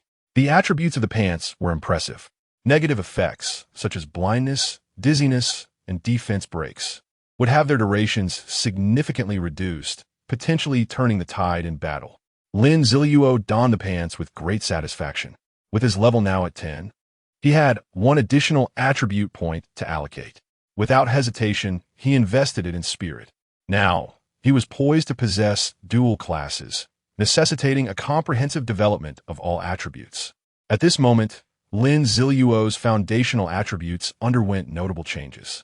Foundational attributes: Strength, 28 Spirit, 20 Vitality, 23 Agility, 25 Perfect. Additionally, there were the items dropped from the earlier zombie onslaught. 2 pieces of equipment and several items. The 2 pieces of equipment paled in comparison to what Lin Ziluo currently possessed. Conveniently, they were precisely the missing components for Big Fool. Thus, he generously bestowed them all upon him. With this, Big Fool's strength would not lag too far behind. After sorting through these matters, Lin Ziluo felt no desire to continue battling zombies. He instructed Big Fool to retrieve the items dropped by the zombies he had just dispatched with his spiked assault while he sought out a room on the 5th floor with a table. After placing the eye of reconnaissance on the ground, Lin Ziluo reclined upon the table. After posing several inquiries to the Golden Finger system, he confirmed his intentions. Should he fail to find a suitable class before the 9th day of the apocalypse, he would first transition into the Phantom class and secure the world announcement. As for the second class, there was no rush. The Golden Finger system had assured him that upon successfully transitioning to the second class, any unallocated attribute points from previous levels would be restored. Just then, Big Fool returned, bearing an assortment of items he had scavenged from downstairs. Lin Ziluo inspected them and found nothing of particular value. Well then, it was time to rest. They would need to return to the Death God Club later, hoping that more members would gather, thus facilitating an earlier eradication of the museum. With all considerations accounted for, Lin Ziluo drifted blissfully into slumber. The time was now the early hours of the 5th day of the apocalypse. Chapter 68. Ready for action on the 6th day of the apocalypse. At 2 o'clock in the afternoon, Lin Ziluo awoke from his slumber. It had been a full day since he returned from the library in the City of Demons. Having overslept on the 5th day, he pondered for a moment and ultimately resolved to dedicate a day to clear out all the remaining zombies within the library. It was evident that even if he returned to the Grim Reaper Club now, they might not muster enough members. Why not take this time to eliminate some zombies? Although he couldn't level up, accumulating coins and possibly acquiring useful items was certainly appealing. Thus, Lin Ziluo and his companion, Big Fool, spent the entire day eradicating the approximately 600 zombies that lingered in the library. The experience gained was sufficient for Lin Ziluo to attain another level. However, he did not obtain any particularly useful items, for his equipment was already quite luxurious. Nonetheless, he managed to significantly enhance Big Fool's gear, completing nearly all parts except for trousers and shoes. Among the items collected, they discovered a new one, the Healing Scroll, a bronze-level disposable item that, when used, could release a healing spell to restore a designated unit's injuries, the extent of which depended on the mental strength of the user. This proved to be a valuable healing tool for Lin Ziluo. After thoroughly clearing the library, night had fallen. Lin Ziluo chose to stay another night in the library. He retired early and rose at 6 in the morning, setting off with Big Fool to the Xironfa Mall. Upon reaching the top floor, Lin Ziluo once again stirred excitement among the crowd, this time due to his striking appearance. Clad in an impressive black robe that accentuated his enigmatic mask, coupled with the imposing presence of Big Fool behind him, he was undeniably captivating. Had it not been for the haunting memory of Big Fool's earlier display of strength, which left the veteran members in shock, many would have approached Lin Ziluo. However, some newcomers, emboldened by their newfound powers, attempted to stop him to inquire about his attire, but were swiftly restrained by the seasoned members. Otherwise, Lin Ziluo would not have hesitated to assert his authority over the new recruits. Lin Ziluo confidently entered Gao Dong's office. Since Lin Ziluo had effortlessly dealt with their greatest rival, Gao Dong had been enjoying a considerably more pleasant existence. Upon Lin Ziluo's entrance, he found Gao Dong in a light-hearted exchange with a young girl. Gao Dong, initially ready to reprimand the intruder for interrupting his moment, broke into a radiant smile upon seeing Lin Ziluo and Big Fool, leaving the girl bewildered by the sudden change in demeanor. When Lin Ziluo inquired about the timing of their assault on the Museum of Demons, Gao Dong proudly pounded his chest, revealing that he had sent people to recruit members over the past few days. The Grim Reaper Club was flourishing, boasting over 200 members and preparing to launch their assault on the museum that afternoon. Lin Ziluo readily concurred, recognizing that if they attacked in the afternoon, they would have a chance to eliminate all the zombies by nightfall, allowing him to enter the professional trials thereafter. Having fully awakened, Lin Ziluo rose from his bed, adjusted his attire, and stepped out of his temporary residence, which was conveniently located near the Zhirunfa Mall. In the living room, he noticed Big Fool enthusiastically swinging his bronze hammer. Ever since Lin Ziluo had gifted him the hammer, Big Fool had developed a fondness for it, practicing tirelessly whenever he had the chance. Lin Ziluo observed that Big Fool exhibited a certain aptitude for wielding the hammer. Within just 2 days, he had become quite proficient. Upon noticing Lin Ziluo emerging, Big Fool dutifully halted his hammer wielding. "Let us go," Lin Ziluo declared, donning his mask. The thought of avenging himself against the individual who had marred his face filled him with anticipation. The residence's proximity to the mall meant that the surrounding zombies had been effectively cleared by the Grim Reaper Club, allowing Lin Ziluo to ascend to the top floor of the Zhirunfa Mall without any hindrance. As soon as the freight elevator doors opened, Lin Ziluo spotted Gao Dong passionately delivering a speech in the hall. "Dear members, today marks a significant day for the Grim Reaper Club, as we prepare for a grand battle against the zombies within the Museum of Demons, reclaiming the cultural legacy of our dragon nation." Gao Dong faltered mid-sentence, meeting Lin Ziluo's piercing gaze through the mask, which appeared devoid of emotion. Big Fool, brandishing his intimidating bronze hammer, stood behind Lin Ziluo, creating an atmosphere of apprehension. It seemed that should Gao Dong continue his speech, he might find himself on the receiving end of that formidable hammer. Clearing his throat, Gao Dong quickly shifted gears. "In short, everyone, gather and prepare for the assault on the Museum of Demons." The audience, previously drowsy from the speech, perked up at this abrupt change. "Charge! I shall vanquish all the zombies in the museum. I seek a bronze piece of equipment. The day has finally arrived. I, the great yellow hare, shall rise. No bragging, but I will undoubtedly reach level 5 this time. Heh, I am to slay 10 zombies." Ah, a voice rang out, filled with excitement and exuberance. Chapter 69. Luring the tiger away from its mountain, Lin Ziluo cast a glance at the chaotic scene before him.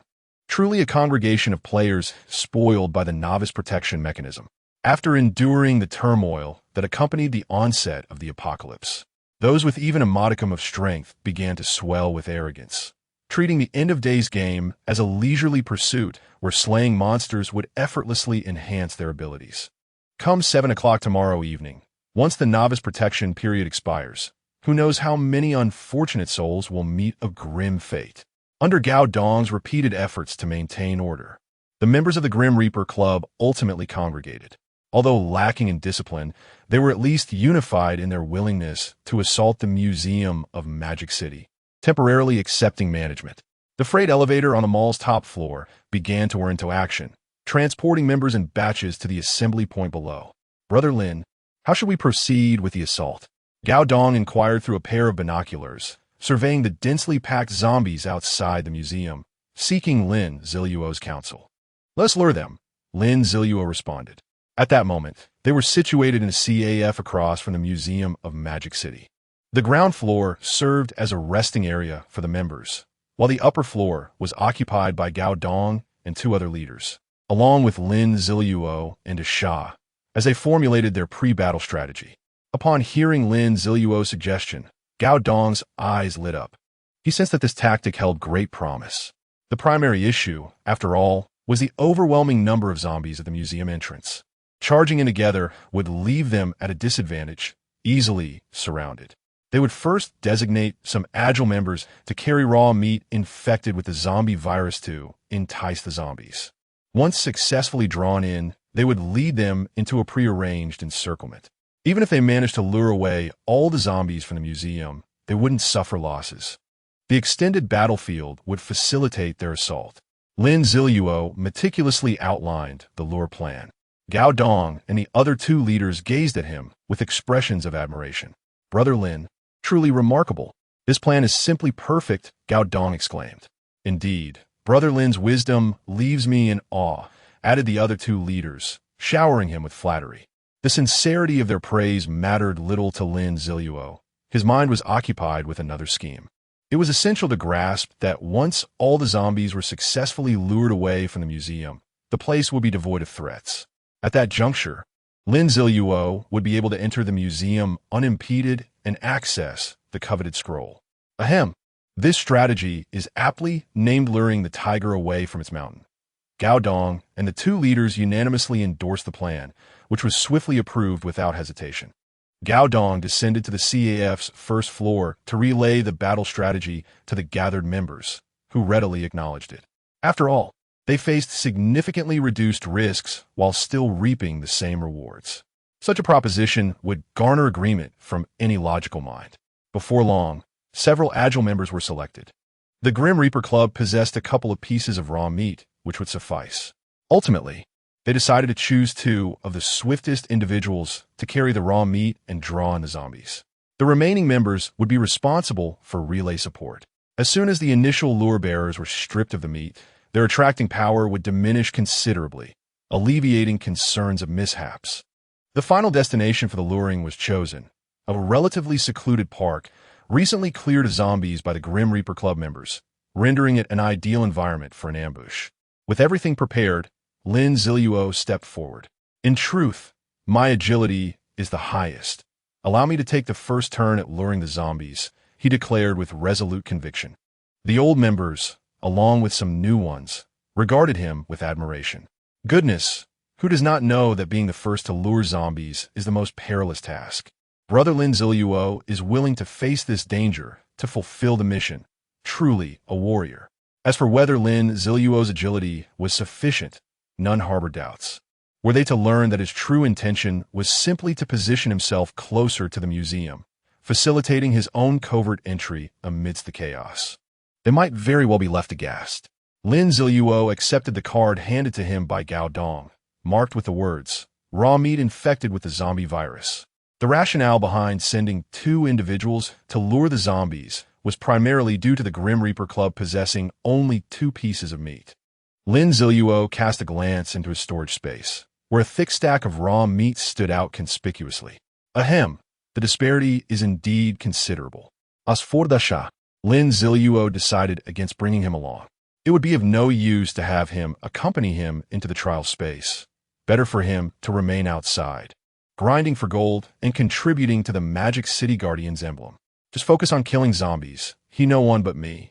If anyone provokes you, eliminate them on the spot. Understood? Lin Ziluo instructed Shah. The Shah nodded, indicating his comprehension. Lin Ziluo was not entirely indifferent to Shah's well-being. He could sense his emotions. Should any real trouble arise, he could even manipulate Shah directly, allowing him to rest easy. Shah followed Gao Dong and the others to the ambush point while Lin Ziluo remained in the CAF with the members assigned to lure the zombies, awaiting the signal to act. Aware of the considerable energy required for the trial, Lin Ziluo promptly closed his eyes to rest. Approximately 10 minutes later, he heard a voice call out, "Brother Lin, we can move now." Chapter 70. The familiar scroll. Lin Ziluo opened his eyes. The one who had just called him was also someone desperately in need of action, named Xiao Yang. "All right, let us set forth," Lin Ziluo declared as he stepped outside, leading the way. The others promptly followed in his wake. Soon, they reached their designated positions. Both Lin Ziluo and Xiao Yang held a piece of raw meat card as they continued onward. "Brother Lin, do you think we'll be overwhelmed?" Xiao Yang swallowed nervously, his voice tinged with apprehension. Lin Ziluo was determined not to let this individual's fear thwart his carefully laid plans. "When the time comes, you make a run for it, and I will pause momentarily," Lin Ziluo instructed. Xiao Yang, still worried, replied, "But, brother, wouldn't he that put you in danger?" "Danger? Staying behind is the perfect opportunity to vanish." Lin Ziluo responded coldly. "I intend to slay a few zombies first. After that, I will divert a portion of them down a different path. You simply need to follow them, understood?" "Understood." Xiao Yang nodded vigorously, as if pecking at rice. "Okay, even if I disappear, it will pose no issue." With that, the two arrived at the small square in front of the Magic City Museum, where a throng of zombies congregated. "Activate in 30 seconds, Lin Ziluo announced. Afterward, Lin Ziluo and Chao Yang positioned themselves at opposite sides of the square.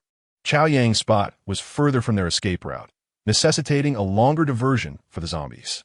When the 30 seconds elapsed, Chao Yang, trembling, activated his card. A piece of raw meat materialized in his hand, prompting the zombies nearby to react, turning their grotesque heads toward him. Moreover, even those zombies beyond the immediate vicinity stirred, drawn by the commotion. A growl erupted as one zombie began to approach Chao Yang, gradually accelerating. Soon, all the zombies were racing toward him. Run, Lin Ziluo commanded. Chao Yang, clutching the raw meat, began to circle around, while Lin Ziluo boldly advanced a considerable distance ahead, successfully luring a portion of the undead. Next, Lin Ziluo activated his piece of meat, amplifying the allure even further. His strategic positioning attracted not only the remaining zombies in the square, but also some from within the museum. This was precisely why he chose to activate his meat last. Only he could accurately discern how to entice the zombies on a broader scale. As the zombies drew within 2 meters of him, Lin Ziluo began to retreat. A horde of the undead surged after him. At this moment, Chao Yang had successfully led his portion of zombies in a circle, and the two regrouped. With Chao Yang in the lead and Lin Ziluo following, they sprinted toward their predetermined location, a mass of zombies frantically in pursuit behind them. The noise escalated, and an additional wave of zombies emerged from the museum. Success. Lin Ziluo's agility was undeniable. Chao Yang had allocated all his attributes to agility, allowing both to effortlessly lure the zombies. Lin Ziluo often had to halt and wait for the zombies to catch up. Before long, he spotted the awaiting individuals ahead. Now was the time to escape. Lin Ziluo slowed down to Chao Yang's side, shoving the raw meat into his embrace. You all keep running. I'm going to deal with the zombies, Lin Ziluo stated. Don't worry, Brother Lin. Chao Yang's words were cut short as Lin Ziluo abruptly accelerated, vanishing from view. Wow, as expected of the boss. I didn't realize he had slowed down before. Chao Yang's jaw nearly dropped in astonishment. At this moment, he successfully reunited with the remaining members, whose task was now to take turns carrying the raw meat and escape in relay. Meanwhile, Lin Ziluo was sprinting at full speed. He did not head directly back toward the museum. That would have been impossible, as the entire road was choked with zombies, at least 1,000 of them, making it impossible to navigate through. Instead, Lin Ziluo opted for a small path, employing a flanking tactic. Rushing back to the small square in front of the Magic City Museum, Lin Ziluo encountered a few scattered zombies. He dispatched one blocking his path with a swift strike, and then entered the museum. The layout of the museum was firmly etched in his mind, and without a moment's hesitation, he darted toward the familiar exhibition hall. After eliminating 2 more zombies effortlessly, Lin Ziluo finally beheld the scroll he had longed for, displayed upon a pedestal. This ancient scroll, crafted from the hide of an unknown creature, remained in the museum due to the indiscernible nature of the material. It was adorned with numerous arcane symbols and 2 figures resembling a bull and a bird. With the onset of the apocalyptic game, a glowing hexagram mark, reminiscent of those found beneath wild treasure chests, had appeared beneath the scroll, continuously rotating and indicating its extraordinary nature. It was no wonder it had once deceived many into peril. Lin Ziluo hurried to the scroll. The protective casing that had shielded it crumbled easily under his repeated strikes. An ear-piercing alarm blared. Yet Lin Ziluo remained calm as he placed his hand on the scroll. Chapter 71. The First Trial. The vast sea of blood. Player Yazzie discovers a peculiar scroll, which seemingly harbors immense secrets, granting the player an increase of 500 in reputation. The scroll is summoning the player. Will player Yazzie accept the call of the scroll? I accept, Lin Ziluo declared. Player Yazzie has accepted the scroll summons and is about to enter it. The scroll began to emanate a blinding light, enveloping the entire exhibition hall. Lin Ziluo's vision was gradually consumed by the white radiance, compelling him to shut his eyes. His body started to feel increasingly weightless. Suddenly, a sensation of weightlessness washed over him. As the feeling subsided, Lin Ziluo gradually regained his sight. He surveyed his surroundings and found himself in a completely sealed stone chamber. The walls of the chamber were illuminated by clusters of floating flames, precisely as he had recalled. At that moment, Lin Ziluo suspected that the entire trial was taking place within a cave. He pondered the source of the air in this enclosed space. Without hesitation, he approached a stone wall and extended his hand. A miraculous scene unfolded. Lin Ziluo's arm effortlessly penetrated the stone wall. Indeed, he was in the right place, having spent considerable time searching for it before. Without a moment's doubt, Lin Ziluo advanced towards the wall and vanished within it. Congratulations to player Yazi for successfully activating the trial. Mysterious trial description. This scroll seems to contain certain secrets, waiting for a worthy successor to inherit its power. Trial requirements. Complete 3 trials. Trial limitations. All equipment and skills will be disabled during this period. Trial rewards. Level up by 1. Special profession. Phantom. Trial time limit. The flow of time here differs from the outside world. Please do not be concerned. Trial penalty. Failure will result in the complete obliteration of the player. Ding. The golden finger system detected that the host is undergoing a trial and is initiating the modification program. Ding. The host will not suffer any penalties for task failure. The system will safeguard the host's departure from the trial space. Ding. The system detected that the host is undertaking a trial and has successfully triggered the task in Oppo's Ancient Trial. An Oppo's wink with a frown Ancient Trial. This is a legacy that has existed for thousands of years, awaiting a sufficiently powerful individual for its inheritance. Task requirements. Successfully complete the trials presented by the scroll to inherit its true power. Task rewards. Draw 1 random ordinary golden finger and receive 1 piece of silver tier equipment. Task time limit. The flow of time here differs from the outside world. Please do not be concerned. The Apocalypse game and the Golden Finger system issued information in succession. Lin Ziluo felt somewhat bewildered. Although the messages from the Apocalypse game were identical to those from his past life, the statement from the Golden Finger system seemed somewhat off. Thousands of years? Sufficiently powerful? While the Phantom class could be deemed top tier, it hardly warranted such a description. Lin Ziluo was filled with doubt. He was well aware of the origins of the Phantom. It stemmed from a legendary assassin of the Dragon Kingdom, with merely 1,000 years of history. Moreover, the Phantom's second job transfer occurred at level 50, and the third at level 80, which did not align with the claims of the Golden Finger system. Lin Ziluo attempted to inquire with the Golden Finger system, but received no response. Something was amiss. Lin Ziluo quickly heightened his vigilance. Despite the trial thus far presenting familiar scenes, he accepted both tasks and proceeded forward. Ahead lay a cavern that had been hollowed out. In the very center stood a stone platform, upon which rested a yellowish orb. The trial's task was quite simple. Merely place one's hand upon the orb. The first trial commences. Player Yazi, please place your hand upon the Liju. Lin Ziluo approached the yellow orb and placed his hand upon it. As soon as his hand made contact, the orb began to transform. The originally yellow surface of the orb gradually manifested red lines. These lines varied in length and continued to multiply. Once they reached a certain quantity, they began to intertwine, swiftly covering the orb's surface entirely, transforming it into a blood-red sphere. Here it comes. Lin Ziluo tensed, becoming alert. A flash of red light forced him to close his eyes.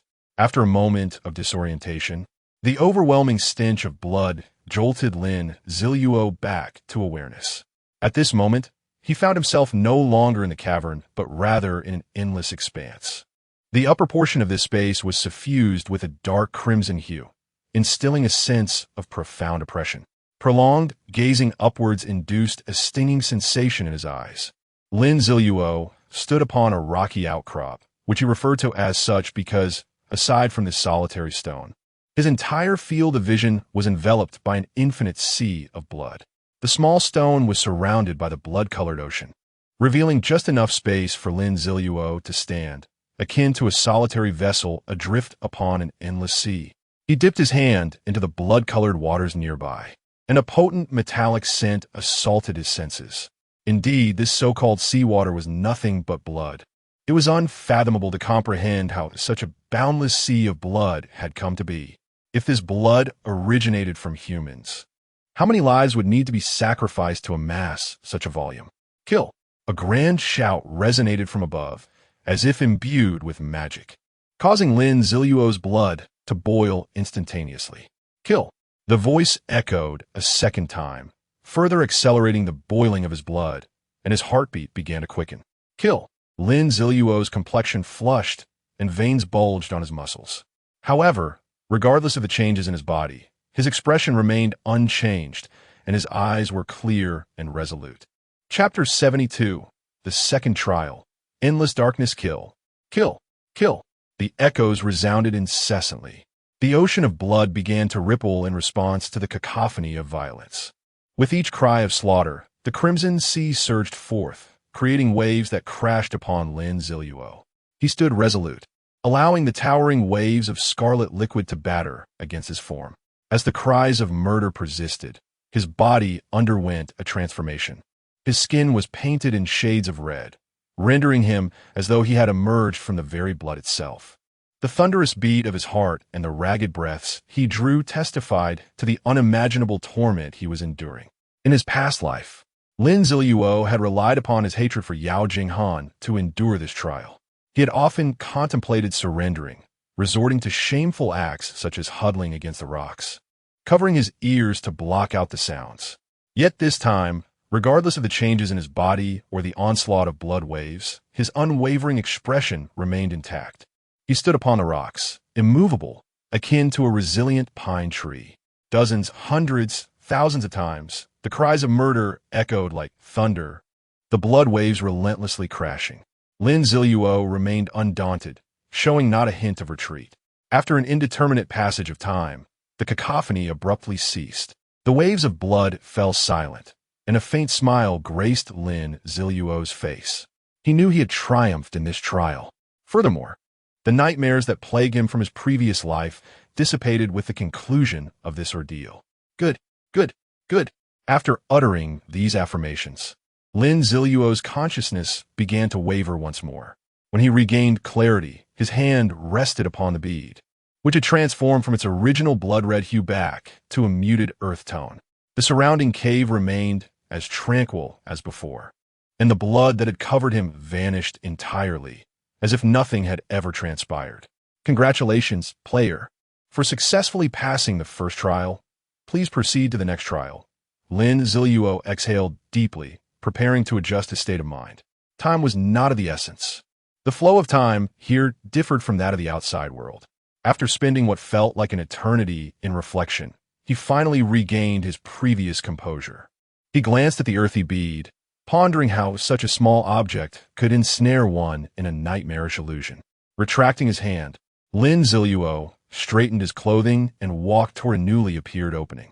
This passage was immensely profound, devoid of the flickering flames that had once illuminated his path. He took a moment to glance back at the cave's radiant light before resolutely stepping into the darkness. As he entered the cavern, the message appeared. The second trial begins. Please proceed forward, player. Upon the conclusion of the apocalyptic games announcement, Lin Ziluo turned to glance behind him, only to find an abyss of darkness. Turning his gaze forward, he was met with a void of black.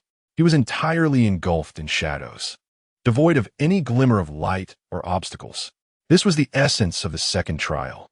The task was simple: to walk forward unceasingly, without pause. It was unnecessary to heed the fatigue of his body, nor was there a need for sustenance or hydration. He simply had to continue moving forward. In his previous life, Lin Ziluo himself had been oblivious to how long he had persevered. Initially driven by vengeance, he ultimately succumbed to exhaustion and collapsed. Upon awakening, he found himself in the third trial. In essence, this trial primarily tested one's willpower. Once the threshold of endurance was met, passage was granted. Lin Ziluo began his forward journey. The profound darkness stretched endlessly, with nothing but blackness before his eyes. His steps were firm and resolute, striding forward with purpose. He lost track of how long he had traversed this abyss. Perhaps a month, perhaps 3 months, perhaps a year, or even many years. The darkness. So terrifying. Terrifying enough to instill fear. Terrifying enough to evoke despair. In this void, there was no direction, no goal, no life, no scenery, nothing at all. Only an interminable solitude existed. Lin Ziluo was left to mechanically advance, step after step. Give up. After all, if you faint, you can reach the next stage. This thought echoed repeatedly in his mind. Yet, every time it emerged, Lin Ziluo resolutely rejected it. Why should he surrender? He had endured this trial once before. Given the opportunity to relive it, why not persist?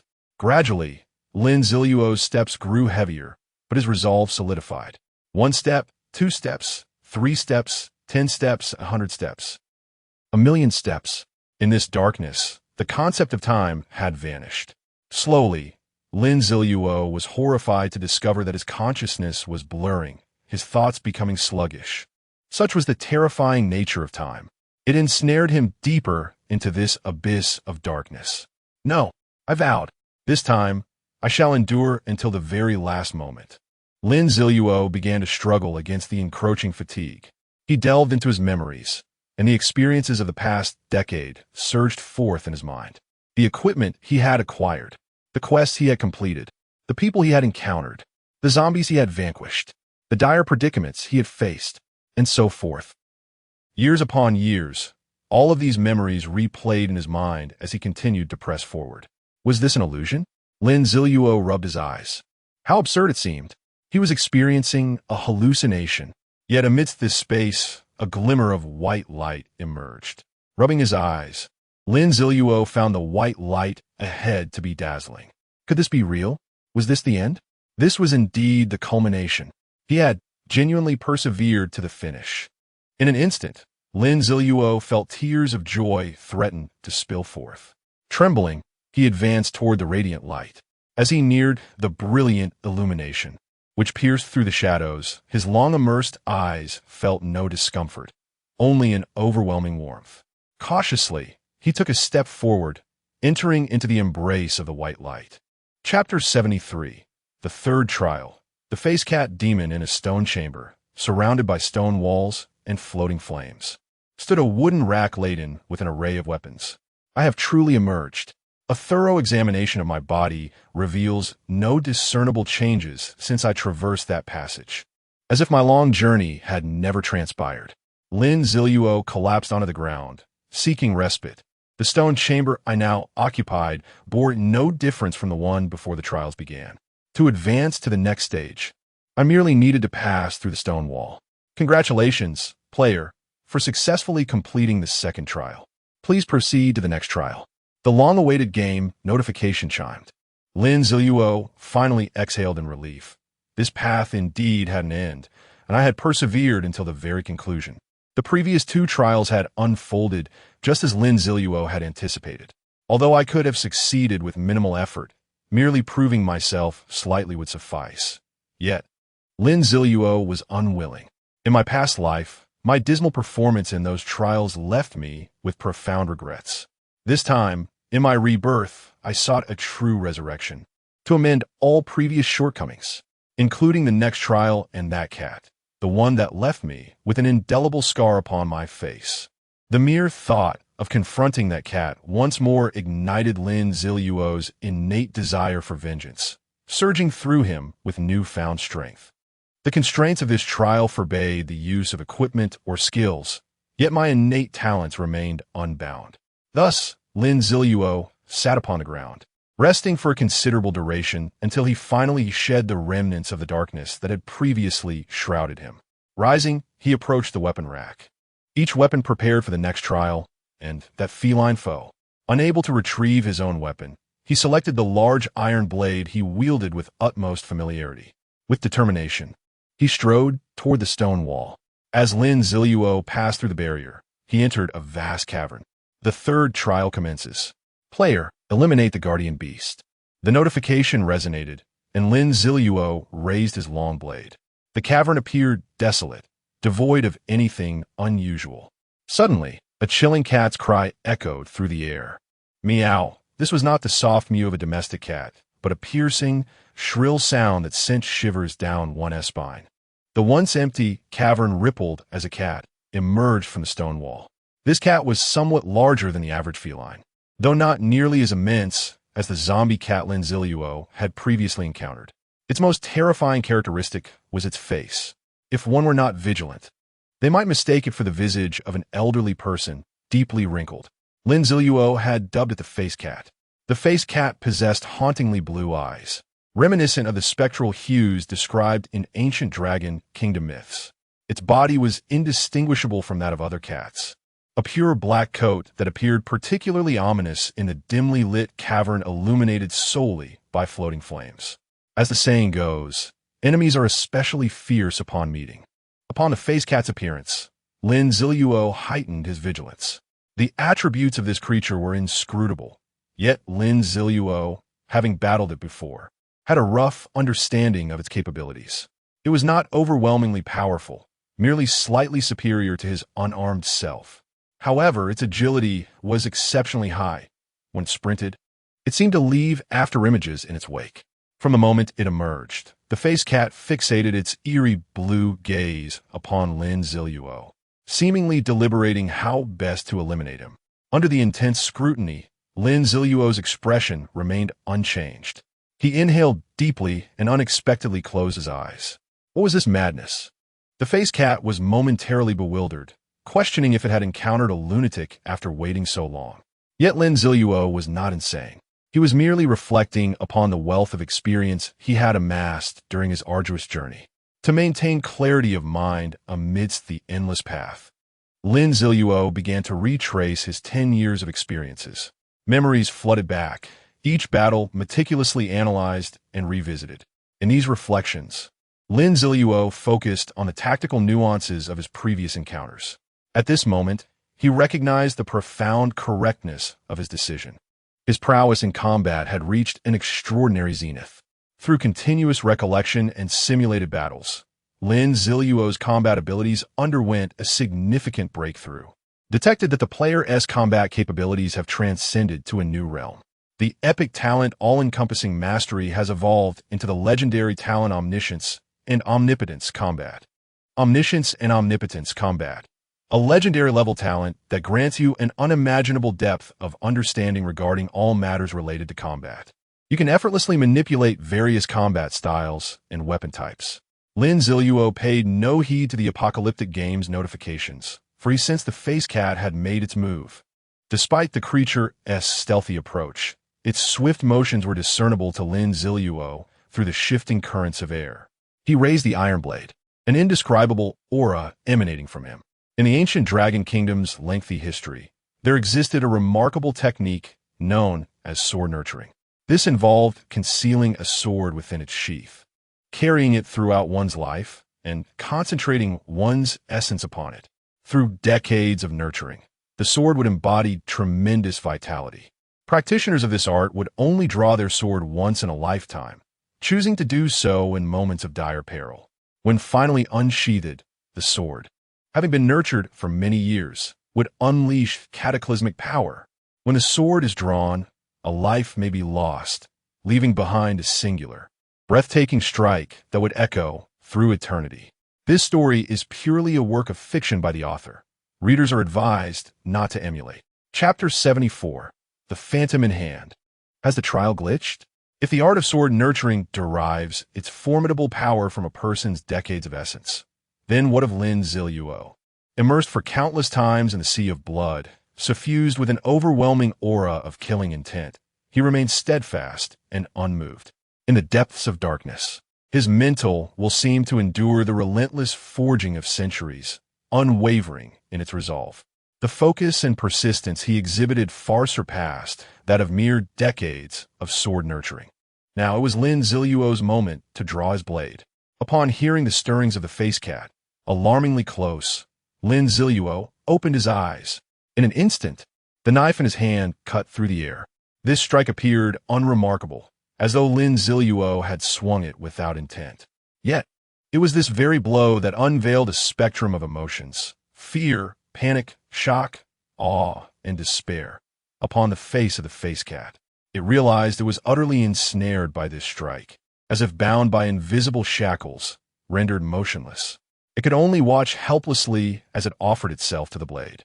Moreover, as its body drew nearer to the edge of the knife, an overwhelming dread surged from its core, torturing its spirit.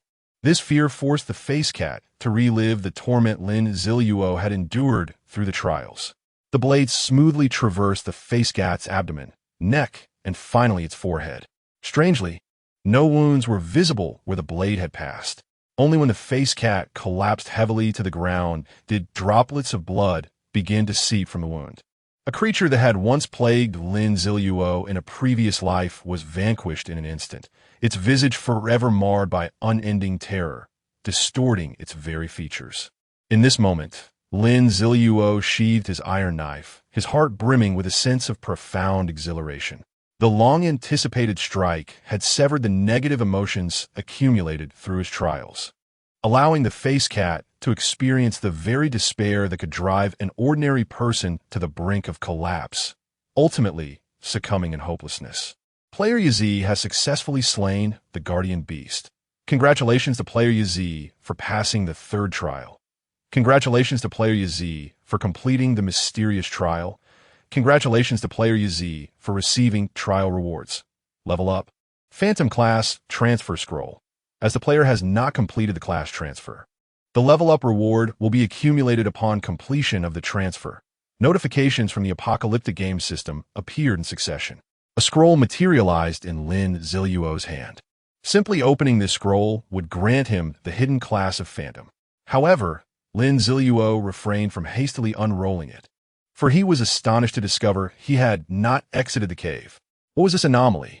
The last time, after painstakingly slaying the face cat, he had been teleported out of the trial. Yet this time, there was no sign of movement whatsoever. Could it be that he was trapped in the trial? No. The apocalyptic game system indicated he had completed the task. Why then had the ancient trial not issued its rewards? Lin Ziluo sensed something was amiss. He hastily called up the panel of the game system. Clearly marked was the task requirement to pass the trial from the scroll and inherit its true power. Yet it was noted as incomplete. This indicated he had not inherited the scroll's true power. Suddenly, Lin Ziluo had an epiphany. The Phantom Class Transfer Scroll was, in essence, a reward issued for completing the apocalyptic game's task, unrelated to the scroll itself. Thus, he had not truly inherited the scroll's power from the outset. Unbelievable! The magnitude of this revelation was overwhelming for Lin Ziluo. Ding! Detection confirms the host has successfully passed the trial. Please continue forward to accept the true power from the scroll. The familiar voice of the game's system resonated, granting Lin Ziluo a sigh of relief. Thank goodness. He had not encountered a glitch that trapped him in the cave. How should I proceed? Lin Ziluo inquired of the game system, but remained silent, feigning ignorance as it had upon his entrance. Curiosity stirred within him. What kind of scroll could render the game system mute? Or was it that the system and the scroll were old acquaintances? Lin Ziluo tucked the Phantom Class Transfer Scroll back into his storage space, and, following the game system's guidance, ventured forth. Soon, he reached the cave's end. As he approached a particular spot, he noticed minuscule cracks on the stone wall. These fissures were so fine that without Lin Ziluo's keen observation, they would have been nearly imperceptible. If it weren't for the game system's alert, he would have never imagined such a detail existed. What purpose could these tiny cracks serve? They seemed to coalesce into a pattern. Lin Ziluo cautiously reached out to touch the fissures. The moment his hand made contact, a transformation occurred. A radiant yellow light began to emanate from the cracks, which started to shift as if constructing something. Lin Ziluo waited patiently. After a considerable time, the cracks finally completed their assembly. To his astonishment, the fissures, aglow with yellow light, delineated two distinct figures, one of a bull and another of a bird. Were these not the very images inscribed upon the scroll? Lin Ziluo understood that the truth of this ancient scroll was about to unveil itself before him. As the images took form, the wall began to tremble. With the quaking of the wall, an ancient stone door materialized. Chapter 75. The hidden profession from antiquity. As the stone door emerged, the trembling stone walls ceased their quaking, restoring tranquility to the surroundings. Lin Ziluo approached, attempting to push the stone door, which yielded effortlessly to his touch. The scene beyond the door unfolded before him, a stone chamber, reminiscent of the one he encountered upon entering the trial space. However, This chamber housed a stone platform adorned with various items. Among them was an object Lin Ziluo recognized all too well, the ochre bead known as the Dawn Pearl, as referred to in the apocalyptic game. There was also a scroll, familiar from the museum. The walls of the chamber bore engravings of a bull and a bird, symbols he now understood. Lin Ziluo stepped into the chamber, advancing towards a stone platform. He hesitated to touch the Dawn Pearl, opting instead to grasp the scroll. The patterns and inscriptions mirrored those in the museum. Yet Lin Ziluo found them indecipherable. Just as confusion enveloped him, a warm current surged through the scroll, coursing into his hand. Astonishingly, he found himself capable of comprehending the text inscribed upon it. The initial two characters struck him with awe. Chiyu. This scroll was indeed linked to Chiyu. Lin Ziluo was taken aback. This revelation was beyond his wildest imagination.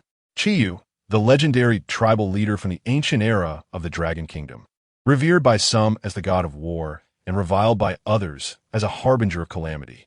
He led the Jiuli tribe in agriculture, metallurgy, weaponry, and the arts, and engaged in titanic battles against the ancestors of the Dragon Kingdom, Xianyuan Huangdi and Shenong Yendi. Despite the eventual defeat of the Jiuli tribe at the hands of the allied forces, even Emperor Xianyuan could not help but admire Chiyu's formidable prowess, bestowing upon him the title of War Master. Thus, Chiyu was immortalized in the annals of the Dragon Kingdom as a deity of war. Lin Ziluo swallowed hard, realizing the gravity of the situation. He finally grasped the significance of the bull and bird motifs, totems of the Jiuli tribe. The mysteries were unraveling before him. He eagerly continued to read, the subsequent content even more astonishing. Historical records stated that Chiyu was slain by Huangdi, his head buried, transforming into the blood maple forest. Yet, Chiyu's soul endured, preserved by the mythical cat spirit. The man-faced cat Lin Ziluo had vanquished in the third trial was indeed a descendant of this cat spirit. Ultimately, Chiyu's soul would dissipate, but before its demise, he crafted this trial scroll. The scroll tested unwavering will, eternal perseverance, and flawless combat. Only by excelling in all three trials could one inherit the ultimate power of the Jiuli tribe. It was evident that Lin Ziluo had achieved this. He was poised to inherit Chiyu's strength. His breath quickened with exhilaration as he absorbed the scroll's final instructions.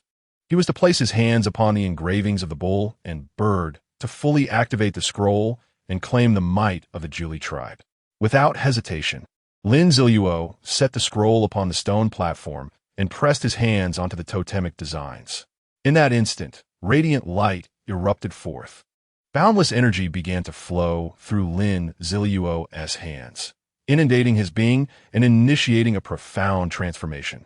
The agony of this metamorphosis caused Lin Ziluo to tremble uncontrollably, yet he remained resolute, steadfast in his position. Detection of player Yazi undergoing unknown energy inheritance. System is analyzing unknown energy. System successfully identifies unknown force as originating from Blue Star. Matching unknown force with Blue Star culture and apocalyptic game system. Match successful. Gamification complete. Player Yazi is undergoing class transition. Congratulations, player Yazi has successfully transitioned to the class of War Master. Please conclude the trial promptly. The class of War Master requires further data integration. As the final prompt from the apocalyptic game materialized, the transfer of power concluded. Exhausted, Lin Ziluo collapsed onto the ground. Drenched in sweat, despite his fatigue, he felt a surge of exhilaration. He had successfully transitioned. It was as if he had inadvertently cultivated flowers that bloomed unexpectedly, while the willow he had planted bore shade without intent. Initially, he had sought merely the illusionist S-class scroll, yet he had unexpectedly triumphed in Chiyu's trial, acquiring the supreme power of the Jiuli tribe, now known as the War Master in the apocalyptic game.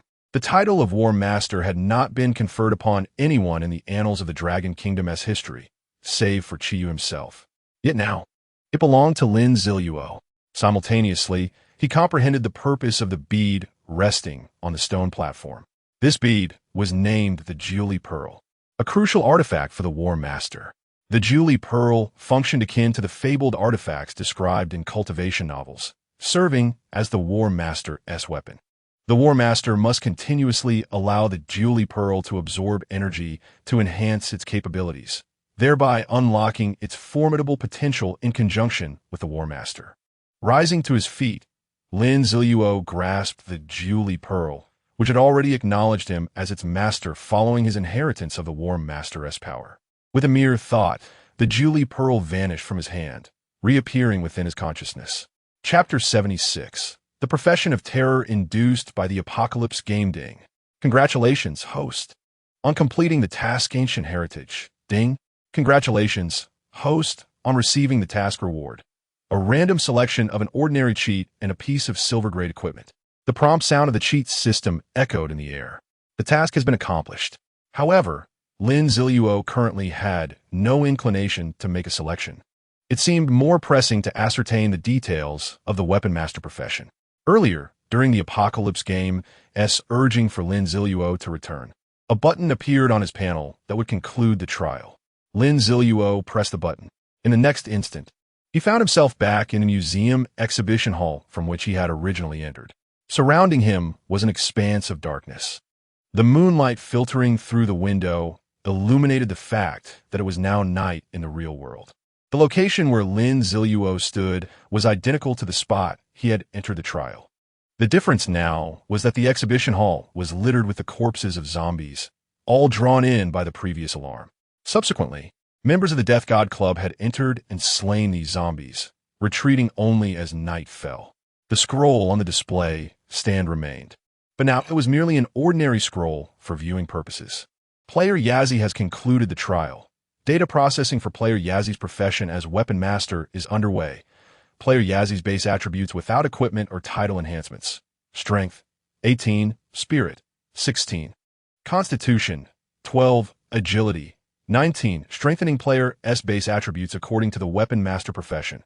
Player Yazzie's current base attributes. Strength, 30, Spirit, 20, Constitution, 25. Agility, 30. Weapon Master data processing complete. Player Yazzie will gain 3 points in Strength, 3 points in Constitution, and 3 points in free attributes for every level gained. Based on the experience previously acquired by the player and the level up, the task rewards are calculated, enabling the player to successfully advance to level 13. There was an overwhelming amount of information. Lin Ziluo could only focus on the essentials. He opened his panel. His final attributes, factoring in the level up and equipment, were astonishingly high.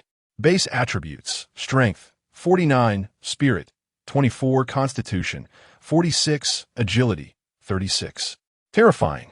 This was without even utilizing the 9 points of free attributes he still had. Compared to before, the increase in attributes was monumental. This was the disparity that arose after class transitioning in the Apocalypse game. It could only be described as worlds apart. Congratulations to the player for becoming the first individual to successfully transition in the Apocalypse game, earning the globally unique achievement, Trailblazer. A server-wide announcement is imminent. Regardless of the announcement, Lin Ziluo's mind was elsewhere. He could hardly contain his eagerness as he opened his profession panel. Profession, Weapon Master description. The Master of all weapons, God of War. Born from the incredible abilities of Chi Yu and the ancient treasures of the Ninely tribe. This profession is terrifying beyond imagination, only wieldable by those who have endured the cruelest of trials. Attributes. Gain 3 points in Strength, 3 points in Constitution, and 3 points in free attributes for each level gained. Abilities. 1. Master of all weapons. You can manipulate the Ninely Pearl to transform into any warrior-type weapon, thereby acquiring the abilities and skills of that warrior class. 2. Ninely Pearl. You can infuse energy into the Ninely Pearl to enhance its attributes and grade. 3. Specific abilities not yet activated. Gasped Lin Ziluo could not help but draw in a sharp breath. Shocked. No, it was beyond shock. This astonishment could not merely be likened to a small calf. It deserved to be compared to a full-grown cow. Throughout his decade-long Apocalypse career, Lin Ziluo had never encountered any description from the Apocalypse game that bore the phrase in amp, oppos, terrifying beyond measure, and amp, oppos. Yet, the Weapon Master profession was aptly characterized by this term.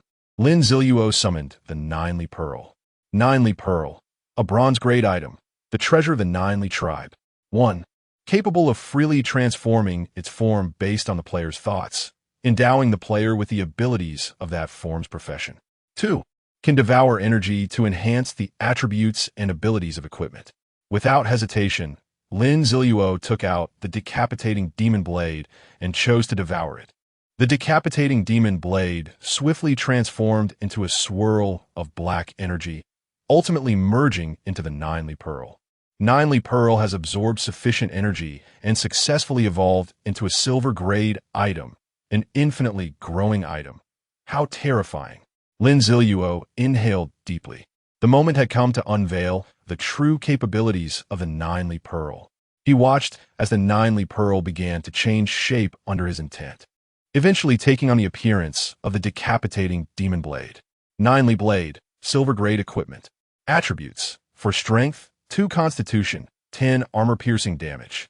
Accompanying skills: Ninely Slash, releases a wave of blade energy forward, dealing 130 of strength attribute damage, with the inflicted pain reaching 200. Ninely Heavy Slash, a single strike against the enemy, dealing 200 of strength attribute damage, but causing a 2-second stun to oneself. Indeed, Lin Ziluo could not acquire skills through the Weapon Master profession because these skills would vary with the Ninely Pearl's transformation.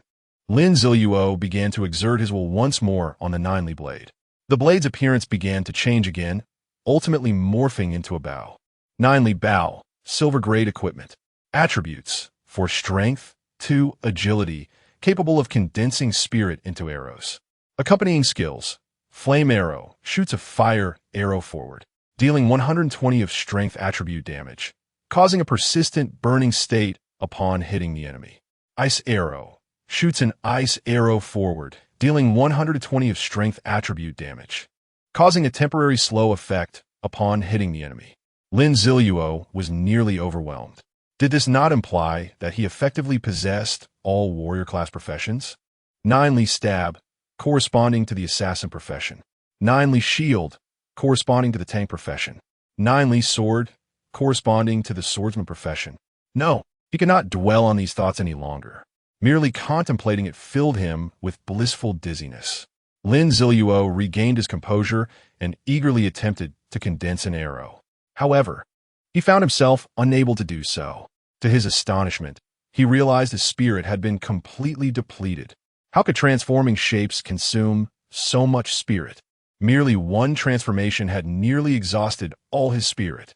No wonder he felt dizzy. Chapter 77, A New Key to Power. Breaking Limits World Announcement.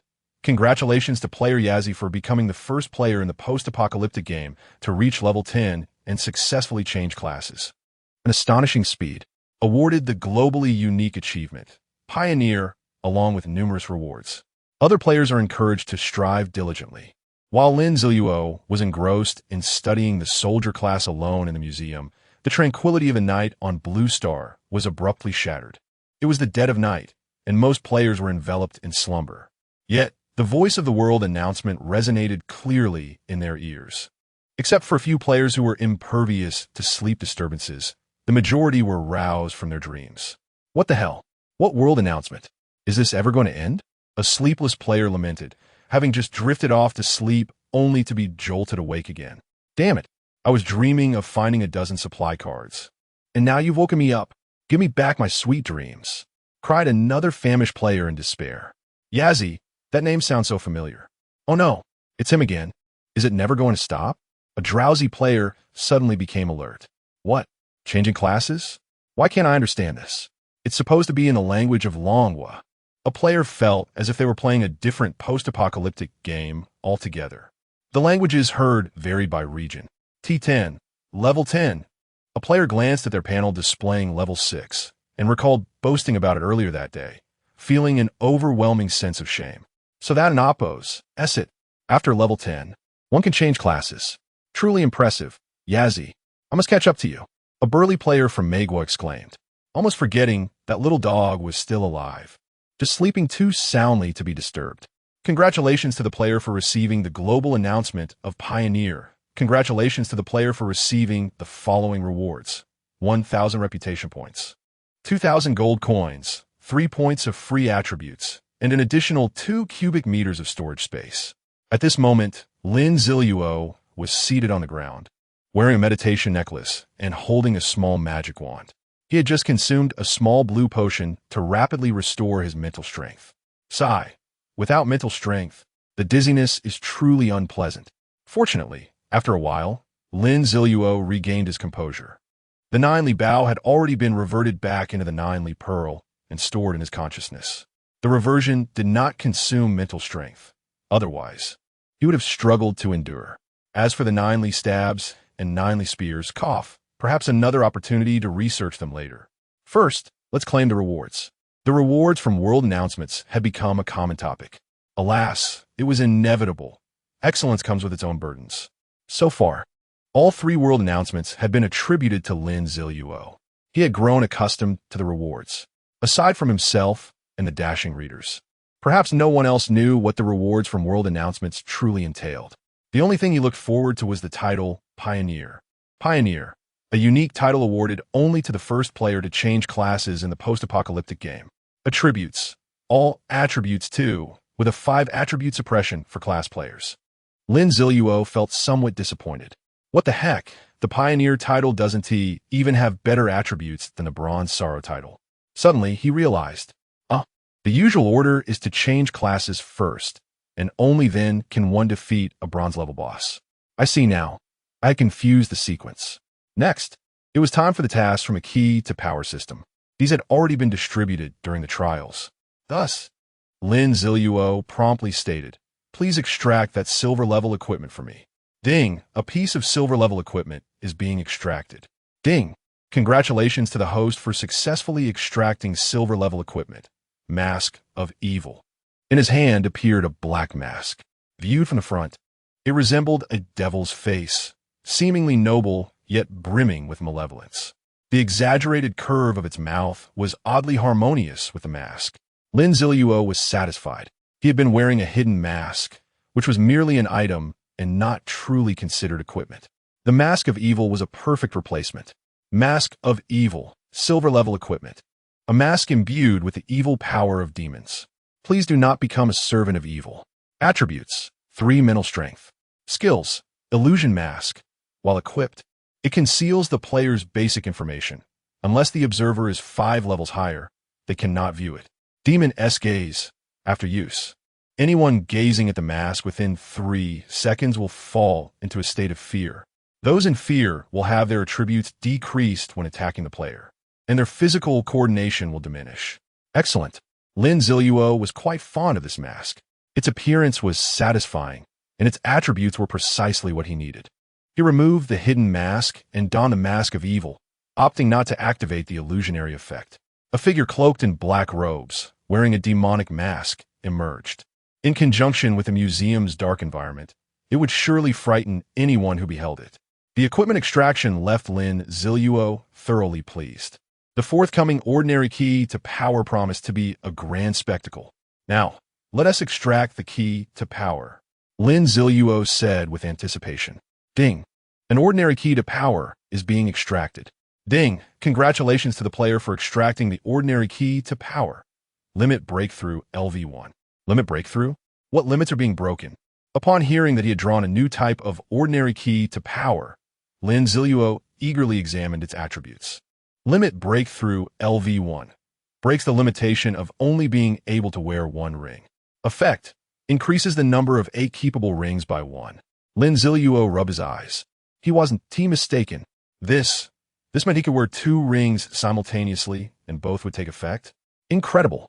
This directly provides him with an additional equipment slot, which is utterly outrageous. Lin Ziluo suddenly envisioned himself adorned with 10 gleaming golden rings on both hands, battling against others. The image was too splendid. He could hardly bear to imagine it. Chapter 78. The astonishing entrance of Lin Ziluo. Currently, Lin Ziluo possesses the blood-sucking ring too. While the Nightfall ring has been bestowed upon Dashao, he finds himself devoid of any additional rings. Thus he eagerly awaits the emergence of another. Having claimed all available rewards, Lin Ziluo revels in the prospect of allocating his 12 free attribute points. While enhancing his spirit is imperative, he deems it unnecessary to invest excessively. The fixed attributes conferred by his warrior class are strength and constitution, which can also be achieved through the Julie Pearl for all warrior professions.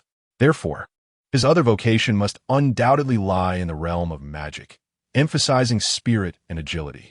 Consequently, he will not find himself lacking in spirit and agility attributes. After careful contemplation, Lin Ziluo allocates his points, 3 to strength, 3 to constitution, and 6 to spirit, coupled with the 3 spirit points granted by the Mask of Evil. His attributes experience a significant surge. Base attributes: strength, 52 spirit, 33 constitution, 49 agility, 36. As the Doomsday game reaches its 7th day, the clock strikes 1:00 a.m. Due to prolonged neglect of the electrical system, the power grid of the bustling Magic City succumbed to a complete blackout 3 hours ago, save for a few self-generating areas. The once vibrant metropolis has plunged into darkness. Fortunately, the Zayarunfa shopping mall is equipped with a diesel generator, illuminating its top floor and ensuring the smooth operation of freight elevators. An abundance of supplies has been transported from the warehouses, as everyone indulges in hearty feasts and libations to celebrate their victory. As Gao Dong aptly puts it, this event could be immortalized in history as the Grim Reaper Club and Oppo's siege of the Magic City Museum. In the center of the hall, revelers dance with abandon, accompanied by the enchanting strains of a violin, played by the renowned 19th century composer Makabaka, salvaged from the museum. Amidst this tumultuous atmosphere, the chief contributor to the battle, Da Xiao, sits in a corner, lost in his feast. Da Xiao paused for a moment. Step onto the stage. I must introduce you, our great benefactor. Gao Dong approached with a beaming smile, eager to flatter. Such flattery is warranted. Da Xiao's valor during the day had left Gao Dong in awe. Not only Gao Dong, but everyone present gazed at Da Xiao with admiration. Even a few daring young women approached, attempting to curry favor with him. Alas, Da Xiao's eyes were solely fixated on his food, oblivious to their presence. Gao Dong's words failed to capture Da Xiao's attention, as he continued to stuff his mouth with chicken legs. Brother Da Xiao, perhaps you could set aside that vacuum-packed chicken leg and showcase your heroic stature to the brothers? Gao Dong suggested, reaching to remove the chicken leg from Da Xiao's hands. At the moment his fingers were about to touch the leg, a wave of goosebumps enveloped him.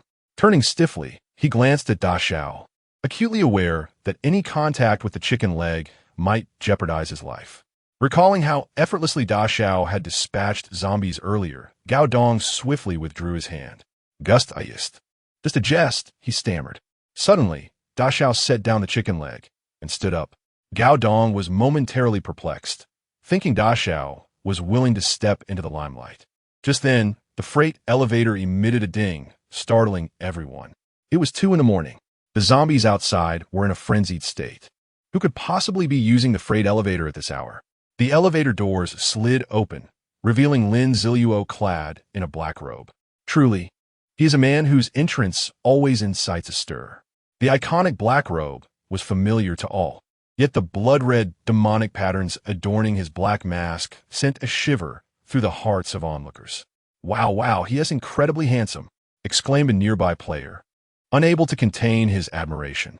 Indeed, I refuse to believe anyone could rival Lin Ziluo in charm, Chao Yang remarked, unable to withhold his praise.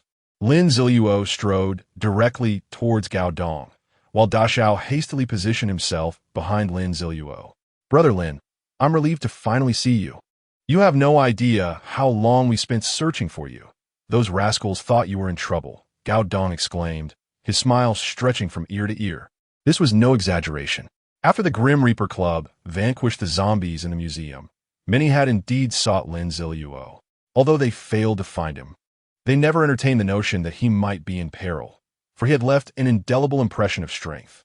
Lin Ziluo surveyed the chaotic scene in the hall and spoke. Let's converse in your office.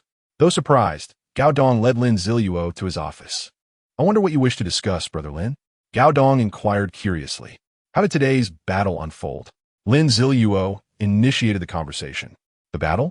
It went exceedingly well, Gao Dong replied, brimming with excitement. You wouldn't believe it. Including traps utilized, we eliminated over 500 zombies today, Gao Dong declared proudly. Is it truly that many? Lin Ziluo expressed his astonishment.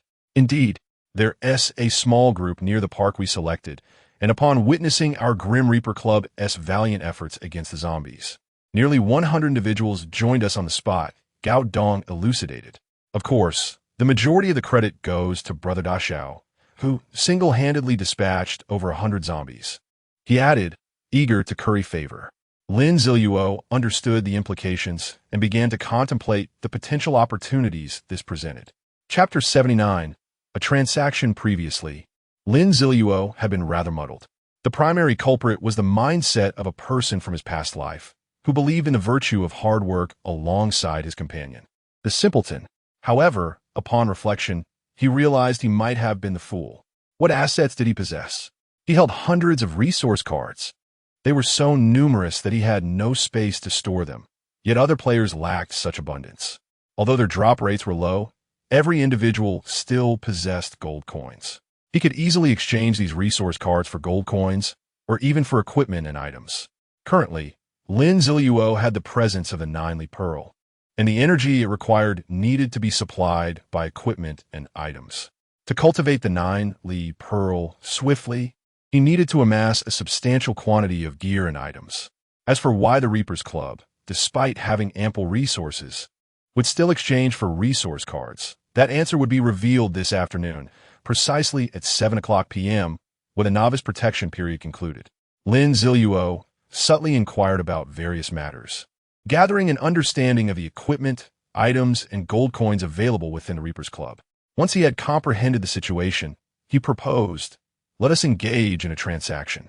"A transaction? What do you mean?" Gao Dong replied, his voice earnest. "Brother Lin and Brother Desha, your remarkable contributions during this encirclement deserve any request you may have." Gao Dong heartily thumped his chest, his sincerity evident. "I require a significant amount of equipment, or gold coins will suffice," Lin Ziluo stated, clasping his hands together as he gazed at Gao Dong. "Ah, trying to flaunt your wealth, are we?" Gao Dong chuckled awkwardly before clearing his throat. "Well, Brother Lin, I can provide you with an item or two, but I'm uncertain what you mean by a significant amount. Simply put, I want as much as you can offer," Lin Ziluo clarified. "Very well. By the way, Brother Lin, to express the Reapers Club's gratitude, please accept this gift." Gao Dong suddenly smacked his forehead, pulling open a drawer from his desk to retrieve a ring.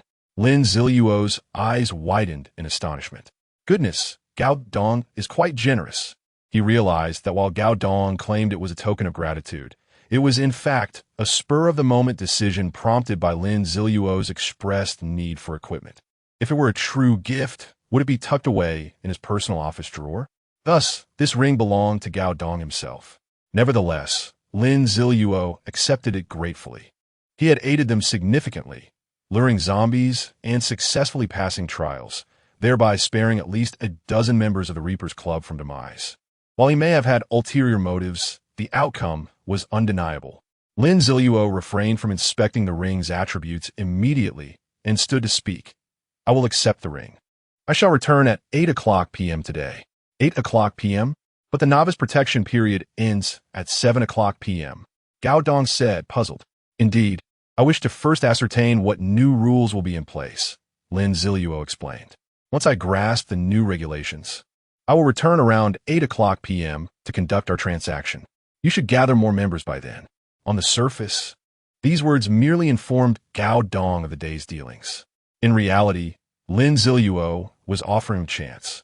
When the novice protection period concluded at 7 p.m., the zombies' capabilities would significantly increase, making it difficult for players accustomed only to battling weaklings. Many would fall victim to the rampaging undead. By scheduling the transaction on the rooftop, Gao Dong would likely remain indoors until 8 p.m., potentially saving his life. "The novice protection period ends?" Gao Dong echoed, momentarily nonplussed. "Oh, I'd nearly forgotten, but I doubt it matters. Our current strength far exceeds that of novices," he stated confidently. Lin Ziluo shook his head, smiling gently. "One cannot convey the truth of an unexperienced event. Only through suffering and pain can one truly comprehend reality. He perceived Gao Dong as a perceptive individual and had subtly reminded him. Whether he took heed was his own affair. Rest assured, Brother Lin, should you wish to trade, I will ensure everything is arranged, and the brothers will prepare any excess equipment and items, Gao Dong assured him. But what will you use for trade? Resource cards. You may inform them in advance, Lin Ziluo replied. A glimmer of disappointment flickered in Gao Dong's eyes. The Reaper's Club is indeed not lacking in resources. However, he quickly masked his disappointment with a smile. Very well, I shall notify the brothers. Lin Ziluo nodded and escorted Sha out of the office. Resource cards. It won't be as simple as you think, he mused. The revelry outside continued unabated. Members of the Reaper's Club celebrated joyously, relishing their current lives. The resources in their warehouse could sustain them for quite some time, and they were continually surrounded by hordes of zombies. Their strength was steadily rising. Surely the epitome of happiness in a post-apocalyptic world. Yet was the Doomsday game truly so uncomplicated? Without hesitation, Lin Ziluo led Sha down the freight elevator, departing from the rooftop.